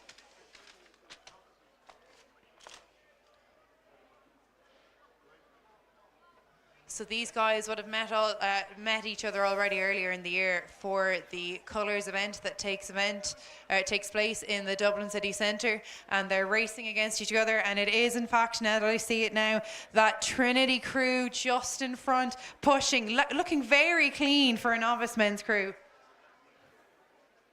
Looking very clean, taking a push now. They can't get comfortable. They are still neck and neck. Just a challenge from UCD or a good push. They might see them take it and pull up in front. And Jerry, let us know, how are these guys getting on from the waterline? Over to you. Yes, we've got the novice 8s coming at us. It's a 2-horse race now, and it's DUBC. UCD, massive rivalry between these two crews, and there's not much in it now. DUBC, if anything, have a little bit of a lead as they charge down the course. They're well through it, about 1,100 metres gone on this race. Men's novice 8s, and I'd say Trinity have about a third of a length at this moment in time as they come along here now. Rating 35, UCD then just behind them, rating 36.5. So I'd say it's about a third of a length as UCD start coming up beside them now in this 2-horse race. It's a canvas. Do you know what now? UCD, every stroke are just coming through DUBC. They've timed this very well over the second half. They were down. Well, hold on now. Let's see. They've stopped the rot now, DUBC, slightly, just for the minute. There's probably about 2 feet in this final of the men's novice 8s, Dublin University Boat Club. Just on the other side of the Lithian Island Bridge from University College Dublin, as we watch the bows now running alongside them. So I can tell you, as we approach about 1,300 metres, both crews are dead level. Now, if anything, UCD have nudged a couple of feet in front all of a sudden. They seem to be running the boat better here, UCD. This is a great race now, whether Dublin University Boat Club can hold on to them and stop them running through them. We come up to 1,500 metres now. You can see this. Yeah, as we approach 1,500 metres, the men's novice 8s. Here we go. UCD got out to a canvas, a third of a length now. Will it be any more? If they keep moving here, this game could be up for DUBC, but they've stopped the rod again. Let's see now if they can just do a counter charge at them. We're through 1,600. University College Dublin in lane 3 on the other side. They're out to about a third of a length on DUBC. There was a massive race between the two in the novice quads where UCD won by absolutely nothing there on Friday, I think it was. And here we are now. They're out to a third of a length. This is getting dangerous for Dublin University Boat Club. They need to sit up. They need to absolutely throw it at them now. Don't let them get any more, and they can mount this challenge. We're going to hand it over now very shortly to the finish tower, but it's UCD by about a third of a length, a quarter of a length maybe only from UCD from DUBC. Over to you. What a race this has been so far. Two rivals fighting neck and neck, each one giving it absolutely everything they can. Looking at the Trinity crew, really working hard, really pushing it and getting those big powerful crews through the water. But just looking at them, they're not as technically proficient. The UCD crew does look cleaner, they do look tidier, they are sitting up tall. And with these novice crews, they don't have the years of endurance training behind them. So the technique really can make a huge difference because you don't have the weights and the thousands of kilometers that maybe a more senior crew would have. So technique is monumental in this, and we can see this when we look at these two crews between UCD and Trinity as UCD cross the line about half a length over Trinity. Very disappointing for Trinity, but a very impressive effort, and well done to them, and congratulations to UCD.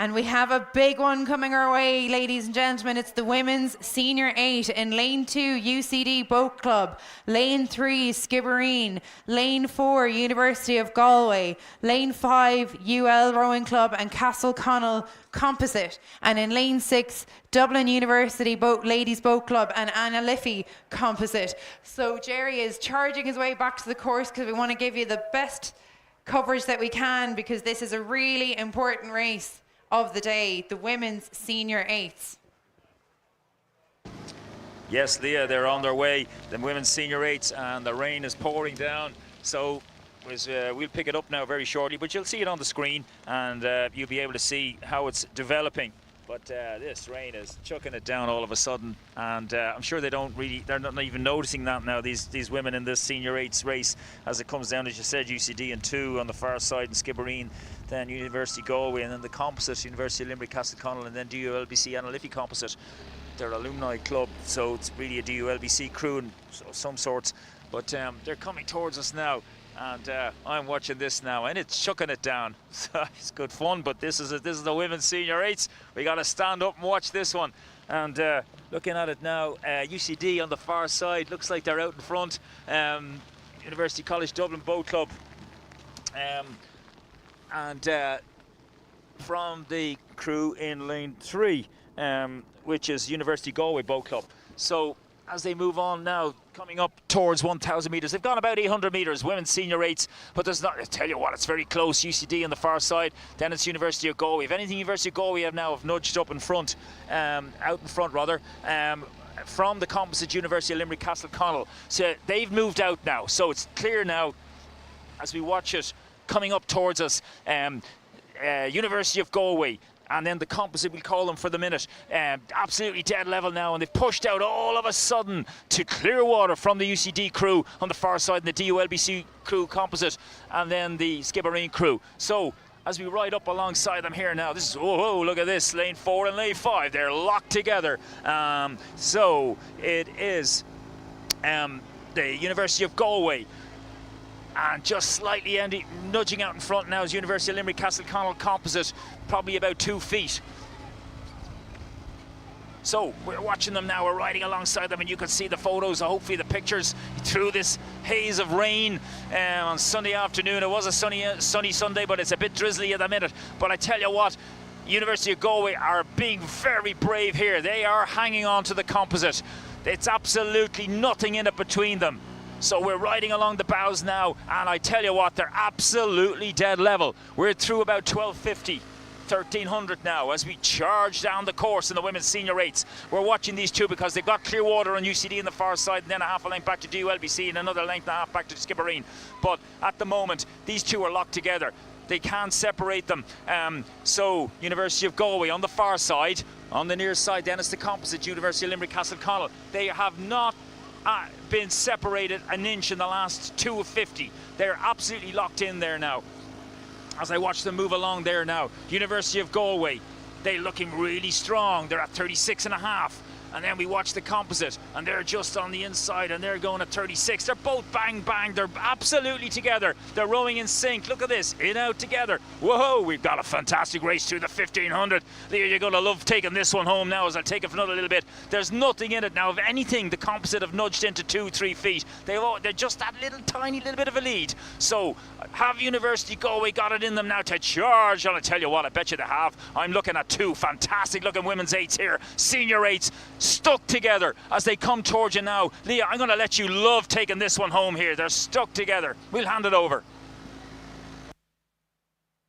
It's the women's senior 8. This is a big one. I said the crown jewel of junior rowing is the men's and women's 8s, and it's the same to be said in senior rowing for the men's and women's 8s in senior. And the standard is high. These are the best and most experienced amateur rowers in the country, and you can see it in their experience that they can race. These girls are hard. They're not giving up. Everyone wants to win this one, and they are stroke for stroke, going for it. It looks like the University of Galway crew has just nudged in front of the University of Limerick and Castleconnell, but the UL composite are down, but they are not out. There is still time if they take a big push to take this row, and they're making a charge, and Galway need to respond now, because it looks like University of Limerick have got great boat run on this. There's about 5 to 10 strokes to go. Galway have gone, they've taken their charge. University of Limerick are still in theirs, and it's half a canvas in it. I think Galway are just in front, but UL look to have great boat speed. And I think the bow woman in the UL composite, I think, is just pushed up in front, but it's just over and back between these two, stroke for stroke. I think that was a photo finish. That was an amazing performance from those ladies. Well done to all of them. What a wonderful example of rowing to show to all the young girls and boys in the venue today. That's how it's done, guys. That's how you want to row. So well done to them. And we'll wait for the official results, which I'm on the edge. I think we're all on the edge of the seats for that one. And congratulations to them and their coaches.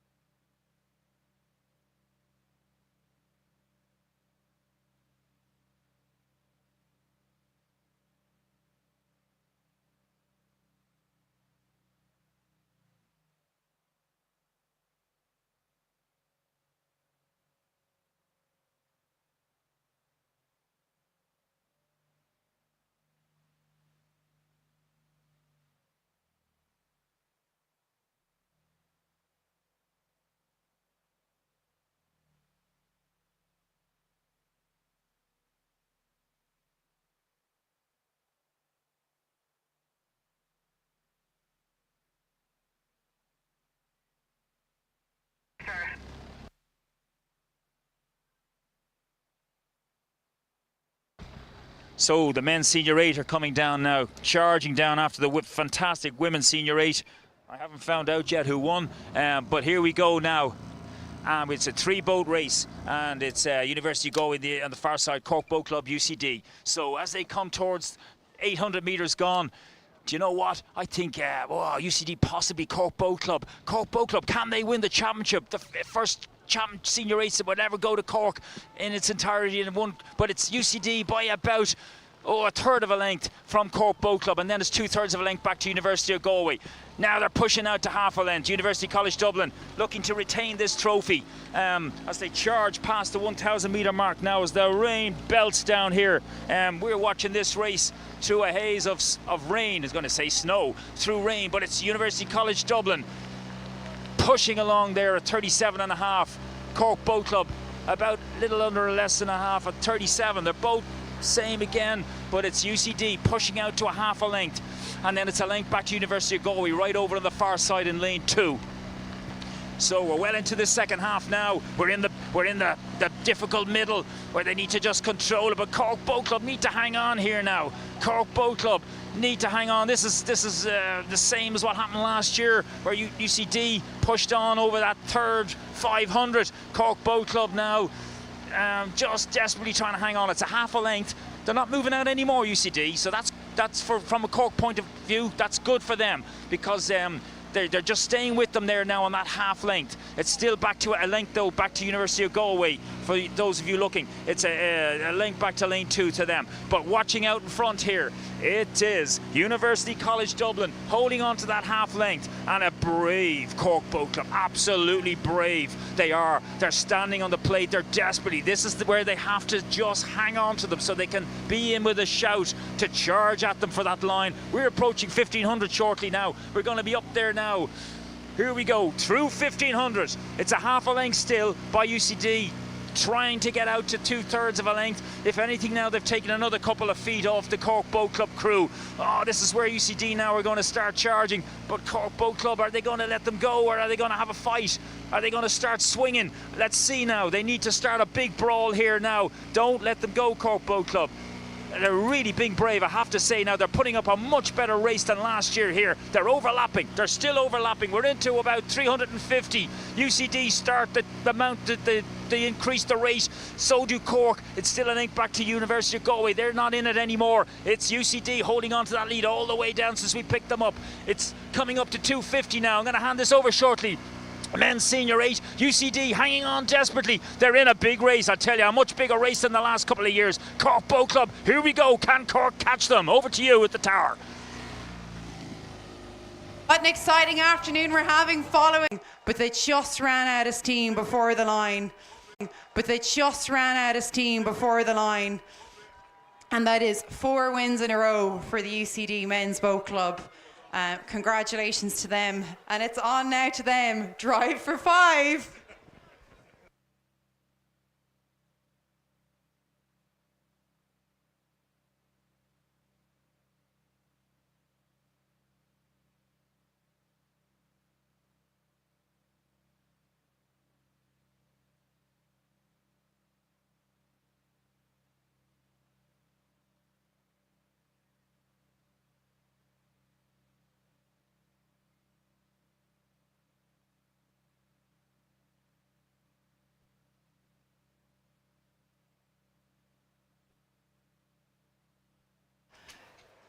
We've just seen the official result there for the Women's Senior 8. The UL Castle Composite won, so congratulations to them. Fantastic win, but well done to University of Galway. That was an incredible race, and definitely be very proud going home to Galway.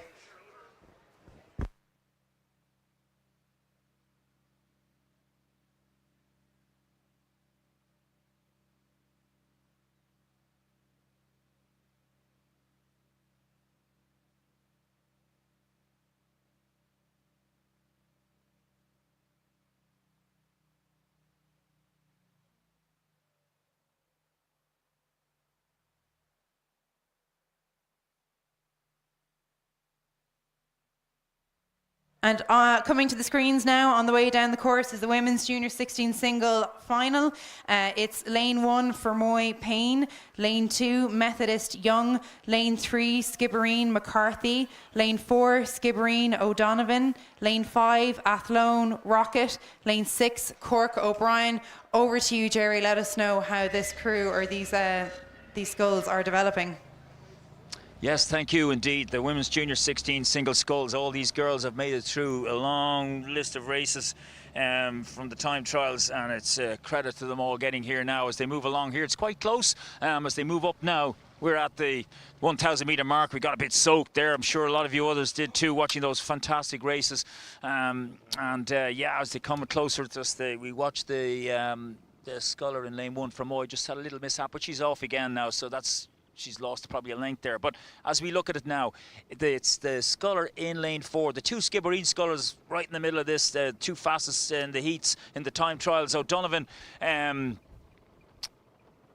in lane 4, and then McCarthy in lane 3. But I tell you what, over on the far side, it's Methodist, the sculler in lane 2, who's pushing out now into second position behind lane 4, O'Donovan. So start moving up alongside them, and as we watch this race, so O'Donovan from Skibbereen and lane 2, which is Methody Young. So they're the 1-2. Methody Young going very well now in lane 2, and she split the Skibbereen scullers.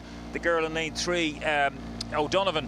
McCarthy. It's O'Donovan in second position. McCarthy with the lime green top under her vest. That's McCarthy in lane 3. So I'm watching now Methody with interest because she is rowing quite well. Big long strokes coming out there, and she's putting O'Donovan Skibbereen under tremendous pressure here now. This is developing into a good race as these two nudge ahead of the other Skibbereen sculler, McCarthy. So we'll watch that. That's the 1, 2, 3, and then there's a couple of lengths back to Athlone Rocket, and then another length back to the sculler on the far outside from Fermoy Payne, and then it's Cork O'Brien.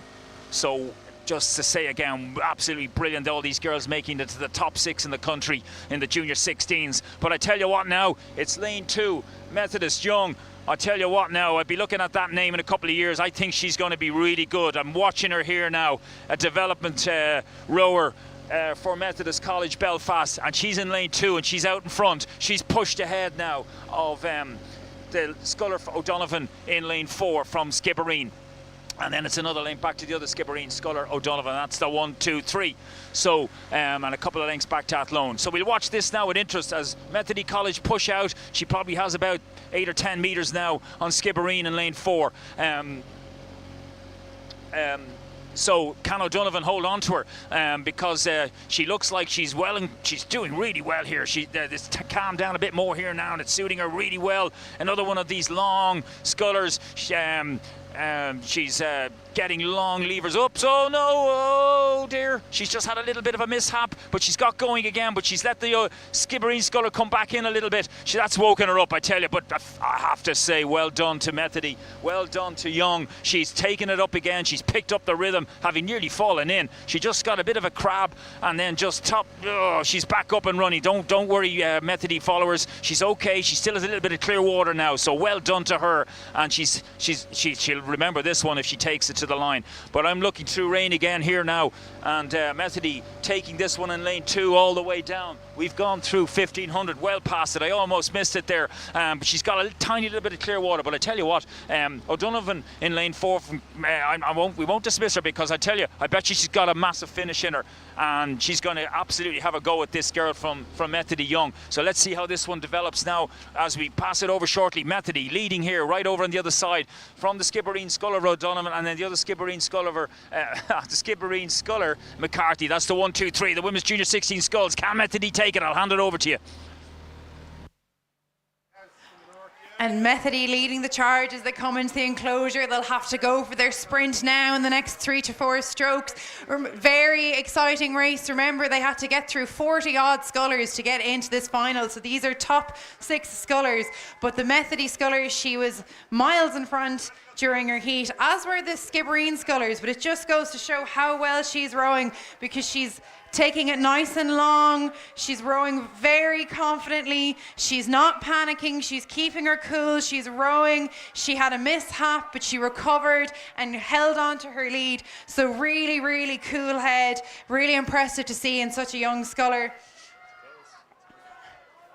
And she's touching up now. She's into clean water, and then it's our Skibbereen sculler O'Donovan in second position. Give them a cheer. They're only young, and this is a really tough race.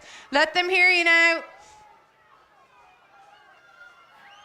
And it's Methody coming to the line, about 3 or 4 strokes to go, with O'Donovan from Skibbereen number 2 and McCarthy Skibbereen 3. And well done to them. Some fantastic performances. Congratulations, girls.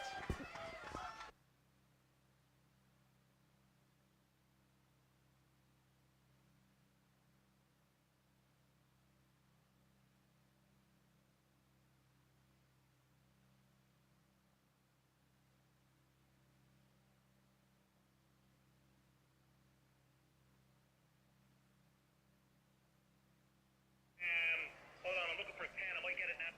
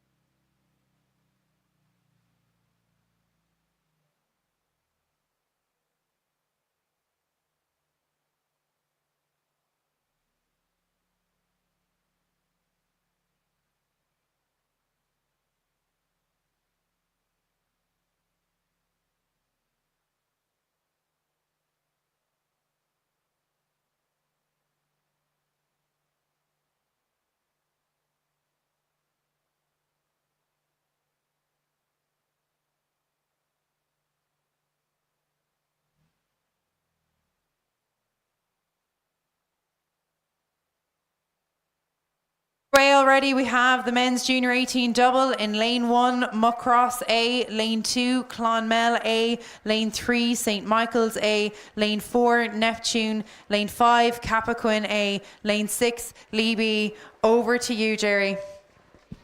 Yes, and it's calmed down. Wow, that shower took away the wind. Look at this now for this junior 18 doubles coming along here now. They've gone about 800 metres and they're coming up towards me. And it's looking now as they come towards me, St. Michael's in lane 3 out in front, a couple of lengths almost from the two scullers, doubles either side of them, Clonmel and Neptune in second and third as they approach us now with and up there, right up there as well as Muckross on the far side in lane 1.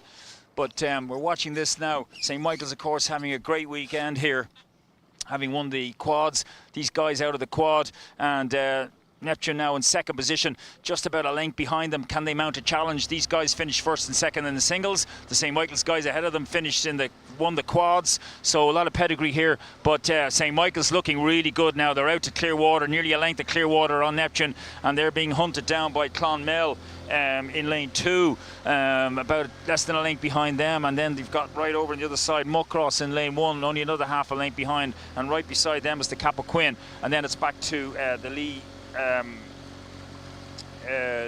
Lee crew, yeah, on the inside. But it's St. Michael's in lane 3, leading the way here now by a couple of lengths from Neptune as they've gone through 1,000 metres.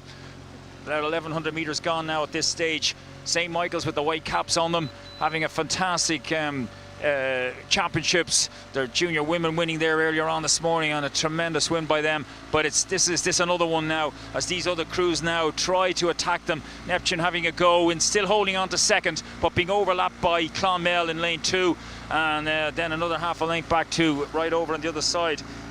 It's Muckross, the A crew.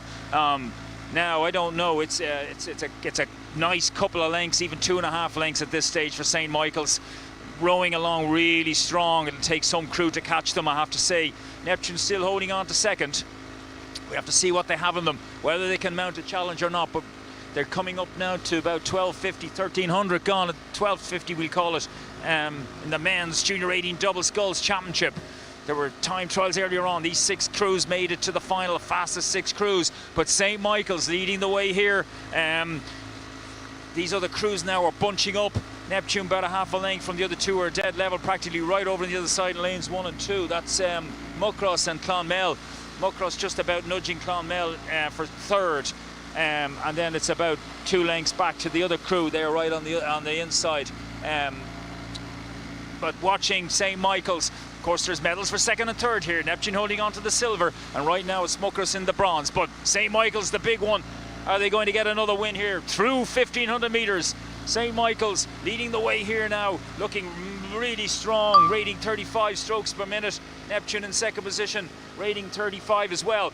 It looks like they're going to run out of water here, St. Michael's. There's nobody making any inroads into them. They're holding on to that 2 to 3 length lead from the Neptune crew, who possibly might even be caught by the Muckross crew now on the far side, charging, hunting them down for second.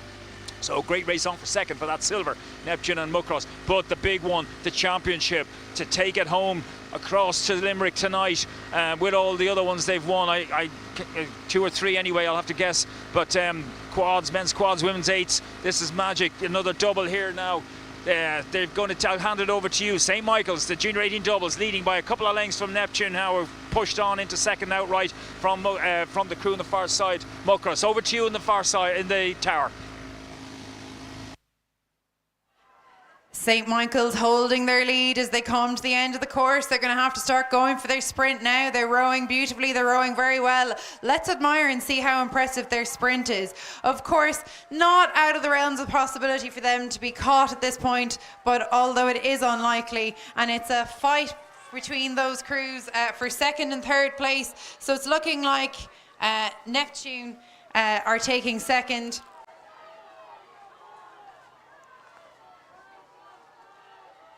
So looking for Neptune in second, they're taking their charge. They're actually pulling up on that St. Michael's crew, but of course it's all too late because it's going to be gold for that St. Michael's crew as they cross the line now. Neptune in second place.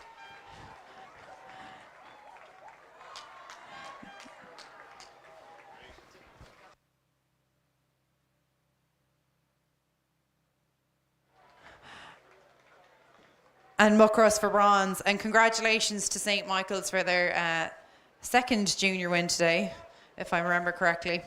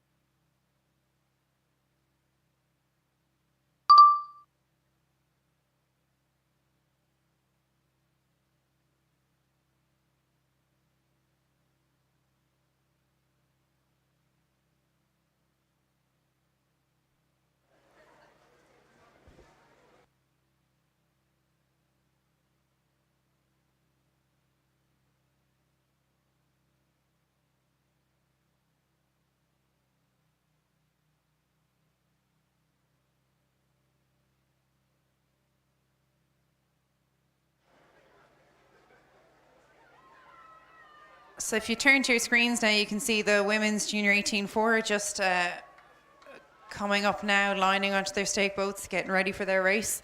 And best of luck to all of them.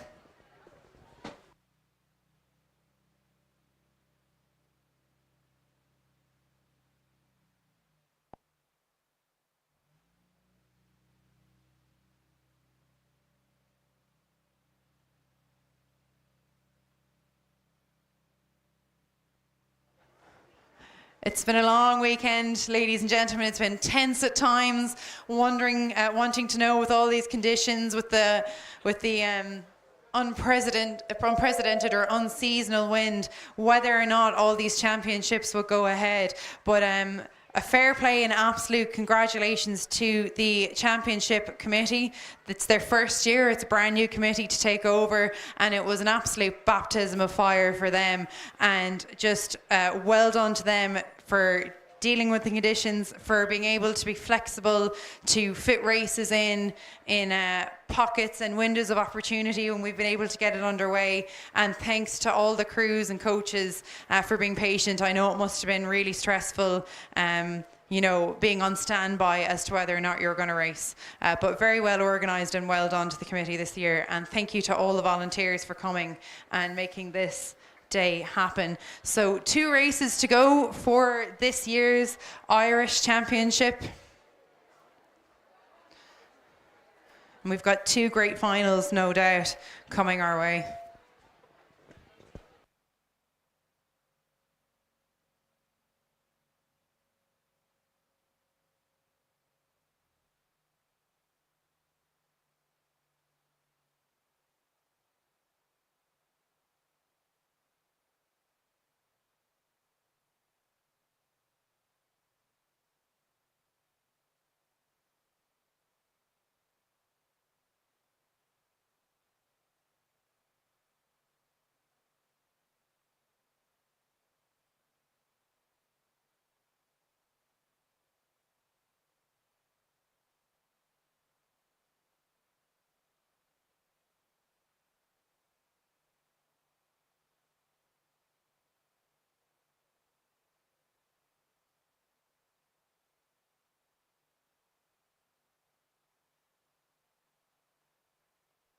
So the women's junior 18 quad final are just about ready to go. In lane 1, we have Lee Valley. In lane 2, Lee A. In lane 3, Shannon. Lane 4, Skibbereen. Lane 5, Enniskillen. Lane 6, Clonmel. So the last of those crews is just about to attach now, and once they're ready to go, Jerry is at the start with them. So we'll actually get full coverage of this race from the commentary all the way from the start to the finish. Over to you, Jerry. Yes, lovely conditions up here now. With the races every 5 minutes all day, it was always very difficult to get right back up at the start. But we're at the start for this one. You supporters for the women's Junior 18 coxless squad, and they're all attached and ready to go now. Hopefully it won't be too long now. Actually, they're not all attached, so there'll be a little bit of a slight delay here as they back on. So women's junior quads, there's nobody in this boat steering, no coxswain. So one of the girls will be steering it with the shoe, keeping the boat in line. And fast and furiously coming down at you very shortly. So all these girls, they raced through time trials galore earlier on to make the final. And here they are for the outright glory of winning the Championship of Ireland. So this is probably only the second time today I've been here waiting for a start to go. And I know you've had the lineup. So here we are, the roll call. We're ready to go shortly. Junior 18 quads championship ready to go. They'll be with you in 6 minutes if you hang on there. Yeah, just quickly, Lee Valley on the far side, the local crew. Lee Rowing Club from the Marina, Shannon from Limerick, Shannon Rowing Club, Skibbereen from West Cork, Enniskillen, County Fermanagh, and Clonmel, County Tipperary. So all around the country, these crews. We're just about to go now.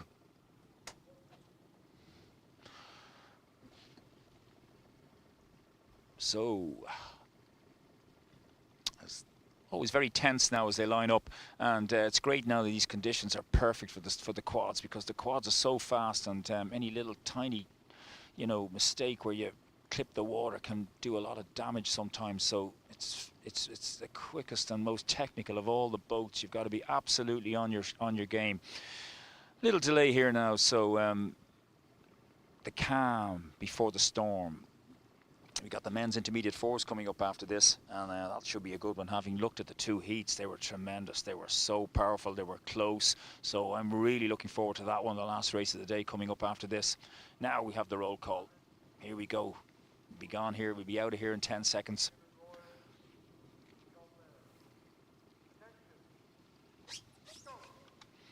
And we're off. So let's hope now all crews get away safely, keep the boat straight down the tracks.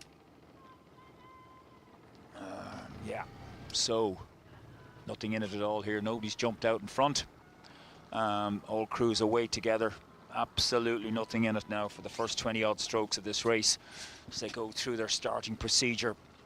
Absolutely flat out, 2 feet to the floor for the first minute or so before they settle down into the middle of the course race. So as they approach right up here now, about 200 meters gone, there's pretty well nothing in it at all here, but just about edging out in front is the Shannon crew. Shannon looked very good in the time trials. They're out to about a canvas from lane 2, which is Lee Rowing Club, but it's early days yet, and then it's nothing, about a third of a length back to the Enniskillen and Clonmel, and another third of a length back to Lee Valley.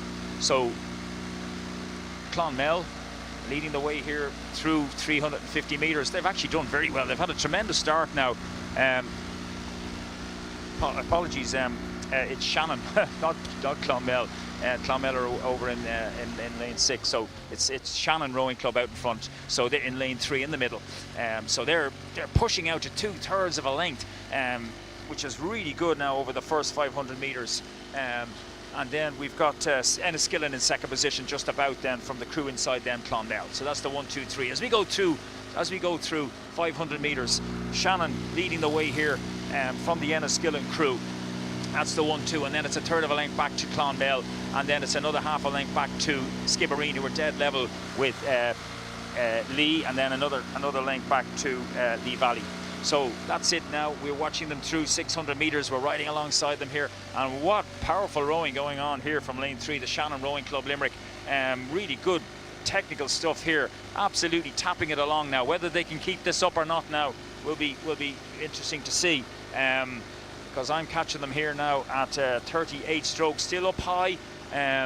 Enniskillen now in second by about a canvas at 34, so they're still rating very high, Shannon. Now we'll see how they manage that one, and they've got about a half a length of clear water as we go through about 700 meters from Enniskillen, who then we're watching them now as we watch Enniskillen here now about a half a length ahead of the others, who are all bunched up. Lee Rowing Club in lane 2 on the far side, and Skibbereen dead level, and then only a couple of feet back to Clonmel on the inside, and then another length back to the crew right over on the far side, Lee Valley. So this crew now way out in front, Shannon, by about a length of clear water now. I just think they might. I don't know whether they can keep this up. This is really good stuff they're doing. Absolutely tapping it along. It's really absolutely amazing what they're doing here. We're coming up nearly to halfway now. They've got about a length of clear water. This is absolutely brilliant rowing from them. So Enniskillen now making second position. Theirs by about a half a length from the other three, or crews behind them are practically level. That's Lee, Skibbereen and Clonmel, so they're a half a length behind Enniskillen, and that's the chasing bunch. But way out in front, Shannon Rowing Club Limerick. This is really nice rowing from them. I've said it a few times already, as they continue to row along at a high rate, and just taking it again here now. 35 now, they've come down a bit, so that's a bit more reasonable at this point of the race. About 800 meters gone. Sorry, we've gone through the 1,000 meter mark now, so absolutely flying along here. Tremendous race going on. If Shannon weren't in this now, watch this, look, absolutely nothing in it between the rest of them. You got Lee, you've got Skibbereen, Enniskillen probably a canvas ahead of them, and then another half a length back to the Clonmel crew, and then Lee Valley. But way out in front, these four crews now who are bunched up together behind Shannon need to work together to try and haul them in over the second half of this race. Junior 18 quads, girls, coming down here now. We're well into the third quarter of this race, 2,000 meter race rather. Shannon continued to lead, out there by 3 lengths.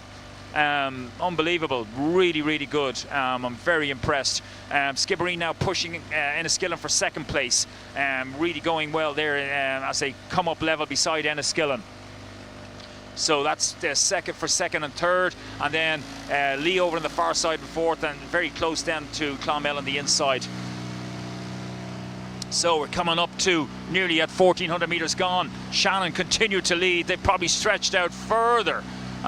So this is absolutely wonderful rowing from them. They've got about 3-4 lengths, and they can't be caught now. The 1,500 meters gone, and this is really good. So they must have 4 lengths. Now Skibbereen push out into second. They're taking that silver medal position. They've got a canvas now on Enniskillen as we watch them here. And then it's hardly anything in it between Enniskillen and Lee then for the bronze, and then a half a length back to Clonmel. So good race going on there for silver and bronze. But the big one, the Championship of Ireland, in about a minute and a half, Shannon are going to claim this, barring a disaster, as they come down towards the enclosure now into the last 300 meters of this Junior 18 quad, girls quad. It's Shannon by a considerable distance from Skibbereen now, who are pushing out to 2/3 of a length from Enniskillen in third now, making third their own for the bronze, and then Lee, and then Clonmel. So as we approach the last bit now, I'm going to hand it over to you and watch this Shannon crew coming in. Absolutely lovely, gorgeous rowing from them. And no one's going to catch this Shannon crew as they make their way to the finish line with about 20 strokes to go. Very strong representation from the south of Ireland. The Munster crew is very strong at sculling, and you can just see that from the names in this final today. And it is going to be a win for the Shannon crew, just sculling so beautifully. Real textbook rowing there as they come to the line, and it's a race for second place. It's looking like Skibbereen have it over the crew in lane 2 from I think it's lane 1 in Lee Valley, but definitely cannot be taken from Shannon. You've heard the bleep, they're over the line, it is theirs, and we'll wait for the results. Skibbereen coming up to the line now, and that's their bleep for second place, followed by We'll wait for the official results in third place. It's not clear on my screen. So that was the penultimate race of the day. One more to go. It's been a long day, especially those of us who've been here since 6 o'clock in the morning.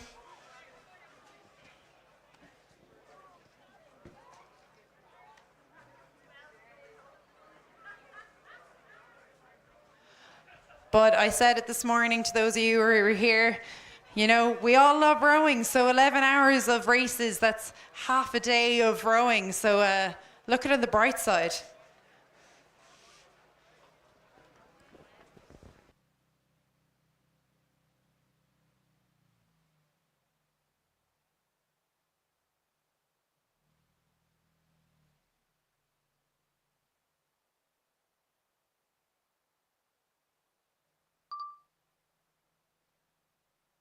So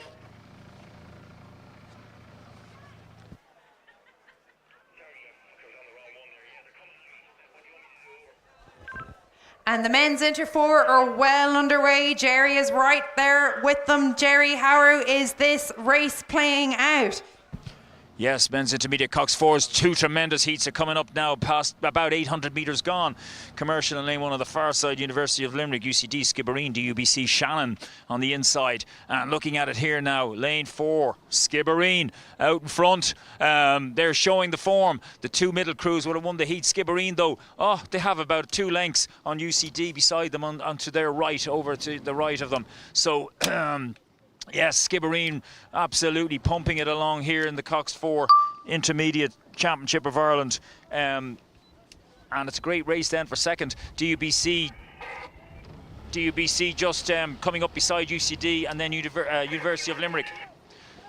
University of Limerick are absolutely dead level, about a length and a half behind Skibbereen. Can they hold them back in? So Skibbereen leading the way here, pumping along in lane 4, rating 34, not too high, so they've got lots of room there for manoeuvre, but hunting them down now, and they're beginning to make a slight bit of inroads. University of Limerick, UCD, in that order, about a canvas between them, just over a length down, and then DUBC, another canvas behind them, and then it's about a length back to Commercial and another length back to Shannon. But watching Skibbereen, I don't know, they'd be a very good crew to catch them, but let's see, can they do it? They're working together, these crews, University of Limerick in lane 2, UCD lane 3, and DUBC just a little bit off the pace in lane 4. University of Limerick now nudging up, they're trying to get an overlap again. So this isn't over. We're coming up to about 750 metres to go. It's Skibbereen, just a little bit of length. They're trying to break that band from University of Limerick in lane 2. University of Limerick they're rowing very well, and they're not getting away, Skibbereen, but I bet you there's another kick there. And here we go now. We're coming up to 600 metres to go. Okay, Skibbereen have reacted. They've pushed out a little bit more now. They got about 3 or 4 feet of clear water from University of Limerick. We've got a canvas on UCD, who've got about a half a length in DUBC, and then Commercial a length back. But Skibbereen holding on to this. 500 metres to go. They've gone through the 1500. They're getting ready for the charge for the line. No better crew than Skibbereen to do that as they start to get ready to mount the last 55 strokes of this race of the men's intermediate Cox 4s of this Championship of Ireland. The last race of a long weekend's racing with rain interruptions, but we've got there. We've done tremendously well. The committee here, absolutely wonderful. Skibbereen are going to come up here now with about 350 metres to go. University of Limerick absolutely trying their desperately trying to get up to them, and I don't know, they're going to run out of water here, so I'll hand it over shortly. But it's Skibbereen, men's intermediate Cox 4, leading the way home here by a length from University of Limerick. Have got 2/3 of a length on UCD and a half a length on DUBC. Over to the finish. And ladies and gentlemen, take it all in. This is the last race of the day. We're going to have to wait a whole year after this before we see another champion crowned. So let's enjoy this one as they come through to the finish. It's Skibbereen in front, just about to break contact from that crew in UL, pushing for second, looking like UCD in lane 2 for 3. And DUBC in lane 5 for 4. But keep eyes on Skibbereen. UL have pushed. They've just regained contact with that crew from Skibbereen, and they're pushing up. What a charge from UL. What a challenge. Skibbereen just holding, I think, half a length up on the screen. But they're really going to have to go for it if they want to hold on to it. I think maybe UL might have just run out of water with only a few strokes to go. And they went for a charge. Skibbereen responded, and they've just crossed the finish line. I'd say a canvas, maybe a quarter of a length over UL. And the heads down in the faces in UL, the disappointment. But well done to Skibbereen. Fantastic row.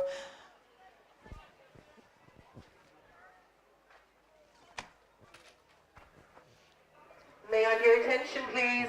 A phone has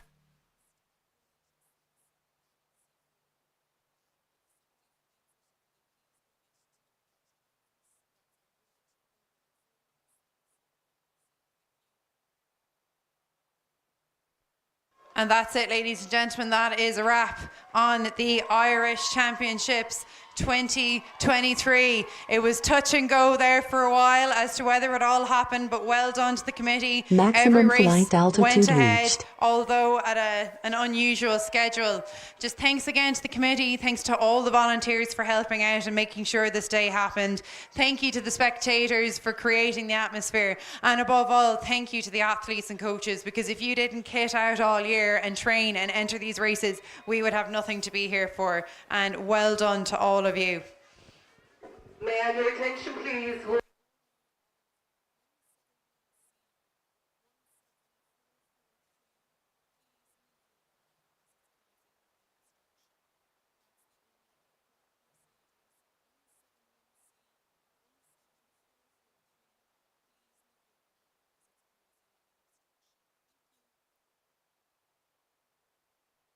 And we can look forward now to the international races ahead. The home international regatta is taking place at Lough Rinn next Saturday. So good luck to all the Irish crews in that. And it's middle of the country, everyone, so you can all make your way and show your support to the Irish team. Why not? If it's a nice weather, why not make a day trip out of it? And also best of luck to all our crews, the Coupe, the Junior Worlds, the Under-23s and all of the between. And remember, it is an Olympic qualification year at the World Championships in a few weeks' time. So best of luck to the Irish national squad. They have our full support behind them.